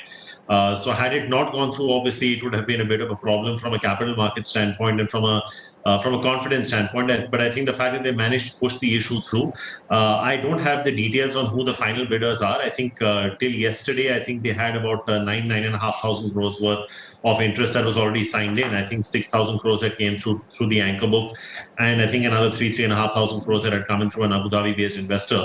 So obviously, I think as you were rightly pointing out, I'm not sure how much of it has actually come through at the employee and retail level. This seems like employees 13.38 crore. Rahul, sorry to interrupt you. Just since you asked those numbers, and then I'll go across. Abha has a question for you. For employees, it's 13.38 crore. This is the last update that I have. I must point out to our viewers, the retail book closes at 5 p.m. We'll get that data hopefully later on while we are having this chat. The retail portion, individual retail, is just under 384 crore. As far as the NII part is concerned, it is 5,129 crore. I'm rounding it off. The QIB institutional is 2,039 crore, 38 crore. And the QIB, which is the anchor book, is 2,992.45 crore. Abha. I guess the bigger question here, and we've got Devin Choksi, Anand Tandon, Rahul Arora, Avinash Gorakhsakar all with us to discuss this, is really what this is going to mean for the markets, for the retail investor. Anand, let me bring you in here. Clearly, retail investors have given this a miss, right? And we've hardly seen any interest from employees. I'm sorry, and this was something... Abha, I'm not able to hear your voice at all. Okay, all right. We'll come back to you, Anand. Give us a moment. We'll fix that line. But Rahul, let me come back to you. You just heard the numbers as well. Retail has given this a miss, and the group was really counting on interest from public investors. They've not gotten this. This is clearly a bailout that's come in at the nth hour. A 20,000 crore FPO that has somehow managed to slide through at the last minute for a group that's talking about 100 billion in expansion over the next 10 years. What is this going to mean for the Adani Group companies now? So I think the plus point is that the money is in the bag. I think, we can probably dissect over a period of time as to who the investors are. And I mean, if that's of any academic interest. But the fact is that I think the significance of the fact that the issue has gone through and gone through at such a precarious time, I think it's an exercise in itself that needs to be acknowledged. I think, obviously, I'm not entirely sure about whether the last word on both sides of this whatever you want to call it, saga, so to speak, is done. I still think we're pretty much in the midst of it. So it's anyone's guess as to which way, we head. But I think, like I said, there are some parts of the group where the prices have started to look very, very attractive, where there are some very solid assets underlying. Whether you look at the ports business or the cement business, I think the recently acquired businesses of ACC and Ambuja, I think have come down to fairly, fairly attractive levels. But like I was telling Siddharth, I think, unfortunately, we don't really have a stated position on most of the Adani Group stocks because we only look at ACC and Ambuja from within that, and we've been tracking it since before the acquisition. But like I said, I think it's important that the issue has gone through. It would have been a bit jittery had it not gone through. And obviously, it'll probably be debated as to who, you could debate who's put in the money, who's not put in the money. But I think at least in these times, that the fact that they've managed to push it through, I think that itself is definitely worth a mention. So, in fact, Avinash was going through the list of the non-institutional and the QIB investors, and I'll bring him back in a moment. But also wanted to bring in Devin on this. And Devin, we spoke when the Hindenburg report had come out and when the markets had this complete shakedown. And I'm curious because about 10,000 crores of this money is going to go towards the expansion. They've been talking about how this is linked to the India story, the growth story, and how they're building infrastructure for the long term, really refuting any allegations that have come their way. Do you see any lingering impact? Because the group has definitely taken a monetary hit. Well, I think look at it from this angle that the businesses of the company haven't changed from yesterday to today. On the contrary, if at all any kind of a positive move is to be seen, I think these businesses are becoming more stronger as the infrastructure projects gets implemented. If you are having about $8 billion worth of EBITDA across the group companies, and if you are in a position to service the debt of $30 billion with $4 billion worth of cash in the balance sheet, I don't think that one should be alarmingly raising any kind of issue on the business prospect per se. The businesses remain absolutely strong, absolutely convincing, and I think that should be the lookout for the investors. Second most important point which I am trying to draw between the trader and the investor. The trader basically looks at the opportunity for the shorter period of time, and I think that is his role, that is his business. I think that is what he does in the market. As an investor, you are in insurance company, sovereign fund, pension fund, family offices, endowment fund, whatever you are, infrastructure fund. You are investing these particular funds for a 15 to 25 year period. And based on the infrastructure projects, I think, which are executed and cash flow that they are generating, this is where I think you are basically more comfortable. In this entire proposition, I find that I think that is an underlying strength as far as I think the investment proposition is concerned. So, honestly speaking, I think I don't want to apply my mind beyond the point. Call it, I think, some kind of technical movement which had to happen in the market has happened. Whatever I think the situation hereafter would be, I think that somebody can probably evaluate it better. But I would like to think that investment proposition remains absolutely strong and convincing in this case. Deven, I'll come back to you on that point, but I want to bring in Shahina Mukaddam, market expert, who is here with us. We will also have Anand Tandon as well. Shahina, the broader point in terms of the FPO panning out is very clear. The company management had come on our channel, Abha, and made it very clear that because the FPO sort of rules allow them, they are going to rely on institutional buyers, and that's what has actually panned out very clearly. Speakers before you, Shahina, have said that this is in a way a vote of confidence for the Adani Group and its stock. Do you agree with that view? Well, I would say it is a relief that the issue has gone through. Obviously, the anchor book was there in place, and the HNIs also were in place. So I think that gave the confidence for the Adani Group to say that the issue will go through. I would say it is a relief, because if it hadn't gone through, it would have had a very negative spiral both on the market, of course, and of course the Adani Group stocks. So this has sort of given them a relief, and I would say investors as a whole a relief that this issue has gone through. But I would not say that the stock prices of the Adani Group, this is like, okay, this is bottomed out and it's going to be one way up.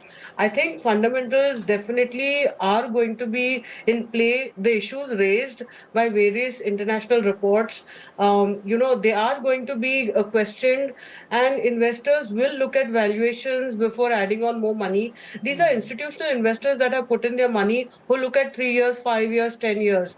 But I think the retail investors will be well advised to be cautious, because even as you know, the closing price was below the upper end of the band which most of the issuers subscribed at. Absolutely. Let me go back across to Avinash for a moment. Avinash, you really dug up that list in terms of the kind of institutions that came in at the last moment. And I'm just going to request you to just take some of those names again, and also ask you whether that gives you further confidence to look at some of these stocks, or would you wait on the sidelines to see what transpires in the next few weeks? I think, Abha, the main challenge in the near term for the Adani Enterprises FPO was to collect the money, and I think 50% of the money was asked on application. So I think that job being done. I think now most of these companies would focus on their fundamentals, on their businesses, and the markets would also look at numbers going forward. So my sense is that at least in the near term, this crisis has been managed very well by the Adani management. Finally, institutional investors have saved the issue. There's no doubt about it. Retail investors would definitely come in, once the companies start delivering better numbers. And I think in terms of fundamentals, although valuations seem to be pricey, they are not cheap. My sense is that, this correction is obviously a good time for investors who want to take a 2 to 3 year call. So typically, investors who have come in now, like, of course, these are reported names. I don't have authenticated, confirmations, but lot of family offices who have invested in this in this FPO are definitely going to stay invested for the next, say, 2 to 3 years. So these are not fly by night operators. Right. These are long term investors who definitely see value. Okay, Rahul, I want to come to you on a broader point and not on this specific company or the FPO.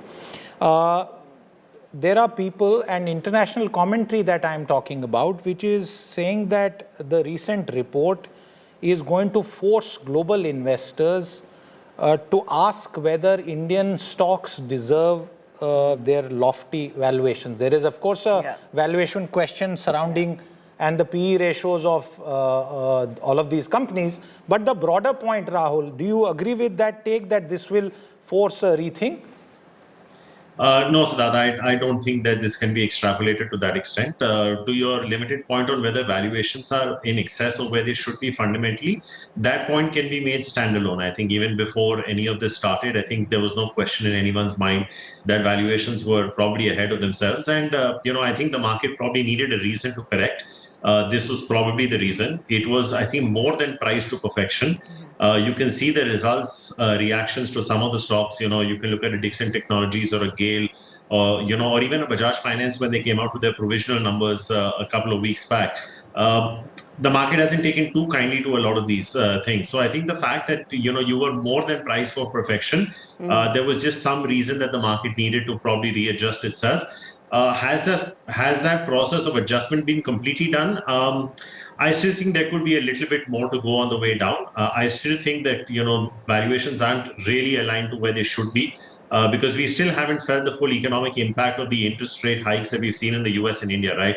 So I think we're sort of getting stuck up in what's happened over the last few days, but there's a much bigger story at play globally. And the impact that's going to have on global growth and on GDP, and therefore on resultant earnings as well. So to that extent, I think your point is well made and well taken, Siddharth, that valuations were definitely ahead of themselves. But is this the reason why, or can this be extrapolated to other Indian companies? I don't think so. I think Siddharth, we research about 185 companies at our broking house, and I think you'll find when we interact with companies, and this would be true of your interactions as well, Siddharth.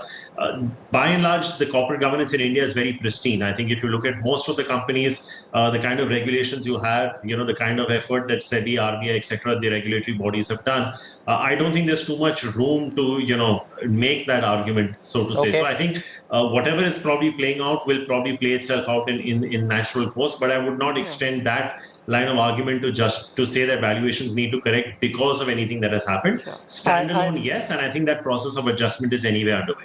Rahul made a very interesting point, Abha, about pristine corporate governance. We'll try and come back to you on that because I want to press that point. But Anand Tandon, hopefully, I'm going to give it a shot now. Hopefully, you can hear me, Anand. The question that I have for you, and I'm sure you want to comment about the FPO, but I want to start by saying that the Adani-linked shares actually helped drive India's world-beating rally, the stock market rally. There's no doubt about that. And in some ways, they have now contributed to dragging down India's stocks, and we could be amongst the biggest laggards in this recent phase. Where does the market head from here, Anand? So, I don't know whether the market view can be based only on the performance of one group. Yes, it had been a rank outperformer, and some of the group stocks were definitely among the top performers over the last 1 year before the current collapse. But that said, I think the overall situation that we are in, as I heard, I think Rahul was who mentioned just now that the market was actually priced at the higher end of where it could have been. And I think with rising interest rates, you are going to have to expect a compression in the valuation levels.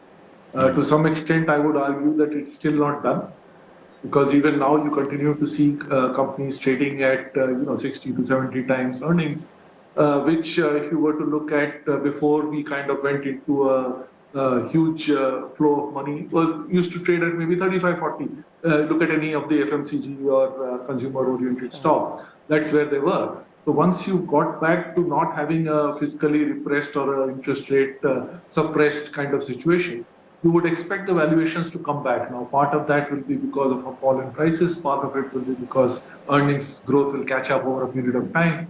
But overall, I think the market was correcting for the fact that interest rates have to move up and, and perhaps stay up for a longer period than people are willing to admit.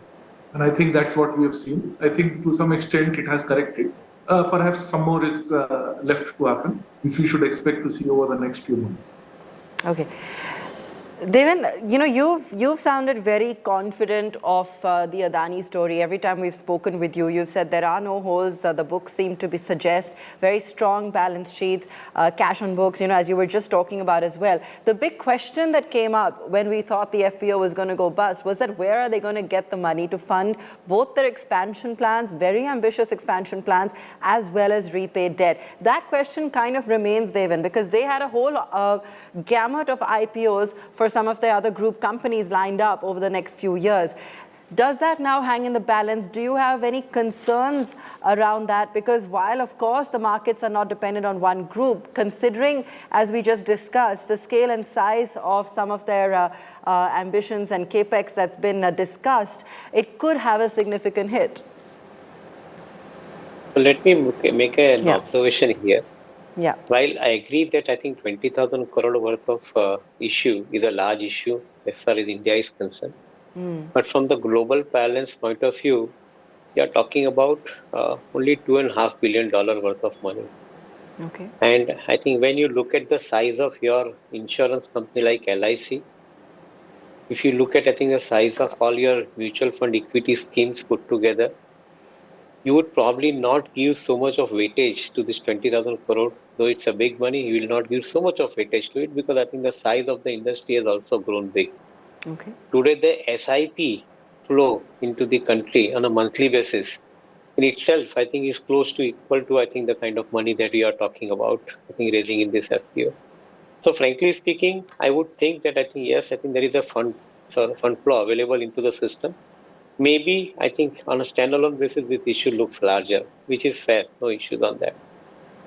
Second point, I think, if I want to make an observation here, I think I was listening to the argument on the valuation.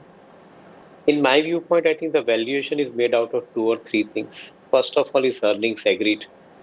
Second most important part, I think, is basically because of perception. And the third part of the valuation is liquidity.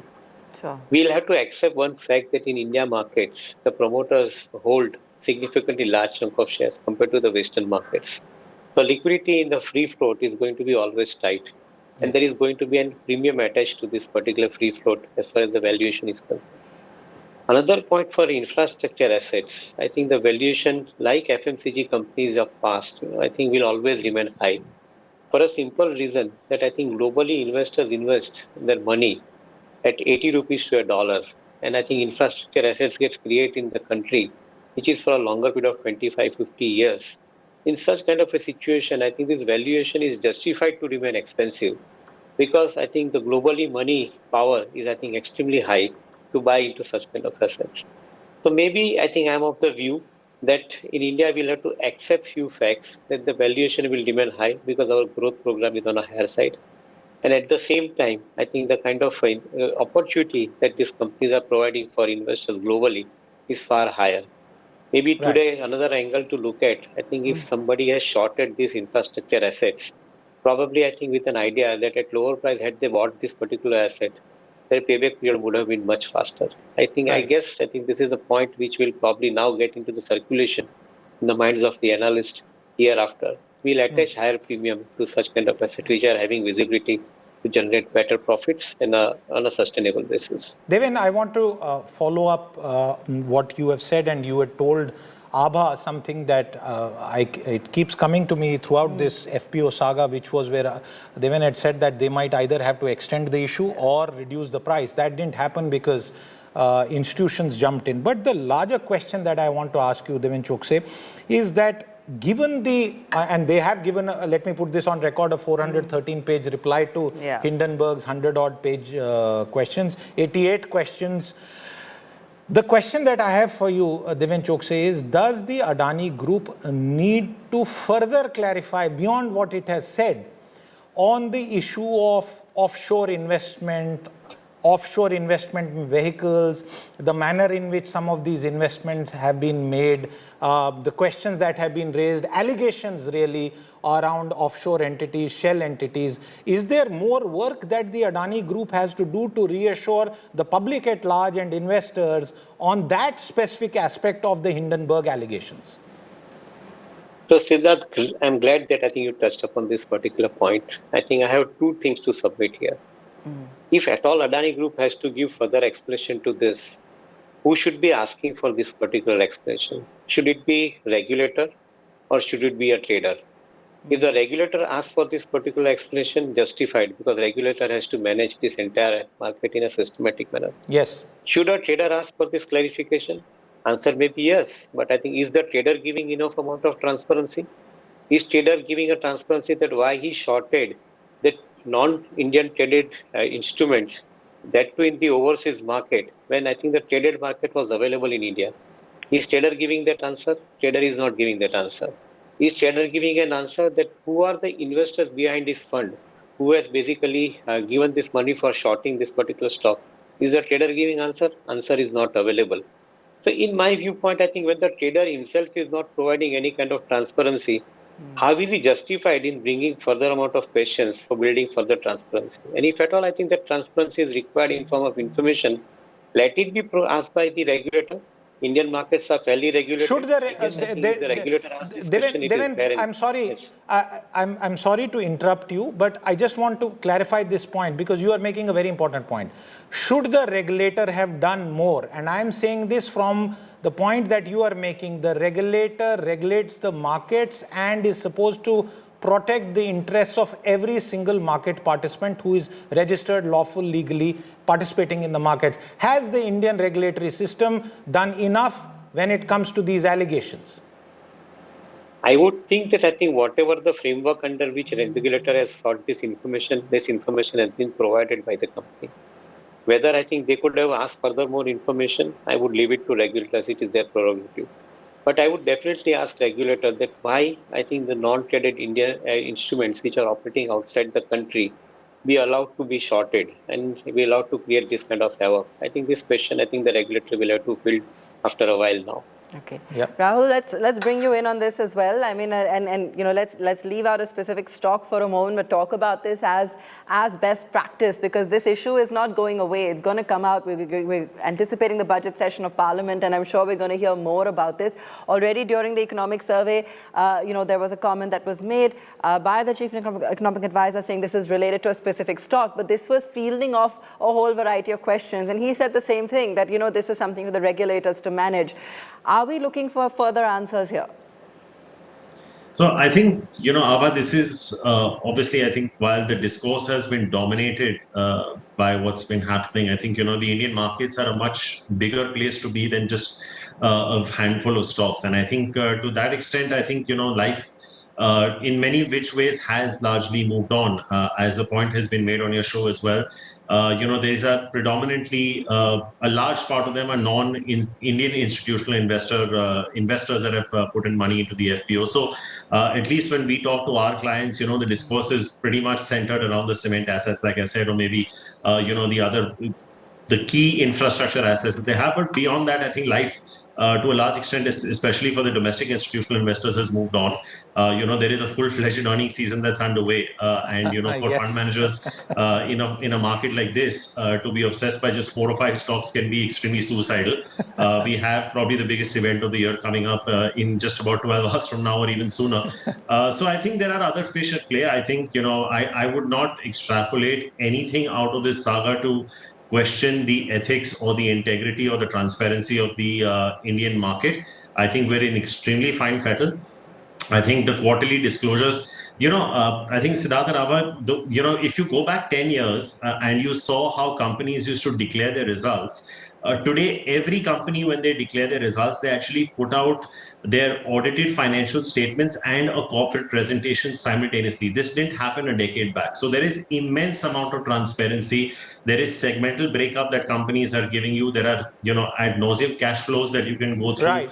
Historical financials that companies themselves are providing. So I think the kind of information you have available to you to make an informed decision, I think, you know, again, I'm not commenting on this one group or one entity. Like I said, my knowledge on this is particularly restricted. But I think when we look at the Indian market as a whole and to try and extrapolate this, I think is a bit of a stretch. I think, you know, there are almost 5,000 listed securities in India.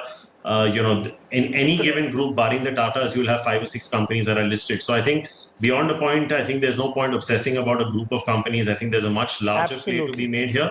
Valuations have come down in so many stocks in so many sectors, right? We've discussed a few already. You know, as a retail investor, let me bring in Shaina as we run out of time on the show. Shaina, the point that's really been made, and the company has also told us that Adani Enterprises is now an incubator and future value unlocking will happen. But one quick point, Shaina, before I let Abha conclude, which is a simple question. Do you think after this fundraising exercise, it reduces the debt also? Is the Adani Group over-leveraged in the context of its operating metrics and its business footprint? Yes, I think they're over leveraged, and that is precisely the issue that has actually, plagued in terms of what sort of valuation we should give this company. Because one, in terms of valuation, it is most of the financial parameters, it is, the stock prices are expensive, and on the other hand, it is highly leveraged. Now, the issue over here is what part of this fundraise, 20,000 crores, will go towards repayment of debt or towards new businesses. So, to that extent, I think, we'll have to relook at the fundamentals. If this a large chunk of this money goes towards new businesses, then the fundamental issue of being over leveraged is going to remain. But now, as Rahul said, this is one particular group which is able to pull through these issues and maintain the high multiples based on the limited liquidity in the stocks that is available in the market. So I think to that extent we cannot really comment that it's a very high P stock, so it should correct, etc. It's a separate issue by itself. So I would we just have to take it as is and move ahead, I think. All right. So clearly a couple of key questions that have emerged as consensus, I think, from all our guests. Devan Choksi, Rahul Arora, Anand Tandon, Shaina and Avinash, thank you so much for joining us and sharing your perspective on what's happened with the FPO, the impact on markets, what's next for Adani Group stocks, and also from a regulatory standpoint, what kind of questions should perhaps be asked. Gautam Adani is close to becoming the second richest man in the country. The Hindenburg explosion singed the billionaire so badly that he has fallen off the global top 10 list. From almost at the top of the list, he's actually slipped a fair few points. That full report coming up after the break.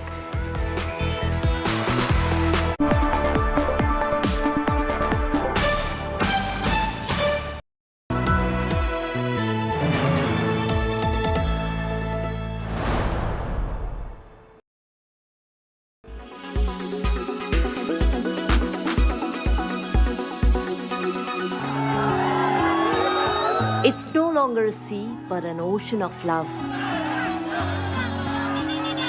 The unmeasurable love that he received on a Sunday evening as he stepped out from his Mannat balcony to greet his fans. These images are a proof that he's still the King Khan of Bollywood, the Badshah of Indian cinema, and in fact even the Pathan of box office. That's right, he came and not just conquered, but also took the global box office charts by storm and how. Pathan has scripted history by becoming the first ever Hindi film to cross 500 crore worldwide in just 5 days. अपनी कुर्सी की पेटी बांध लो, मौसम बिगड़ने वाला है. A feat only superstar Shah Rukh Khan and his film could achieve, giving another reason why he's still the most loved, undisputed, and the last of superstars. Not a single city, or should we just say the world, could hold itself back from joining in to celebrate SRK as he made his comeback with Pathan after a hiatus of almost 5 years. And this sheer love for him perhaps is what even made it a super blockbuster in the history of Hindi cinema, finally breaking the drought of mega hits for Bollywood despite all the boycott calls and controversies surrounding this Siddharth Anand directorial.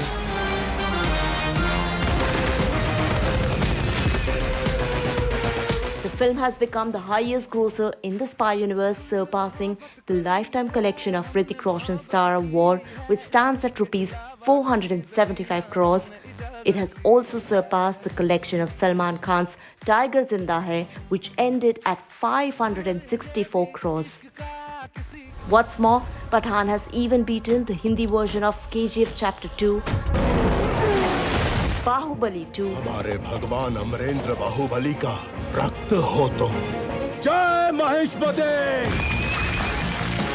and Dangal to become the fastest film to hit 250 crore rupees at domestic box office. After reaching the milestone, SRK on day 5 showed up at his balcony to greet his fans gathered outside his residence, Mannat. Whereas overwhelmed by immense love received for Pathaan, Deepika Padukone visited Gaiety Galaxy Theatre to witness fan reactions. A day before this, SRK also interacted with his fans on Twitter, and while the blockbuster success of Pathaan is undoubtedly a reminder how much the audience loves cinema and above all Shah Rukh, the modest superstar, however, called his co-star Salman Khan the GOAT with utmost humility when a fan during our SRK session told him he cannot beat his record at the box office. Entertainment Bureau, India Today.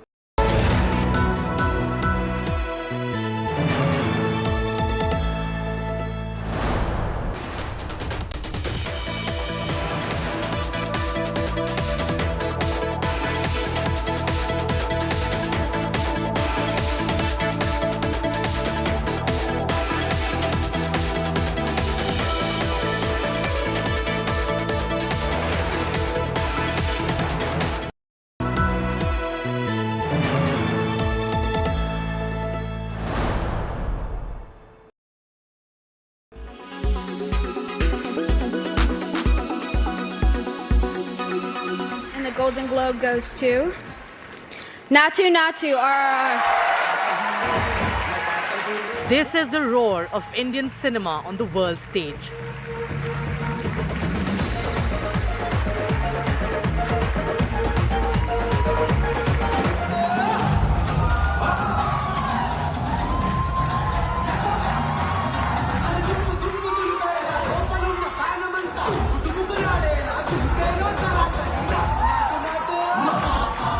A global dance party and the biggest validation for India's soft power.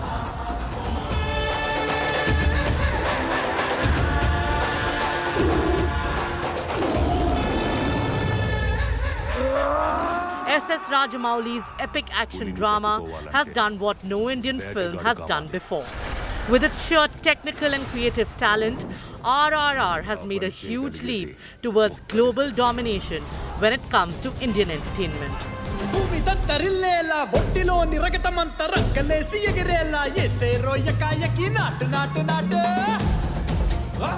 The world can't get enough of Natu Natu. And these images are proof.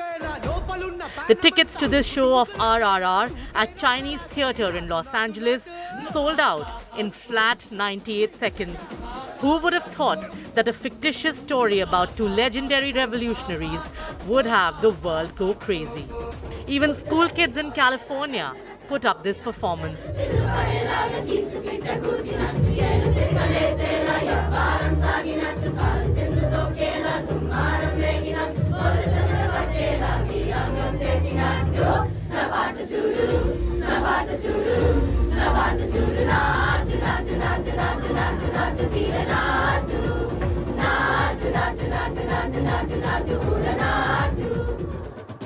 This mind-boggling frenzy has swept across the 7 seas, from Los Angeles to Japan.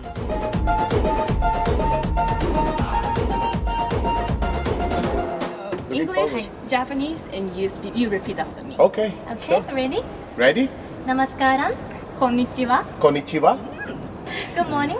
Ohayo gozaimasu. Ohayo gozaimasu. Ohayo gozaimasu. Even the other Asian global export, the K-pop stars, were not left untouched by the magic of RRR.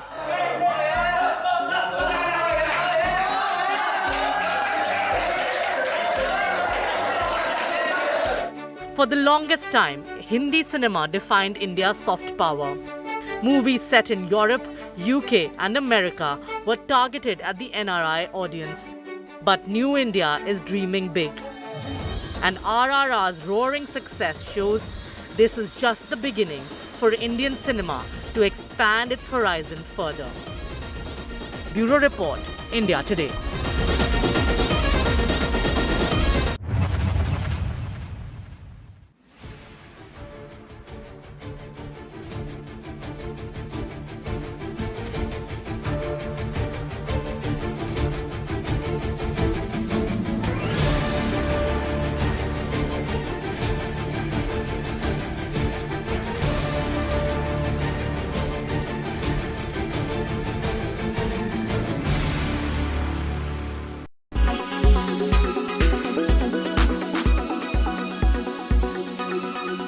Make your media plan smarter with India Today Live TV on your connected devices. Amplify your brand with 100 million smart internet viewers. To advertise, mail us at sales@aajtak.com.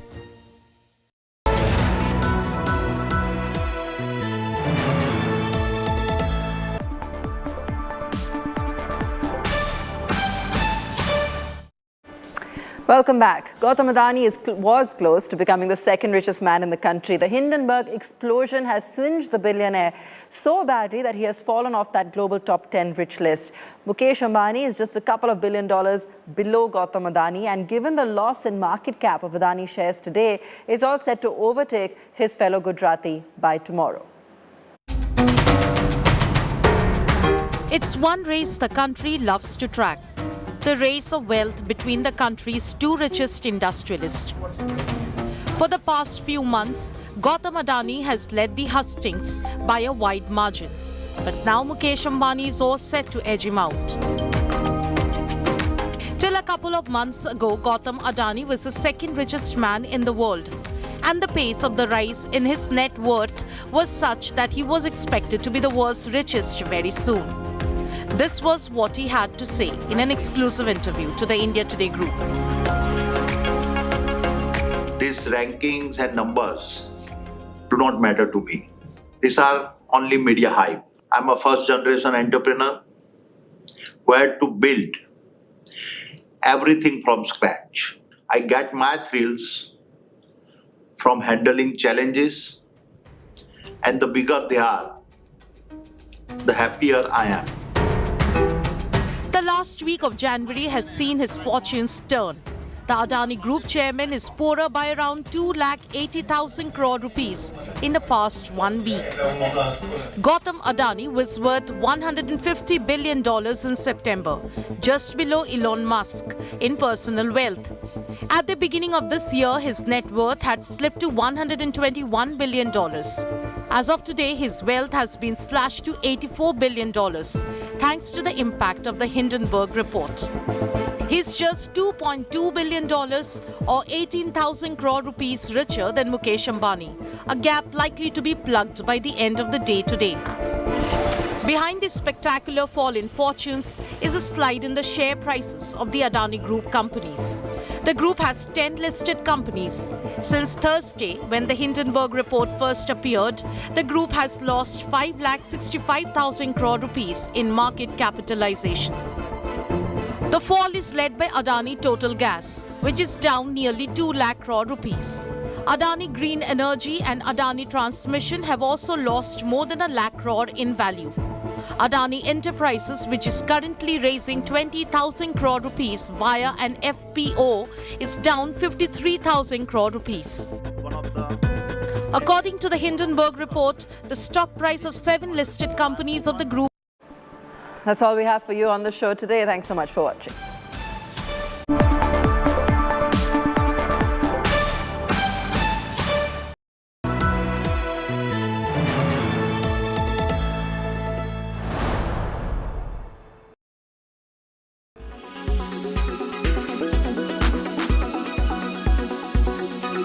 How do you respond? Are these charges that are should be investigated? Have they been investigated? Or do you believe Hindenburg has brought out something new? As a research analyst, I must commend the Hindenburg report because they have made a persuasive argument, fully supported and documented with facts, either from government agencies' investigative reports or from the company's disclosures. These have very rightly raised very serious concerns. And you know, the eating of the cake is when you eat it, actually eat it. And it's very clear that the market has shown its concern and has gone and agreed with some of those issues raised by the Hindenburg report. And that is why you've seen such a severe fall in the share prices.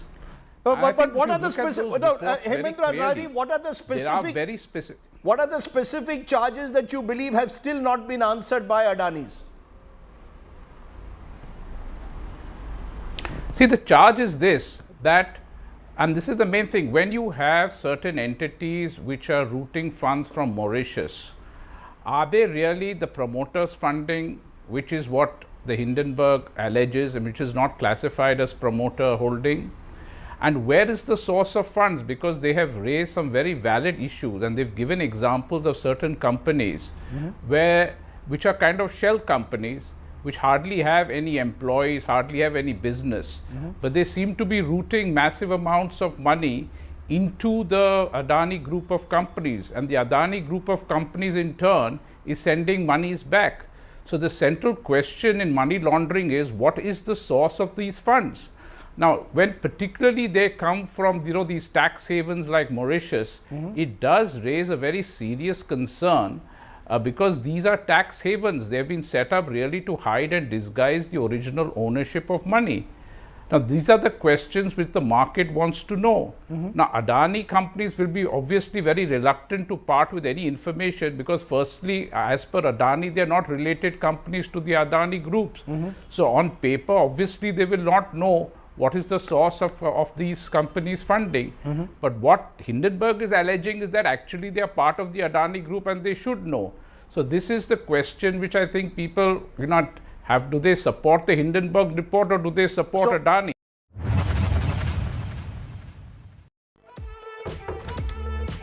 Hi. Hi. ये तो full line मार रही है मुझ पे। क्या बोल रही? Hi. From wacky one-liners to some light-hearted cheesy dialogues. Looks like Ranbir Kapoor is all set to charm his way into his fans' hearts, courtesy his new rom-com Tu Jhooti Main Makkar, the trailer of which went viral in no time. Lovable, humble, respectful, romantic, प्यारा। प्यारा और lovable same होता है। मैं दोनों हूँ। With healthy dose of intimacy, the film stays true to its name and also manages to stick to the genre. This Love Ranjan directorial also stars Shraddha Kapoor, making it her first collaboration with the filmmaker as well as Ranbir Kapoor. ना एकदम अच्छी drive है, मजे करेंगे। गाड़ी खराब हो गई और होटल में सिर्फ एक कमरा हो तो मैं जमीन पे नहीं सोऊंगा। तू बिस्तर पे सो जाना, मैं जमीन पे सो जाऊंगी। Ahead of the trailer launch, the star cast, including Ranbir Kapoor, Shraddha Kapoor, and filmmaker Love Ranjan, was seen posing for the cameras. During the same, Ranbir was also seen adding a piece of heart to the puzzle. किसी मासूम के दिल से खेलने का नतीजा क्या होता है? Tu Jhooti Main Makkar is all set to roll out in cinemas on March 8th. Entertainment Bureau, India Today. कदर ही नहीं रह गई दुनिया में प्यार की। मेरा तो दिल कर रहा है कूद के मर जाऊं। इतने फ्रिवलेस हो चुके हैं लोग, छी।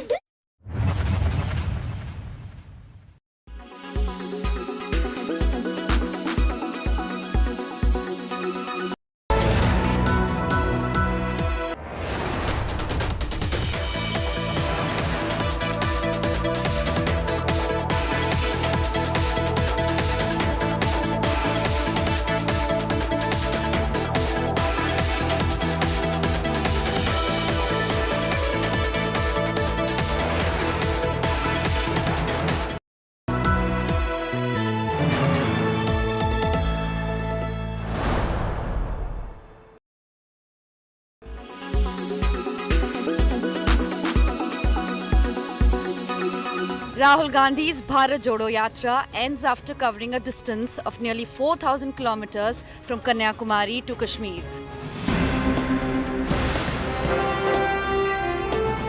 Rahul Gandhi, accompanied by sister Priyanka and Congress chief Mallikarjun Kharge, first unfurled the tricolour at the party headquarters in the snow-covered Srinagar.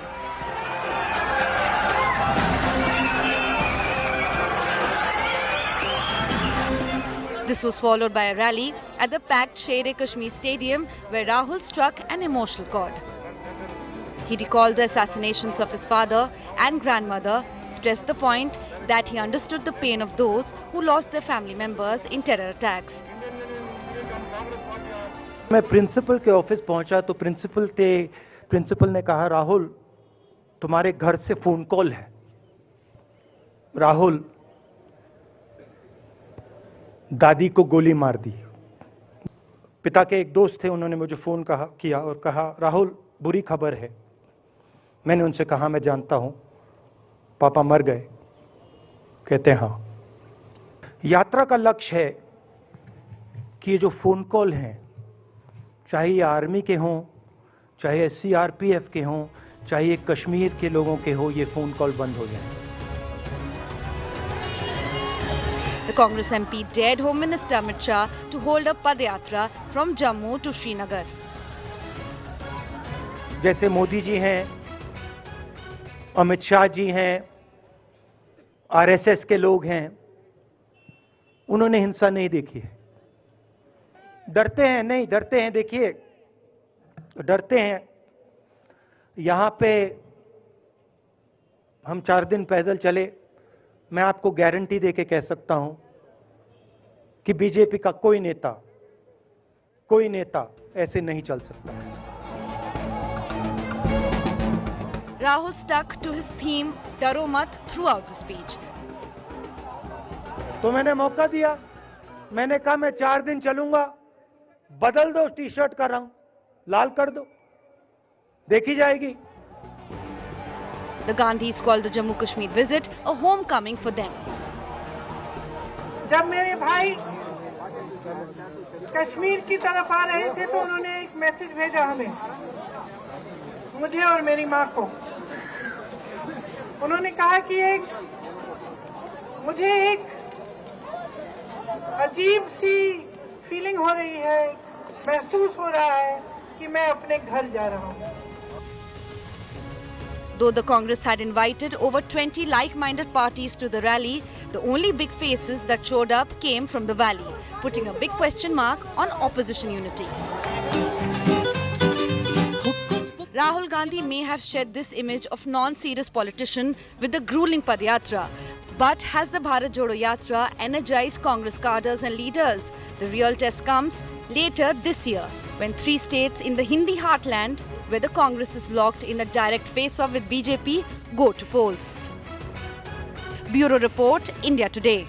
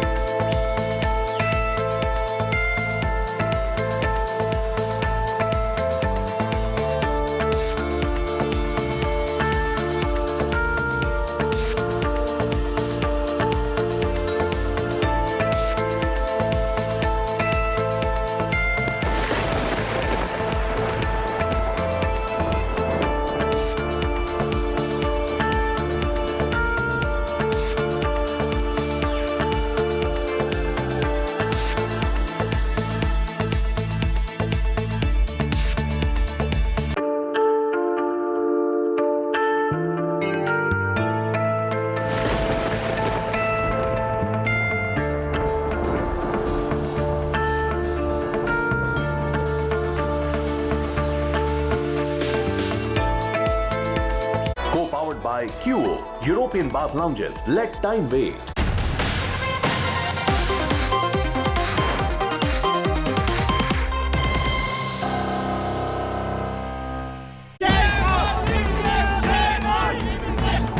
protests and politics over the controversial BBC documentary.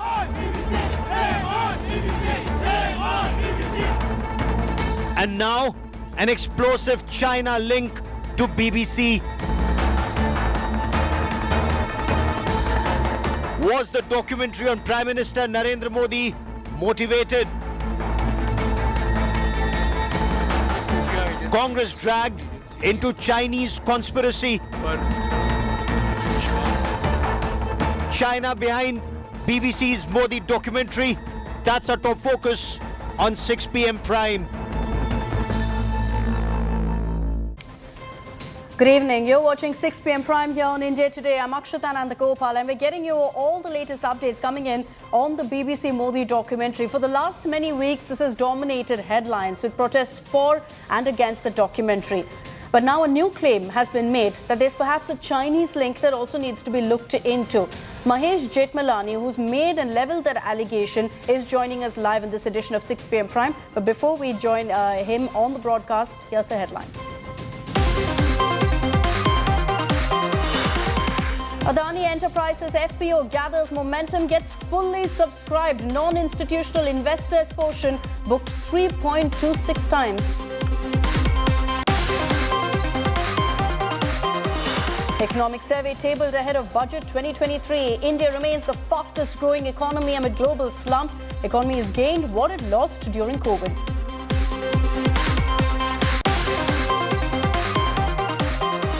Ahead of budget session in Parliament, President Murmu addresses both houses. Lord's government schemes, hails Nari Shakti in India. आज की हमारी बहनें और बेटियां उत्कल भारती के सपनों के अनुरूप विश्व स्तर पर अपनी कीर्ति पताका लहरा रहे हैं.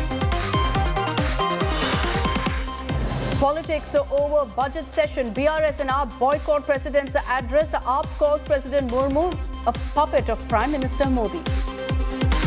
लोगों ने राष्ट्रपति के अभिभाषण का बहिष्कार किया है और राष्ट्रपति का अभिभाषण वैसे भी सरकार के लिखे हुए झूठ का एक पुलिंदा होता है. Prime Minister Modi hails President Murmu amid opposition's puppet attack, calls on opposition to debate and not just disrupt during budget session. राष्ट्रपति जी का भाषण भारत के संविधान का गौरव है, भारत की संसदीय प्रणाली का गौरव है. And big statement by Andhra Chief Minister Jagan Mohan Reddy announces Visakhapatnam as the new capital of Andhra, says will move to Vizag soon. Here I am to invite you to Visakhapatnam, which is going to be our capital.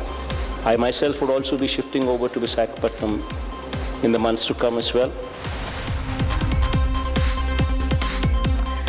In the biggest twist yet in the BBC Modi docuseries row, the BJP has now alleged China's link to this documentary by the BBC on Prime Minister Modi on the 2002 Gujarat riots, claiming BBC's anti-India. BJP Rajya Sabha MP Mahesh Jethmalani said quite clearly it's a cash for propaganda deal between BBC and Chinese company Huawei. In another attack, Jethmalani said that BBC has a long history of spreading disinformation against India and that it best suits Congress's Jairam Ramesh's agenda. So the Congress has also been dragged into this. The BJP has also claimed that the documentary was being used to torpedo India's growth story.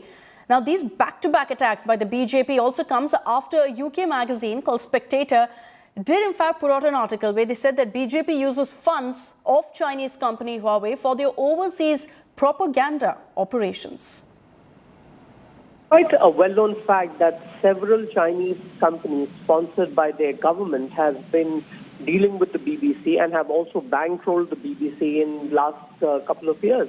So it is quite likely that the Chinese establishment, along with the BBC, with our opposition in tow, is using this documentary to torpedo India's growth story.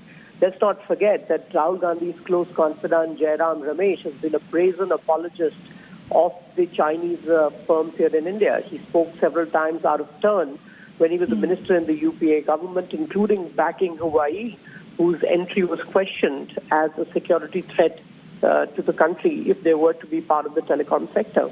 I think if the member of parliament has got solid evidence, he should go before the appropriate oversight body in England and expose the BBC in Britain and expose the BBC. The BBC is publicly funded by and it's got in Britain and it's got a separate oversight body. It's a very serious allegation he's making. If he's got proof about it, he must go before that oversight committee and expose the BBC. This is actually quite childish. I mean, there is a documentary out there. If the government believes that the documentary is factually incorrect, they must come up with a counter narrative instead of banning it. And in this modern age, nothing can be banned technologically. You'll always find a workaround towards it, and people will watch it, and people are watching it. People will disseminate it, and people will distribute it. So banning is all a very crude method, and to rubbish the motives of the documentary without actually addressing the points raised in the documentary is also quite ridiculous. If they really want to talk about China, they should actually talk about the Chinese incursions into Indian territory and the infrastructure they're building into land which actually belongs to us. Let me bring in Gaurav Sawant. He's joining us live from our newsroom with more on this. Gaurav, this is something that's no doubt going to start off a massive political fight. But let's face it, this article that's been put out by a UK magazine, Gaurav, specifically refers to a Chinese company, to Huawei, which is already under the scanner for their links to the Chinese government. There are many countries in the world, ironically including the UK, who've cracked the whip against Huawei for this. So BJP MP Mahesh Jethmalani taking the war on this BBC documentary right into the Congress camp, actually asking a very senior Congress leader Jairam Ramesh to come clean on links with Huawei, or going to the extent of saying that BBC is actually peddling Chinese agenda or Huawei's agenda or anti-India agenda that actually suits the opposition, and then giving multiple instances. It's not just one documentary, but you'd recall till 2021 the BBC map would also not show the correct depiction of Jammu and Kashmir and Ladakh as parts of India.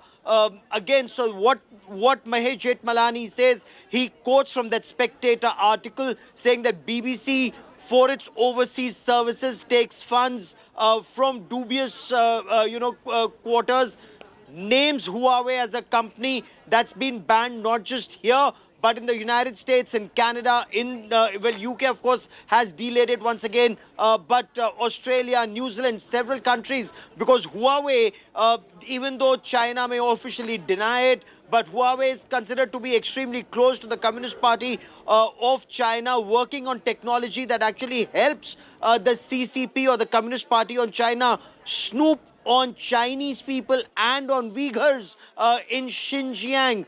So it's a suspect company. It's out of India's 5G story. And Mahesh Jethmalani asks, why is it that the Congress Party, and especially a very senior leader like Jairam Ramesh, was at one point of time talking about Huawei, their entry into India, and at a time the BJP has also asked Rahul Gandhi, the External Affairs Minister, S. Jaishankar himself, Dr. Jaishankar says, they wouldn't go to the Chinese to get the Chinese side of the story when there is a standoff between India and China at the line of actual control. There have also largely been a lot of questions about the BBC being motivated, what's driven them 20 years later to talk about this entire issue. And through the course of that, Gaurav, there was also a lot of talk about the BBC's links to Pakistan and why you've got several, in fact, deep-rooted conspiracies in place that could motivate perhaps the BBC to be putting out these kind of films. So, multiple conspiracy theories, funding by companies like Huawei, which is out there in public domain, their overseas projects, their story works, 18 Chinese companies, according to a report in the Deadline, Chinese companies funding BBC here, but or the Pakistan link. But the aspect that's being raised by overseas Indians is that this is creating disharmony amongst people of Indian origin living in the United Kingdom and people of Pakistani origin living in the United Kingdom, and the safety and security of people of Indian origin living in the United Kingdom, in Australia, in the United States of America, in Canada. That's in threat. And is that BBC's agenda? Is there an anti-India, anti-Hindu agenda that is being peddled by the British Broadcasting Corporation? Because again, the government The Ministry of External Affairs has gone to the extent of saying that the documentary was biased. It does not take facts into account. It's been made with malafide intent. You have lords in the British Parliament who've gone to the extent of saying that this documentary is slanted. It makes a lot of allegations, but the fact that there was an inquiry that was conducted in India, a Supreme Court monitored probe, which exonerated the Prime Minister, which did not find evidence against then Chief Minister of Gujarat, is just mentioned in passing or just virtually dismissed in that documentary, raising questions whether the intent is malafide and whether outside elements are trying to interfere in India's internal affairs. Is there a vested interest? Are these bigger games that are being played? So these are some of the points that are being raised either by overseas Indians or by the ruling BJP or even by the spokesperson of the Ministry of External Affairs. My final question to you, Gaurav, in light of all of this that has come to light and these allegations really that the BJP is putting forth, they're extremely grave. They're extremely serious because we're talking about vested interests trying to derail the country's reputation and image. In such a circumstance, what really can the government do about this? Because you already have the UK government taking a stand with the Prime Minister Rishi Sunak saying, look, we don't agree with this kind of characterization.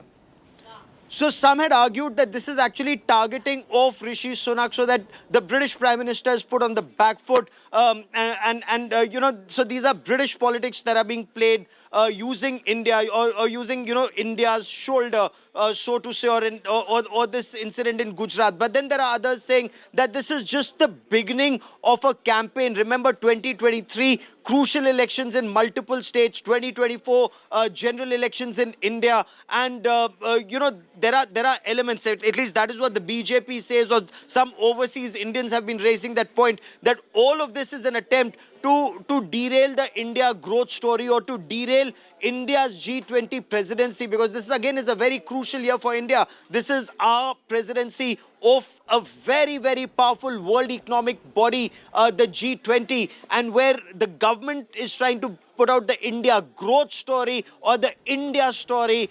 There are people who are out to derail it, and clearly countries like China, Pakistan, or even, as some argue, the United Kingdom or elements in the United Kingdom are not very happy about India becoming the 5th largest economy, moving towards being the 3rd largest economy. So they want to derail the story in whatever way they can. But either ways, it's a huge debate that's been triggered, and Mahesh Jethmalani adding fresh fuel to this fire. All right, and Mahesh Jethmalani will be joining us in some time from now. For the moment, Gaurav, thank you very much for joining us here on 6 p.m. Prime with those inputs. The BJP lashing out over the BBC documentary yet again. No doubt this is going to play out in Parliament after tomorrow, after the budget session, when the opposition has made it clear they're going to raise this issue. But the reason the BJP says that there's a conspiracy afoot is because of India shining bright in the world economy. Let's talk about the IMF projections. Amid the global slump and several countries going through a slowdown, the IMF has predicted India to be the fastest growing economy, saying India's economy will grow fastest at 6.1. So from 6.8%, it becomes 6.1%. And then the IMF says it'll go back to 6.8%. And that's why the International Monetary Fund has referred to India as the bright spot amid all of the gloom. The IMF has projected that India's growth will continue to be very much on track and much more than many developed countries. In a world of financial gloom and doom, India is the shining light. The International Monetary Fund, in its annual growth projection, has given a resounding thumbs up to the Indian economy, despite a global growth dip. The IMF's projection for India is a slight dip from 6.8% in 2022 to 6.1% in 2023. But India is expected to grow at 6.8% again in the financial year 2024. This means that India is the fastest growing economy in the world, with the current estimates surpassing growth in developed countries as well. Prime Minister Modi, also referring to the IMF figures, hailed India's growth story and how the world now is looking to India to shine. Bharat का budget Bharat के सामान्य मानवी की आशा आकांक्षाओं को तो पूरा करने का प्रयास करेगा ही, लेकिन विश्व जो आशा की किरण देख रहा है उसे वो और अधिक प्रकाशमान नजर आए। मुझे पूरा भरोसा है निर्मला जी इन अपेक्षाओं को पूर्ण करने के लिए भरपूर प्रयास करेंगी। Looking at the figures, it's clear India is surging ahead while other countries, including China, are way behind. The survey looks ahead to the medium term because the pandemic response and recovery phase is over. In fact, Chapter 1, the title itself says, State of the Economy, Recovery Complete. And therefore, after a long time, we have banking, non-banking and corporate sectors with healthy balance sheets, and they are ready to borrow and lend and invest. So we don't have to speak about pandemic recovery anymore. We have to look ahead to the next phase of India's economic growth process. While India's growth rate is at 6.1%, the projection for China is 5.2%. Other countries are feeling the slowdown. America will see a growth rate at 1.4%. The UK is struggling with an economic crisis, and the IMF projection has painted a gloomy picture for the country in the days to come. I would say compared to our forecasts in October last year, the US and the Europe surprised on the upside. US because labor markets continue to remain strong. Europe because the winter turned out to be warmer than feared. So that has both helped. And then we have China. So China moved dramatically away from its zero COVID policy. So we're going to have a couple of months where things are going to be very tough in China, but then we expect to see a rebound happening in China's economy. So there are certainly some positive turning points. The IMF's projection has made it clear that India is the only ray of hope in a year that will be difficult for the world. Get this, based on the IMF's forecast, India and China will account for half of global growth this year. Experts largely have hailed India's growth story, but have also warned that caution cannot be thrown to the wind. We are an attractive country. We are a country with 1.4 billion people. We have a GDP of 3 trillion. So you will see people coming in. Is it more incremental? And therefore, is the spending that we're doing necessary to get them in? Even as we move to a $10 trillion economy in, say, a decade or more, we would still be $6,000 per capita income. So there would be a role of the state to protect those who are in the margins. So we are never going to open up our vulnerable folks to the market forces because, never trust a benevolent politician and a benevolent market. Both of them don't exist. So we will have to have a mix of both, and that is going to be the India model. But we are going to do something different. India is unstoppable and surging ahead to achieve the $5 trillion by 2025 goal, as envisioned by Prime Minister Modi. Bureau Report, India Today. So let's reflect for you the numbers, the projections that have been put out by the IMF that shows clearly that India is the fastest growing economy over any other country. We're talking about all these so-called developed economies like USA, Germany. USA is at 1.4%, by the way. Germany, France, Italy, all of them under 1%. Japan, the growth projection is at about 1.8%. The UK, the United Kingdom, struggling, grappling with an economic crisis, is going to feel and be hit hard by the slowdown. And that's why the projection is in the negative, minus 0.6%. After India is China. China's growth rate is projected to be at 5.3%. India is at 6.1%. So we're way above China as well. Russia is at 0.3%. So you look at that particular graph and you see exactly why the IMF has referred to India as really the one that shines bright, the only, in fact, bright glow amid the doom and gloom of a slowdown, the impact of which you're seeing on all other countries. I'm slipping into a short break here on 6 p.m. Prime. Coming up on the other side, we're getting you details of the big statement made by Andhra Chief Minister Jagan Mohan Reddy. There's a big fight over his 3 capital promise, but he's declared that Vizag is the executive capital and he's moving there soon.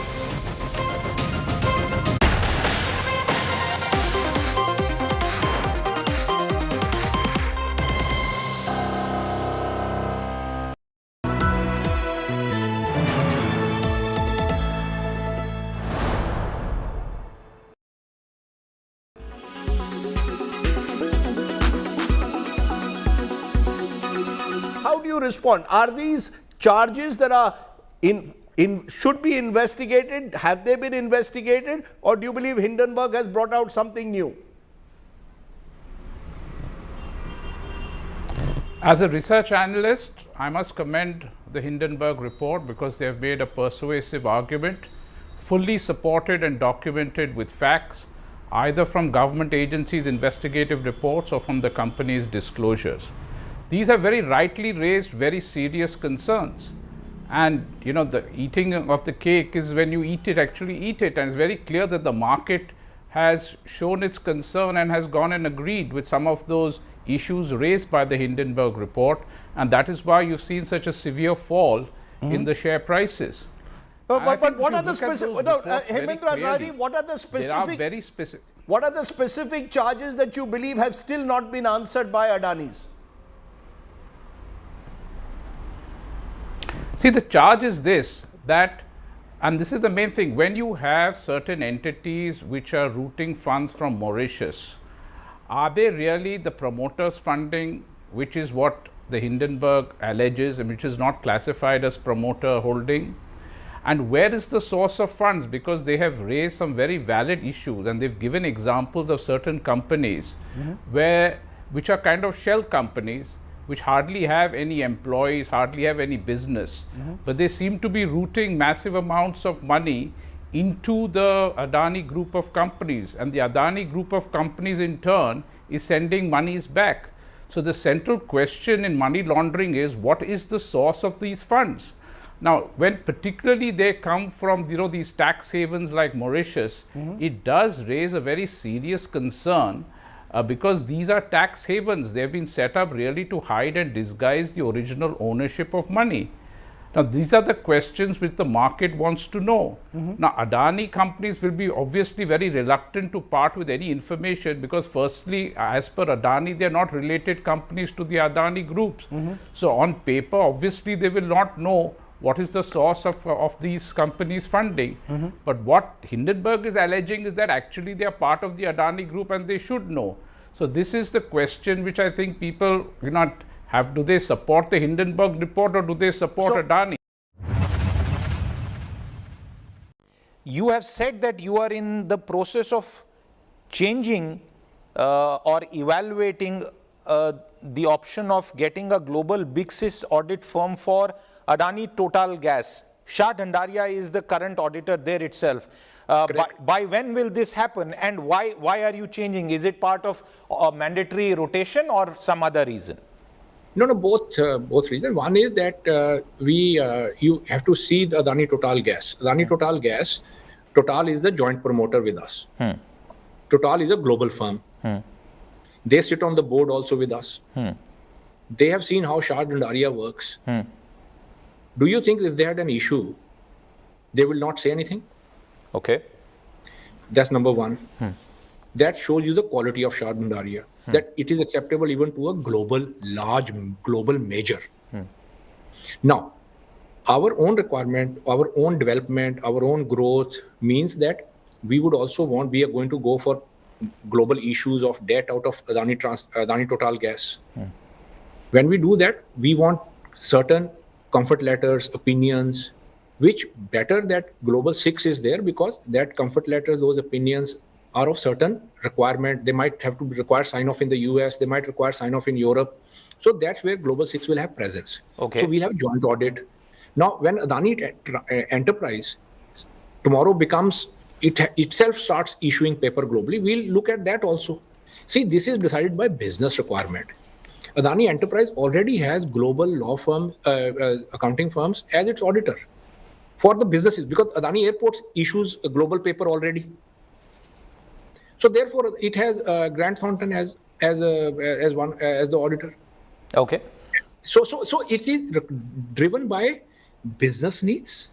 It is driven by your compliance requirements. It is driven by what is that you are trying to achieve. Okay. So if you have to issue paper in Europe or in America, then some sign-off might be required in that domestic jurisdiction. Okay.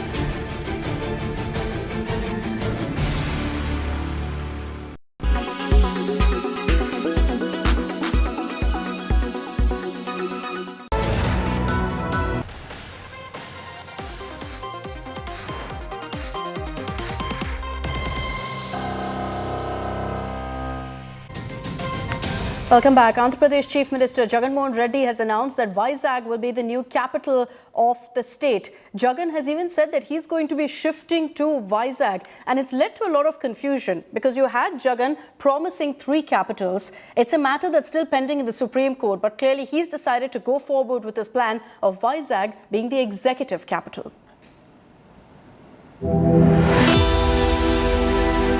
It's called the Jewel of the East Coast, and with good reason. The ancient city of Visakhapatnam will soon be the capital city of Andhra Pradesh. Apparently setting aside plans for 3 separate capitals, Andhra's Chief Minister Jagan Mohan Reddy made the big announcement today. Here I am to invite you to Visakhapatnam, which is going to be our capital in the days to come. I myself would also be shifting over to Visakhapatnam in the months to come as well.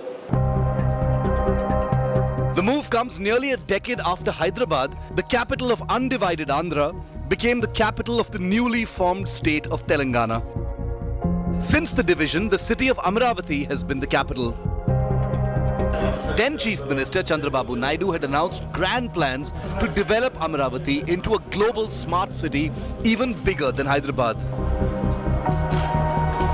But in 2019, when the Jagan tsunami swept the Telugu Desam party out of power, the young new Chief Minister said nothing doing.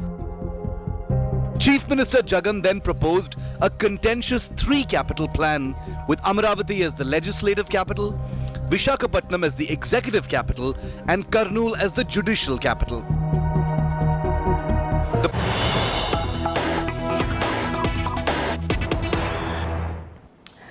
We've been tracking all the latest updates that has been coming in on the BBC Modi documentary controversy, and joining us now on 6 p.m. Prime is Mr. Mahesh Jethmalani, Member of Parliament in the Rajya Sabha, Senior Supreme Court Advocate. Mr. Jethmalani, thank you for joining us here on India Today. Good evening, sir.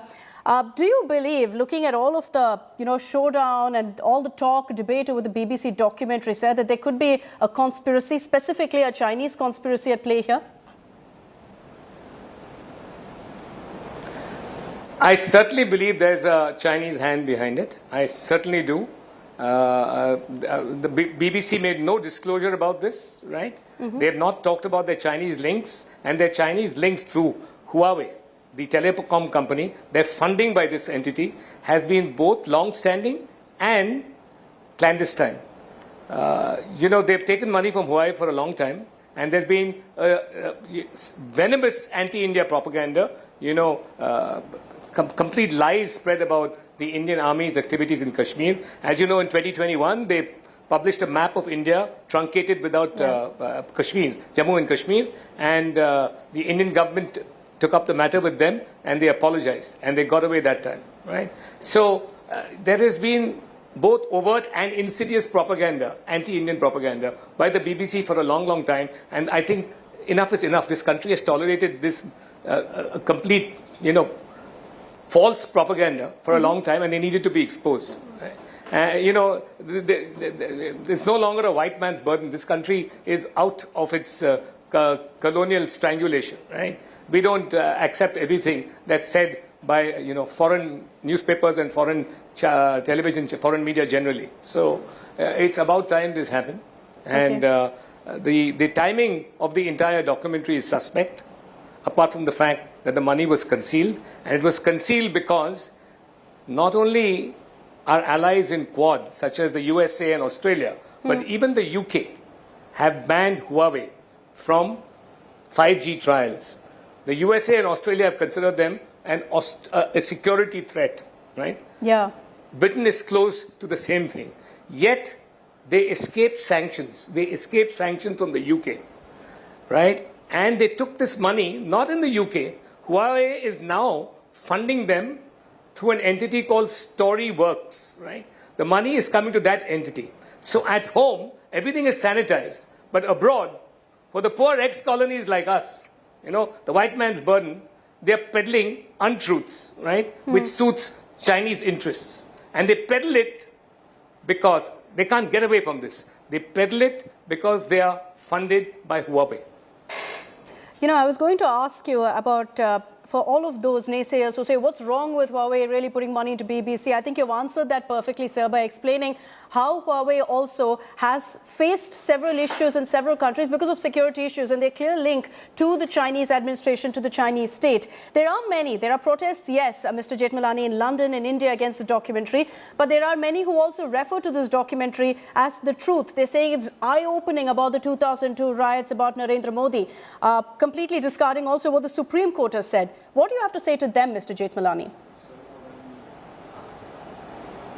Akshita, I can't hear you. I'm sorry. For the last minute has come. Can you hear me now, sir? Garbled.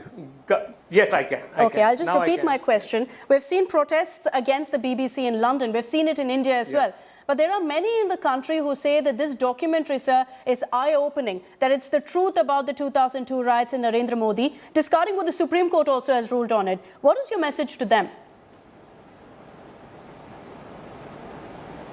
My message is, take your Supreme Court and your investigating agencies and all the courts who have examined threadbare, unlike the BBC documentary, right? The entire evidence on record. Please familiarize yourself about the starting point of the riots, which is, and who was behind it, which was the Karsevak burning, 59 Karsevaks burnt at Godhra railway station. Please familiarize yourself, who was it, right? You will find that it was a Pakistani agent who started the entire episode. It was a pre-planned conspiracy to burn the Karsevaks 48 hours before, right? And that gentleman escaped to Pakistan. Immediately after, he had set up the entire train burning prelude. So they should do their homework well. The entire 2002 issue in 2023 coming up, ignoring extremely detailed judgments of many courts, right, is a travesty of journalism. It's a complete travesty. This is a hit job. In fact, it's a hatchet job of the worst kind and the most clumsy kind, right? And you've been tripped up because, you are now exposed as having taken money from an entity that will revel in the kind of material that you have published. Mr. Jethmalani, you've spoken of a Chinese conspiracy. You've spoken about propaganda, clearly, that's being peddled right now. You've also spoken about a curious Congress link, sir, about Mr. Jairam Ramesh. Why is it that you allege right now that there's a link between Jairam Ramesh and Huawei?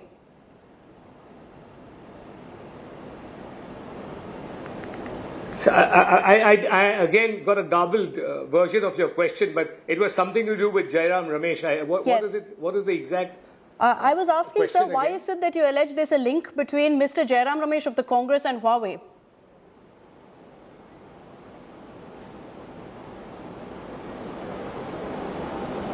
I'm sorry, you faded completely now, Akshita. Mr. Jethmalani, I apologize, but I hope you can hear me clearly. I'll repeat my question. What to you is the link between Jairam Ramesh and Huawei, sir?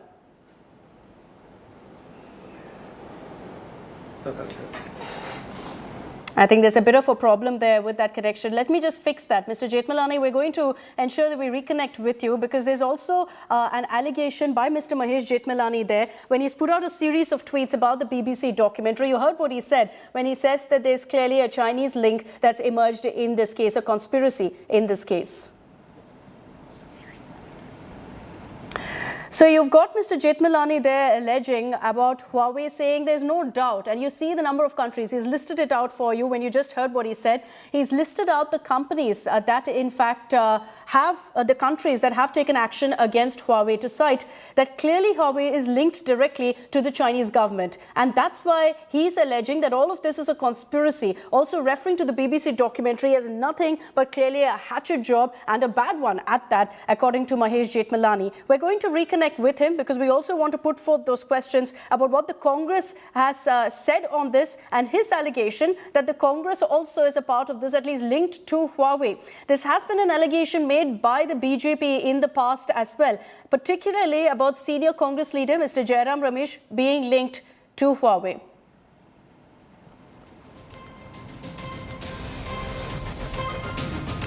Apologize. We've lost the connection with Mr. Mahesh Jethmalani, but the Rajya Sabha MP there setting the cat among the pigeons by referring to the BBC documentary and saying that there is a Chinese conspiracy behind that particular film being released right now. I'm slipping into a short break here on 6 p.m. Prime. Coming up on the other side, we'll get you more news stories focusing particularly on what's playing out in the south. More updates, particularly on the Karnataka government forming a committee to consider making the Tulu language an official one.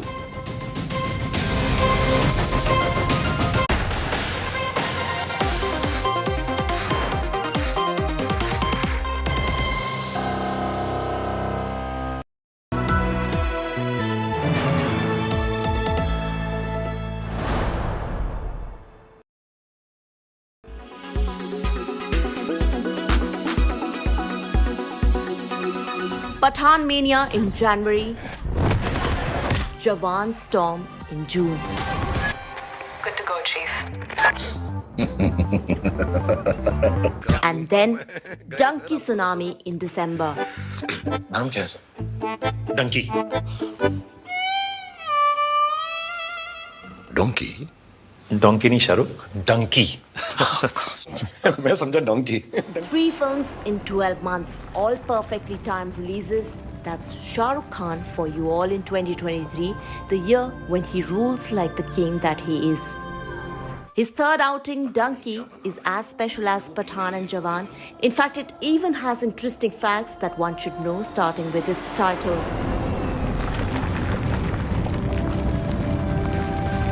Donkey translates to illegal entry or illegal immigration in Punjab, and as the name suggests, the film will highlight the rampant use of an illegal backdoor route called donkey flight that Indians undertake to migrate to countries like Canada and the USA.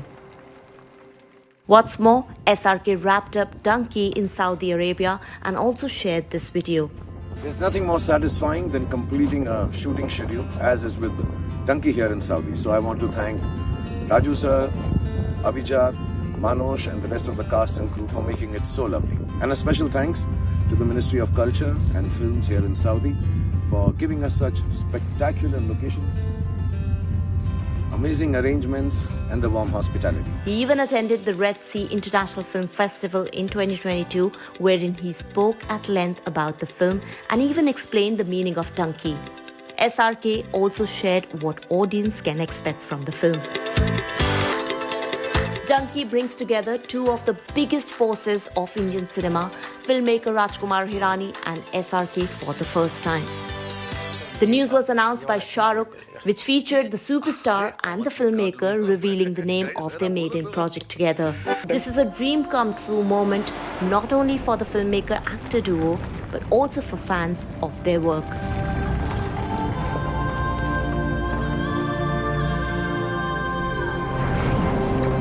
Donkey also marks SRK's first collaboration with Taapsee Pannu, and she essays the female lead opposite him. While Jawan and Pathan are stylish actioners with grand scale,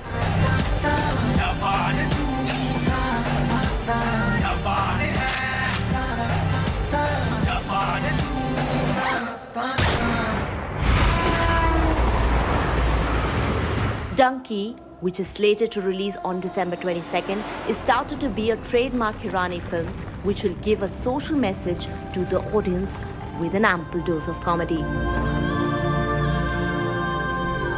So yes, King Khan has something different to offer to his fans in each of his films in 2023, the year that will go down in history for him. Entertainment Bureau, India Today. Ready.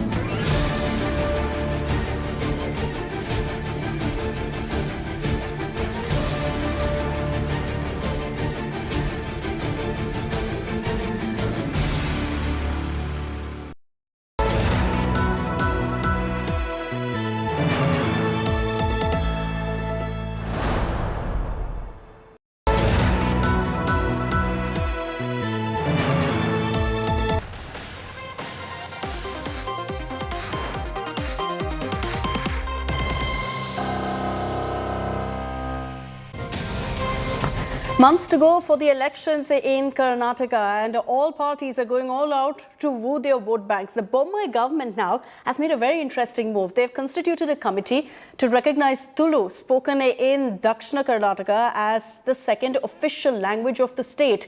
The committee, headed by an academician, Mohan Alva, is expected to submit the report to the state government within a week's time, after which a decision will be taken by the Bommai government. She is one of India's most recognizable international faces. She has acted in films in languages that range from Hindi to Tamil to Telugu to Kannada to Malayalam to Bengali to even Hungarian, French and Italian. But did you know that none of these are Aishwarya Rai's native language? If you did not already know, it's the beautiful ancient language Tulu from coastal Karnataka. But why are we telling you about Aishwarya's mother tongue? Well, because the Bombay government in Karnataka has just set the ball rolling to give Tulu status as the state's second official language after Kannada. The government has finally formed a committee under the supervision of Mohan Alva to submit a report within 1 week to the state. With elections around the corner, the long pending demand of the people of coastal Karnataka is finally being fulfilled, the part of Karnataka which exported talent across the country and the globe.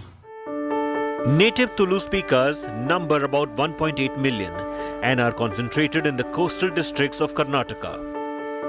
Materla smile maltondo Tati Bodondo, Materla Mulpa Samman Malpanaga, patiently Kuldar Matra. But famous Tulu speakers are many.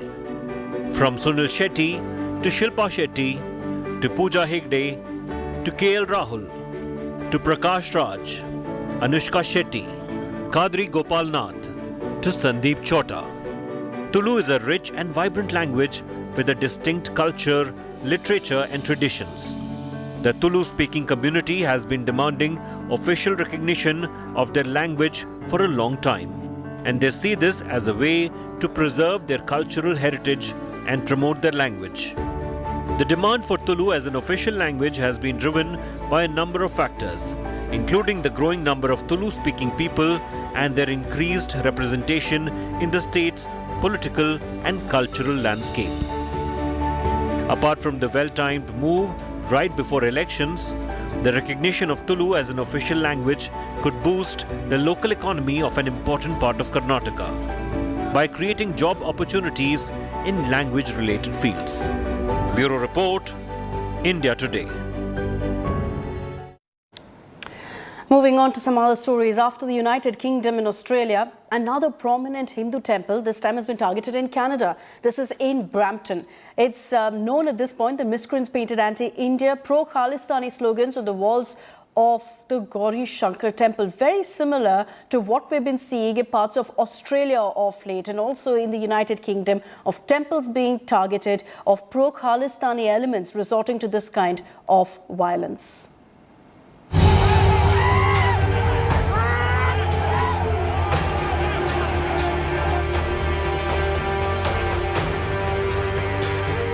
After the United Kingdom and Australia, a prominent Hindu temple is now targeted with anti-India graffiti in Canada. The famous Gauri Shankar temple in Brampton, a symbol of Indian heritage, was vandalized with hate-filled messages. The Canadian authorities are investigating the incident. The attackers painted anti-India and pro-Khalistani slogans on the temple walls. Condemning the act of vandalism, the Indian Consulate General in Toronto said that the defacing of the temple has deeply hurt the sentiments of the Indian community in Canada. The defacing of the Hindu temple in Brampton is not an isolated incident. At least 3 similar acts of vandalism have been recorded in Canada since last July. Pro-Khalistan elements are targeting temples in Australia too. 3 incidents of Hindu temples being defaced were reported from Melbourne in January. Bureau Report, India Today. And that's all we have time for in this edition of 6 p.m. Prime. Thanks very much for tuning in. Coming up on the other side, I round up all the big political stories of the day. We'll be telling you all about what played out on day one of the budget session of Parliament.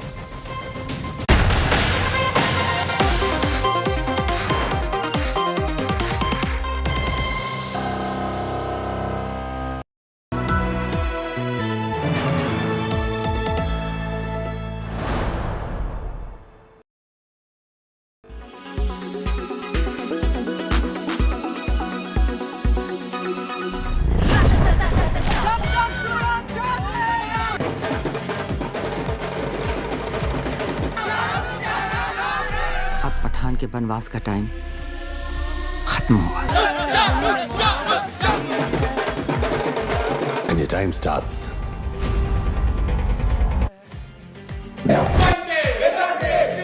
With Pathan, Shah Rukh Khan has shown who is the real Badshah of Bollywood. Pathan के घर पे रखोगे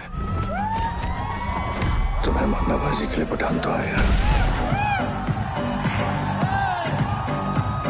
Shah Rukh Khan's Pathan has finally ended Bollywood's dry season. और पटाखे भी लाएगा।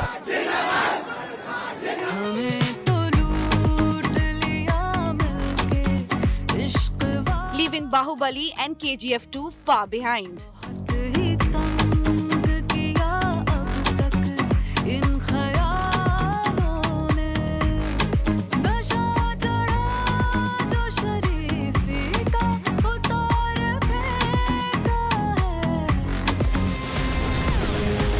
Within 2 days of its release, Pathan has collected more than 216 crore worldwide. Pathan, the hunter, hunted.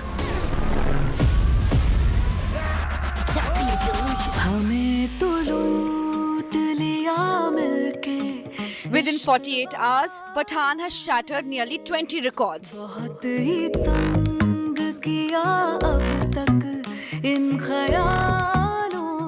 The film has collected more than 106 crores worldwide on the day of its release, which is more than any other Hindi film.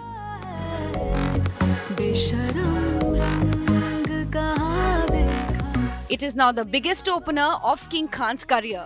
It is the fastest Hindi film to enter the 100 crore club.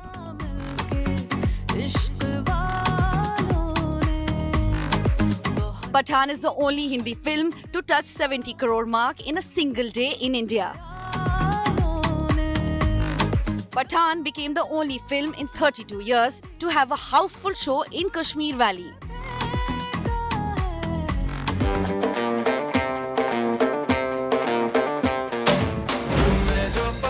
According to trade experts, Pathan could surpass lifetime box office collection of Bahubali, The Conclusion and KGF 2.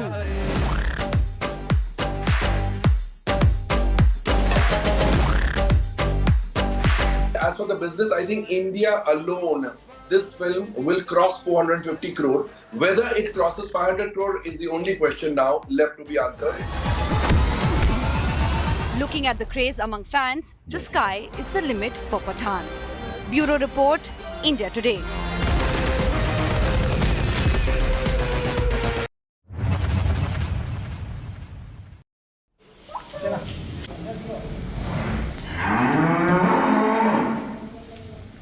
A B.Tech graduate in Madhya Pradesh is scripting a success story in dairy farming. Anil Patidar from Modi village, located 45 kilometers away from Agar Malwa district headquarters, chose to stay close to his roots and started his dairy in 2018. मैंने सन 2014 में BTech किया है RGP university Bhopal से और आज मेरे पास मैंने सोचा पहले कि जॉब में तो खुद का बिजनेस रहेगा नहीं, दूसरों के अंडर में काम करना पड़ेगा। मैंने डेयरी फार्म स्टार्ट किया। 8 गायों से मैंने शुरुआत की और आज मेरे पास 100 से 105 गायें हैं। From cutting fodder to milking cows, Patidar relies on machines to manage his business. The venture that started with 4 cows now has more than 100. The business, he claims, is making big profit. मेरे पास 600 से 700 litre दूध per day का रहता है।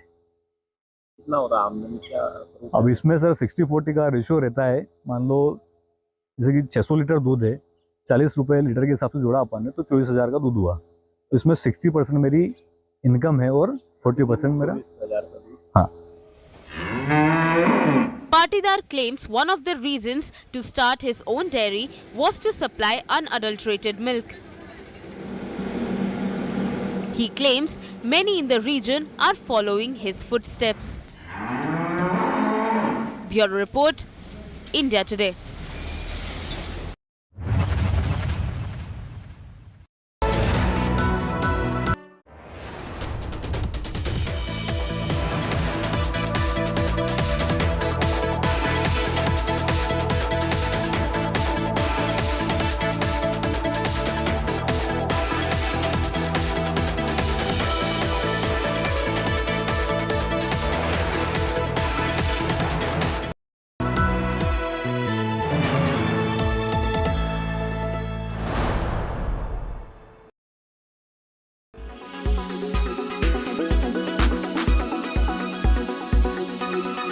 Ramesh, the arduous yatra is over, Kanyakumari to Kashmir. What are the three big benefits you think this yatra has actually given your party today?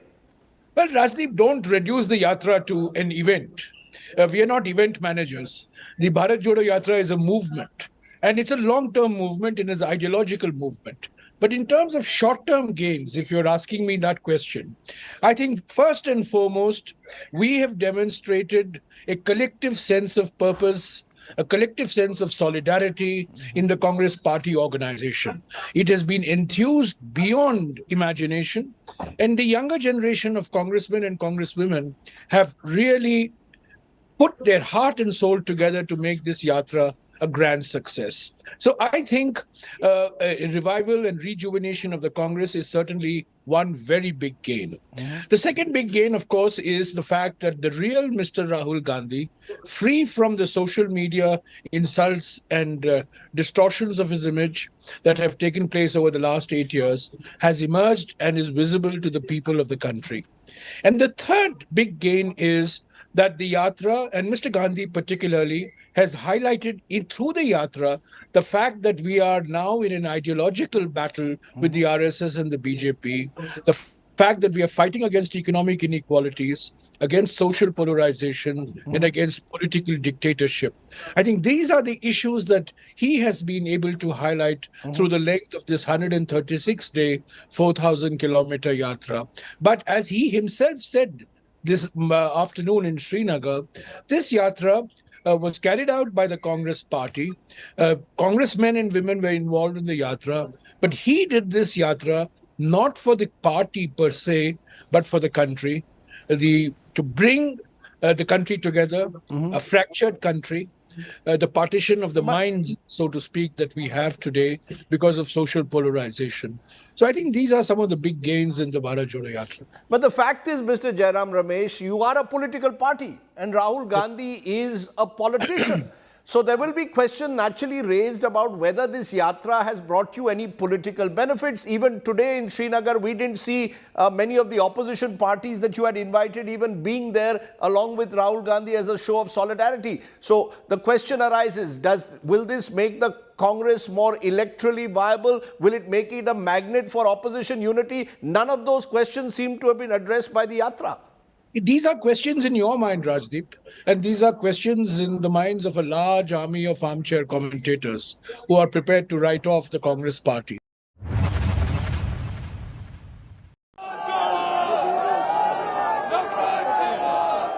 This was the culmination of the Bharat Jodo Yatra in Srinagar on Monday. The journey of reinvention has seen many images, many faces of Rahul Gandhi. When he set out on the 4,000-kilometer yatra, a clean-shaven Rahul was the man on a mission. To unite the country was the stated agenda, but to tide over upcoming elections was the bigger goal. That goal required political muscle, so all Congress leaders put their weight behind the Gandhi heir. If the aim of the yatra was to showcase Rahul as a man fit to take on Modi in 2024, it was also to showcase his human side, the people connect, the one loved by kids and youth alike. A family man, a doting son and a brother. An animal lover, a man who could walk with Aam Aadmi and the Khas Aadmi alike. A man of faith, a Shiv Bhakt, a secular face.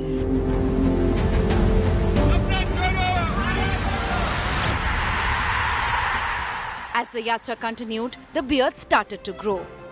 The look changed, but the white t-shirt remained, even in the biting Delhi cold. But then a jacket was added, later a cap, and finally a firan. Whether these viral images translate into viral votes is something India will be waiting for and watching. Bureau Report, India Today.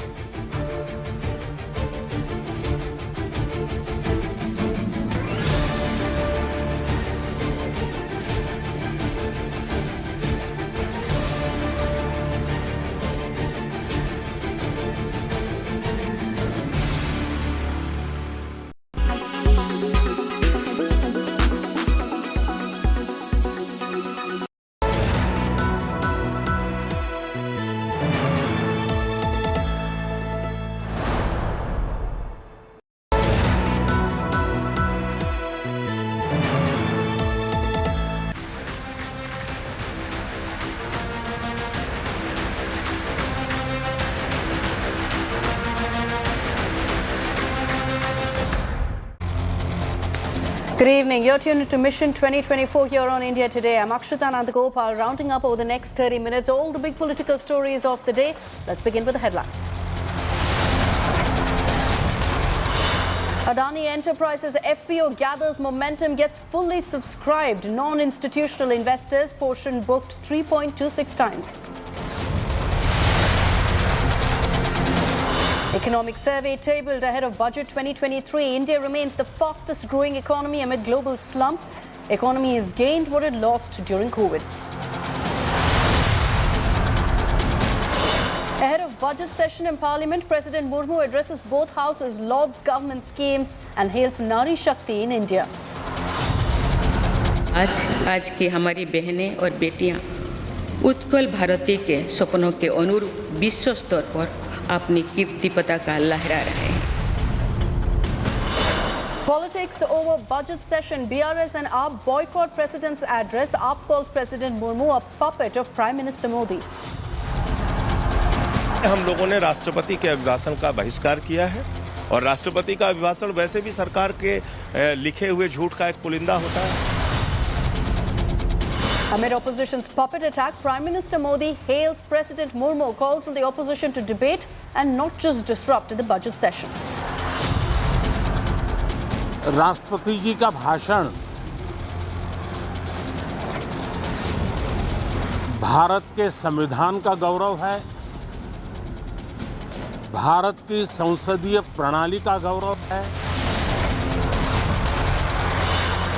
Big statement by Andhra CM Jagan Mohan Reddy announces Visakhapatnam to be the new capital of Andhra, says he will move to Vizag soon.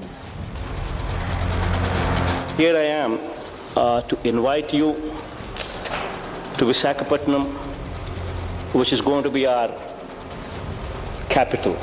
I myself would also be shifting over to Visakhapatnam in the months to come as well.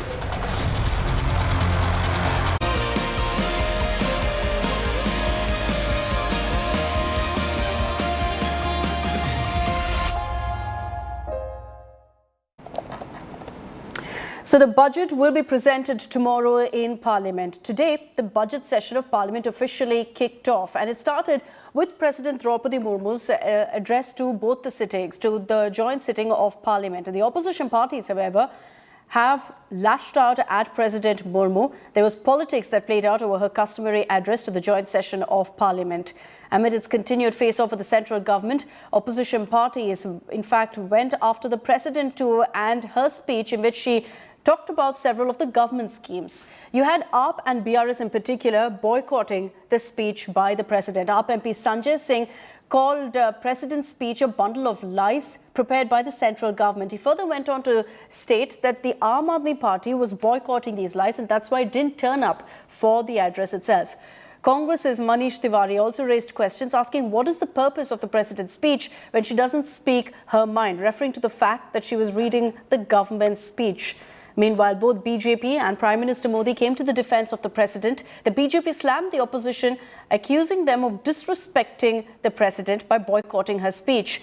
Prime Minister Modi, meanwhile, remarked that the president's speech is an opportunity to respect women and the great tribal traditions of the country. Narendra Modi ji जवाब नहीं देंगे उन करोड़ों निवेशकों को जो आज चिंतित हैं, जिन्होंने LIC में अपना पैसा लगाया है, वो SBI में पैसा जमा करने वाले लोग जो आज चिंतित हैं, उनको जवाब नहीं देंगे प्रधानमंत्री नरेंद्र मोदी जी। तो इसीलिए हम लोगों ने राष्ट्रपति के अभिभाषण का बहिष्कार किया है और राष्ट्रपति का अभिभाषण वैसे भी सरकार के लिखे हुए झूठ का एक पुलिंदा होता है। राष्ट्रपति जी के अभिभाषण होते हैं, सरकार जो चाहते हैं, सरकार जो करते हैं, वही राष्ट्रपति जी की भाषण में दोहराए जाते हैं। तो स्वाभाविक रूप से राष्ट्रपति जी सरकार की बयान पेश करते हैं, फिर भी हम राष्ट्रपति जी अभिभाषण को काफी सम्मान देते हैं और राष्ट्रपति जी की भाषण के ऊपर जब चर्चा शुरू होगी सदन में परसों से, तो हम लोग अपना बात रखेंगे। उस समय आपको पता चलेगा कि हमारा विचार क्या है। आपने 26 जनवरी को राजपथ पर नहीं देखा क्या? महिला CRPF की परेड, जो कि बेस्ट परेड कंटिजेंट थी, क्या मिसाइल को ले जाने वाली सेकंड लेफ्टिनेंट महिला थी, एयरफोर्स की पायलट महिला थी जो खड़ी थी। तो नारी शक्ति तो हम देख ही रहे हैं। हमारे प्रधानमंत्री ने बेटी बचाओ बेटी पढ़ाओ को एक नई ऊंचाई दी और आज माननीय राष्ट्रपति जी का जो उद्बोधन हुआ, वित्त मंत्री जी बजट पेश करेंगे, लेकिन आज जो उनका उद्बोधन हुआ है वो देश के सर्वांगीण विकास का एक बहुत बड़ा परिचय है। So the budget session kicked off today and will go on till April 6th. You had, in fact, President Draupadi Murmu hailing the Modi government's achievements in her speech. As is usually the custom, she kicked off the parliament, the budget session. Murmu said the centre had taken steps against terror, including the abrogation of Article 370, the surgical strikes, as well as steps to empower women like abolishing triple talaq. These were a few examples that she gave in her speech. Prime Minister Narendra Modi, speaking ahead of President Murmu's address, also in fact appealed to the opposition, saying, "We hope that President Murmu gets a warm welcome." He also said that the budget will attempt to meet the hopes and aspirations of the common citizens, and the entire world was looking at India with hope to revive the global economy, referring to the IMF projections. Finance Minister Nirmala Sitharaman tabled the economic survey today, which hailed India as the fastest growing economy in the world. This survey has stated that the economy had gained what it lost during the COVID pandemic. Remember, tomorrow, Nirmala Sitharaman will be presenting the union budget. The centre overall in this budget session will introduce at least 36 bills, of which 4 bills on budgetary exercise will be brought out. आज एक तरफ देश में अयोध्या धाम का निर्माण हो रहा है, तो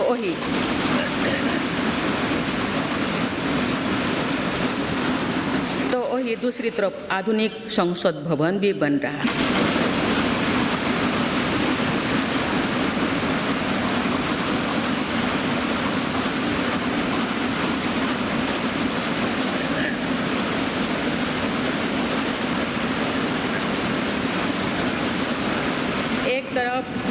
हमने केदारनाथ धाम, काशी विश्वनाथ धाम और महाकाल महालोक का निर्माण किया, तो वही हर जिलों में हमारी सरकार मेडिकल कॉलेज भी बनवा रही है। बीते वर्ष से भ्रष्टाचार के विरुद्ध निरंतर लड़ाई चल रही है। हमने सुनिश्चित किया है कि व्यवस्था में ईमानदार का सम्मान होगा। भ्रष्टाचारियों के लिए समाज में किसी भी प्रकार की सहानुभूति ना हो, इसके लिए सामाजिक चेतना भी देश में बढ़ रही है। बीते वर्षों में भ्रष्टाचार मुक्त इकोसिस्टम बनाने की दिशा में बेनामी संपत्ति अधिनियम को नोटिफाई किया गया है। आर्थिक अपराध कर फरार हुए अपराधियों की संपत्ति जब्त करने के लिए फजिटिव इकोनॉमिक ऑफेंडर्स एक्ट पारित किया गया है। सरकारी कामों में पक्षपात और भ्रष्टाचार के चलन को भी खत्म करने के लिए प्रभावी सिस्टम बनाया गया है। ऐसा भारत हो जिसमें गरीबी ना हो, जिसका मध्यम वर्ग भी वैभव से युक्त हो। ऐसा भारत हो जिसकी युवा शक्ति और नारी शक्ति समाज और राष्ट्र को दिशा देने के लिए सबसे आगे खड़े हो, जिसके युवा समय से 2 कदम आगे चलते हो। ऐसा भारत जिसकी विविधता और अधिक उज्जवल हो, जिसकी एकता और अधिक अटल हो। ये बजट सत्र में भी तकरार भी रहेगी, लेकिन तकरीर भी तो होनी चाहिए। और मुझे विश्वास है कि हमारे विपक्ष के सभी साथी बड़ी तैयारी के साथ बहुत बारीकी से अध्ययन करके सदन में अपनी बात रखेंगे। भारत का बजट भारत के सामान्य मानवी की आशा आकांक्षाओं को तो पूरा करने का प्रयास करेगा ही, लेकिन विश्व जो आशा की किरण देख रहा है उसे वो और अधिक प्रकाशमान नजर आए। भारतीय जनता पार्टी के नेतृत्व में एनडीए सरकार,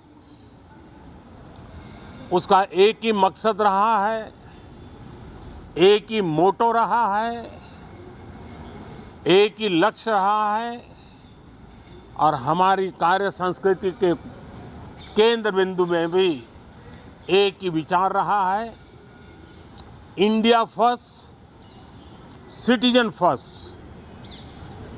सबसे पहले देश, सबसे पहले देशवासी। Now, interestingly, in President Murmu's address earlier today, she also made a mention of the grand Ram Mandir being built in Ayodhya. The preparations for the inauguration of the Ram Temple in Ayodhya next year in 2024 is on in full swing. Nepal has sent the auspicious Shaligram Shila, or the black stones, for the construction of the deities. The stones are travelling through Bihar before it actually reaches Uttar Pradesh, the final destination being Ayodhya. Rohit Singh has been travelling along the stones from Nepal's Janakpur. He's filed this report for us.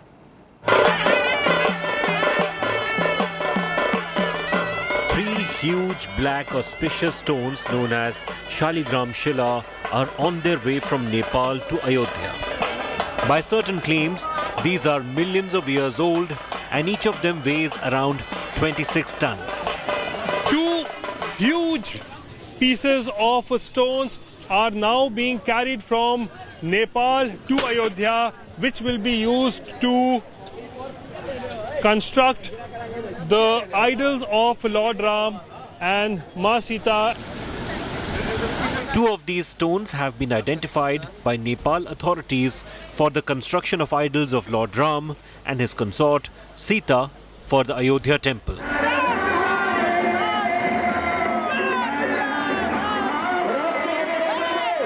From Nepal's Janakpur, the stone convoy is travelling through Bihar's Madhubani and will make 2 night stops at Muzaffarpur and Gorakhpur before reaching Ayodhya on 2nd February. ये देवशिला जो काली गंडकी के गलेश्वर धाम से आई है, वो अयोध्या जा रही है और उस शिला से भगवान राम के बाल रूप का अवतार होगा। ये हमारे लिए और सबके लिए गर्व की बात है, सौभाग्य की बात है। The atmosphere here is absolutely electric and thousands of people coming here to have a look at these huge stones and also doing puja archana, and everyone is excited. ये जो हो रहा है नेपाल भारत के तरफ से, ये दोनों देश के लिए बहुत अच्छा बात है, बहुत ही अच्छा है, खुशी की बात है। ये बहुत खुशी लग रहा है, ऐसे ही प्रतिमा देखने के लिए आए हैं और प्रतिमा बहुत बनेगा तो भारत नेपाल की रिश्ता एकदम और मजबूत हो जाएगी। On both sides of the two countries, people remained excited to welcome it as it passed through. Nepal later plans to send the bow for Lord Ram as well. These stones are non-anthropomorphic representations of Lord Vishnu in Hindu religion. Lord Ram is considered as an incarnation of Lord Vishnu. These stones are best found in Nepal's Kali Gandaki river. Once again, with this river, Nepal and India unites their ancient cultural ties. With Rohit Singh, Bureau Report, India Today. So before 2024, there's the big 2023 test. Just months to go for the Karnataka Assembly elections, the Bommai government has made a very interesting move, constituting a committee to recognize Tulu as the second official language of the state. This committee, headed by academician Mohan Alva, is expected to submit the report within a week's time to the Bommai government, after which an official decision will be made. She is one of India's most recognizable international faces. She has acted in films in languages that range from Hindi to Tamil to Telugu to Kannada to Malayalam to Bengali to even Hungarian, French and Italian. But did you know that none of these are Aishwarya Rai's native language? If you did not already know, it's the beautiful ancient language Tulu from coastal Karnataka. But why are we telling you about Aishwarya's mother tongue? Well, because the Bombay government in Karnataka has just set the ball rolling to give Tulu status as the state's second official language after Kannada. The government has finally formed a committee under the supervision of Mohan Alva to submit a report within 1 week to the state. With elections around the corner, the long pending demand of the people of coastal Karnataka is finally being fulfilled, the part of Karnataka which exported talent across the country and the globe. Native Tulu speakers number about 1.8 million and are concentrated in the coastal districts of Karnataka. Materla smile maltondo Tati Bodondo, Materla Mulpa Samman Malpanaga, patiently Kuldar Matra. But famous Tulu speakers are many. From Sunil Shetty to Shilpa Shetty to Pooja Hegde to KL Rahul to Prakash Raj, Anushka Shetty, Kadri Gopal Nath to Sandeep Chota. Tulu is a rich and vibrant language with a distinct culture, literature and traditions. The Tulu-speaking community has been demanding official recognition of their language for a long time, and they see this as a way to preserve their cultural heritage and promote their language. The demand for Tulu as an official language has been driven by a number of factors, including the growing number of Tulu-speaking people and their increased representation in the state's political and cultural landscape. Apart from the well-timed move right before elections, the recognition of Tulu as an official language could boost the local economy of an important part of Karnataka by creating job opportunities in language-related fields. Bureau Report, India Today. 2024 will also see elections in Andhra Pradesh, and Chief Minister Jagan Mohan Reddy has announced that Vizag will be the new capital of the state. Chief Minister Jagan made it clear that the future of the state was in decentralized development, proposing Visakhapatnam as the seat of the state administration, and thereby he's pushing ahead with his 3-capital plan, Vizag being the executive capital. It's called the jewel of the East Coast, and with good reason.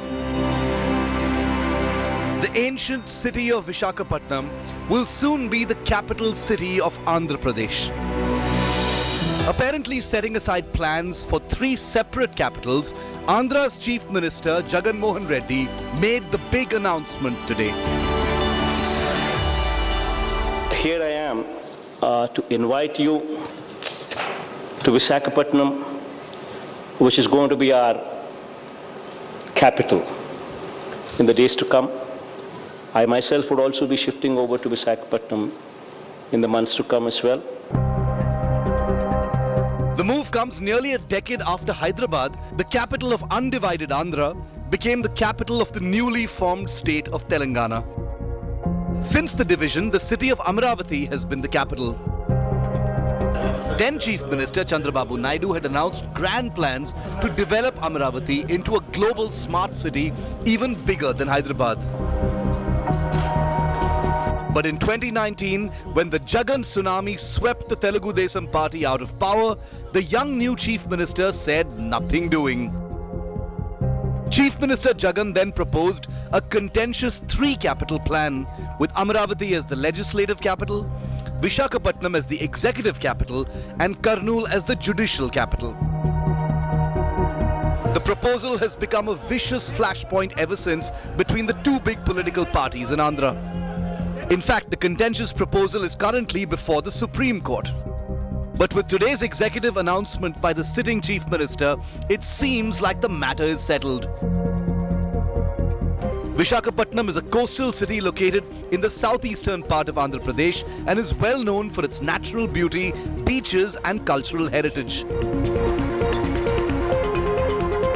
An epicenter of naval activity and headquarters of the Eastern Naval Command, the city has been experiencing rapid growth in recent years and has become a hub for industries and commerce. The move will ensure that the state government continues to have a presence in both the coastal and interior regions of the state.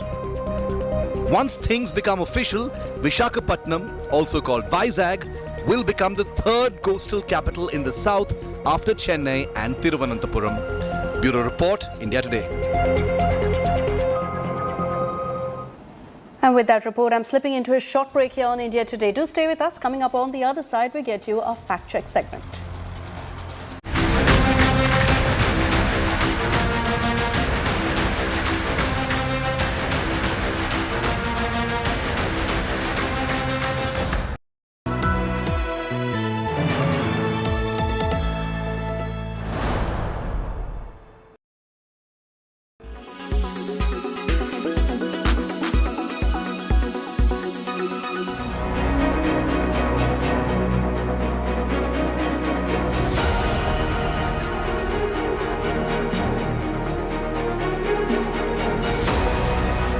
Stepping out of political wilderness.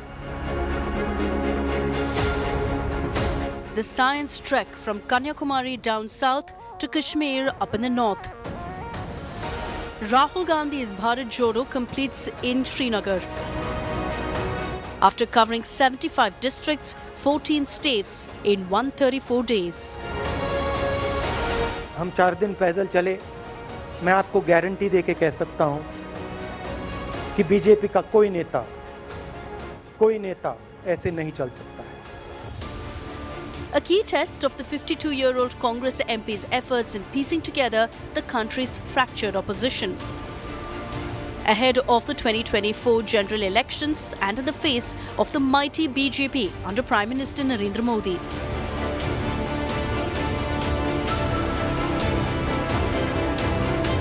Congress issued invites to almost 21 like-minded parties to attend the culmination rally of the Bharat Jodo Yatra at Srinagar.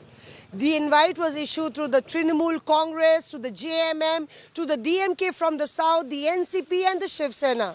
Now, many of these parties attended the Yatra en route and many of them also joined the culmination rally.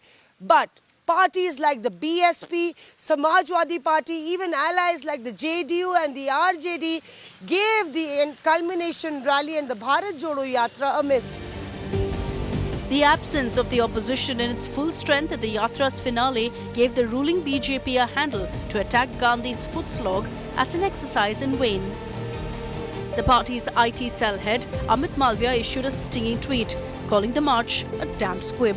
Gandhi ji को और प्रियंका गांधी जी को बर्फ के गोलों के साथ तो खेलते देखा, पिकनिक मनाते भी देखा, हंसी खुशी के माहौल में भी देखा, लेकिन शायद वो धन्यवाद करना भूल गए माननीय प्रधानमंत्री नरेंद्र मोदी जी का, जिन्होंने सत्ता में आने के बाद अनुच्छेद 370 और 35 को सदा सदा के लिए खत्म किया.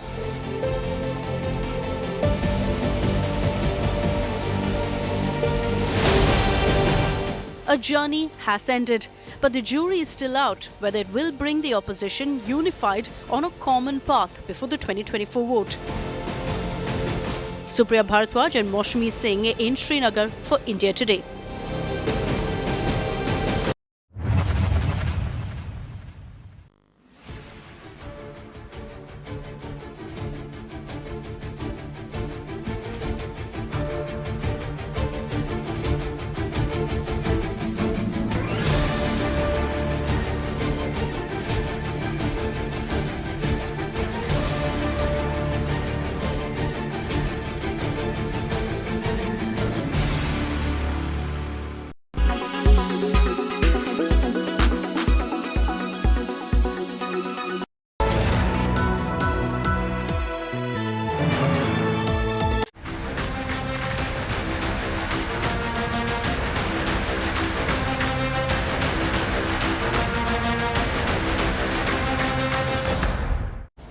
Welcome back. Let's get to our fact check segment where we continue to get you and separate fact from fiction on social media. There's a video that's going viral of a protest, and the claim is that this video is of a protest outside the BBC office against the Modi documentary.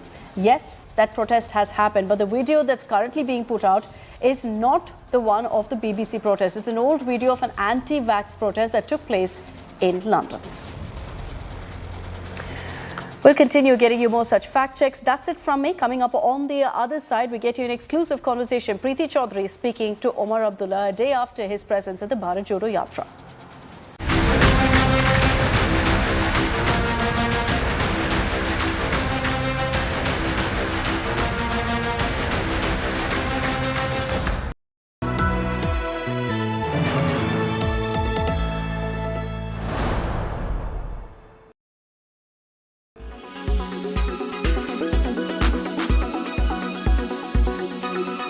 Now the institutional investors will partake of your offer, and you are now expecting retail participation to be lower. The 6,000 crore amount where you had received subscriptions of 9,000 crore. Explain this to me because I think you have just said that it's changing in terms of who is going to put in the money. No, it's basically what happens is that under normal circumstances, you would say that, okay, there will be X amount of retail participation. For example, we know, because we get that report, 40 lakh applications went out. So you can judge how much would be the retail participation in normal circumstances. So now what will happen is that we also know how much was the demand from institutional investors when we did the roadshow, etc.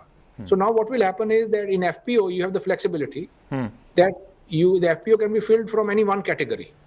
So all of the 20,000 is now coming from the institutional category?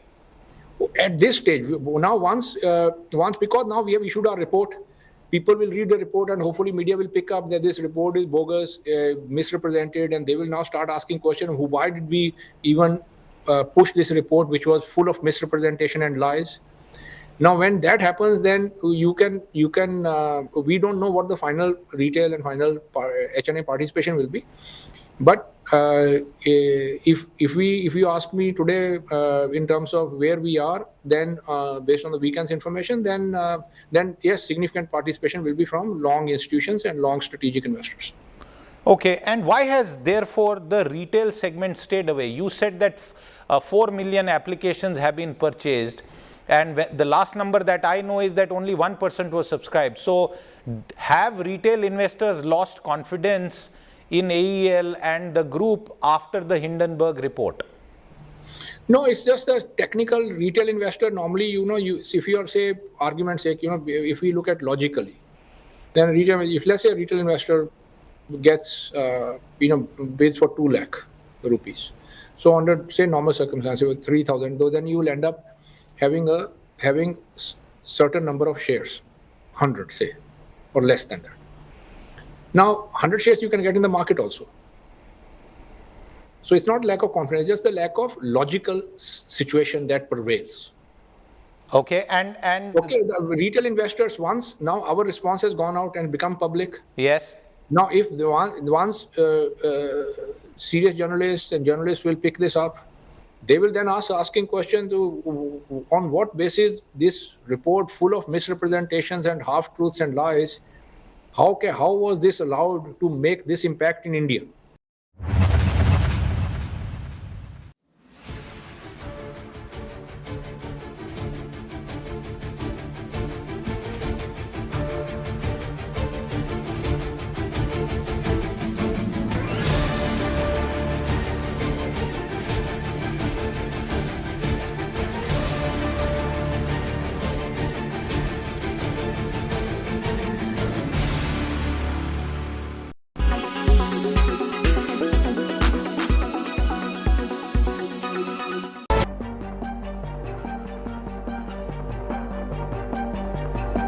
Hindenburg fails to sink Adani FPO.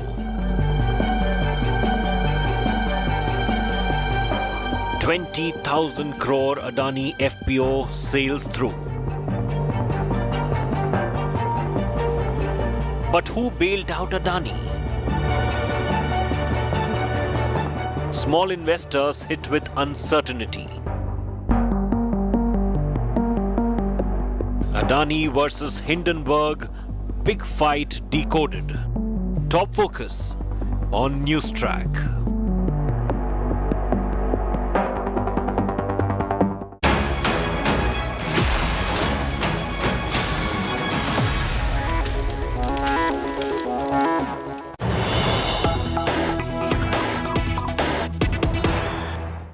So it was a rather theatrical end to the Bharat Jodo Yatra, where especially the weather comes into question. But standing right next to Rahul Gandhi, when he made a rather emotional speech, was the former Chief Minister, Vice President of the National Conference, Jammu and Kashmir. I have him with me, Omar Abdullah. Appreciate you joining us, Mr. Abdullah. I just want to ask you one question. What made you stand with Rahul Gandhi? Considering the Congress is not a part of the Gupkar alliance, what made you not just walk with him, but stand with him and vociferously come in support for him? Politics is not just about alliances. It's also about what one individual or party stands for. And the fact that this yatra was taken out with the aim to unite the country, to bring a message, an alternate message to the country than the one that the ruling establishment today is propagating, I think is one that I identified with and felt at a personal level that I wanted to participate in. You talk about that it's a great initiative. And you've been very vocal about it also, not just, with what went down yesterday with you standing with him or walking with him, before that as well. But, there is a sense, and a lot of, I'm sure, political analysts also feel, that this is possibly the first political initiative at the scale that it was post the abrogation of Article 370. Why did it have to come from the Congress? Why not you? No, that's not true. In fact, Rahul Gandhi's yatra had nothing to do with what J&K has gone through after 2019. In fact, if anything, the position he took is one that I vehemently disagree with regard to 370. I find no common cause with the Congress party as far as their position on 370 is concerned. It's the wider message that he came with about the need to unify, the need to remove hatred. And this is not the first political program after August 2019. In fact, it may be the first one of the Congress, but the National Conference has had programs, the PDP has had programs, the BJP in the shape of the Home Minister's rallies in North Kashmir and in Jammu. Those predate what the Congress has done. Yes, it's the first time somebody has walked, but then that was what he chose to do. He chose to do things differently. But you don't see it as somewhere down the line a catharsis for a lot of your people? Because when we did speak to them, they did see it as a sounding board of not being heard. No, it's people came out. People came out, and in numbers that I don't think any of us expected to see them there. And they came out because I think they identify with the fact that Rahul has been taking on the BJP. And they somewhere down the line wanted to make that sense felt as well, that they feel that they've been hard done by the union government, they've been hard done by the BJP, and they wanted to make that thought known. You've talked quite a bit about why you connect to the Bharat Jodo Yatra. For somebody as a political spectator as well, yourself a politician, what would be the failures of the Bharat Jodo Yatra? I think it's early days yet. The yatra only concluded yesterday. I don't think it's fair to establish or try and write a report card for the yatra. I think the yatra, let's take what they've achieved so far. To have walked from Kanyakumari to Srinagar, I don't think any of us expected it. I think most people expected that it would be a token walk with a lot of cars and flying around. The fact that he walked 3,500 kilometers. You weren't expecting? I don't think he may have thought he was. But if I'm not mistaken, Priyanka in her own speech yesterday said that she thought that he had taken on more than he could have done. The fact that 3,500 kilometers was done on foot, talking to people, meeting people. The fact that he did, if I'm not mistaken, 12 or 13 press conferences. More. Yeah, well, I mean, the Congress said it was about 13, so still more than that. Right. But then, I mean, free-flowing press conferences without any censorship or any questions being planted. I think these are all great things. Now, whether this will translate into anything more long-term, that remains to be seen. So we'll wait. The BJP says, and many leaders from the central government says, the sheer fact that Rahul Gandhi could take this yatra out through the heart of Kashmir is credit to the government and the striking down of Article 370. The striking down of Article 370 had nothing to do with it. And if this yatra is credit to them, then why no elections in J&K? Mm-hmm. Let the BJP please explain to us why we have been denied an election.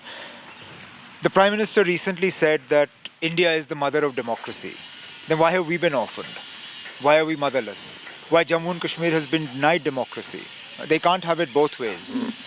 You know, I'm going to talk about delimitation. I'm going to come down to the status of statehood, but just a couple of more questions on the Bharat Jodo Yatra, especially with say, you were a political party which stood, PDP stood, Mehbooba Mufti stood with Rahul Gandhi, but ultimately in the larger mirage, or rather the mirage of opposition unity, there was nobody quite there?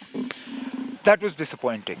And I think the parties that chose to stay away should seriously sort of introspect as to what it was that forced them to take that decision. Because at the end of the day, this meeting wasn't about anointing a prime ministerial candidate. Mm-hmm. It wasn't about forging an electoral alliance.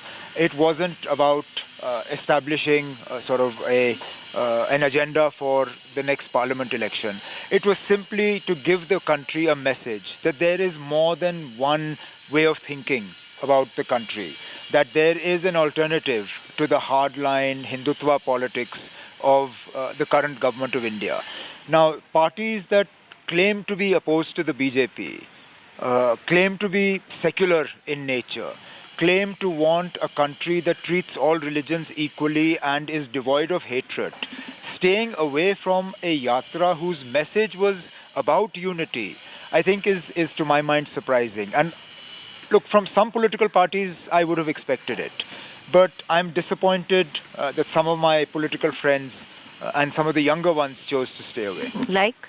No, I won't get into names. When I meet them, I'll tell them myself. Okay, I have a question with that. You say it's not about opposition coming together post-2024. You've got less than a year, or, just about to go in terms of campaign. And does it worry you as somebody who associates with a certain ideology and a certain cause, which is really not the cause of what the government and the BJP is, that parties like, say, TMC, BRS, the TRS earlier, don't quite see the Congress as a viable option to lead an opposition? Because you would need a fulcrum, you would need a center stage and somebody has to be there. Yes, I mean that's something that we need to keep in mind. We can't divorce ourselves from the reality that in 200 plus parliament seats, it's a direct contest between the Congress and the BJP. And in the last parliament election, there was a 90% plus strike rate for the BJP. Now these are worrying numbers, but these are numbers that the Congress needs to look at. These are numbers that the Congress needs to introspect on. Equally, the Congress needs to be realistic about where it's strong and where it isn't. And where it isn't strong, it needs to cede ground to regional parties. Yes, it's all very well to want to play the part of a fulcrum, but the part of a fulcrum will not be gifted to you. It has to be earned. And therefore, when Jairam Rameshji in his press conference says that the Congress has to be the fulcrum of any opposition alliance, we'd like to see that as well. But that position has to be established by numbers, not by words. Is this advice that you've given to maybe Rahul Gandhi? It's not a conversation that I've had. And anyway, it would be advice I would have to give to Mallikarjun Kharge ji. He's the president of the Congress party. Fair enough. But why I ask this question is because there are a lot of similarities between you and Rahul Gandhi as well. Primarily, one of them comes from the fact that both of you were labelled dynasts, coming in from a dynasty, put in a place and not maybe have earned your space. Did you ever correlate to that? I don't correlate to any of that because that's only in your minds, in the minds of the media. We've earned our space. Yes, we've earned our space through the, after 22 plus years of politics, nobody is there just because somebody has put them Fair there. enough. They're there because they are elected by people. By that logic, the current president of the BJP, who elected him? Fair enough. Did he have an election? No. When was the last time the BJP had an election for their president? They're all appointed. They're all appointed by a parivar. Now, whether it's a blood parivar or a Sangh parivar, it's a parivar. So they're also parivarwadi then. All right. Okay. So, I'm going to just lighten the tone a little. So what made you wear the white T-shirt which Rahul Gandhi was wearing? Was it solidarity? I have more white T-shirts than I have any other color. And it's one of those that came out of the cupboard. So you're not a tapasvi? Because that was the... I am as far removed from a tapasvi as it is possible to be. And I don't claim to be one. I think spiritualism and everything else is an individual choice. And I don't wear mine on my sleeve. You talked about restoration of statehood. The delimitation exercise is over. Do you think it will benefit the BJP and maybe put you in not such a good stead? I don't think it will benefit the BJP because if they felt that way, they would have called elections by now. I'm convinced that the BJP is afraid of facing the people because otherwise there is no reason not to have elections. The government saying it's a process, it's going to happen. There is no process. What process? Why are they so sort of shy about committing to an election? Nobody has committed to one yet. The Election Commission has been very clear that as far as they're concerned, their process is complete. Delimitation is done, voter lists are prepared, polling stations have been identified, and polling staff have also been listed. The only two things they said they need to look at are the weather and the security situation. As much as the BJP may want, you cannot have snow in Kashmir in April and May. It's simply not possible. So that leaves you with the security situation. Is the BJP government today willing to come out and say that the security situation in Jammu and Kashmir has deteriorated to the point where an assembly election is not possible? If they're not saying that, then the only other answer I'm left with is the BJP is too scared to face the people. Some would suggest that with this delimitation exercise, you're saying that you're okay with it. You don't think it, gives the BJP. I'm not okay with it. You're not okay with it. I'm not okay with it. Jammu and Kashmir should never have been singled out for delimitation. Why? If the whole purpose of 5th August 2019 was to bring Jammu and Kashmir at par with the rest of the country, why were we the only territory that was singled out for delimitation? Everybody else will have a delimitation based on the 2020 census. Why are we the only ones whose delimitation will have been based on a census that is now almost 13 years old? So I'm not happy with it constitutionally, I'm not happy with it legally. I have questions as far as the process followed is concerned. But it is a reality I have to live with, I can't change it, and I'm going to do my damnedest to make sure that when elections happen, the BJP reaps no benefit from this delimitation. But does this reality also augur in a political outcome which could lead to maybe not any political party being the single largest? That could happen. That's happened in the last couple of assemblies. But with the delimitation, is that now a very clear possibility? Anything is a possibility. I hope that that's not what happens. I'd like to believe that the people of Jammu and Kashmir are sensible enough to know that a fractured mandate has been a disaster for Jammu and Kashmir. And I say that including Jammu and what was erstwhile Jammu and Kashmir, Ladakh. The fractured mandate over the last few terms of assembly is what has resulted in us being disempowered the way we have been. I hope that when elections do take place, it's not a fractured mandate. But if it is, Mr. Abdullah, then does the NC be all right? Will the NC be all right to do business with the BJP? You've done it before. You've been in truck with them before. I'm not going to give a categorical answer to a hypothetical question. The National Conference is not fighting elections to get into alliance with anybody.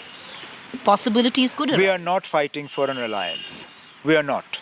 And I'm not going to give that alternative to the people. We don't want the people to consider the possibility of an alliance. Is there a possibility of a Hindu chief minister for Jammu and Kashmir? Because that's also on the agenda of the Bharatiya Janata Party. Has anybody stopped it? Has anybody come out and campaigned against a Hindu chief minister for Jammu and Kashmir? I don't think anyone in my living memory has come out even once and addressed a public rally and said that we will not have a Hindu chief minister. At the end of the day, the chief minister is selected by the single largest party or the alliance that has the majority in the assembly. Who stops the BJP? I mean, who stopped the BJP when they had a larger number of seats than Mufti Muhammad Sayyid in the previous assembly? Why didn't they have a Hindu chief minister then? They had the numbers. Who stopped them? Why are they befooling people? A lot has been talked about, a lot has been said of Hindu Kashmiris, Kashmiri Pandits. You know, I don't want to get into Kashmir files and all of that. That's all in the past now. But how do you see that process been politically? Nothing has been done for the Kashmiri Pandit community as a result of this BJP government over the last few years, other than to make them more unsafe, other than to force more of them to leave their homes, other than to force those who, under Dr. Manmohan Singh's government, my government had given jobs in the valley, who are now looking for relocation to Jammu. That is credit to this government. They have done nothing to benefit the Kashmiri Pandit community, and that includes supporting that ridiculous movie that they tom-tommed all over the world. But if an average Kashmiri Hindu who's right now or was in a camp and now outside somewhere has a story and he relates to that film. I want their story heard. And he relates to that film. Unfortunately, that movie didn't tell their story. That movie didn't tell their story, and having told a story didn't benefit them at all. Can you point me, I mean, one naya paisa from that movie spent to the benefit of that community? You know, the movie maker compared his film to Schindler's List. The maker of Schindler's List did not take $1 from that movie because he said this is blood money. This is a movie made on the basis of the suffering of my people, and I will not take $1 from it. Compare and contrast that to the makers of Kashmir Files, and can you point out to me one charitable act that has been undertaken as a result of the money made from that movie? So look, I want the story of the Kashmiri Pandit community told. I want it told in an honest and objective way because I know what they've been through. I've seen it. I've spoken to them. I have friends who I grew up with who are not in the valley today. I have teachers who taught me who are not in the valley today. I have nothing but the deepest sympathy and regret for what happened to them. I want them to come back. But I don't want their pain and suffering abused and taken advantage of the way it has been. Whatever's gone down, say, in terms of politics, your father's also been a votary of, holding talks with Pakistan. Do you also agree with the same? Look, he's not the only votary. I'm asking your opinion. He's not the only votary. I mean, no lesser person than Bharat Ratna Atal Bihari Vajpayee Sahab. What did he say? That I can change friends, I can't change neighbors. In the darkest of days, post the parliament attack, he never gave up this point of view. I mean, he came to Srinagar and extended the hand of friendship to Pakistan. So, I mean, when he says it, it's all right. But when one of us says it, then that's problematic. I will only say this much, that the responsibility to create conditions conducive for a dialogue are not just Government of India's. Pakistan has not done enough to address India's concerns vis-a-vis terror, vis-a-vis violence, and everything that has gone down in Jammu and Kashmir. It is very difficult to be a votary of dialogue when Pakistan lives in denial about what they have done. So I will just say this, that yes, I have always supported a dialogue, but I also believe that Pakistan needs to do whatever it can to take on board India's concerns so that a conducive atmosphere can be created for such a dialogue. I have always been in favor of dialogue and I always will be. What do you make of the fact that the External Affairs Minister said that since 1962 there's not been an inch that has been conceded to China? I would suggest that the External Affairs Minister have a conversation with his own Member of Parliament who belongs to the BJP, because I would hazard a guess that this Member of Parliament, if he's being honest, would have an opinion that is a little different from Mr. Jaishankar's. And I would also suggest he calls the elected councillors of the Ladakh Autonomous Hill Development Council Leh, particularly from those areas that border the line of actual control, and have a conversation with them as to how much territory from their area, they're able to visit now as a result of the misadventures of the Chinese army. I think his opinion or the inputs he gets will be a little different from the public stand that he's taken. I just go back to Article 370. In all the press conferences, I've attended a few on my own, which Rahul Gandhi held. Every time he was asked about Article 370, he skirted the issue, never really took the question. The last press conference here, 18 questions were asked by local journalists. Each one of them asked him about what his understanding and what his view was on the taking down of Article 370. He didn't answer it. Yeah, I know. Does that bother you? Well, it doesn't bother me. I'm realistic enough to know that the Congress has its own compulsions. Does it disappoint me? Yes. Because I believe that Article 370 is more a legacy of the Congress and it's this country's first Prime Minister, Pandit Jawaharlal Nehru, than it is of mine or my political party or my grandfather. And I'd like to see the Congress take a stronger stand on its own legacy. But that, as I said, is a decision that the Congress can take. It can't be forced on them. Final question, Mr. Abdullah. As a political figure, you've taken your own journey. Are you angry? You look angry. Is that what it's been over the past couple of years at least? I am angry. You are angry. I am angry. And I think as a regular Kashmiri, I have every reason to be angry. And I see no reason why I should disguise my anger. We have been treated unfairly. We have been treated illegally and unconstitutionally. We are still awaiting the beginning of the process to get some justice from the Supreme Court. That wait makes me angry. We have been orphaned, and when you say that India is the mother of democracy, then we have been orphaned in Kashmir. So yes, for any number of reasons, I'm angry. Well, you must take solace. At least you have a lovely place to be angry in. It's rather stunning. Well, for whatever it's worth, maybe that makes you smile. I am mad. Well, yes. I mean, I guess there are uglier places to be angry. Well, you'd be stuck in traffic like most of us in Delhi. You don't want that. Well, that'll make you angry. Well, that's a conversation for another day. I agree. That's a conversation. I appreciate you taking the time out. Thank you so much.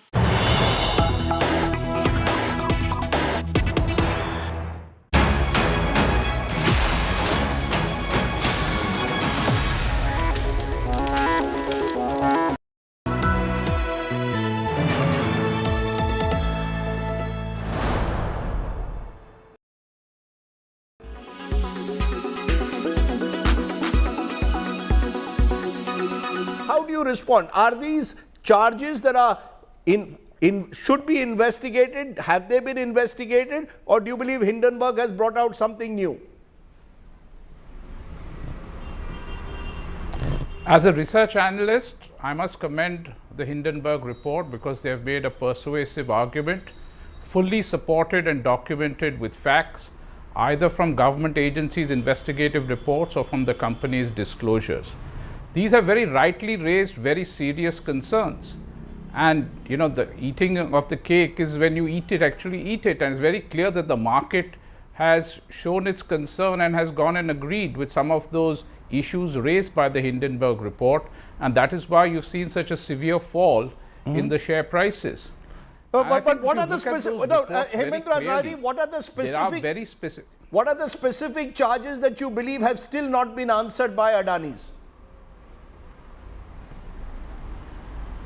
See, the charge is this, that, and this is the main thing, when you have certain entities which are routing funds from Mauritius, are they really the promoters' funding, which is what the Hindenburg alleges and which is not classified as promoter holding?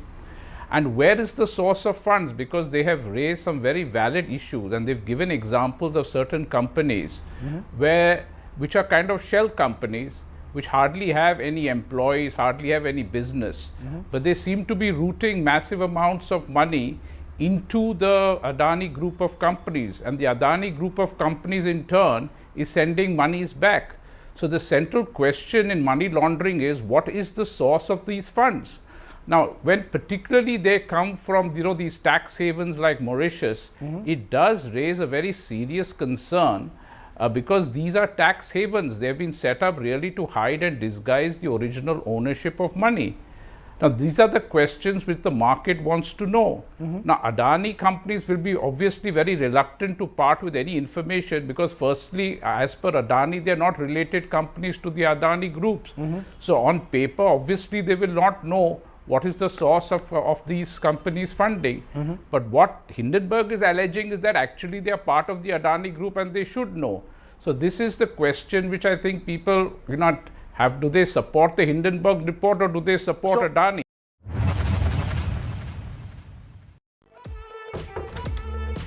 Hi Hi. ये तो full line मार रही है मुझ पे क्या बोल रही हाय From wacky one-liners to some light-hearted cheesy dialogues. वाला हाय था Looks like Ranbir Kapoor is all set to charm his way into his fans' hearts courtesy his new rom-com Tu Jhooti Main Makkar, the trailer of which went viral in no time. Lovable humble respectful romantic प्यारा प्यारा और lovable same होता है मैं दोनों With healthy dose of intimacy, the film stays true to its name and also manages to stick to the genre. This Love Ranjan directorial also stars Shraddha Kapoor, making it her first collaboration with the filmmaker as well as Ranbir Kapoor. एकदम अच्छी drive है मजे करेंगे गाड़ी खराब हो गई और होटल में सिर्फ एक कमरा हो तो मैं जमीन पे नहीं सोऊंगा तू बिस्तर पे सो जाना मैं जमीन पे सो जाऊंगा Ahead of the trailer launch, the star cast including Ranbir Kapoor, Shraddha Kapoor and filmmaker Love Ranjan was seen posing for the cameras. During the same, Ranbir was also seen adding a piece of heart to the puzzle. किसी मासूम के दिल से खेलने का नतीजा क्या होता है Tu Jhooti Main Makkar is all set to roll out in cinemas on March 8th. खेलते हैं Entertainment Bureau, India Today. कदर ही नहीं रह गई दुनिया में प्यार की मेरा तो दिल कर रहा है कूद के मर जाऊं इतने फ्रिवलेस हो चुके हैं लोग छी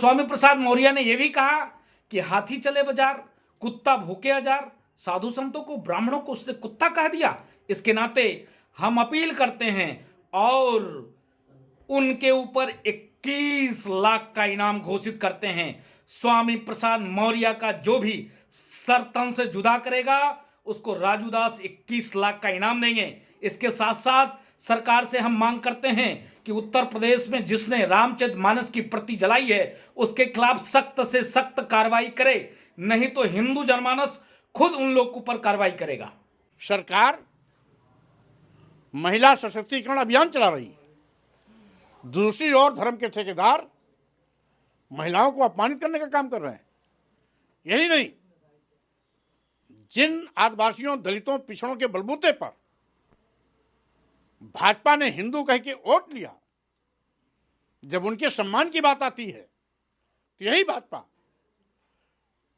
आदिवासियों दलितों पिछड़ों को एक एक करके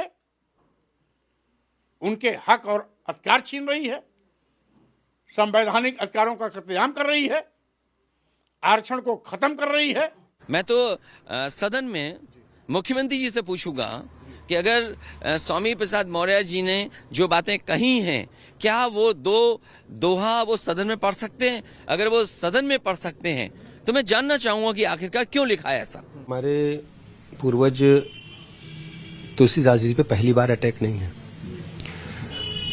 भारतीय संस्कृति को पुनर्स्थापित करने के लिए मुगल काल में जिस ढंग से तुलसीदास जी ने रामचरितमानस की रचना की मैं कह सकता हूं सनातन धर्म अक्षुण्ण है वो लगातार मजबूत होता रहा है वसुधैव कुटुंबकम का नारा भारत ने ही दिया है और ये सब जो ताकतें हैं जो भारत को या हिंदू धर्म को कमजोर करने के लिए तरह तरह के षड्यंत्र लगातार रचती रहती हैं ये कभी सफल नहीं हुए पर अखिलेश यादव भी अब कह रहे हैं कि भाई जो 2 पंक्तियां हैं क्या सीएम योगी सदन में पढ़ सकते हैं? मैं तो विधानसभा में पूछूंगा इस सवाल। देखिए, रामचरितमानस का पाठ हर हिंदू के घर में होता है और सभी लोग उसकी कोई न कोई चौपाई अपने जीवन में उतारने का काम करते हैं। बहुत दुखद है कि जिस रामचरितमानस को हम लोग पूजा करते हैं, बहुत लोग पूजा करते हैं, और उसकी प्रतियां इनके कहने पर, स्वामी प्रसाद के बयान पर उसको जलाया गया है। ये बहुत दुखद है और इसमें प्रश्रय जो है वो स्वयं अखिलेश यादव का है।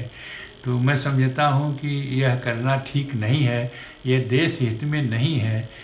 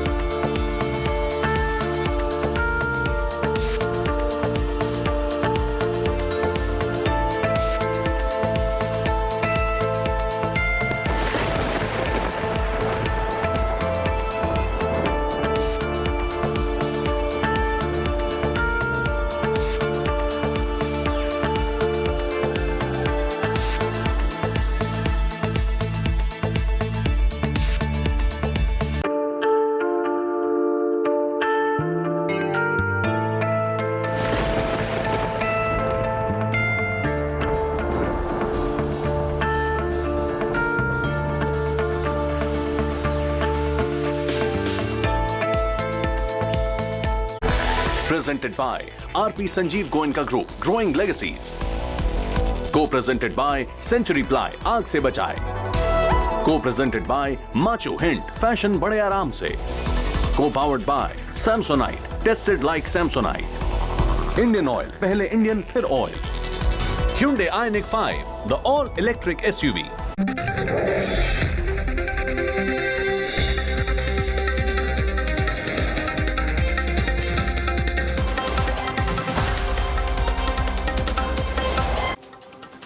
Hello and welcome. Despite the allegations leveled in the research report put out by Hindenburg, the Adani follow-on public offer has sailed through. What does this mean for the Adani Group? What does this mean for India's money markets? What could happen in Parliament next? We'll look at all of that and more on the News Track tonight.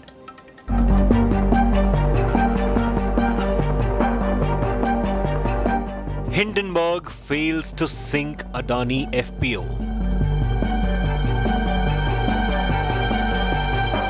$20,000 crore Adani FPO sails through. But who bailed out Adani? Small investors hit with uncertainty. Adani versus Hindenburg, big fight decoded. Top focus on News Track.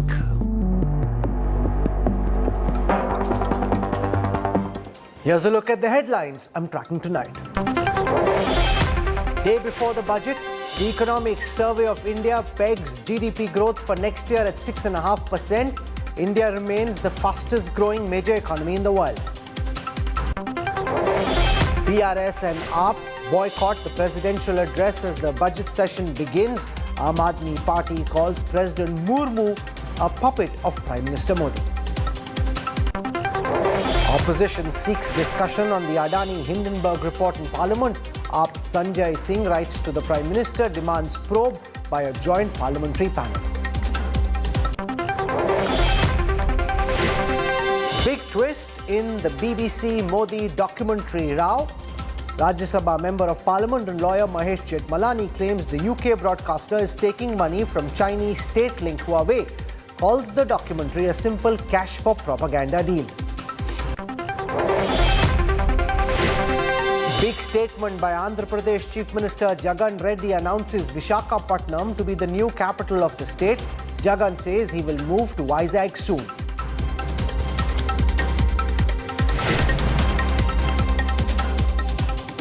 The Adani Enterprises follow-on public offer has sailed through despite the storm created by the Hindenburg report. There were moments when it seemed the mega 20,000 crore rupee FPO may be on shaky grounds, but the issue did pass the ultimate test. As Business Today TV first broke the news on Monday morning, the Adani issue had been bailed out by institutional investors after small investors chose to stay away.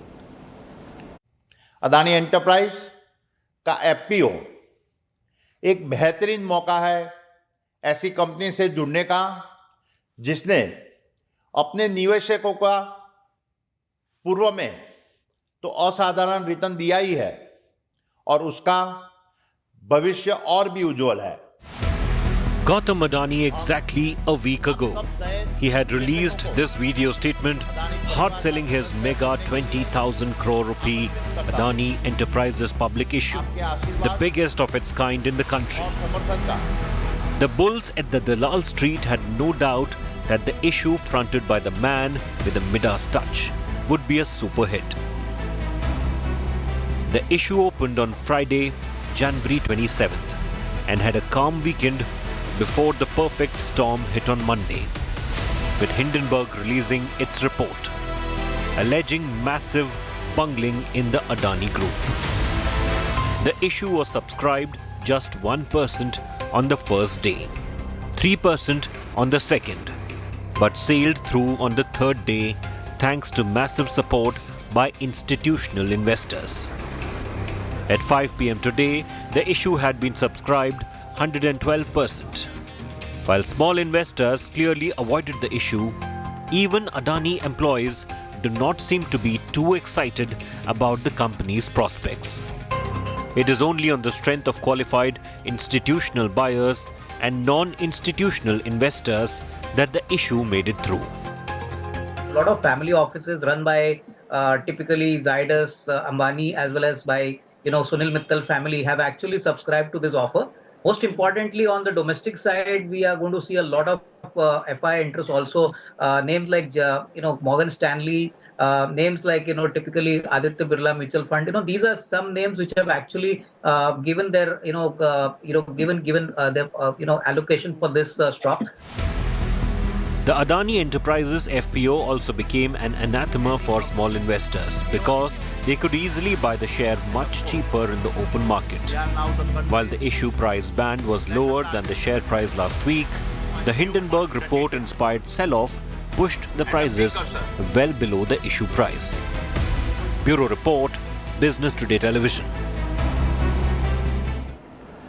A few days ago, Gautam Adani was the second richest man in the world. Now he is on the verge of becoming possibly the second richest in India. The Hindenburg explosion has singed the billionaire quite badly and he's fallen off the top 10 global rich list. Mukesh Ambani is just a couple of $1 billion below Gautam Adani now, and given the loss in market cap of Adani stocks today, could overtake Gautam Adani by tomorrow. Gautam Adani, of course, always says that wealth in the capital markets doesn't mean much to him and that he's focused on actual value creation through the businesses he's created. But who's number one, who's number two has always been a matter of curiosity amongst the common public. It's one race the country loves to track, the race of wealth between the country's two richest industrialists.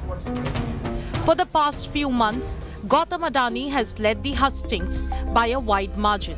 But now Mukesh Ambani is all set to edge him out. Till a couple of months ago, Gautam Adani was the second richest man in the world. And the pace of the rise in his net worth was such that he was expected to be the world's richest very soon. This was what he had to say in an exclusive interview to the India Today group. These rankings and numbers do not matter to me. These are only media hype. I'm a first generation entrepreneur who had to build everything from scratch. I get my thrills from handling challenges, and the bigger they are, the happier I am. The last week of January has seen his fortunes turn. The Adani Group chairman is poorer by around 2,80,000 crore rupees in the past 1 week. Gautam Adani was worth $150 billion in September, just below Elon Musk in personal wealth. At the beginning of this year, his net worth had slipped to $121 billion. As of today, his wealth has been slashed to $84 billion, thanks to the impact of the Hindenburg report. He's just $2.2 billion or 18,000 crore rupees richer than Mukesh Ambani, a gap likely to be plugged by the end of the day today. Behind this spectacular fall in fortunes is a slide in the share prices of the Adani Group companies. The group has 10 listed companies. Since Thursday, when the Hindenburg report first appeared, the group has lost 5,65,000 crore rupees in market capitalization. The fall is led by Adani Total Gas, which is down nearly 2 lakh crore rupees.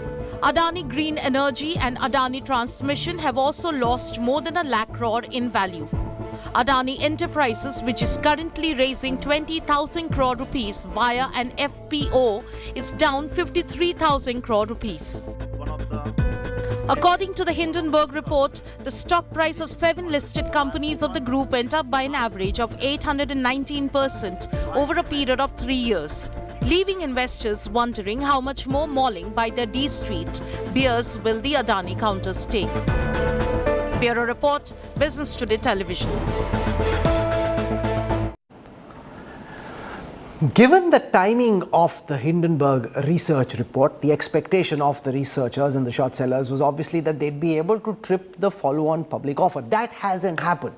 Gautam Adani and the Adani Group have been able to ensure that the FPO crosses the finish line. So there is no immediate public or financial embarrassment that the group has to deal with on account of the FPO. The question is, what happens next? Remember, Parliament starts, the issue is likely to gain political traction. We're already seeing the Congress, the Aam Aadmi Party, many other parties attack the government on this issue. But that one financial event, which was the momentary cause of uncertainty, has now been dealt with. In the research report that had been put out by Hindenburg, they had suggested that the implied downside on some of the Adani stocks, given the price-earning ratios and in comparison with the industry averages, their estimate was that the implied downside could be as much as 97% in the case of Adani Green Energy, 97% in the case of Adani Total Gas, 92% in the case of Adani Ports. That was the original estimate. Now that the FPO is over, is the worst in the downside over for these Adani counters, and what happens from here? That's what we'll try and focus on. Joining me on this broadcast, I want to welcome first Hemendra Hazari, an independent research analyst with SEBI. We've got Subhash Chandra Garg, former finance secretary. We've got Sanjay Jha, author analyst, has been involved in in running companies, managing money. Narendra Taneja has been with the BJP. We've got Salman Soz from the Congress, has been a banker in his past life.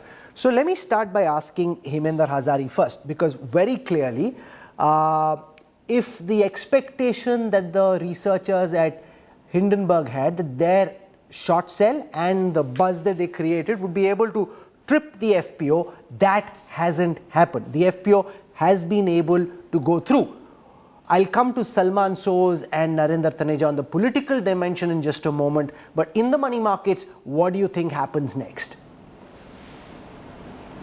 See, very clearly this is a positive because when one of the world's largest billionaires comes out with a large issue, we expect it to sail through because that shows his influence in the system. So here there is been, I think, a positive. It is definitely a negative for the Hindenburg folks. But we have to see really, because the Hindenburg folks have taken a position on the foreign debt, which is listed on foreign exchanges. And how does that take place? Now, today the debt did recover a bit. And we have to see now how the market responds. Because currently the share price is still below the follow-on public offer. And the individuals who have really bought and rescued this offer have been non-institutional players, mainly coming from the family offices of the very super rich and the super high net worth investors. It is pertinent to note that the institutional investors have only come in just about to what they have been allotted.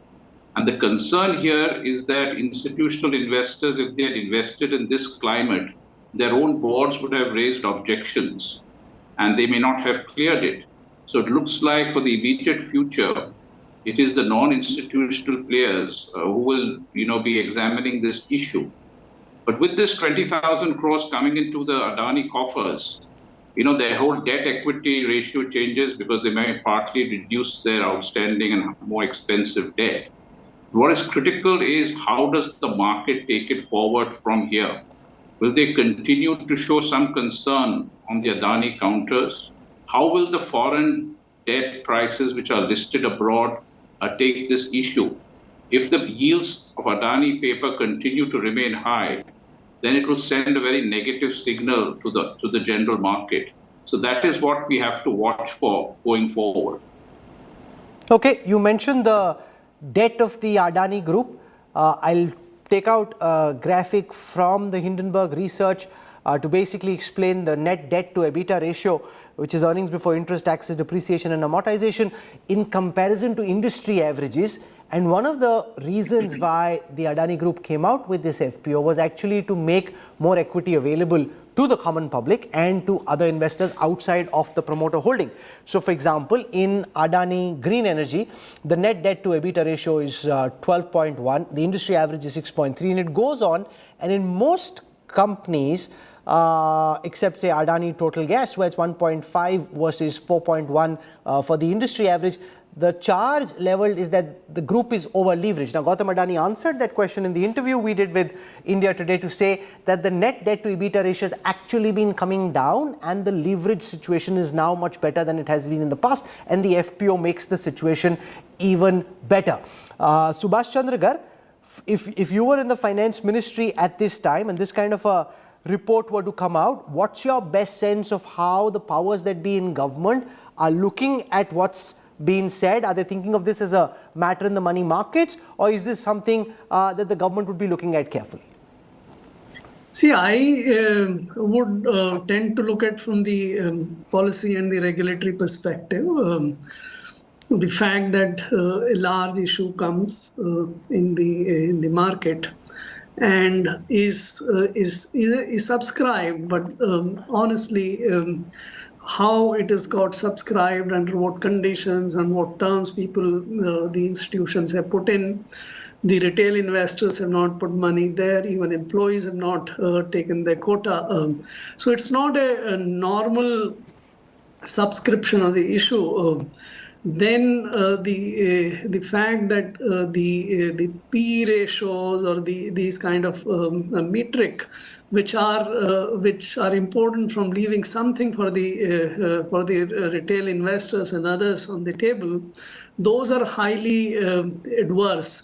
The policy is that the SEBI does not sort of interfere in the pricing of the issue, but these are very important issues when the public institutions invest money. For example, LIC or SBI Life and others who have put in money. So one would tend to see this as a case where some of these other mega issues like the Paytm's case earlier and LIC's own issue, where the promoters try to raise enormous amount of money at valuations or at something where perhaps the integrity of the market or the soundness of the market is at test.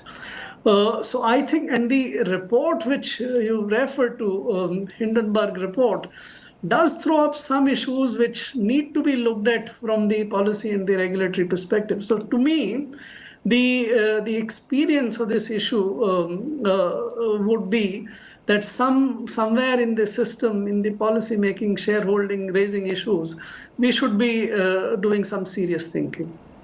No, the counter to that comes from the Adani Group, where they say that if somebody wants to come in and invest at a certain valuation, that is their choice. And therefore, they've compared with infra in that interview that we ran on Business Today television with the CFO of the Adani Group. He says, compare with infra companies in countries like the United States at the stage of economic evolution as India. It's a bit like tech. That's the argument he makes. It isn't a traditional saturated infra company because the growth is linked to the India growth story. Let's go across now and get reactions from the politicians on the panel, starting with Salman Soz, who knows a thing or two about the money markets, as does Narendra Taneja. Salman, the big question, the greatest uncertainty was around whether the follow-on public offer will sink or go through. Through the goodwill that he enjoyed with people who the Adani Group could lean on, they've been able to ensure that despite the fact that the Adani Enterprises counter was trading at lower than the FPO range, the FPO did go through. Is that the end of the financial uncertainty, and is this where the political back and forth fireworks starts?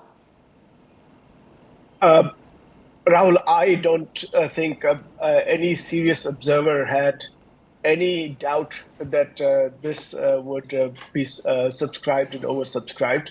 Yes, in the first 2 days, they must have had some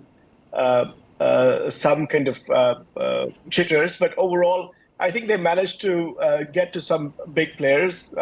There's a UAE fund, which is an existing financier. They already invested about $2 billion earlier. Now they've put in $400 million. Some big investors came in, and I think through networks of their own, they've managed to do this.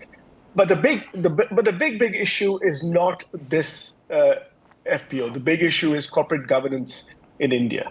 If Indian companies want to participate in global markets, they will face scrutiny.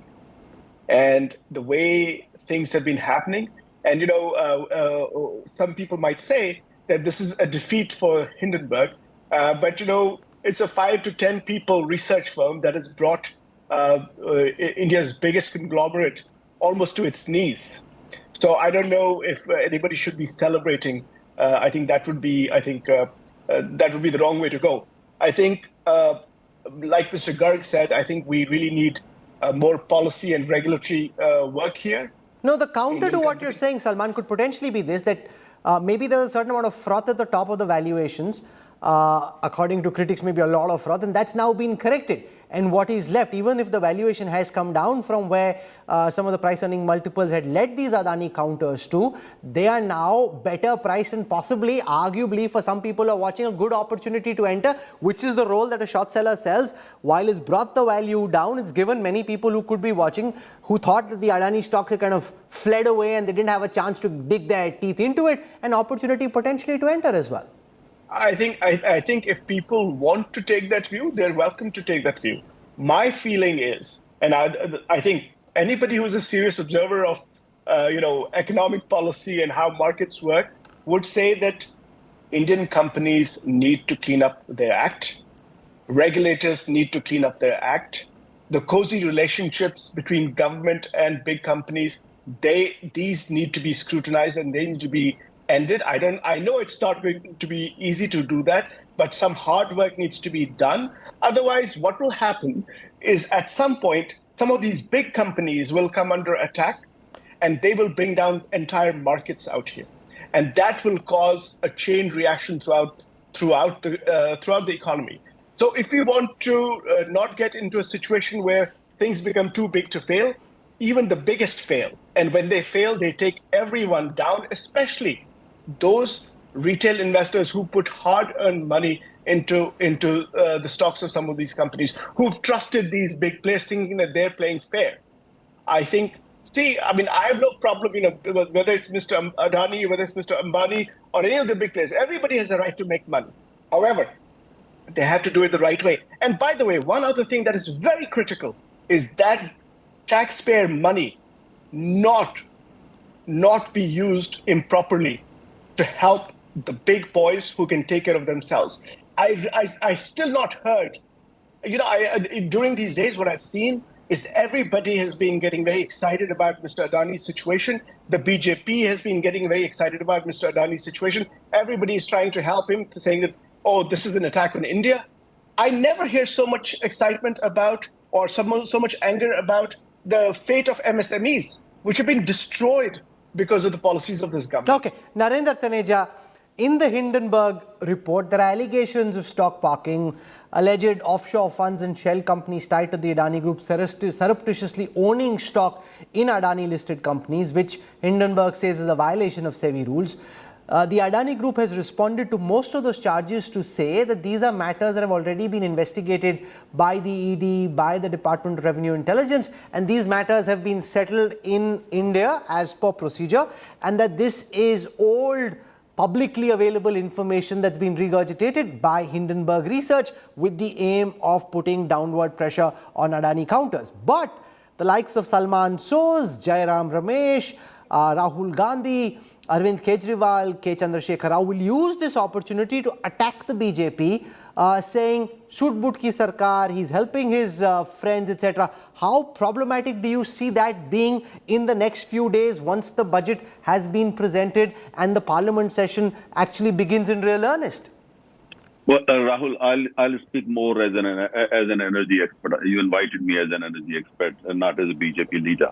And you see, the point here is that, institutional investors, big investors, whether the families, trust or families own, corporate bodies, they invest because they carry out the thorough research. They will do research and then will basically, put in their money if they are sure, A, their money is secure, B, that they are going to get good returns for their money. Individual investors, in most of them, they don't have access to that kind of those resources, the research resources. That's the reason you find that many institutional investors and big investors from overseas in India, they have invested, including the royal family from United Arab Emirates. They are rich, but that doesn't mean that they're going to throw even $1 unless they are sure their money is safe, and then you will give them good returns. I mean, look at the kind of bodies we are talking. We're talking of Total Energy. Total is one of the largest energy players on the planet.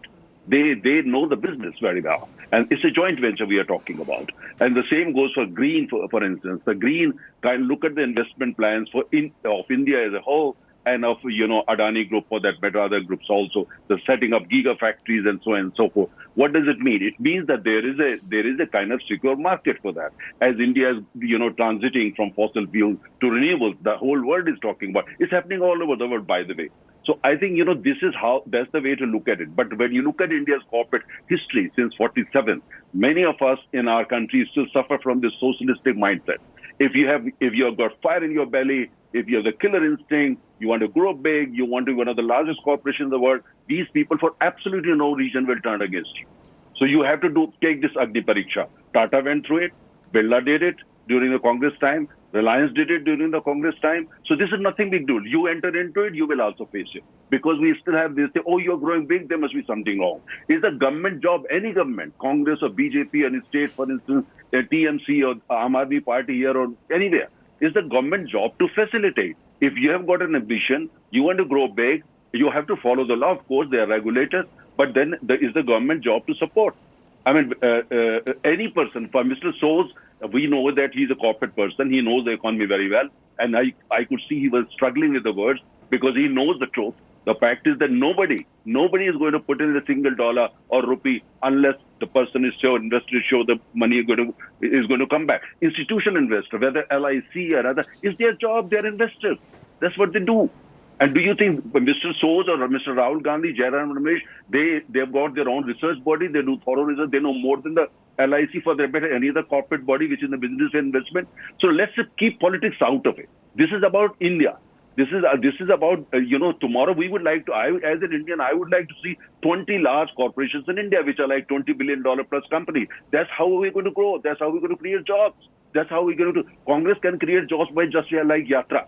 Get jobs, there are many unemployed in the Congress. But you see, the point here is that this is not about BJP, this is not about Congress, this is not about TMC or Aam Aadmi Party. This is about India. How do you grow? Now Sanjay Jha, everyone. Narendra Taneja's argument is on the lines of the argument we've heard from the Adani Group, that this is an attack on India. And the fact is that Gautam Adani is arguably one of the most ambitious, audacious businessman this generation has seen. He's got great appetite. He's linked his fortunes very closely with the fortunes of the India story, especially on the infra play. He's taking these big bold bets in the hope that as India grows, his company will grow as well. And yet he seems over leveraged in certain parts. But as these projects stabilize, the cash flows stabilize, he would be able to pull it off. And therefore, the Adani Group's counter is that this is not an attack on one corporate house. This is an attack on the India story. They're trying to take India down.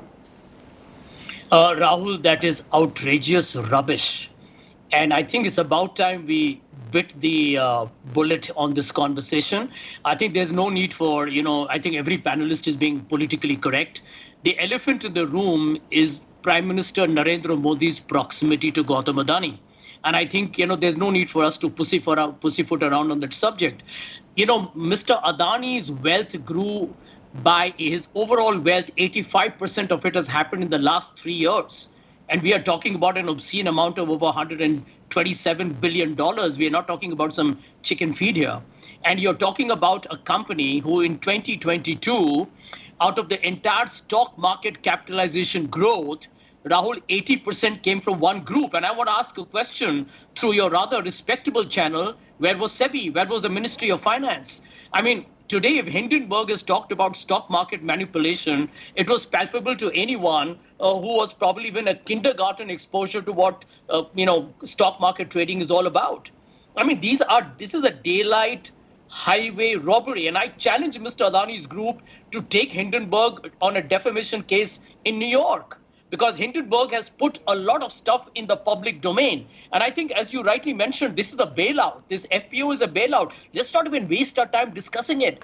Here is a group that has lost $67 billion in market cap in 3 trading days, having to get $2 billion of subscription. I mean, that's no big deal at all. We all know how this happens. We all know where this money comes from. I mean, end of day, I also want to question the wisdom of those people who have paid more than what the market price of the stock was today.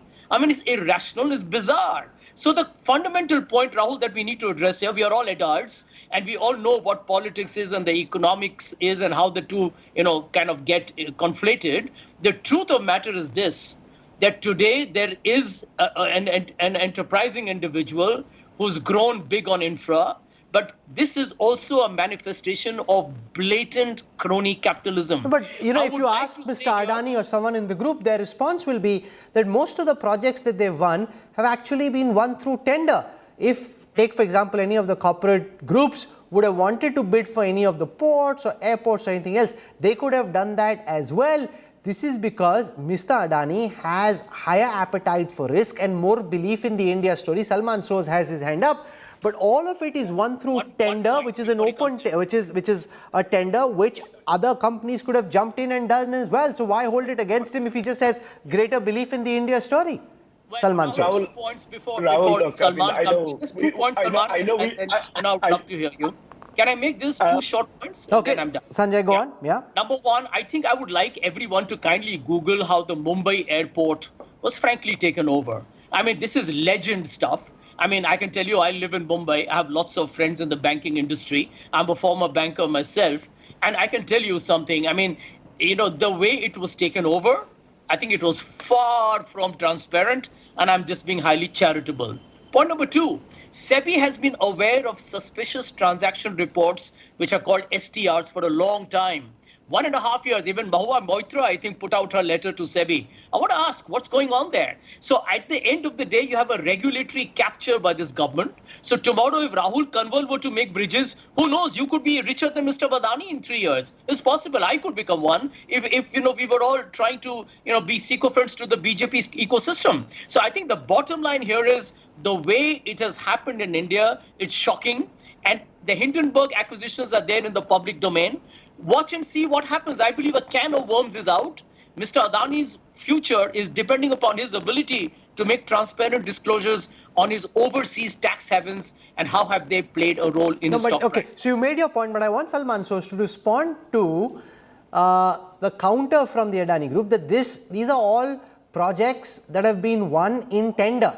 It's not as if the government did any special favor. the opportunity was equal. Mr. Adani just has greater belief in the India story, so he's taking more audacious bets. Well, of course, I mean, Mr. Adani must have a greater belief in the system, because in 2018, when tenders were going out for 6 airports, the rules were relaxed so that those people who had never worked in the aviation sector could come in and bid. And lo and behold, Mr. Adani's group got all 6 airports. So I think we are, like my good friend Sanjay says, we're all adults here. We know how things can be manipulated. Look, let me just give you a short list. You have petrochemicals and petroleum, telecom, online platforms, organized retailing, entertainment, largest coal importer, private player, biggest power player, right? Largest owner of ports and airports, and green energy. These are big sectors. Big sectors. They're controlled by 2 conglomerates in India. I think it is utter nonsense for Mr. Taneja. Mr. Taneja and I have debated many times, but it is utter nonsense to equate Adani to India. First, it was nonsensical to equate Modi to India. Now it is nonsensical to equate Adani to India. He's a big boy. He should be answerable to investors, whether it is retail investors or institutional investors or anybody else, for whatever he's doing. There are serious questions about how this conglomerate has made it so big in such a short amount of time, and they should be responding and they should be held accountable. Meanwhile, the concentration of wealth that is going on in this country under Prime Minister Modi is actually killing off the dreams of millions, hundreds of millions of young people, because they don't have jobs. These big companies are not creating the jobs that we need. The MSME sector, which should be creating jobs, is devastated. Nobody talks about it. That is a far bigger scandal than this FPO. Okay, Narendra Taneja, respond to Salman Sooz's point that it is unfair to link the charges against the Adani Group with charges against India. As an industrial conglomerate, the group needs to answer for its accounting, the manner in which funds have been brought in and gone out, the charges of over-invoicing, etc. You can't make this about the India story, because that's just taking refuge behind the tricolour. Rahul, it's nonsensical of Mr. Soos to attribute to me, but I never said. I never equated, Adani's story with India's story. I never did that. When did I say that, Mr. Soos? Nonsensical. You must apologize for that. I never said that. Point here is different. The point here is that, what I'm saying is, if that is the case, then Mr. Ashok Gehlot, why is he going after him? Why is he going after him, inviting him, unfolding the longest possible red carpet? Why are you doing that? Why Mamta ji is doing that? His point is that, point I'm trying to make is this, that this socialistic mindset, that if you are successful, you have made money, you must be corrupt. That's the Congress culture, unfortunately, which is still, getting traction in individually. People are doing very well. Individually, Mr. Jha is an entrepreneur, makes crores of rupees every year, I'm sure. Mr. Soos works in Dubai or wherever, has been with this thing, and he knows money very well. He likes the smell of money. We all know that. But why are you against ordinary people also to grow big? Just because, for whatever reason, we got to change this mindset. That's what I'm saying. I'm not talking India's linking Mr. Adani for that. Mr. Soos, if Mr. Soos wants to become, has got this fire in the belly, has got big dreams, and in the process would also help India. Mr. Soos, I will come and support you. Sanjay, I respond to that in a country rooted in the past in socialism, this is just a neighbor's envy phenomena. Here's a first-generation entrepreneur coming from a modest background who's gone on to achieve great heights of success. He should be cherished as a capitalist hero rather than being condemned. Respond to Narendra Taneja. Well, the truth is that my good friend Mr. Taneja also knows. We have examples, by the way, of Infosys. You have a great example of Wipro that went from vegetable oils and soap and lights to becoming a behemoth in the software industry. And why is it that these companies don't feature in these scams at all? Why are they never accused of corporate governance violations and, manipulating stock price and having offshore tax havens? Now, the answer is very simple, that, whether it's gaining spectrum, whether it's getting land, whether it is getting, all these big contracts that the government tweaks the rules for and says, take it. I'll give you an example. There are cases where there are many assets which have been sold to big business in India who have got it at ridiculously low prices, and the banks have taken the haircuts. And this is a scandal of epic proportions. I believe Mr. Adani, whatever he's done, good for him, needs to come clean here. Because end of day, you can't treat India and you can't treat its people, you can't treat the investors who have, by the way, rejected him today with the kind of callous arrogance that Mr. Modi's government has created for their blue-eyed boys. I can tell you one day there must be an investigation into all the contracts given by this government since it's come to power. Because now, Hemendra Hazari, here's the flip side of what could potentially happen. Because sunlight is the greatest disinfectant. In some of the Adani counters, one of the things which seemed odd to observers outside was that there wasn't enough analyst coverage. Now, with so many allegations, counter charges in the public domain, do you think that there will be greater scrutiny and therefore greater sunlight and therefore greater accountability and more thrust towards transparency?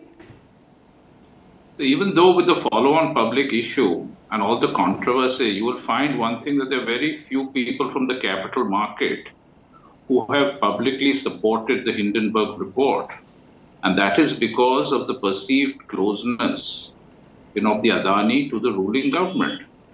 As long as this ruling government exists, and even though with the follow-on public issue, where theoretically there will be more analysts scrutinizing these accounts, unfortunately, my tribe of analysts, I find, is quite spineless in such matters.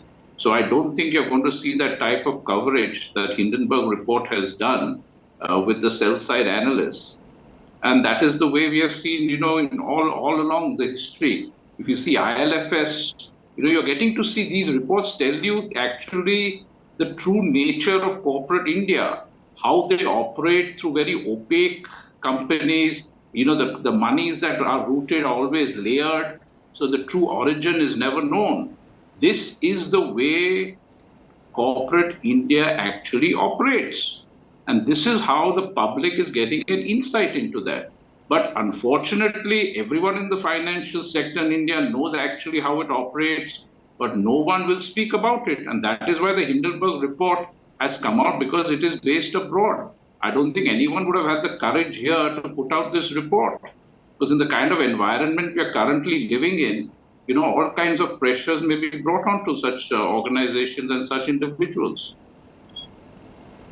Narendra Taneja, you want to respond to that? That a lot of this, for example, about the valuations, the promoter percentage of shares pledged, a lot of what is written in the report, which people are potentially reading for the first time, is actually publicly available material. It isn't as if Indian research houses couldn't have done most of it. A lot of it is charges leveled in the past, which have been regurgitated, and a lot of it is stuff which was you just turn the stone around and you'll see what's there below it. It didn't need a research house based in New York to come out with these findings. And that shows that there isn't enough scrutiny, argues the SEBI analyst. But Rahul, I think, to say, our markets and all that, in many areas we have world class. Americans may have a different view, Japanese may have a different view. But the fact is that, we are an emerging economy. So many institutions, many of our regulatory bodies and all that, we are quite at par with some of the best in the world. But there are always areas, for instance, scope for improvement. That goes without saying. My point here is that, if they have done what they have done as a research body, I visited their website, there are only 5 employees. And the last report they actually put out was 3 years ago. So nothing in between. The last was in 2020. I don't know about the organization, so I'm not questioning anything there. All I'm saying is that all those people who are big investors, like Total. Total I know very well. It's a huge French conglomerate.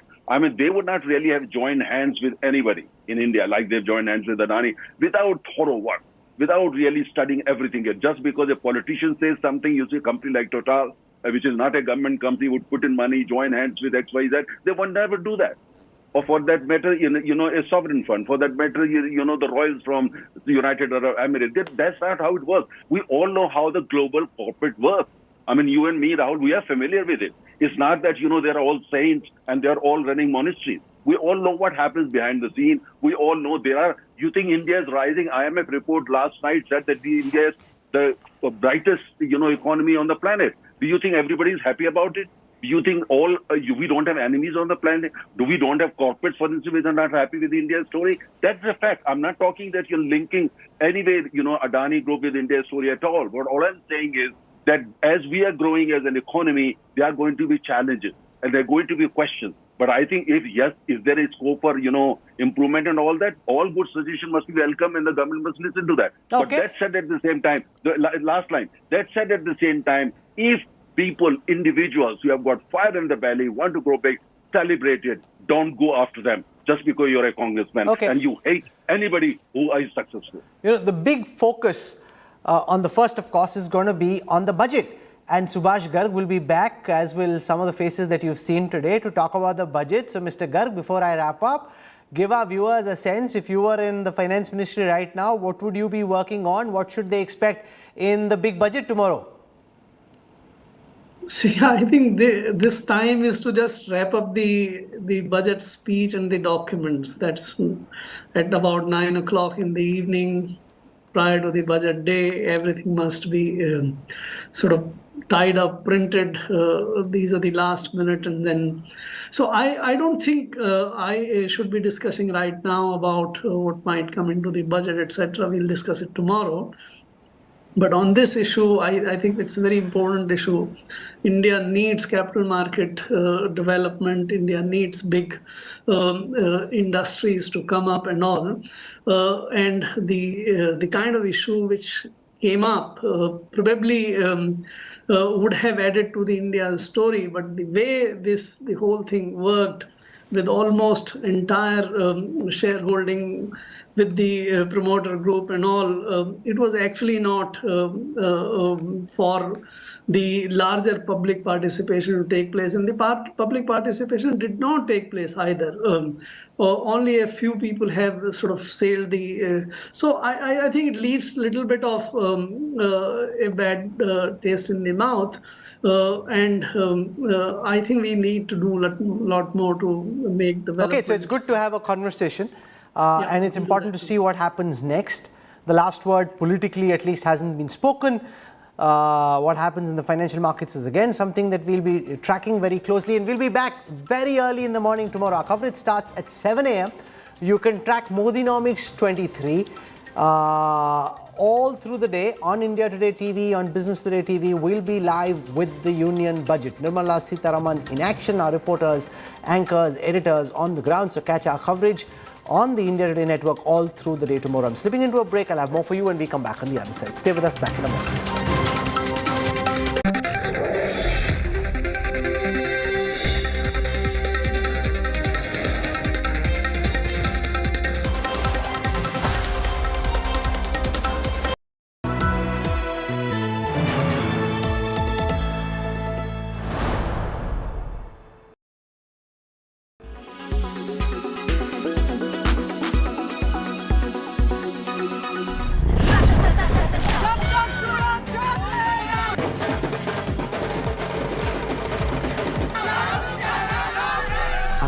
के वनवास का time खत्म हुआ। And your time starts now. With Pathan, Shah Rukh Khan has shown who is the real Badshah of Bollywood. Pathan के घर पे रखोगे तुम्हें मरनाबाजी के लिए पठान तो आया। Shah Rukh Khan's Pathan has finally ended Bollywood's dry season. और पटाखे भी लाएगा।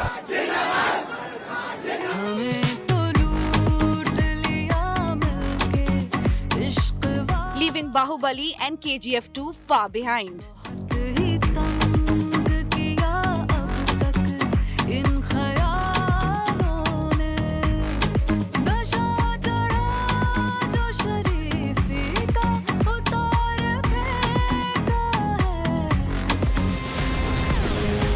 Within 2 days of its release, Pathan has collected more than 216 crore worldwide. Pathan, the hunter, hunted. हमें तो लूट लिया मिलके Within 48 hours, Pathan has shattered nearly 20 records.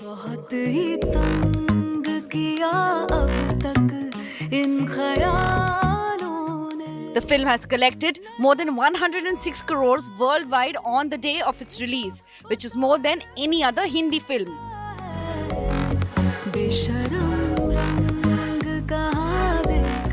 It is now the biggest opener of King Khan's career.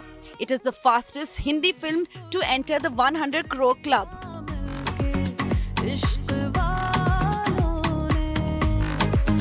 Pathan is the only Hindi film to touch 70 crore mark in a single day in India. Pathan became the only film in 32 years to have a houseful show in Kashmir Valley.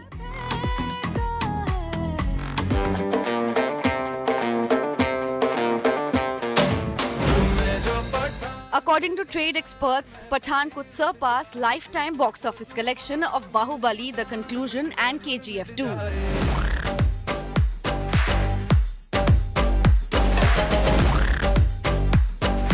As for the business, I think India alone, this film will cross 450 crore. Whether it crosses 500 crore is the only question now left to be answered. Looking at the craze among fans, the sky is the limit for Pathan. Bureau Report, India Today.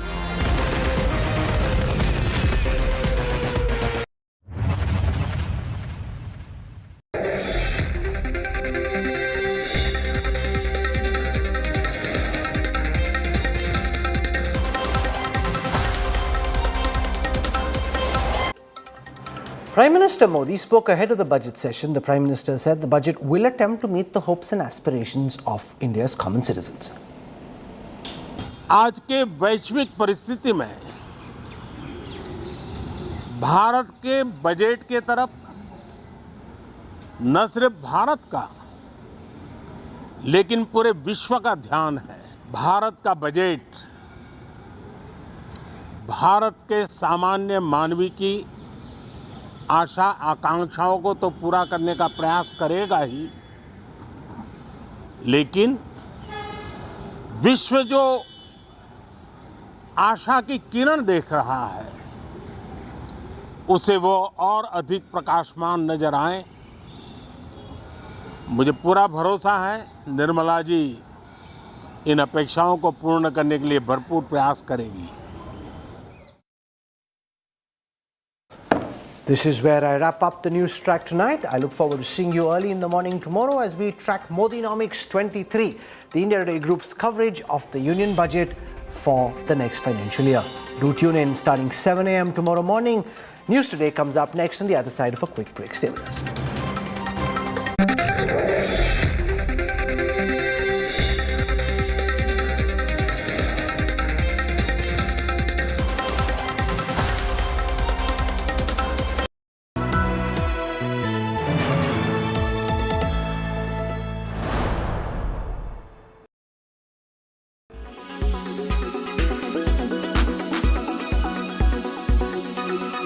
Ramesh, the RDS Yatra is over, Kanyakumari to Kashmir. What are the three big benefits you think this Yatra has actually given your party today? Well, Rajdeep, don't reduce the Yatra to an event. We are not event managers. The Bharat Jodo Yatra is a movement, and it's a long-term movement and it's an ideological movement. But in terms of short-term gains, if you're asking me that question, I think first and foremost, we have demonstrated a collective sense of purpose, a collective sense of solidarity in the Congress party organization. It has been enthused beyond imagination, and the younger generation of congressmen and congresswomen have really put their heart and soul together to make this yatra a grand success. So I think a revival and rejuvenation of the Congress is certainly one very big gain. The second big gain, of course, is the fact that the real Mr. Rahul Gandhi, free from the social media insults and distortions of his image that have taken place over the last 8 years, has emerged and is visible to the people of the country. And the third big gain is that the Yatra, and Mr. Gandhi particularly, has highlighted through the Yatra the fact that we are now in an ideological battle with the RSS and the BJP, the fact that we are fighting against economic inequalities, against social polarization, and against political dictatorship. I think these are the issues that he has been able to highlight through the length of this 136-day, 4,000-kilometer yatra. But as he himself said this afternoon in Srinagar, this yatra was carried out by the Congress party. Congressmen and women were involved in the yatra, but he did this yatra not for the party per se, but for the country, to bring the country together, a fractured country, the partition of the minds, so to speak, that we have today because of social polarization. So I think these are some of the big gains in the Bharat Jodo Yatra. But the fact is, Mr. Jairam Ramesh, you are a political party and Rahul Gandhi is a politician. So there will be question naturally raised about whether this yatra has brought you any political benefits. Even today in Srinagar, we didn't see many of the opposition parties that you had invited even being there along with Rahul Gandhi as a show of solidarity. So the question arises, will this make the Congress more electorally viable? Will it make it a magnet for opposition unity? None of those questions seem to have been addressed by the yatra. These are questions in your mind, Rajdeep, and these are questions in the minds of a large army of armchair commentators who are prepared to write off the Congress party.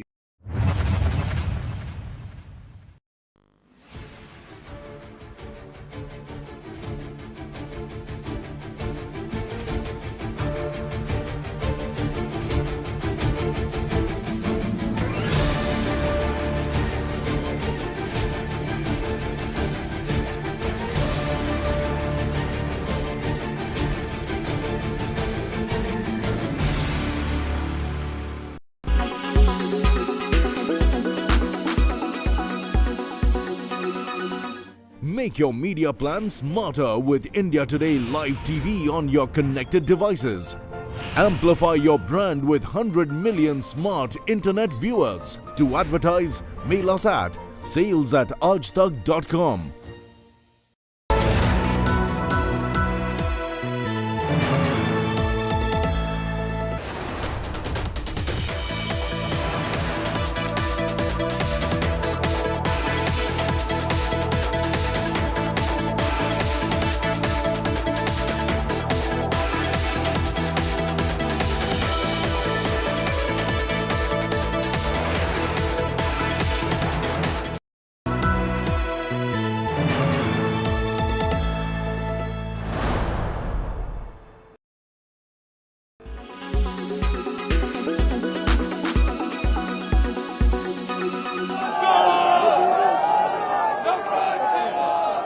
This was the culmination of the Bharat Jodo Yatra in Srinagar on Monday.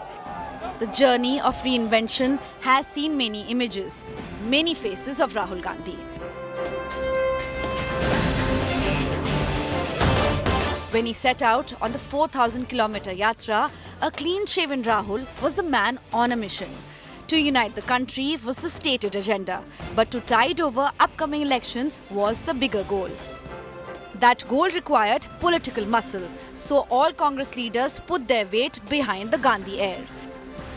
If the aim of the yatra was to showcase Rahul as a man fit to take on Modi in 2024, it was also to showcase his human side, the people connect, the one loved by kids and youth alike. A family man, a doting son and a brother. An animal lover, a man who could walk with Aam Aadmi and the Khas Aadmi alike. A man of faith, a Shiv Bhakt, a secular face.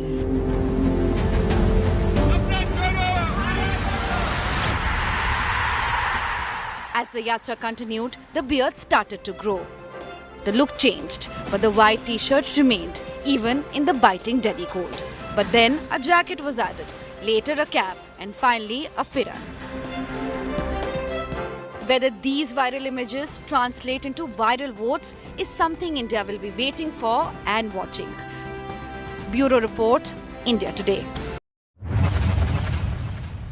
कि बहुत से लोगों को पता ही नहीं है अगर मुसलमान देखेगा ओ हमारी माँ को ऐसा हो रहा है हमारी बहन को ऐसा हो रहा है तो बिल्कुल गलत है और उसके ऊपर ही फोकस करना है बीबीसी को सेम है बीबीसी को अपने ही घर में क्यों आग लगा रहा है anti-India agenda. Okay, the Godhra riots, right? This is 21 years old. Why are they digging it up now? I'll tell you why. Because in 2024 there's a general election, right? So they're trying to diminish India's ever-increasing world dominance, right? I'm sick and tired of the propaganda by the BBC. We all know that the riots did happen in Gujarat, but the reason I am here today because I felt the documentary is completely one-sided. They didn't show both sides at all. They did not focus on why the riots started. मैं इसको पहला इस नज़रिए से देखता हूँ, चंद युवक विद्यार्थी भड़क कर सड़कों पर उतर रहे हैं, जो कि पूरे देश के छात्र समूह का 0.00001% भी नहीं है। इसलिए उस उन्माद को ये कहना कि सारे भारत की छात्र शक्ति इस तरफ लगी है, तो यह सत्य से का गला घोंटना है। It is the BBC's core belief of impartiality that is being questioned by a large part of the Indian diaspora living in the United Kingdom after the two-part documentary was released on Prime Minister Narendra Modi. Of course, the timing is being questioned, but also the ask is that the BBC apologizes for this imbalance that they feel was shown in the documentary, and also there is a call for them to be called in front of the select committee in the parliament to answer for it. Lavina Tandon for India Today from London.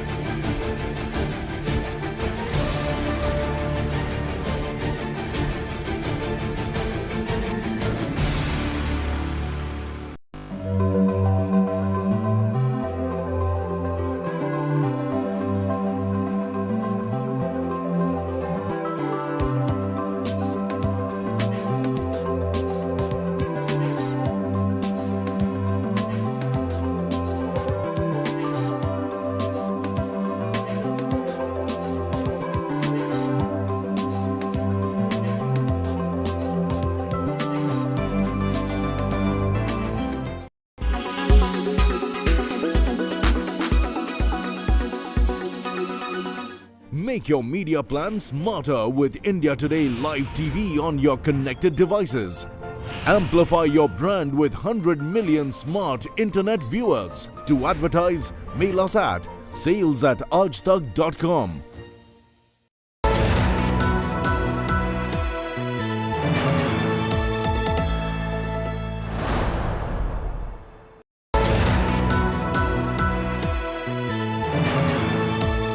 Presented by Star Health Insurance, the health insurance specialist.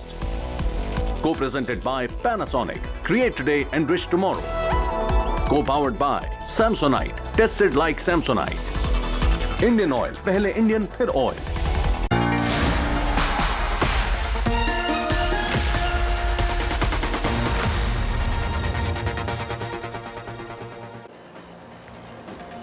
Good evening, hello and welcome. You're with the news today. This is your primetime destination news, newsmakers, talking points. On the show tonight, we will be looking at the state of the economy on a day ahead of the union budget. Has the economy been cured of its COVID woes? That's going to be my top talking point tonight.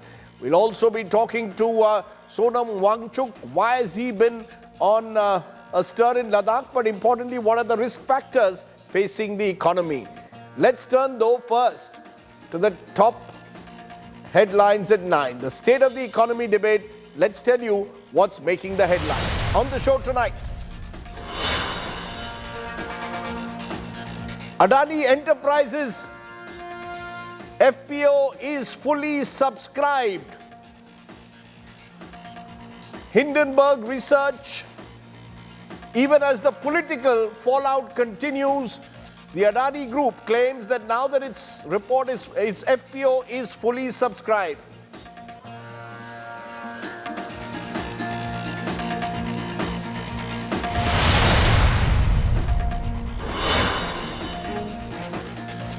Israel PM Netanyahu hands over major port deal to Adani.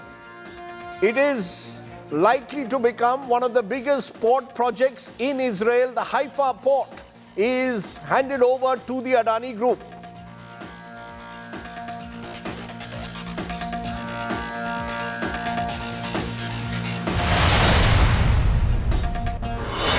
The Economic Survey of India pegs India's growth at pre-pandemic levels as India remains the fastest growing economy in the world as claimed by the International Monetary Fund.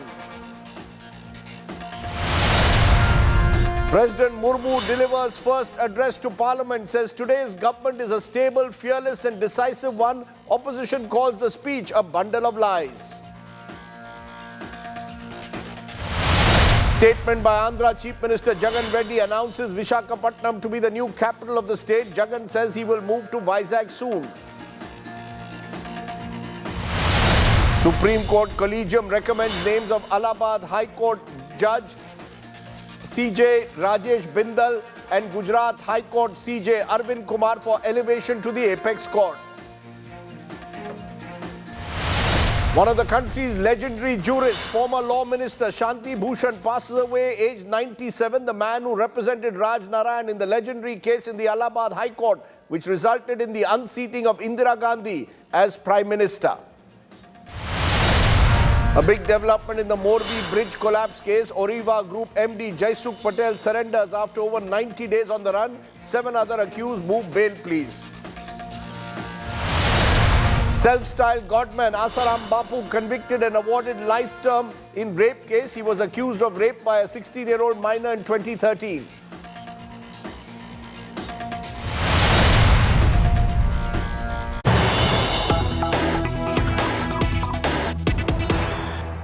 But tonight's big story and our breaking news remains around the Adani Enterprises follow-on public offer that was fully subscribed this evening. But now details emerging suggest that the bids were mainly by non-institutional investors and qualified institutional buyers, not by retail investors, and they have helped that FPO sail through. The non-institutional investors quota is subscribed by 332%. Many of them include the family offices of some of India's top businessmen. Qualified institutional buyers quota was subscribed 126%. The retail quota, on the other hand, received only 11% bids. Employee quota received 51% of the bids. So clearly there has been an attempt to ensure that that FPO was fully subscribed and give a reprieve to Gautam Adani's group of companies that have been under severe pressure on the markets in the last few days. So that's the big story that's coming in at the moment. So the Adani Group gets relief after days in which we've seen that their FPO was under the scanner after the Hindenburg research report suggested several irregularities in stock manipulation, claimed a slew of shell companies and made various allegations against the manner in which the Adani Group of companies were being run. The shares took a complete battering over the last few days, and now there seems to have been some relief for Gautam Adani and his beleaguered group. That's the story that's coming in at the moment. Remember, this has also roiled the stock markets, but also Parliament today. In Parliament today, political parties, particularly the opposition, raised questions and called for an inquiry into the Hindenburg report. Let's take a look at just how the politics has played out. Several political parties, opposition parties in particular, have... Okay, joining me now is Saurabh Majumdar, the editor of Business Today. Saurabh, how are you seeing this as relief for Adani? Is it a temporary reprieve, or does this mean that the worst is behind him, given that there was so much of scrutiny of this FPO and whether it would be fully subscribed? It appears at the moment that it's not retail investors, but actually NIIs, non-institutional investors, that some would say have bailed out Gautam Adani. Yes, Rajdeep, I think it's definitely a huge relief for the Adani Group because till yesterday there was no surety about what would be the final outcome of the FPO. But having said that, I must tell you that retail investors typically would be staying away in these times of extreme volatility in the whole Adani Group stock, and you are aware of the kind of battering the stocks have taken across the group since the Hindenburg allegations came out last week. Having said that, there is an NII element which has come in strongly in favor of the Adani Group, as have QIBs, the qualified institutional buyers, including the Abu Dhabi's IHC, which has been an existing investor, which is yesterday declared and put in $400 million in the FPO. So I think it's definitely a huge reprieve and a huge relief at this point for Adani Group. But some of those issues will have to be addressed over time, and it's not clearly the end of the story in that sense. Though I must say that at this point, having had India's largest FPO subscribed fully is a big milestone for the group. What happens to Adani stocks though now, which have taken a battering? Is there a sense that because the FPO is fully subscribed, this will also slowly but surely result in stock value rising, or will that depend entirely on whether retail investors in particular, there haven't been too many in the past in Adani stocks, will they sort of now have confidence after what's happened today? Well, it's certainly, there is a level of confidence which will come as a result of the FPO fully being subscribed. But having said that, as I said earlier, some of those questions which Hindenburg has thrown up do remain. And those will be sort of doing the rounds even as we speak and in the days ahead. But I think at this point, the worst for the stock, at least the battery of stocks, would be behind the Adani Group. And, the market would also be hoping for a sense of calm because this was really, remember, this was a big milestone. And there was a lot of expectation about how the FPO would pan out.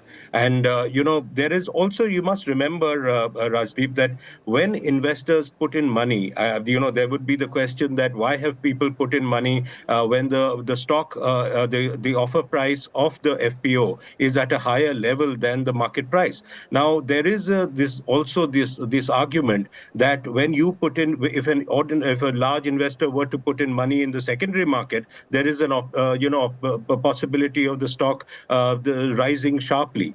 That would not happen in an FPO because the stock price is given. So there are these factors which are playing out, and therefore the NIIs and QIBs have sort of put in. But remember, the retail investor has stayed away. And unless the retail investor gets a clear sense of calm and clarity as far as the stocks and the movement of the stock prices goes, I don't see retail investors really, and also the floating stock is still low, as you rightly said. Of course, the FPO addresses some part of that, and also the debt. But I think there is going to be, it's not fully over yet, let us say. But at the same time, this is definitely a big relief for the Adani Group for the moment. Okay. Editor of Business Today, Saurabh Majumdar, appreciate your joining me here at the top of the news today. Thanks very much for joining me. Now, all of this, of course, coming a day ahead of the union budget and on a day when the Economic Survey 2023 was released. The big takeaways on the Economic Survey: 6 to 6.8% growth is what the survey predicts for 23-24. 7% growth is predicted in the current fiscal. India back to pre-pandemic levels. Interest rate may stay higher though due to concerns that remain over inflation. Current account deficit likely to widen.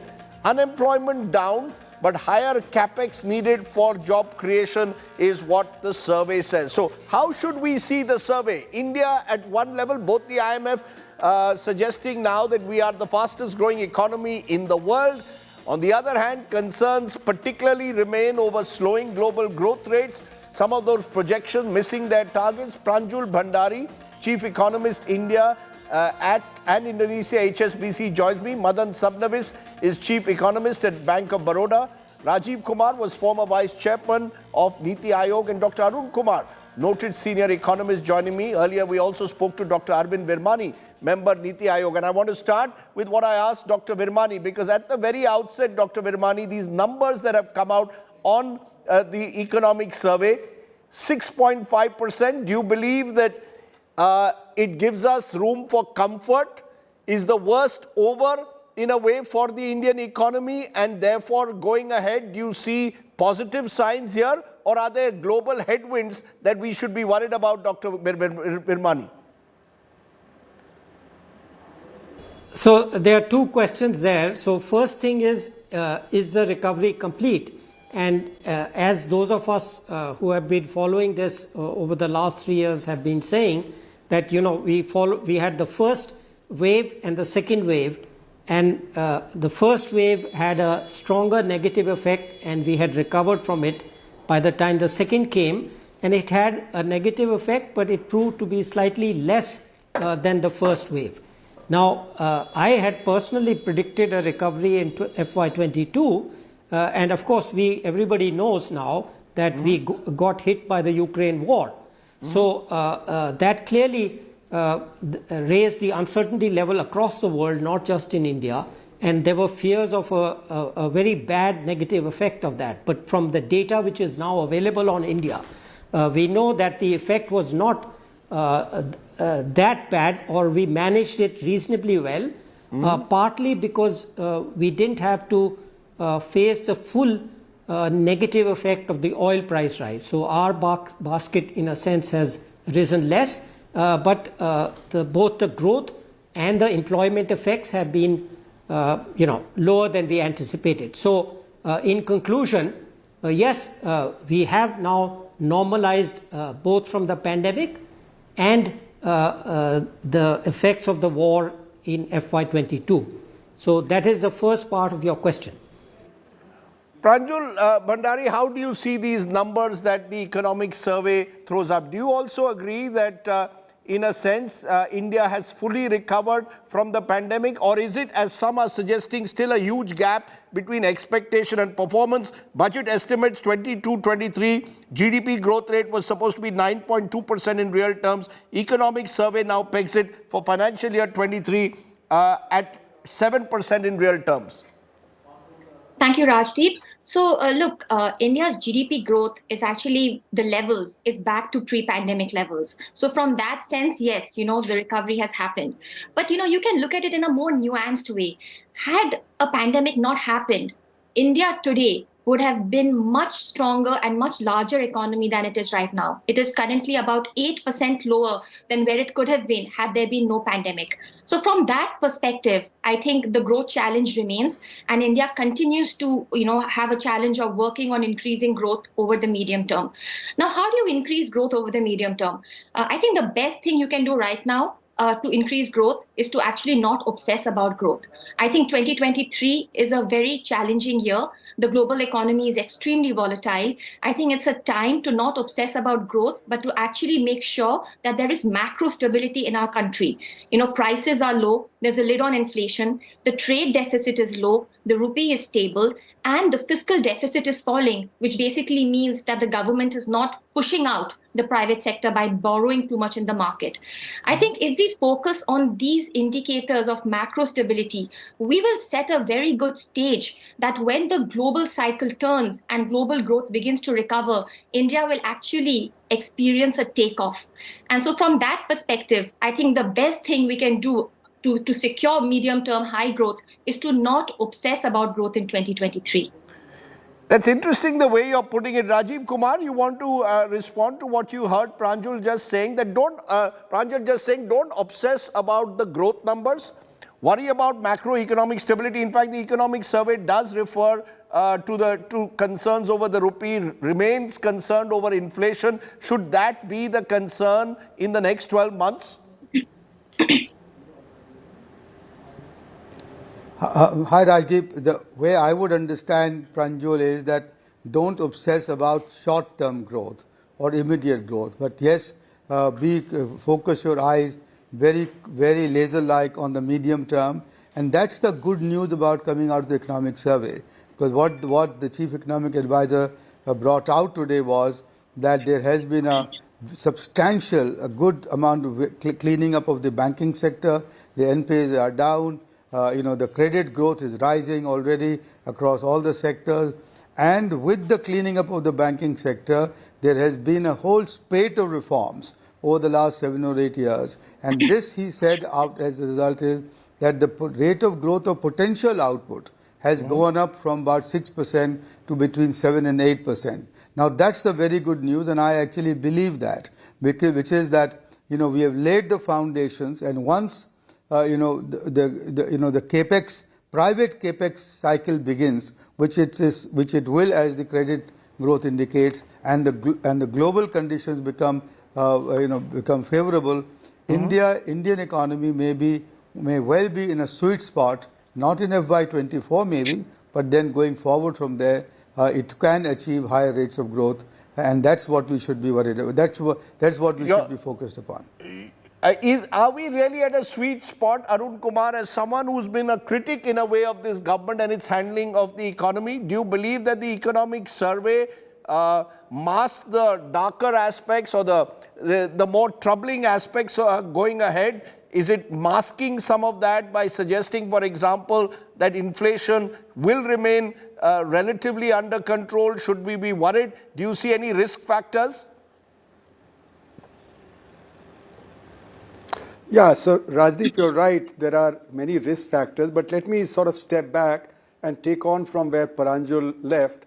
The economy in the last 3 years, if you average it out, has grown at 2.8%, which is not what the trend rate of growth expected was. As Paranjul said, we are much below where we should have been at this point No, but that of time. is 2 years of the pandemic. Professor Arun Kumar, that includes 2 years of the pandemic. No, fair enough.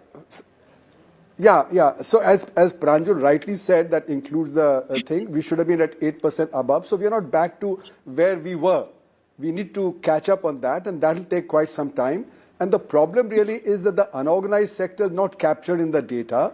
So actually the real rate of growth is much less than what is being projected at the moment, because all the evidence are that demand has shifted from the unorganized sector to the organized sector in various sectors, whether it be FMCG, leather goods, textiles, etc., etc.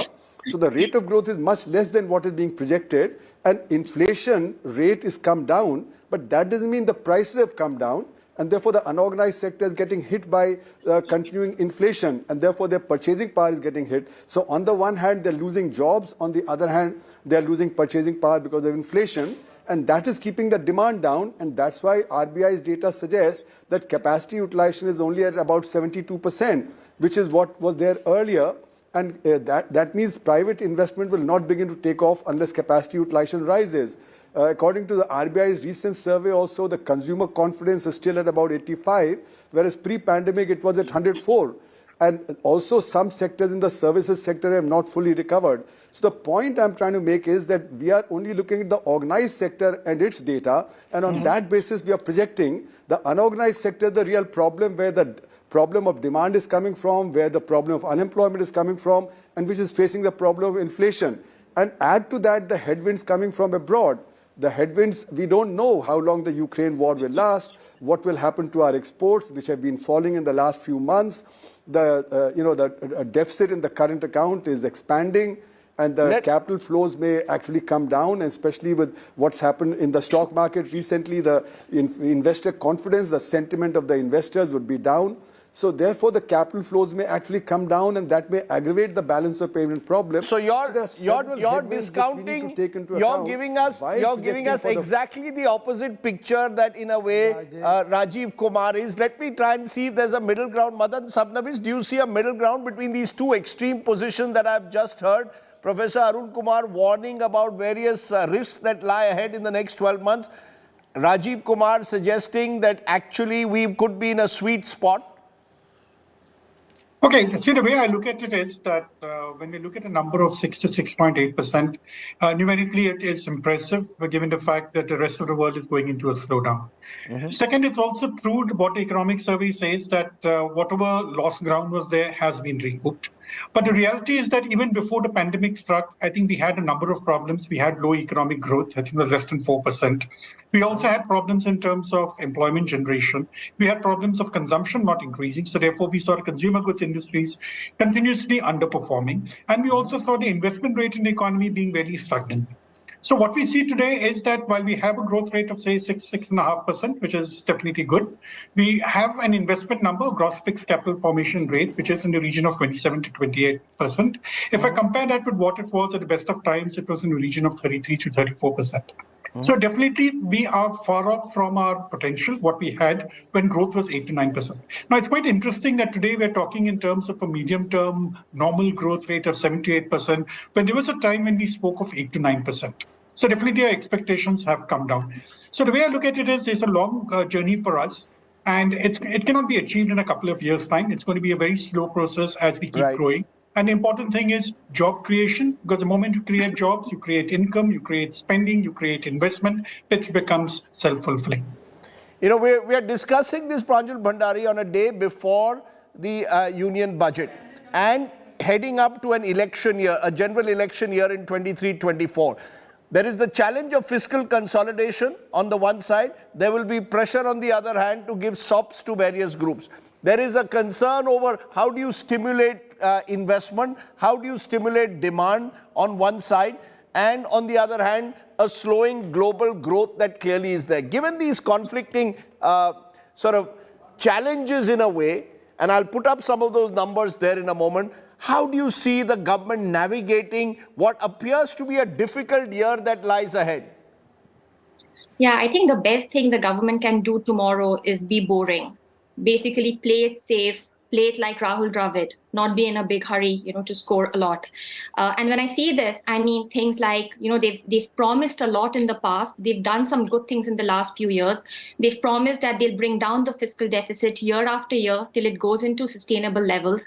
They've promised a strong capex push. They've promised some extra capex money to the states.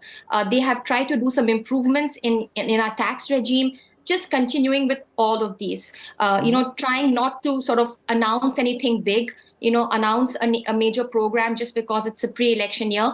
Focus on bringing down the fiscal deficit. I think that's going to be, the best budget we can see at this point. For it being a pre-election year, I think, there is a sort of a silver lining out there.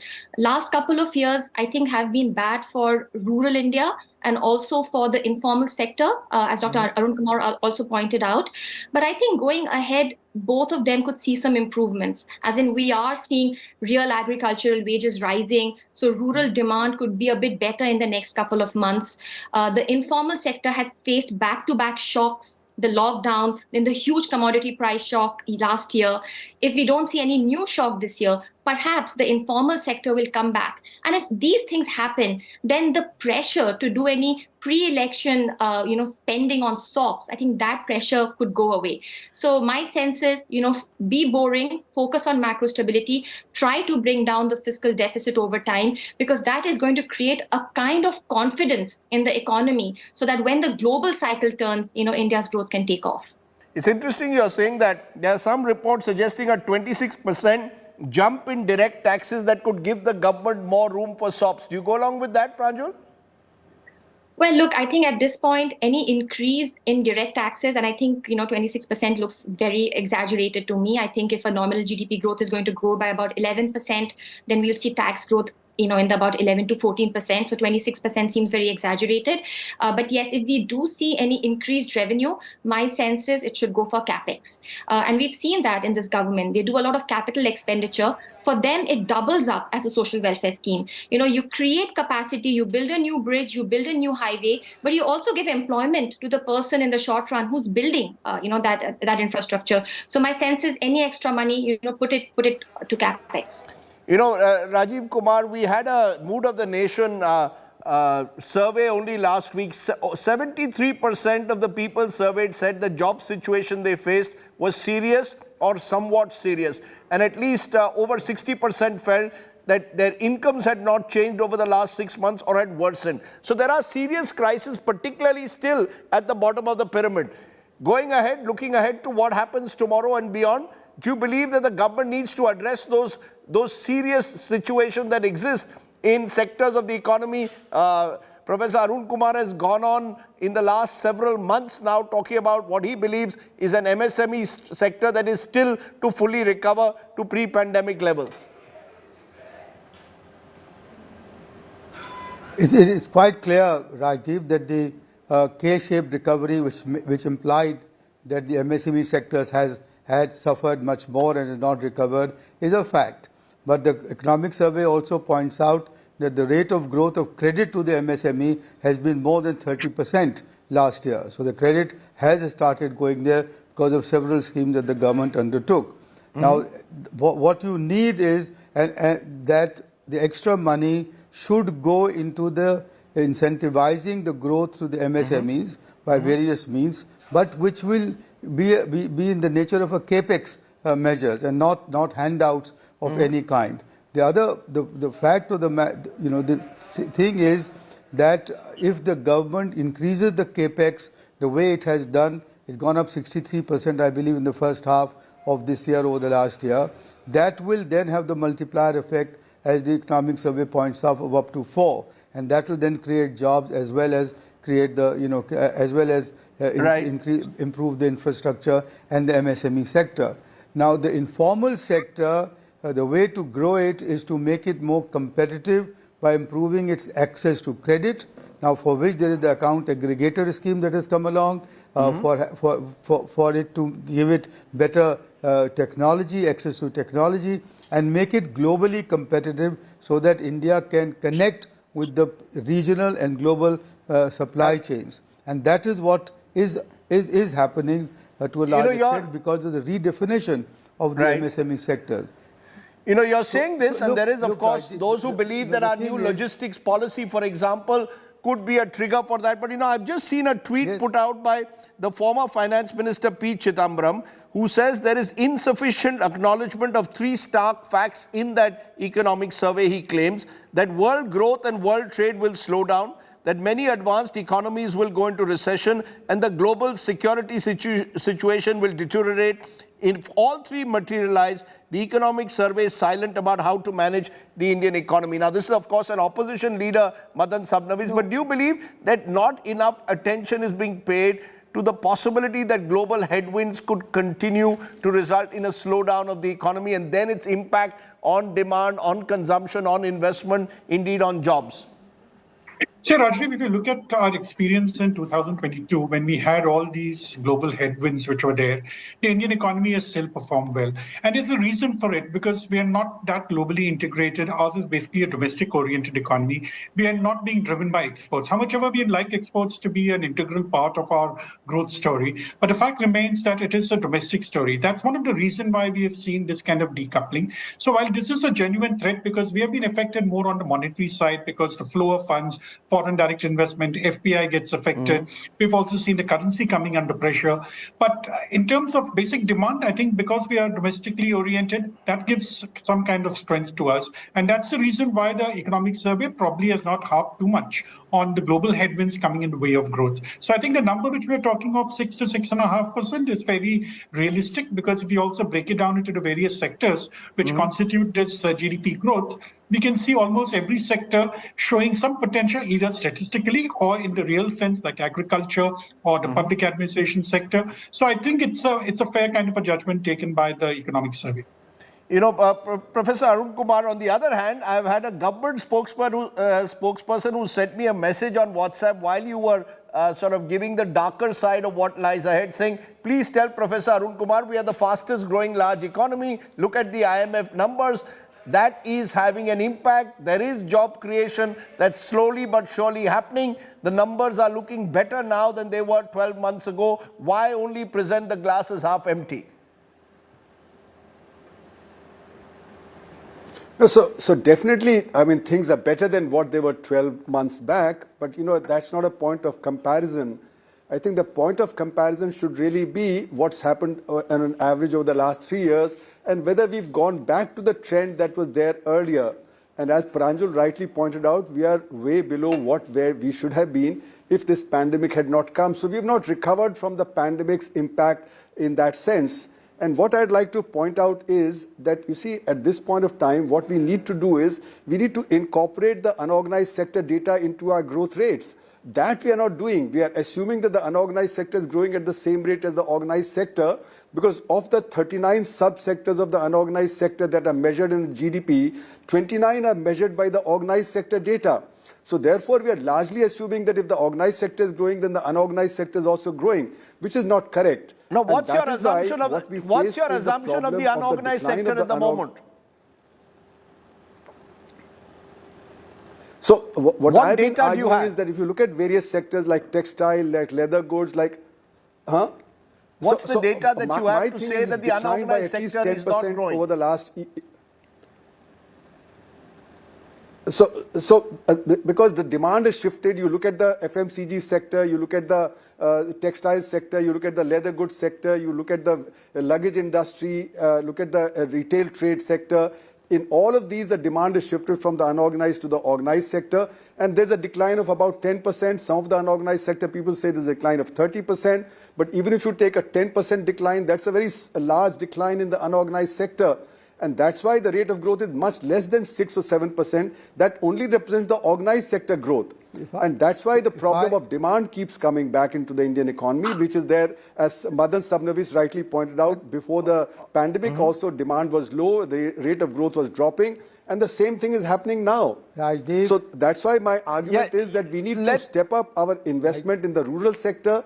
We need to step up our investment in the unorganized sector, help it, as Rajiv rightly said, that we need to help the micro sector, and unfortunately the policies for MSME don't reach the micro sector. They are taken advantage of by the medium sector and some part of the small sector, but they don't reach the 6 crore micro units. And that's where 97.5% of the MSME employment Professor Arun Kumar, Rajiv Kumar wants to respond to you. Let him know. Yes. Rajdeep, on the consumption side, the economic survey points out that the share of consumption in GDP has, if I got my numbers right, has increased from 55% to 58% or something like that. So the consumption demand has come back. That's the first point.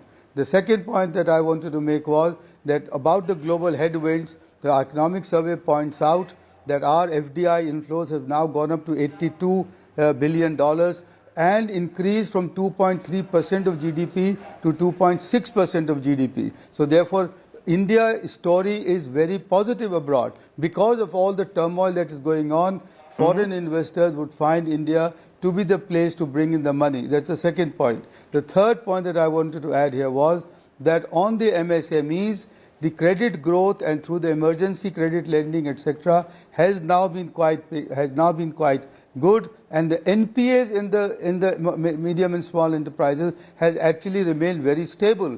Because everybody was feared that all the Mudra scheme, etc., the loans were giving, that they will cause a huge jump in the NPAs, and that has not happened. So the informal sector is picking up. But yes, we need to focus much more on that, because we need to build competitiveness there, and the productivity levels have to go up, which is where the logistics policy, the ease of doing business, and the credit policy through the account aggregator mechanism, which is called the OCCN and the ONDC, will all help to shore up the MSME going forward. Yes, Arun Kumar, a quick response, and then I'll go to you, Pranjul.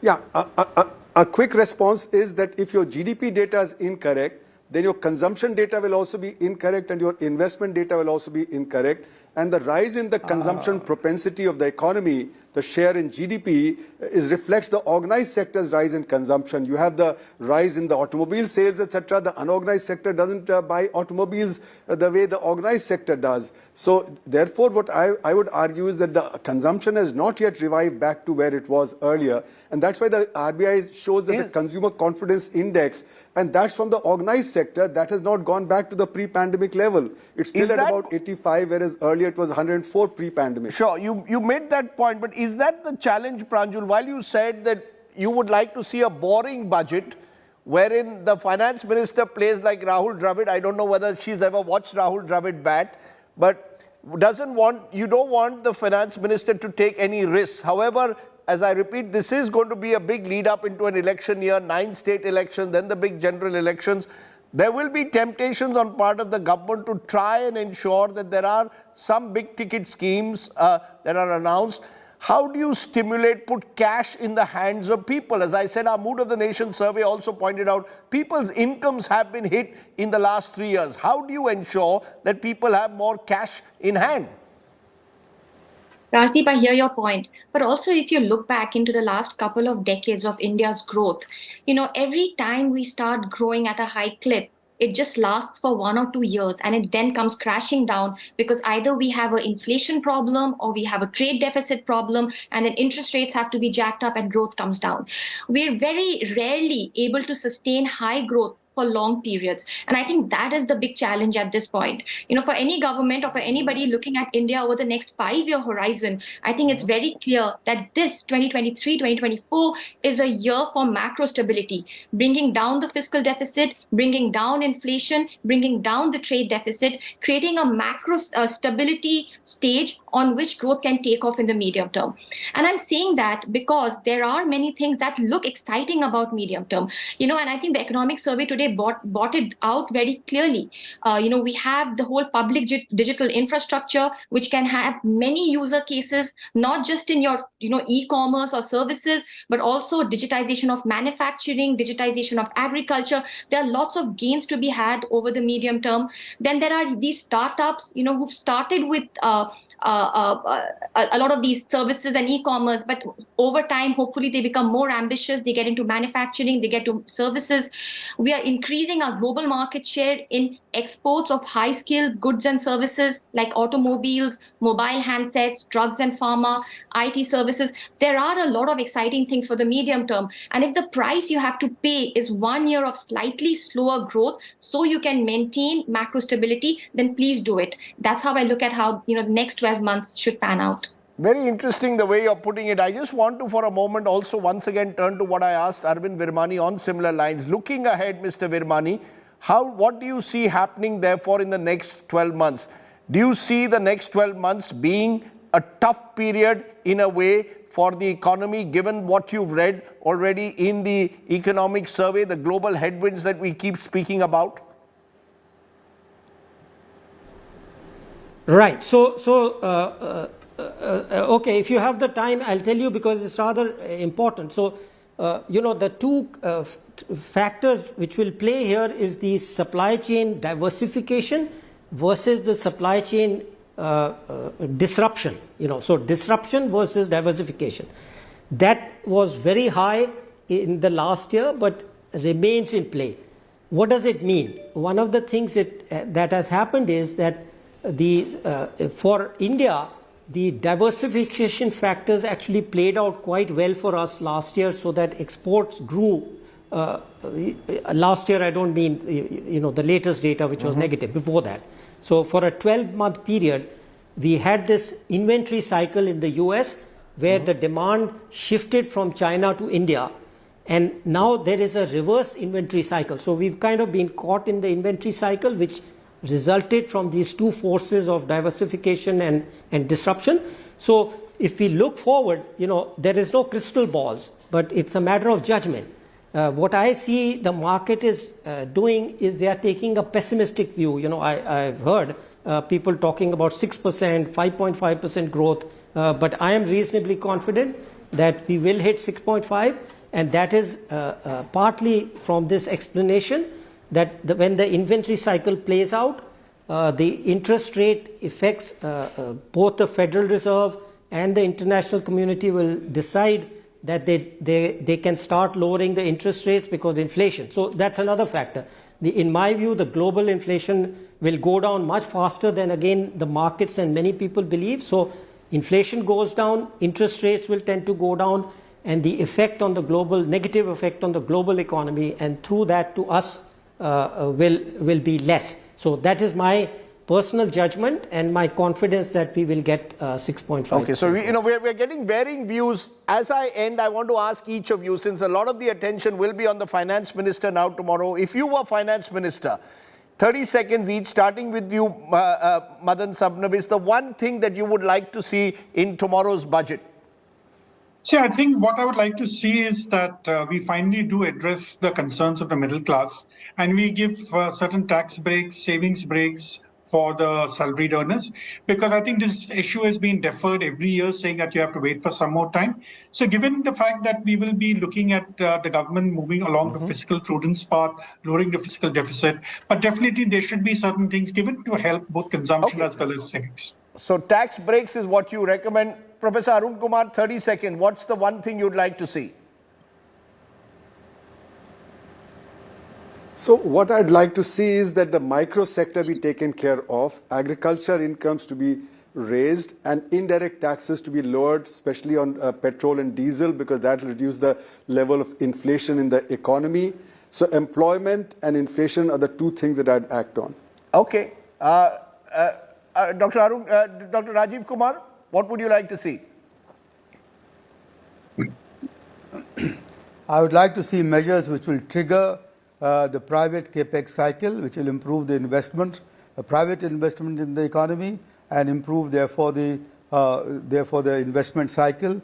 Also, the monetization of public assets, that will help both in the reduction of debt as well as giving more space to the private investment, because it is private investment which will drive this economy forward.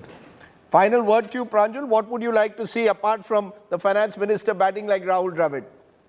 Bring down the fiscal deficit as promised, because today 50% of the net tax revenue is being used to service the interest bill. And if I can sort of add one more in, improve the tax regime, moving towards lower exemptions, lesser loopholes, lesser disputes, and one last one, getting away from an import tariff sort of regime. You know, every year we are raising import tariffs in a variety of goods. It's actually increasing inflation in our economy.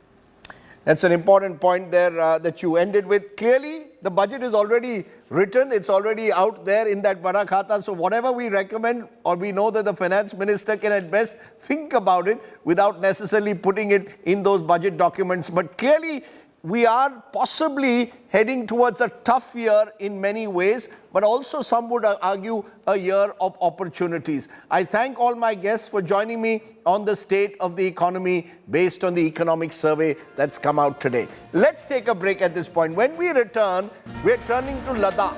Why is Sonam Wangchuk, the Magsaysay Award winner, been on a 5-day stir in the snowy mountains? We'll find out on the other side.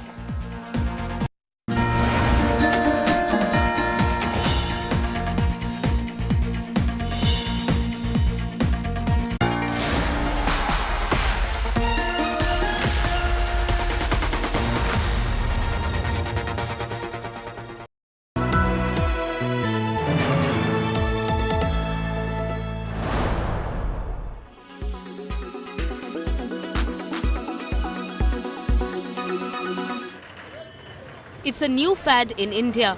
Chai shops listing the owner's educational qualifications. Meet engineer chaiwala from Uttarakhand's Haldwani. Pankaj Pandey, a 28-year-old diploma holder in mechanical engineering, is a hit in the town. मैंने mechanical से polytechnic किया हुआ है government polytechnic Garuda से, तो उसके साथ साथ मैं अपनी जेई के लिए तैयारी भी करता रहता हूँ, जूनियर इंजीनियर के एग्जाम्स के लिए. और जो मेरा मेन जो विजन है वो इसी को आगे लेके जाना है, इंजीनियर चाय वाले को. Pandey used to work at a call center in Noida earlier. While he is proud to run a tea shop, he is also attempting to clear entrance exams for further education. Upcoming जो भी JEE के exams होंगे central government state government के mechanical के लिए, उनकी तैयारी कर रहा हूँ. और लेकिन मैकेनिकल की तो वैसे वैकेंसी निकलना बहुत कम हो चुका है. कई सारे डिपार्टमेंट तो बहुत बिल्कुल ख़त्म ही कर दी है वैकेंसी, लेकिन फिर भी एक उम्मीद है. Pandey's chai is popular among locals and tourists alike. कुछ ना कुछ तो करना ही है. अच्छा कर रखा है उनने, यहाँ पे चाय की दुकान खोल दी है और बहुत बढ़िया चाय अच्छी लग रही है, टेस्ट बहुत है. बेरोजगारी बहुत है सर आजकल, इसलिए भैया ने अपना खोल लगा छोटा मोटा काम, क्योंकि बहुत अच्छा चल रहा है यहाँ पर. इनका रेगुलर लगाते हैं सर, सुबह 4 से 9 बजे तक लगाते हैं. Pankaj Pandey opens his tea stall every evening for 2 hours. Bureau Report, India Today.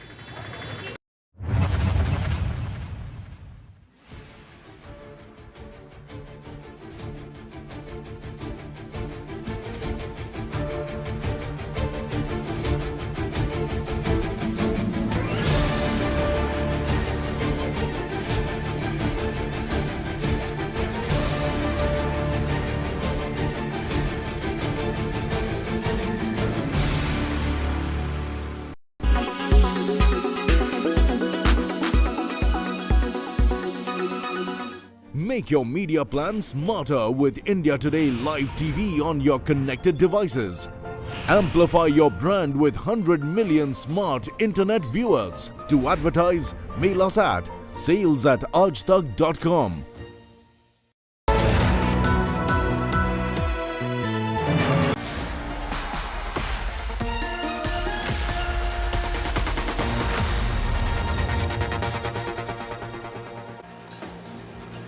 Welcome back. You are with the news today. I want to turn to our newsmaker today.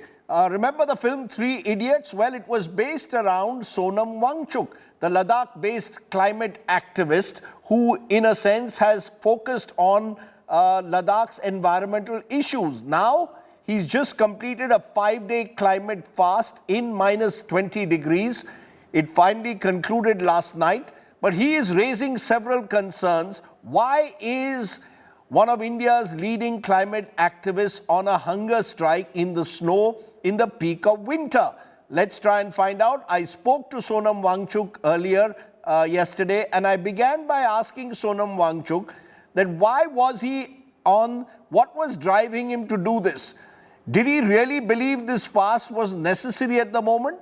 Was it a demand for separate statehood for Ladakh, which became a union territory 2 years ago? Is that what he was asking for? Or was he asking for some kind of autonomy for Ladakh, without which he felt the state would become isolated and vulnerable to rampant industrialization? Listen in to why Sonam Wangchuk said he was on a 5-day stir. Well, Rajdeep, initially it was about the safeguards of these mountains and the people and their culture, which is in fine tune with the nature here. Which we expected from the government after we got what was much more difficult, that is UT. Now, after UT, everyone expected like a no-brainer that we'll get safeguards for this region under the 6th schedule of the Indian Constitution, because the tribal population here is 97% as against 50%, which is normally required.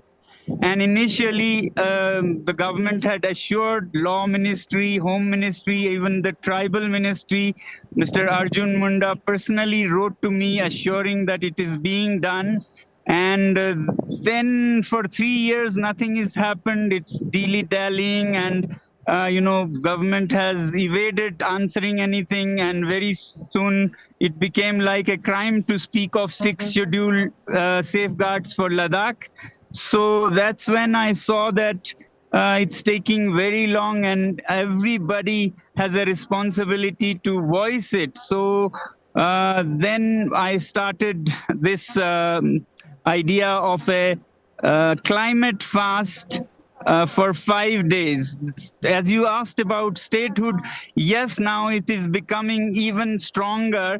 Initially, people had asked, demanded UT with legislature, but we got a UT without legislature, which means there is no democracy. There is no people's representation in deciding how Ladakh develops. So now people are so fed up with the current UD administration that they are asking for full statehood.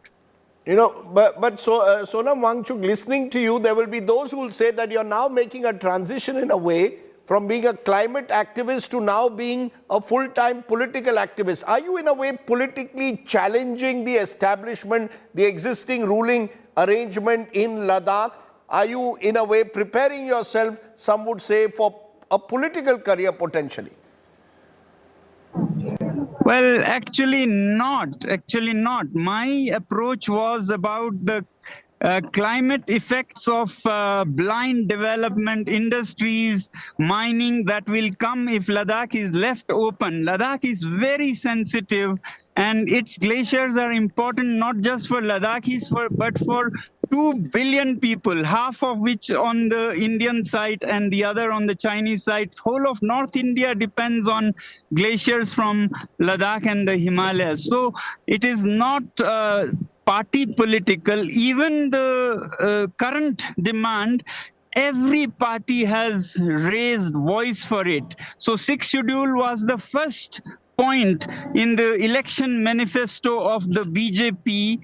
and people of Ladakh, help them win the Hill Council election, which is very prestigious, because the point number 1 on the agenda was 6th schedule. So Congress, Aam Aadmi, and National Conference all have been voicing BJP most of all. So it is everybody's aspiration. There is no region, there is no religion that is out of it. Kargil wants, Leh wants, Buddhists want, Muslims want, all of Ladakh wants 6th schedule. So it's hardly any contentious issue. I'm surprised it's being delayed. Final question: are the people? Is this a people's movement? You've been on this stir. I can see some people behind you. Are you saying that people from across Kargil, Ladakh, Leh, all fully with you? That they are now? This is going to become a protest movement. And are there reservations in a way about the? Are there any reservations about in your mind about challenging the establishment by going on this hunger stir? I'm surprised that there is no difference at all. When you ask, are the people with you? They are with me right here. Maybe you can pan the camera. They are like Tupstan Sewangji is the top leader, the most senior leader. He's here. The Sheikh from Islamia, Imamia, Anjuman Imamia, who heads that.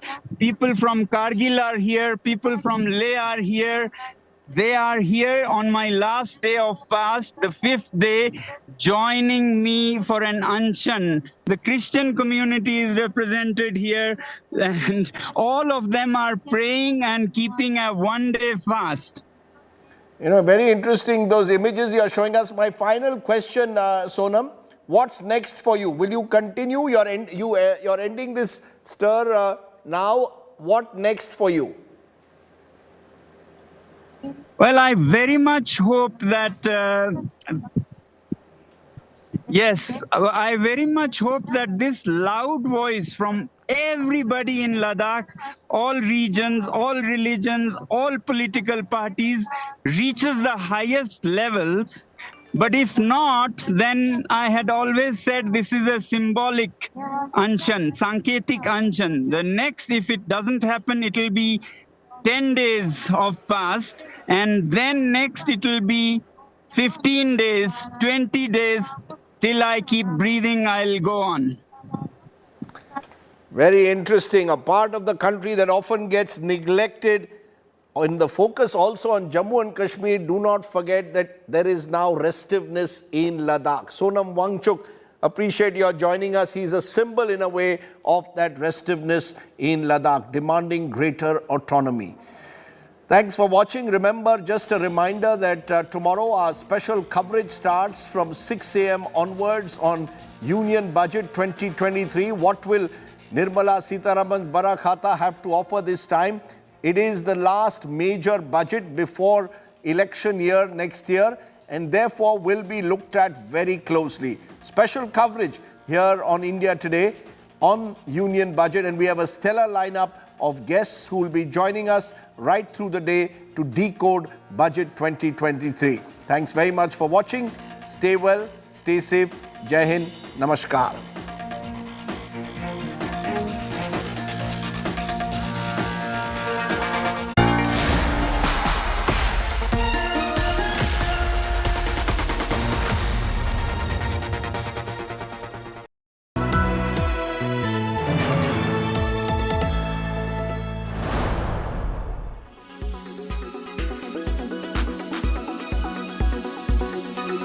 How do you respond? Are these charges that are should be investigated? Have they been investigated? Or do you believe Hindenburg has brought out something new? As a research analyst, I must commend the Hindenburg report because they have made a persuasive argument, fully supported and documented with facts, either from government agencies' investigative reports or from the company's disclosures. These have very rightly raised very serious concerns. And the eating of the cake is when you actually eat it. And it's very clear that the market has shown its concern and has gone and agreed with some of those issues raised by the Hindenburg report, and that is why you've seen such a severe fall in the share prices. But what are the specific? No, Hemendra Azari, what are the specific? They are very specific. What are the specific charges that you believe have still not been answered by Adani's? See, the charge is this, that, and this is the main thing, when you have certain entities which are routing funds from Mauritius, are they really the promoters' funding, which is what the Hindenburg alleges and which is not classified as promoter holding? And where is the source of funds? Because they have raised some very valid issues, and they've given examples of certain companies which are kind of shell companies, which hardly have any employees, hardly have any business, but they seem to be routing massive amounts of money into the Adani group of companies, and the Adani group of companies in turn is sending monies back. So the central question in money laundering is, what is the source of these funds? Now, when particularly they come from, these tax havens like Mauritius, it does raise a very serious concern because these are tax havens. They've been set up really to hide and disguise the original ownership of money. Now, these are the questions which the market wants to know. Now, Adani companies will be obviously very reluctant to part with any information because firstly, as per Adani, they are not related companies to the Adani groups. So, on paper, obviously, they will not know what is the source of these companies' funding. But what Hindenburg is alleging is that actually they are part of the Adani group and they should know. So this is the question which I think people have. Do they support the Hindenburg report or do they support Adani?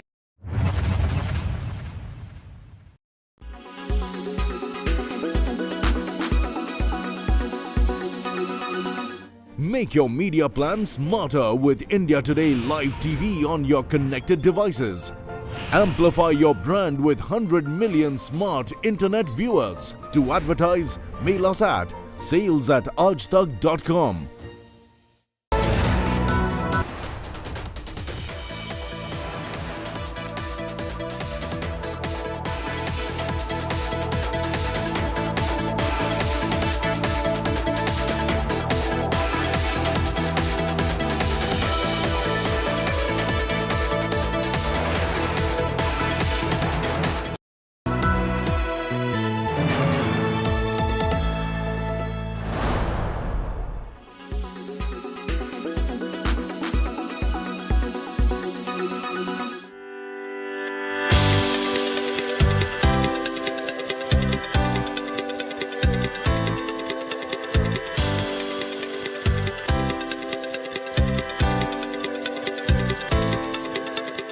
Athleisure has become quite the trend post-pandemic and is here to stay in 2023.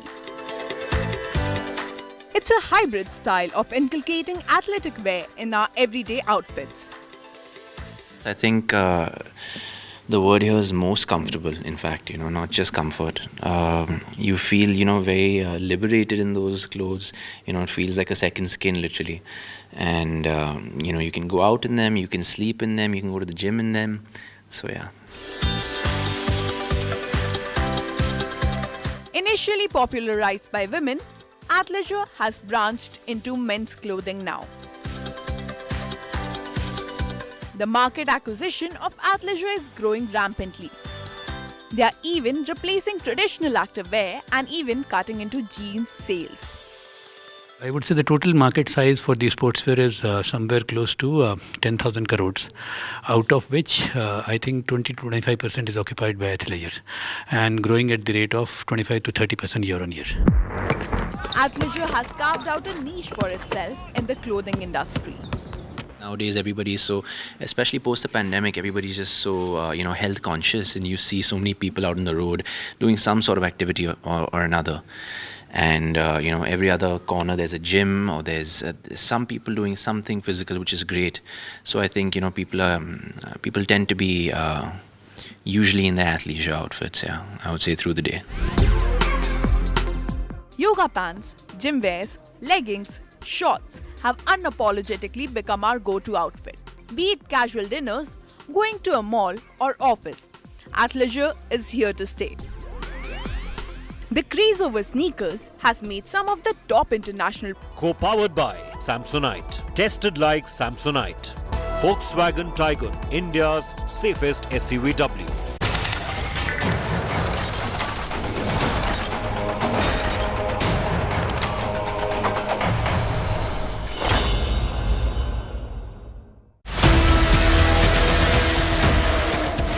BJP MP and lawyer Mahesh Jethmalani drops a bombshell. Examined threadbare, unlike the BBC documentary, right? The entire evidence on record. Please familiarize yourself. Accuses the BBC of taking money from China. You know, they've taken money from Hawaii for a long time, and there's been venomous anti-India propaganda, you know, complete lies spread about the Indian Army's activities in Kashmir. Mahesh Jethmalani accuses the Congress of peddling Chinese agenda in India. The Congress hits back, says don't deflect from the BBC documentary. If the Member of Parliament has got solid evidence, he should go before the appropriate oversight body in England and expose the BBC in Britain and expose the BBC. The BBCs are publicly funded. If BBC taking money from China, put evidence in public domain. The political fight over BBC Huawei link is our top focus on India First. So Mahesh Jethmalani has come out all guns blazing on the BBC documentary on Prime Minister Narendra Modi. He's questioned the timing of the documentary. He's questioned the funding of BBC, especially its overseas projects being funded by a Chinese entity, Huawei. The Congress, of course, sees this as deflection tactics. Mahesh Jethmalani joins me on India First for more on the BBC's Huawei link and why he suspects a China link to the targeting of Prime Minister Narendra Modi during India's G20 presidency. I'm Gaurav Sawant. As always, let's get started with the headlines.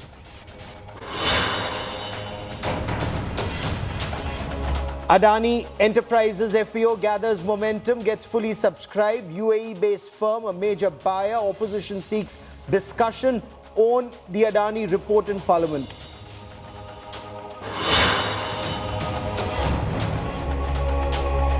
Israel's Prime Minister Benjamin Netanyahu hands over the prestigious Haifa port to an Adani Group-led joint venture. This a year after Adani and Israel's Garrod Group secured rights to buy 100% shares of the port company.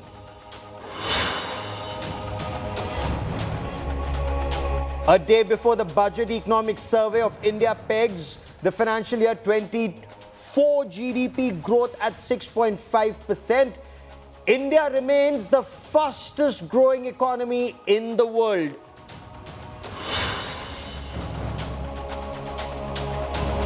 President Draupadi Murmu delivers her first address to Parliament, says today's government is stable, fearless and decisive. Opposition calls the speech a bundle of lies. Big statement by Andhra Pradesh Chief Minister Jagan Reddy announces Visakhapatnam to be the new capital of the state. Jagan says he'll move to Vizag himself very soon.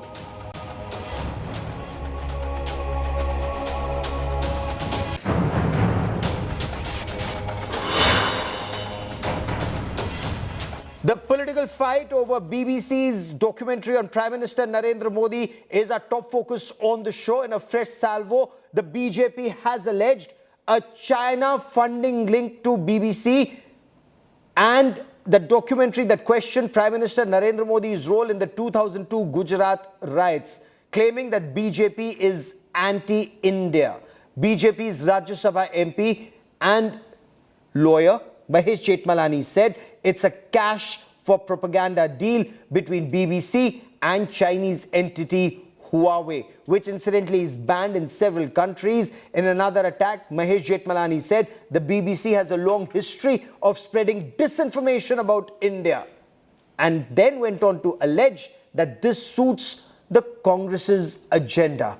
The BJP also claimed that the documentary was being used to torpedo India's growth story. The Congress, of course, asked for evidence to be put in public domain. The BJP's back-to-back attacks, especially after the UK magazine Spectator went on to say that the BBC uses funds from a Chinese company, Huawei, for its overseas propaganda operations. That story went viral and was tweeted by Mahesh Jethmalani. Well-known fact that several Chinese companies sponsored by their government has been dealing with the BBC and have also bankrolled the BBC in the last couple of years. So it is quite likely that the Chinese establishment, along with the BBC, with our opposition in tow, is using this documentary to torpedo India's growth story. Let's not forget that Rahul Gandhi's close confidant Jairam Ramesh has been a brazen apologist of the Chinese firms here in India. He spoke several times out of turn when he was a minister in the UPA government, including backing Huawei, whose entry was questioned as a security threat to the country if they were to be part of the telecom sector. I think if the member of parliament has got solid evidence, he should go before the appropriate oversight body in England and expose the BBC in Britain and expose the BBC. The BBCs are publicly funded by and it's got in Britain and it's got a separate oversight body. It's a very serious allegation he's making. If he's got proof about it, he must go before that oversight committee and expose the BBC. This is actually quite childish. I mean, there is a documentary out there.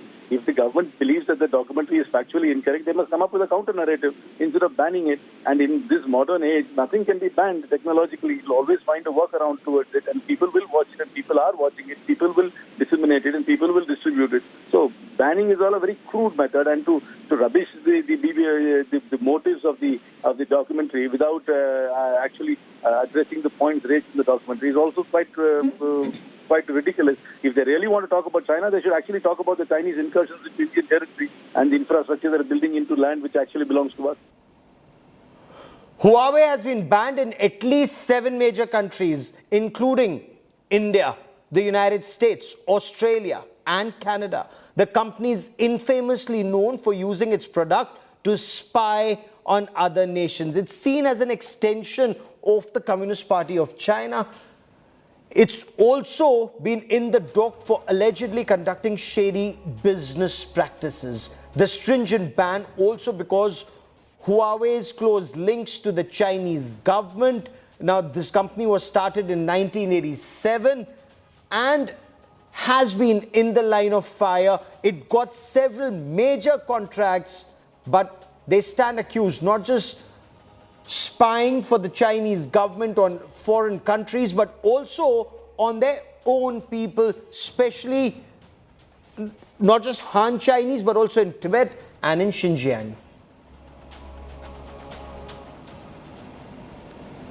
So I want to bring into this conversation Mahesh Jethmalani. Mahesh Jethmalani now joins me on the show. Mahesh Jethmalani, you're a distinguished lawyer. You are also a BJP MP. But sir, where is the evidence? Where is the evidence? And explain this link between China and the BBC. Why do you smell a rat, sir? Well, the China link is that the BBC has received funds over a period of time from a Chinese linked state entity called Huawei, a telecom company we've all heard about, right? And it has been doing this for a long time. Now, as you know, Huawei has been a security risk, designated a security threat in 2 countries which are our Quad allies, Australia and the United States. And finally, the UK, after first inviting them for trial for the 5G trials, right, under American pressure, Boris Johnson finally decided that they were also a security threat to the UK and they didn't want them to perform in the 5G trials. Now, notwithstanding the fact that they were banned from those trials and were sanctioned, the link which I put, the Spectator link, which I annexed to my tweet, right, disclosed that, and this has never been denied, it is fully established, that they were taking money from Huawei, right, in an entity, overseas entity called Storyworks, right? Now, there's a history of anti-India propaganda. You're all too aware about it. They've castigated the Indian army for, activities that they never conducted in Jammu and Kashmir. They have presented a map of India. They've always published a map of India, truncated without Kashmir, right? And they were hauled up by the Indian government finally in 2021, right? And they had to apologize. So there's been a history of anti-Indian propaganda, and simultaneously there's been a history of receipt of money, right? There's a lot more to that. I can also tell you there's a lot more material out there in the public domain, which I have also gathered, right? The documentary content, source content, is heavily tainted. It's a very sinister source, right? And I will expose that gradually, right? So everything about this reeks of, yes, it's a sinister source. It's this whole thing is reeks of malafide and bad faith. It reeks of a hatchet job. Okay, and Mr. Jethmalani, it is nothing else but a hatchet job. Okay, you're calling it a hatchet job. You're saying it's sinister, but on the issue of Chinese funding and this documentary per se, are you alleging that BBC made a documentary on the Gujarat riots at China's behest? Why do you suspect the timing of this documentary, sir? I suspect the timing, obviously. I mean, because the documentary is essentially based on an inquiry report of 2002. That inquiry report, right, was carried out by the then Foreign Secretary of the UK, a gentleman by the name of Jack Straw. Now, you will find overwhelming material against Jack Straw regarding his connections with the Chinese state, right? And he was also hauled up, incidentally, though this may not be of great relevance for the BBC documentary. He was also hauled up for a false report which he had curated for the purpose of on weapons of mass destruction, for the purpose of justifying the invasion into Iraq. He's also had other taints which are in the public domain. Other skeletons in his cupboard, or taints on him. Okay, but specifically on this BBC documentary and the Chinese funding of BBC, Congress MP Karti Chidambaram spoke to us just a short while back, and he said if there is evidence of a direct link, it's a serious matter, should be taken up by the government, and all the evidence that you may have needs to be put in public domain, sir. I mean, the Congress looks at this as deflection tactics. What do you mean a link? There is money from Huawei. They have not denied the Spectator report. They can't deny the report. And who is Karti Chidambaram to say that? Why is he coming to the defense of BBC? He should be looking after his own interests, first of all. First of all, ask Karti Chidambaram, isn't he being investigated? Isn't he being investigated by the CBI and the Enforcement Directorate for taking money for giving Chinese visas illegally? Okay, let me talk about China. Okay. This political fight at home, it's not just Karti Chidambaram. For example, if you were to talk about senior Congress leader and Congress MP Jairam Ramesh, you called him a Chinese pet, sir. Why? It's again in the public domain. I mean, he's advocated for ages, both. I mean, since 2005, of all things, in 2005, when he wrote that book, Chindia, he had at least 3 paragraphs devoted to the, he exalted Huawei in that. I've also tweeted on that. He exalted them and said that the Indian government should allow them full access in India and expand their activities here. He repeated that when he went to China on a visit as Environment Minister. The Home Ministry then, the UPA Home Ministry, took serious objection to what he said. In spite of that, he went on, tom-tomming that Huawei had a great role to play in India and its activities should be expanded. Finally, Dr. Manmohan Singh, his own Prime Minister, had to call him in and haul him up. And then he shut his mouth. But sir, when you look at the story, a divided house on a very serious issue like China, is India's divided polity actually advantage China? They question everything that the Indian Army has said.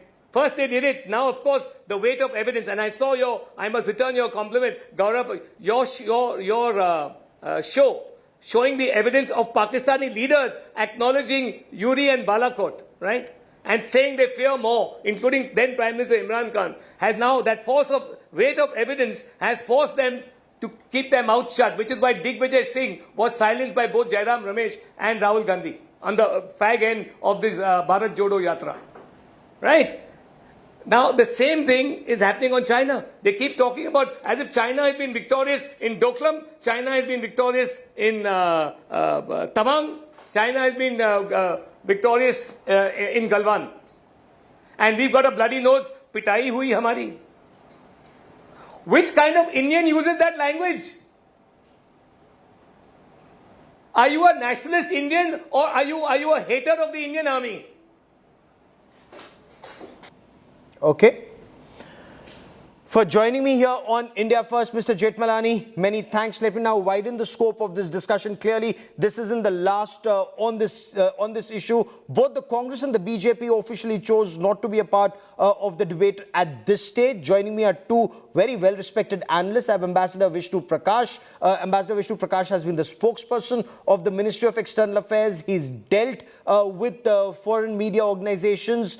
He's also been our ambassador to several countries. Tehseen Poonawalla is an analyst close to the Congress, and Tehseen Poonawalla, Mahesh Jethmalani says there is a pattern to BBC's anti-India propaganda, from showing a wrong map of India to the wrong representation of Jammu and Kashmir to what the government now says is a biased documentary. Is there merit that the opposition is actually falling prey to foreign agenda?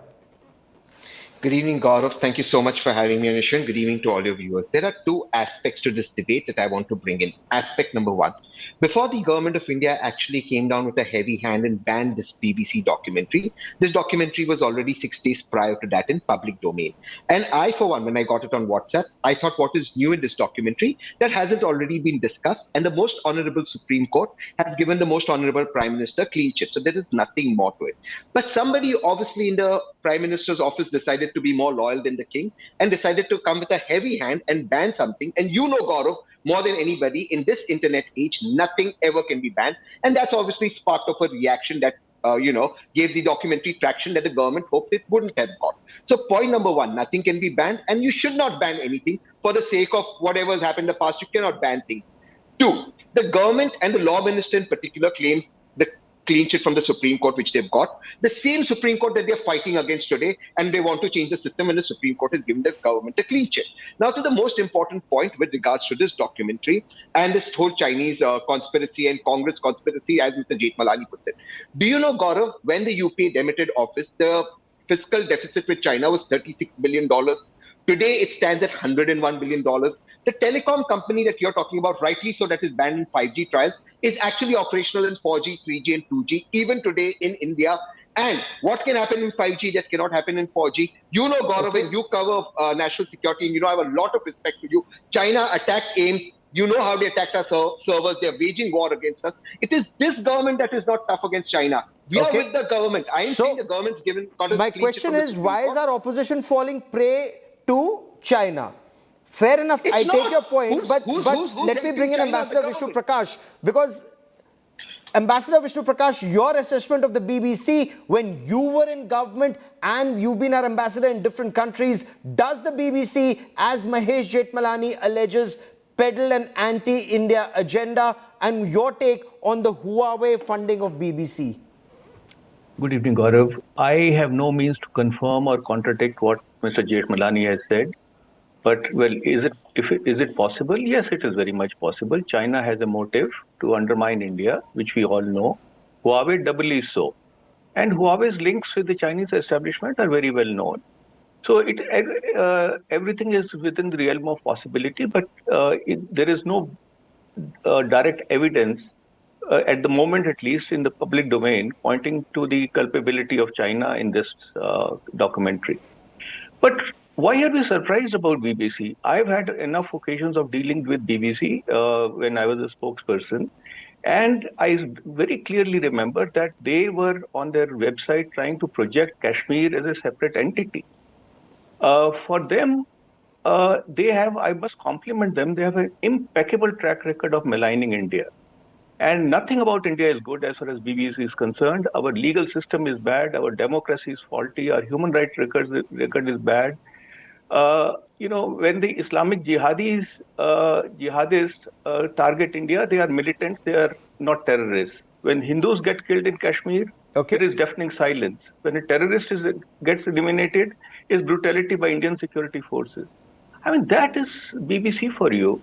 So BBC does peddle an agenda, and you're very clear about that. They have a very jaundiced view of India, which is getting more pronounced by the day. It's a jaundiced view of India, getting pronounced by the day. And Tehseen Poonawalla, yet a section of our opposition, quotes the BBC, wants to peddle the BBC agenda against India. I mean, it's the BBC, it's not the Bible. I agree with you, Gaurav. And the Supreme Court gave this Prime Minister clean sheet and the law ministers fighting with the Supreme Court. But I have a lot of respect for Vishnu Prakash ji. And when Vishnu Prakash ji says that the BBC has an agenda against India, and I have no reason to argue with somebody I've seen here, it is Prime Minister Narendra Modi 2013 who's saying you cannot trust Akashvani and Doordarshan, but you can only trust BBC. That's again, the Prime Minister. My question to you is about the opposition. Very specific questions about the opposition peddling foreign agenda against India, sir. My question to you is very specific. Time is at a premium today. My only question to you would be, it's like Amitabh Bachchan in Diwar saying, "Jao jaake uska sign kara ke lao." Sir, that doesn't solve my problem as an Indian. Of course it doesn't. And therefore the question should be asked to the present government. Why in 2013 the Chief Minister of Gujarat was proposing and fighting for BBC? Why today the trade deficit So because he did that in 2013, the opposition is within its rights to peddle BBC's agenda in 2022. Is your answer fair enough? No, Ambassador Vishnu Prakash, permit me a political question. You give me a diplomatic perspective on it. The BJP says from Doklam to Galwan to Yangtze, the opposition either speaks to the Chinese ambassador or uses words like "Hamare jawano ki pitai kar di." Does that weaken India's stance? Is that the question to me? Yes, Ambassador Vishnu Prakash. Yeah. All I know is that when there is external aggression or there's an external threat or there is a situation which is a national challenge, everybody rallies around the flag. And it is a pity that democratic India, we look like a house divided, and we say things which should not be said. It is unfortunate, and I really wish that despite the differences which are bound to happen in a democracy, those differences are set aside while there is an external threat, and after that we can go at each other. But why should we be seen as a divided house when there is external threat and China is breathing down our neck? It's beyond me. It's sad. It's unfortunate. Okay. May I just make one line? Just one line? Yeah, one line, please, because I have another story that's coming from across the border, but go on, sir. I agree with the ambassador completely, except what the ambassador or Gaurav, you are not answering is, why is this government allowing trade with China to balloon to $101 billion when there's a government report that says the items we import from China can get from 3 other countries at much lesser price? Why is it being allowed Ambassador to Vishnu balloon? Prakash has his hand up. I put that question to the government as often as possible. You're absolutely right. Non-essentials from China must be banned. But Ambassador, go on, sir. Last word to you. Well, if you look at the trajectory of the trade with China since the year 2000, it has been increasing. Yes, the government wants to ban it, but overnight it cannot be done. The processes have started. We have to find alternative sources. We cannot traumatize the economy by abruptly cutting down imports from China, but that efforts are ongoing. And it's only a matter of time before things will change. I will let that be the last word on this part of breaking news that's coming from across the border. The death toll from the suicide bomb that ripped through a mosque in Peshawar in northwestern Pakistan has now risen to 100, making it one of the deadliest terror strikes in Pakistan. The Peshawar police suspect at least 12 kilograms of explosives was used by this suicide bomber. They're trying to figure out whether there was one or more. This attack has left more than 200 people injured in Peshawar. This is being seen as a massive national security crisis in Pakistan. Police in Pakistan suspect that an offshoot of the Tehreek-e-Taliban Pakistan was directly responsible for this terror strike. A lot of reactions are coming in. Let's quickly listen in. देखिए, बारूदी मवाद जो है, हमारा अंदाज़ा ये है कि 10 से 12 किलो हो सकता है। इसमें जो ज़्यादा नुकसान बारूदी मवाद से नहीं हुआ, धमाके की शॉक वेव्स की वजह से छत नीचे गिरी है पूरी और लोग मलबे तले दब गए हैं। 3 इसकी जो कंक्रीट की बीम्स थी, उन बीम्स के नीचे लोग आए हैं और पूरी छत नीचे आ गई। फर्श का लेवल, छत का लेवल एक हो गया। ज़्यादा जानी नुकसान जो है हमारा। Will Pakistan reform? In 2014, Pakistan had suffered a massive terror attack. 130 Pakistan Army children were killed in Peshawar. Pakistan didn't reform then. We'll wait and watch. That is all I have for you on India First this evening. Business Today with Abha Bakaya up next.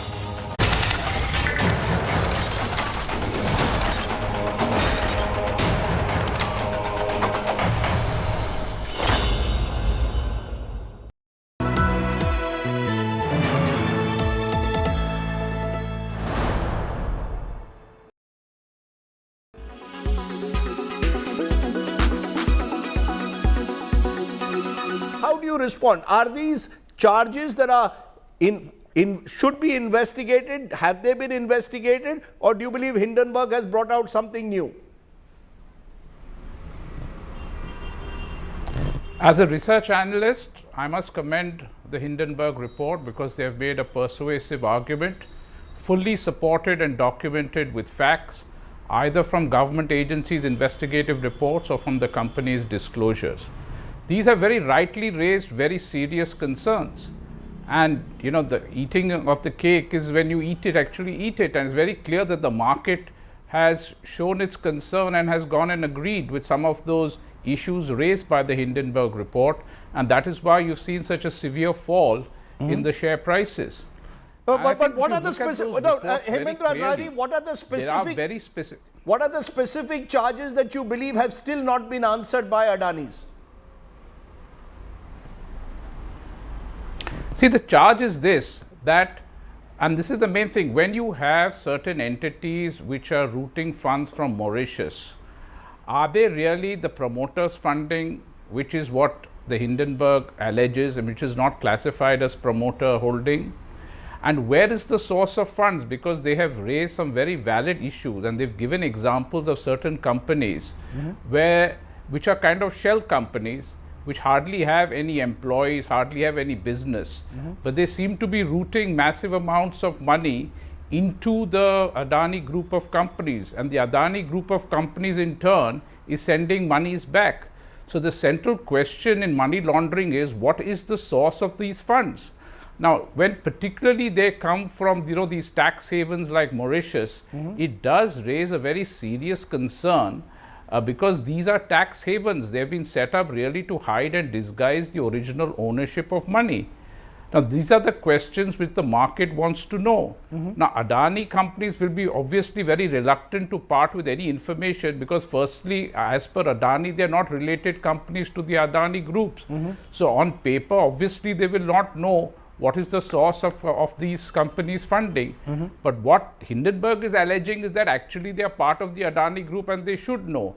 So this is the question which I think people have. Do they support the Hindenburg report or do they support Adani? You have said that you are in the process of changing or evaluating the option of getting a global Big Sis audit firm for Adani Total Gas. Shah Dhandaria is the current auditor there itself. By when will this happen and why are you changing? Is it part of a mandatory rotation or some other reason? No, both reasons. One is that you have to see the Adani Total Gas. Adani Total Gas, Total is the joint promoter with us. Total is a global firm. They sit on the board also with us. They have seen how Shah Dhandaria works. Do you think if they had an issue, they will not say anything? Okay. That's number one. That shows you the quality of Shah Dhandaria, that it is acceptable even to a large global major. Now, our own requirement, our own development, our own growth means that we would also want, we are going to go for global issues of debt out of Adani Total Gas. When we do that, we want certain comfort letters, opinions, which better that global 6 is there, because that comfort letters, those opinions are of certain requirement. They might have to require sign off in the US, they might require sign off in Europe. So that's where global 6 will have presence. Okay. So we'll have joint audit. Now, when Adani Enterprise tomorrow becomes, it itself starts issuing paper globally, we'll look at that also. See, this is decided by business requirement. Adani Enterprise already has global law firms, accounting firms as its auditor for the businesses, because Adani Airports issues a global paper already. So therefore, it has Grant Thornton as the auditor. Okay. So it is driven by business needs. It is driven by your compliance requirements. It is driven by what is that you are trying to achieve. Okay. So if you issue paper in Europe or in America, then some sign off might be required in that domestic jurisdiction. Okay.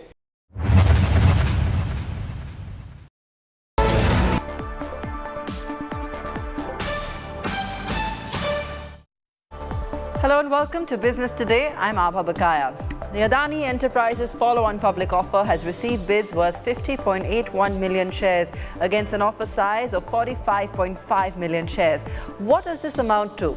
The offer stands fully subscribed at 1.12 times on the final day of bidding. We'll get you more on this, but for now, let's shift focus to the big headline of the day, the pre-budget economic survey. Finance Minister Nirmala Sitharaman tabled the pre-budget economic survey in the Lok Sabha. Let's take our viewers through a quick cheat sheet of the key highlights from the all-important survey. The survey forecasts a baseline GDP growth of 6.5% in FY24. Even with lower growth forecast for the next fiscal versus the current one, the pace would still make India's growth the fastest among the bigger economies. Growth for the current fiscal is pegged at 7% versus 8.7% in FY22. GDP growth for year 23-24 is seen at 6 to 6.8%. Private consumption and capital formation top the list of growth drivers. On the capex front, Ministry believes that private capex needs to assume a leadership role as we move forward towards a new fiscal. The government-motivated capex is also expected to drive economic growth between 2022 to 23. According to the survey, India's current account deficit may widen due to high global commodity prices. However, amid all this optimism, the Finance Ministry has flagged concerns on the rupee, saying it will continue to remain under depreciation pressure. Now let's shift focus to the big interview of the day. My colleague and Business Today Managing Editor Siddharth Zarabi sat down with the Chief Economic Advisor V. Anantha Nageshwaran on what he makes of India's growth and lots more. Listen in.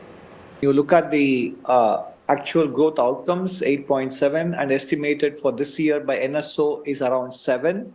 And then you take a look at, for example, the projections made by many international organizations. It is either somewhere in the region between 6.1 to 6.6%. And next year, according to the IMF, 24-25, talking about the year after the next financial year, 23-24, 6.8 in 24-25. So clearly, we are now putting the recovery from the pandemic behind us and looking ahead to a period of what the trend growth will be. And many people are projecting that the Indian economy will grow at a trend rate of 6%. That is what their projection is. All I'm saying is the trend growth is probably higher than that. And that is because of the fact that India has done a repair of many balance sheets, banking, non-banking, corporate. And second, the public digital infrastructure that we have put together is also creating opportunities for many micro and small businesses to grow. So taken together, these two developments, which were not there in the last decade, the cleaner balance sheets and public digital infrastructure together will give us a higher growth rate than the trend growth of 6%, which is what is there in the projections of many organizations and the private sector. That is the highlight of the survey. The estimate is 6 to 6.8 with a baseline number of 6.5%. We've been talking to others in the field and they are saying the scenario is more likely towards 6 rather than 6.5 or 6.8.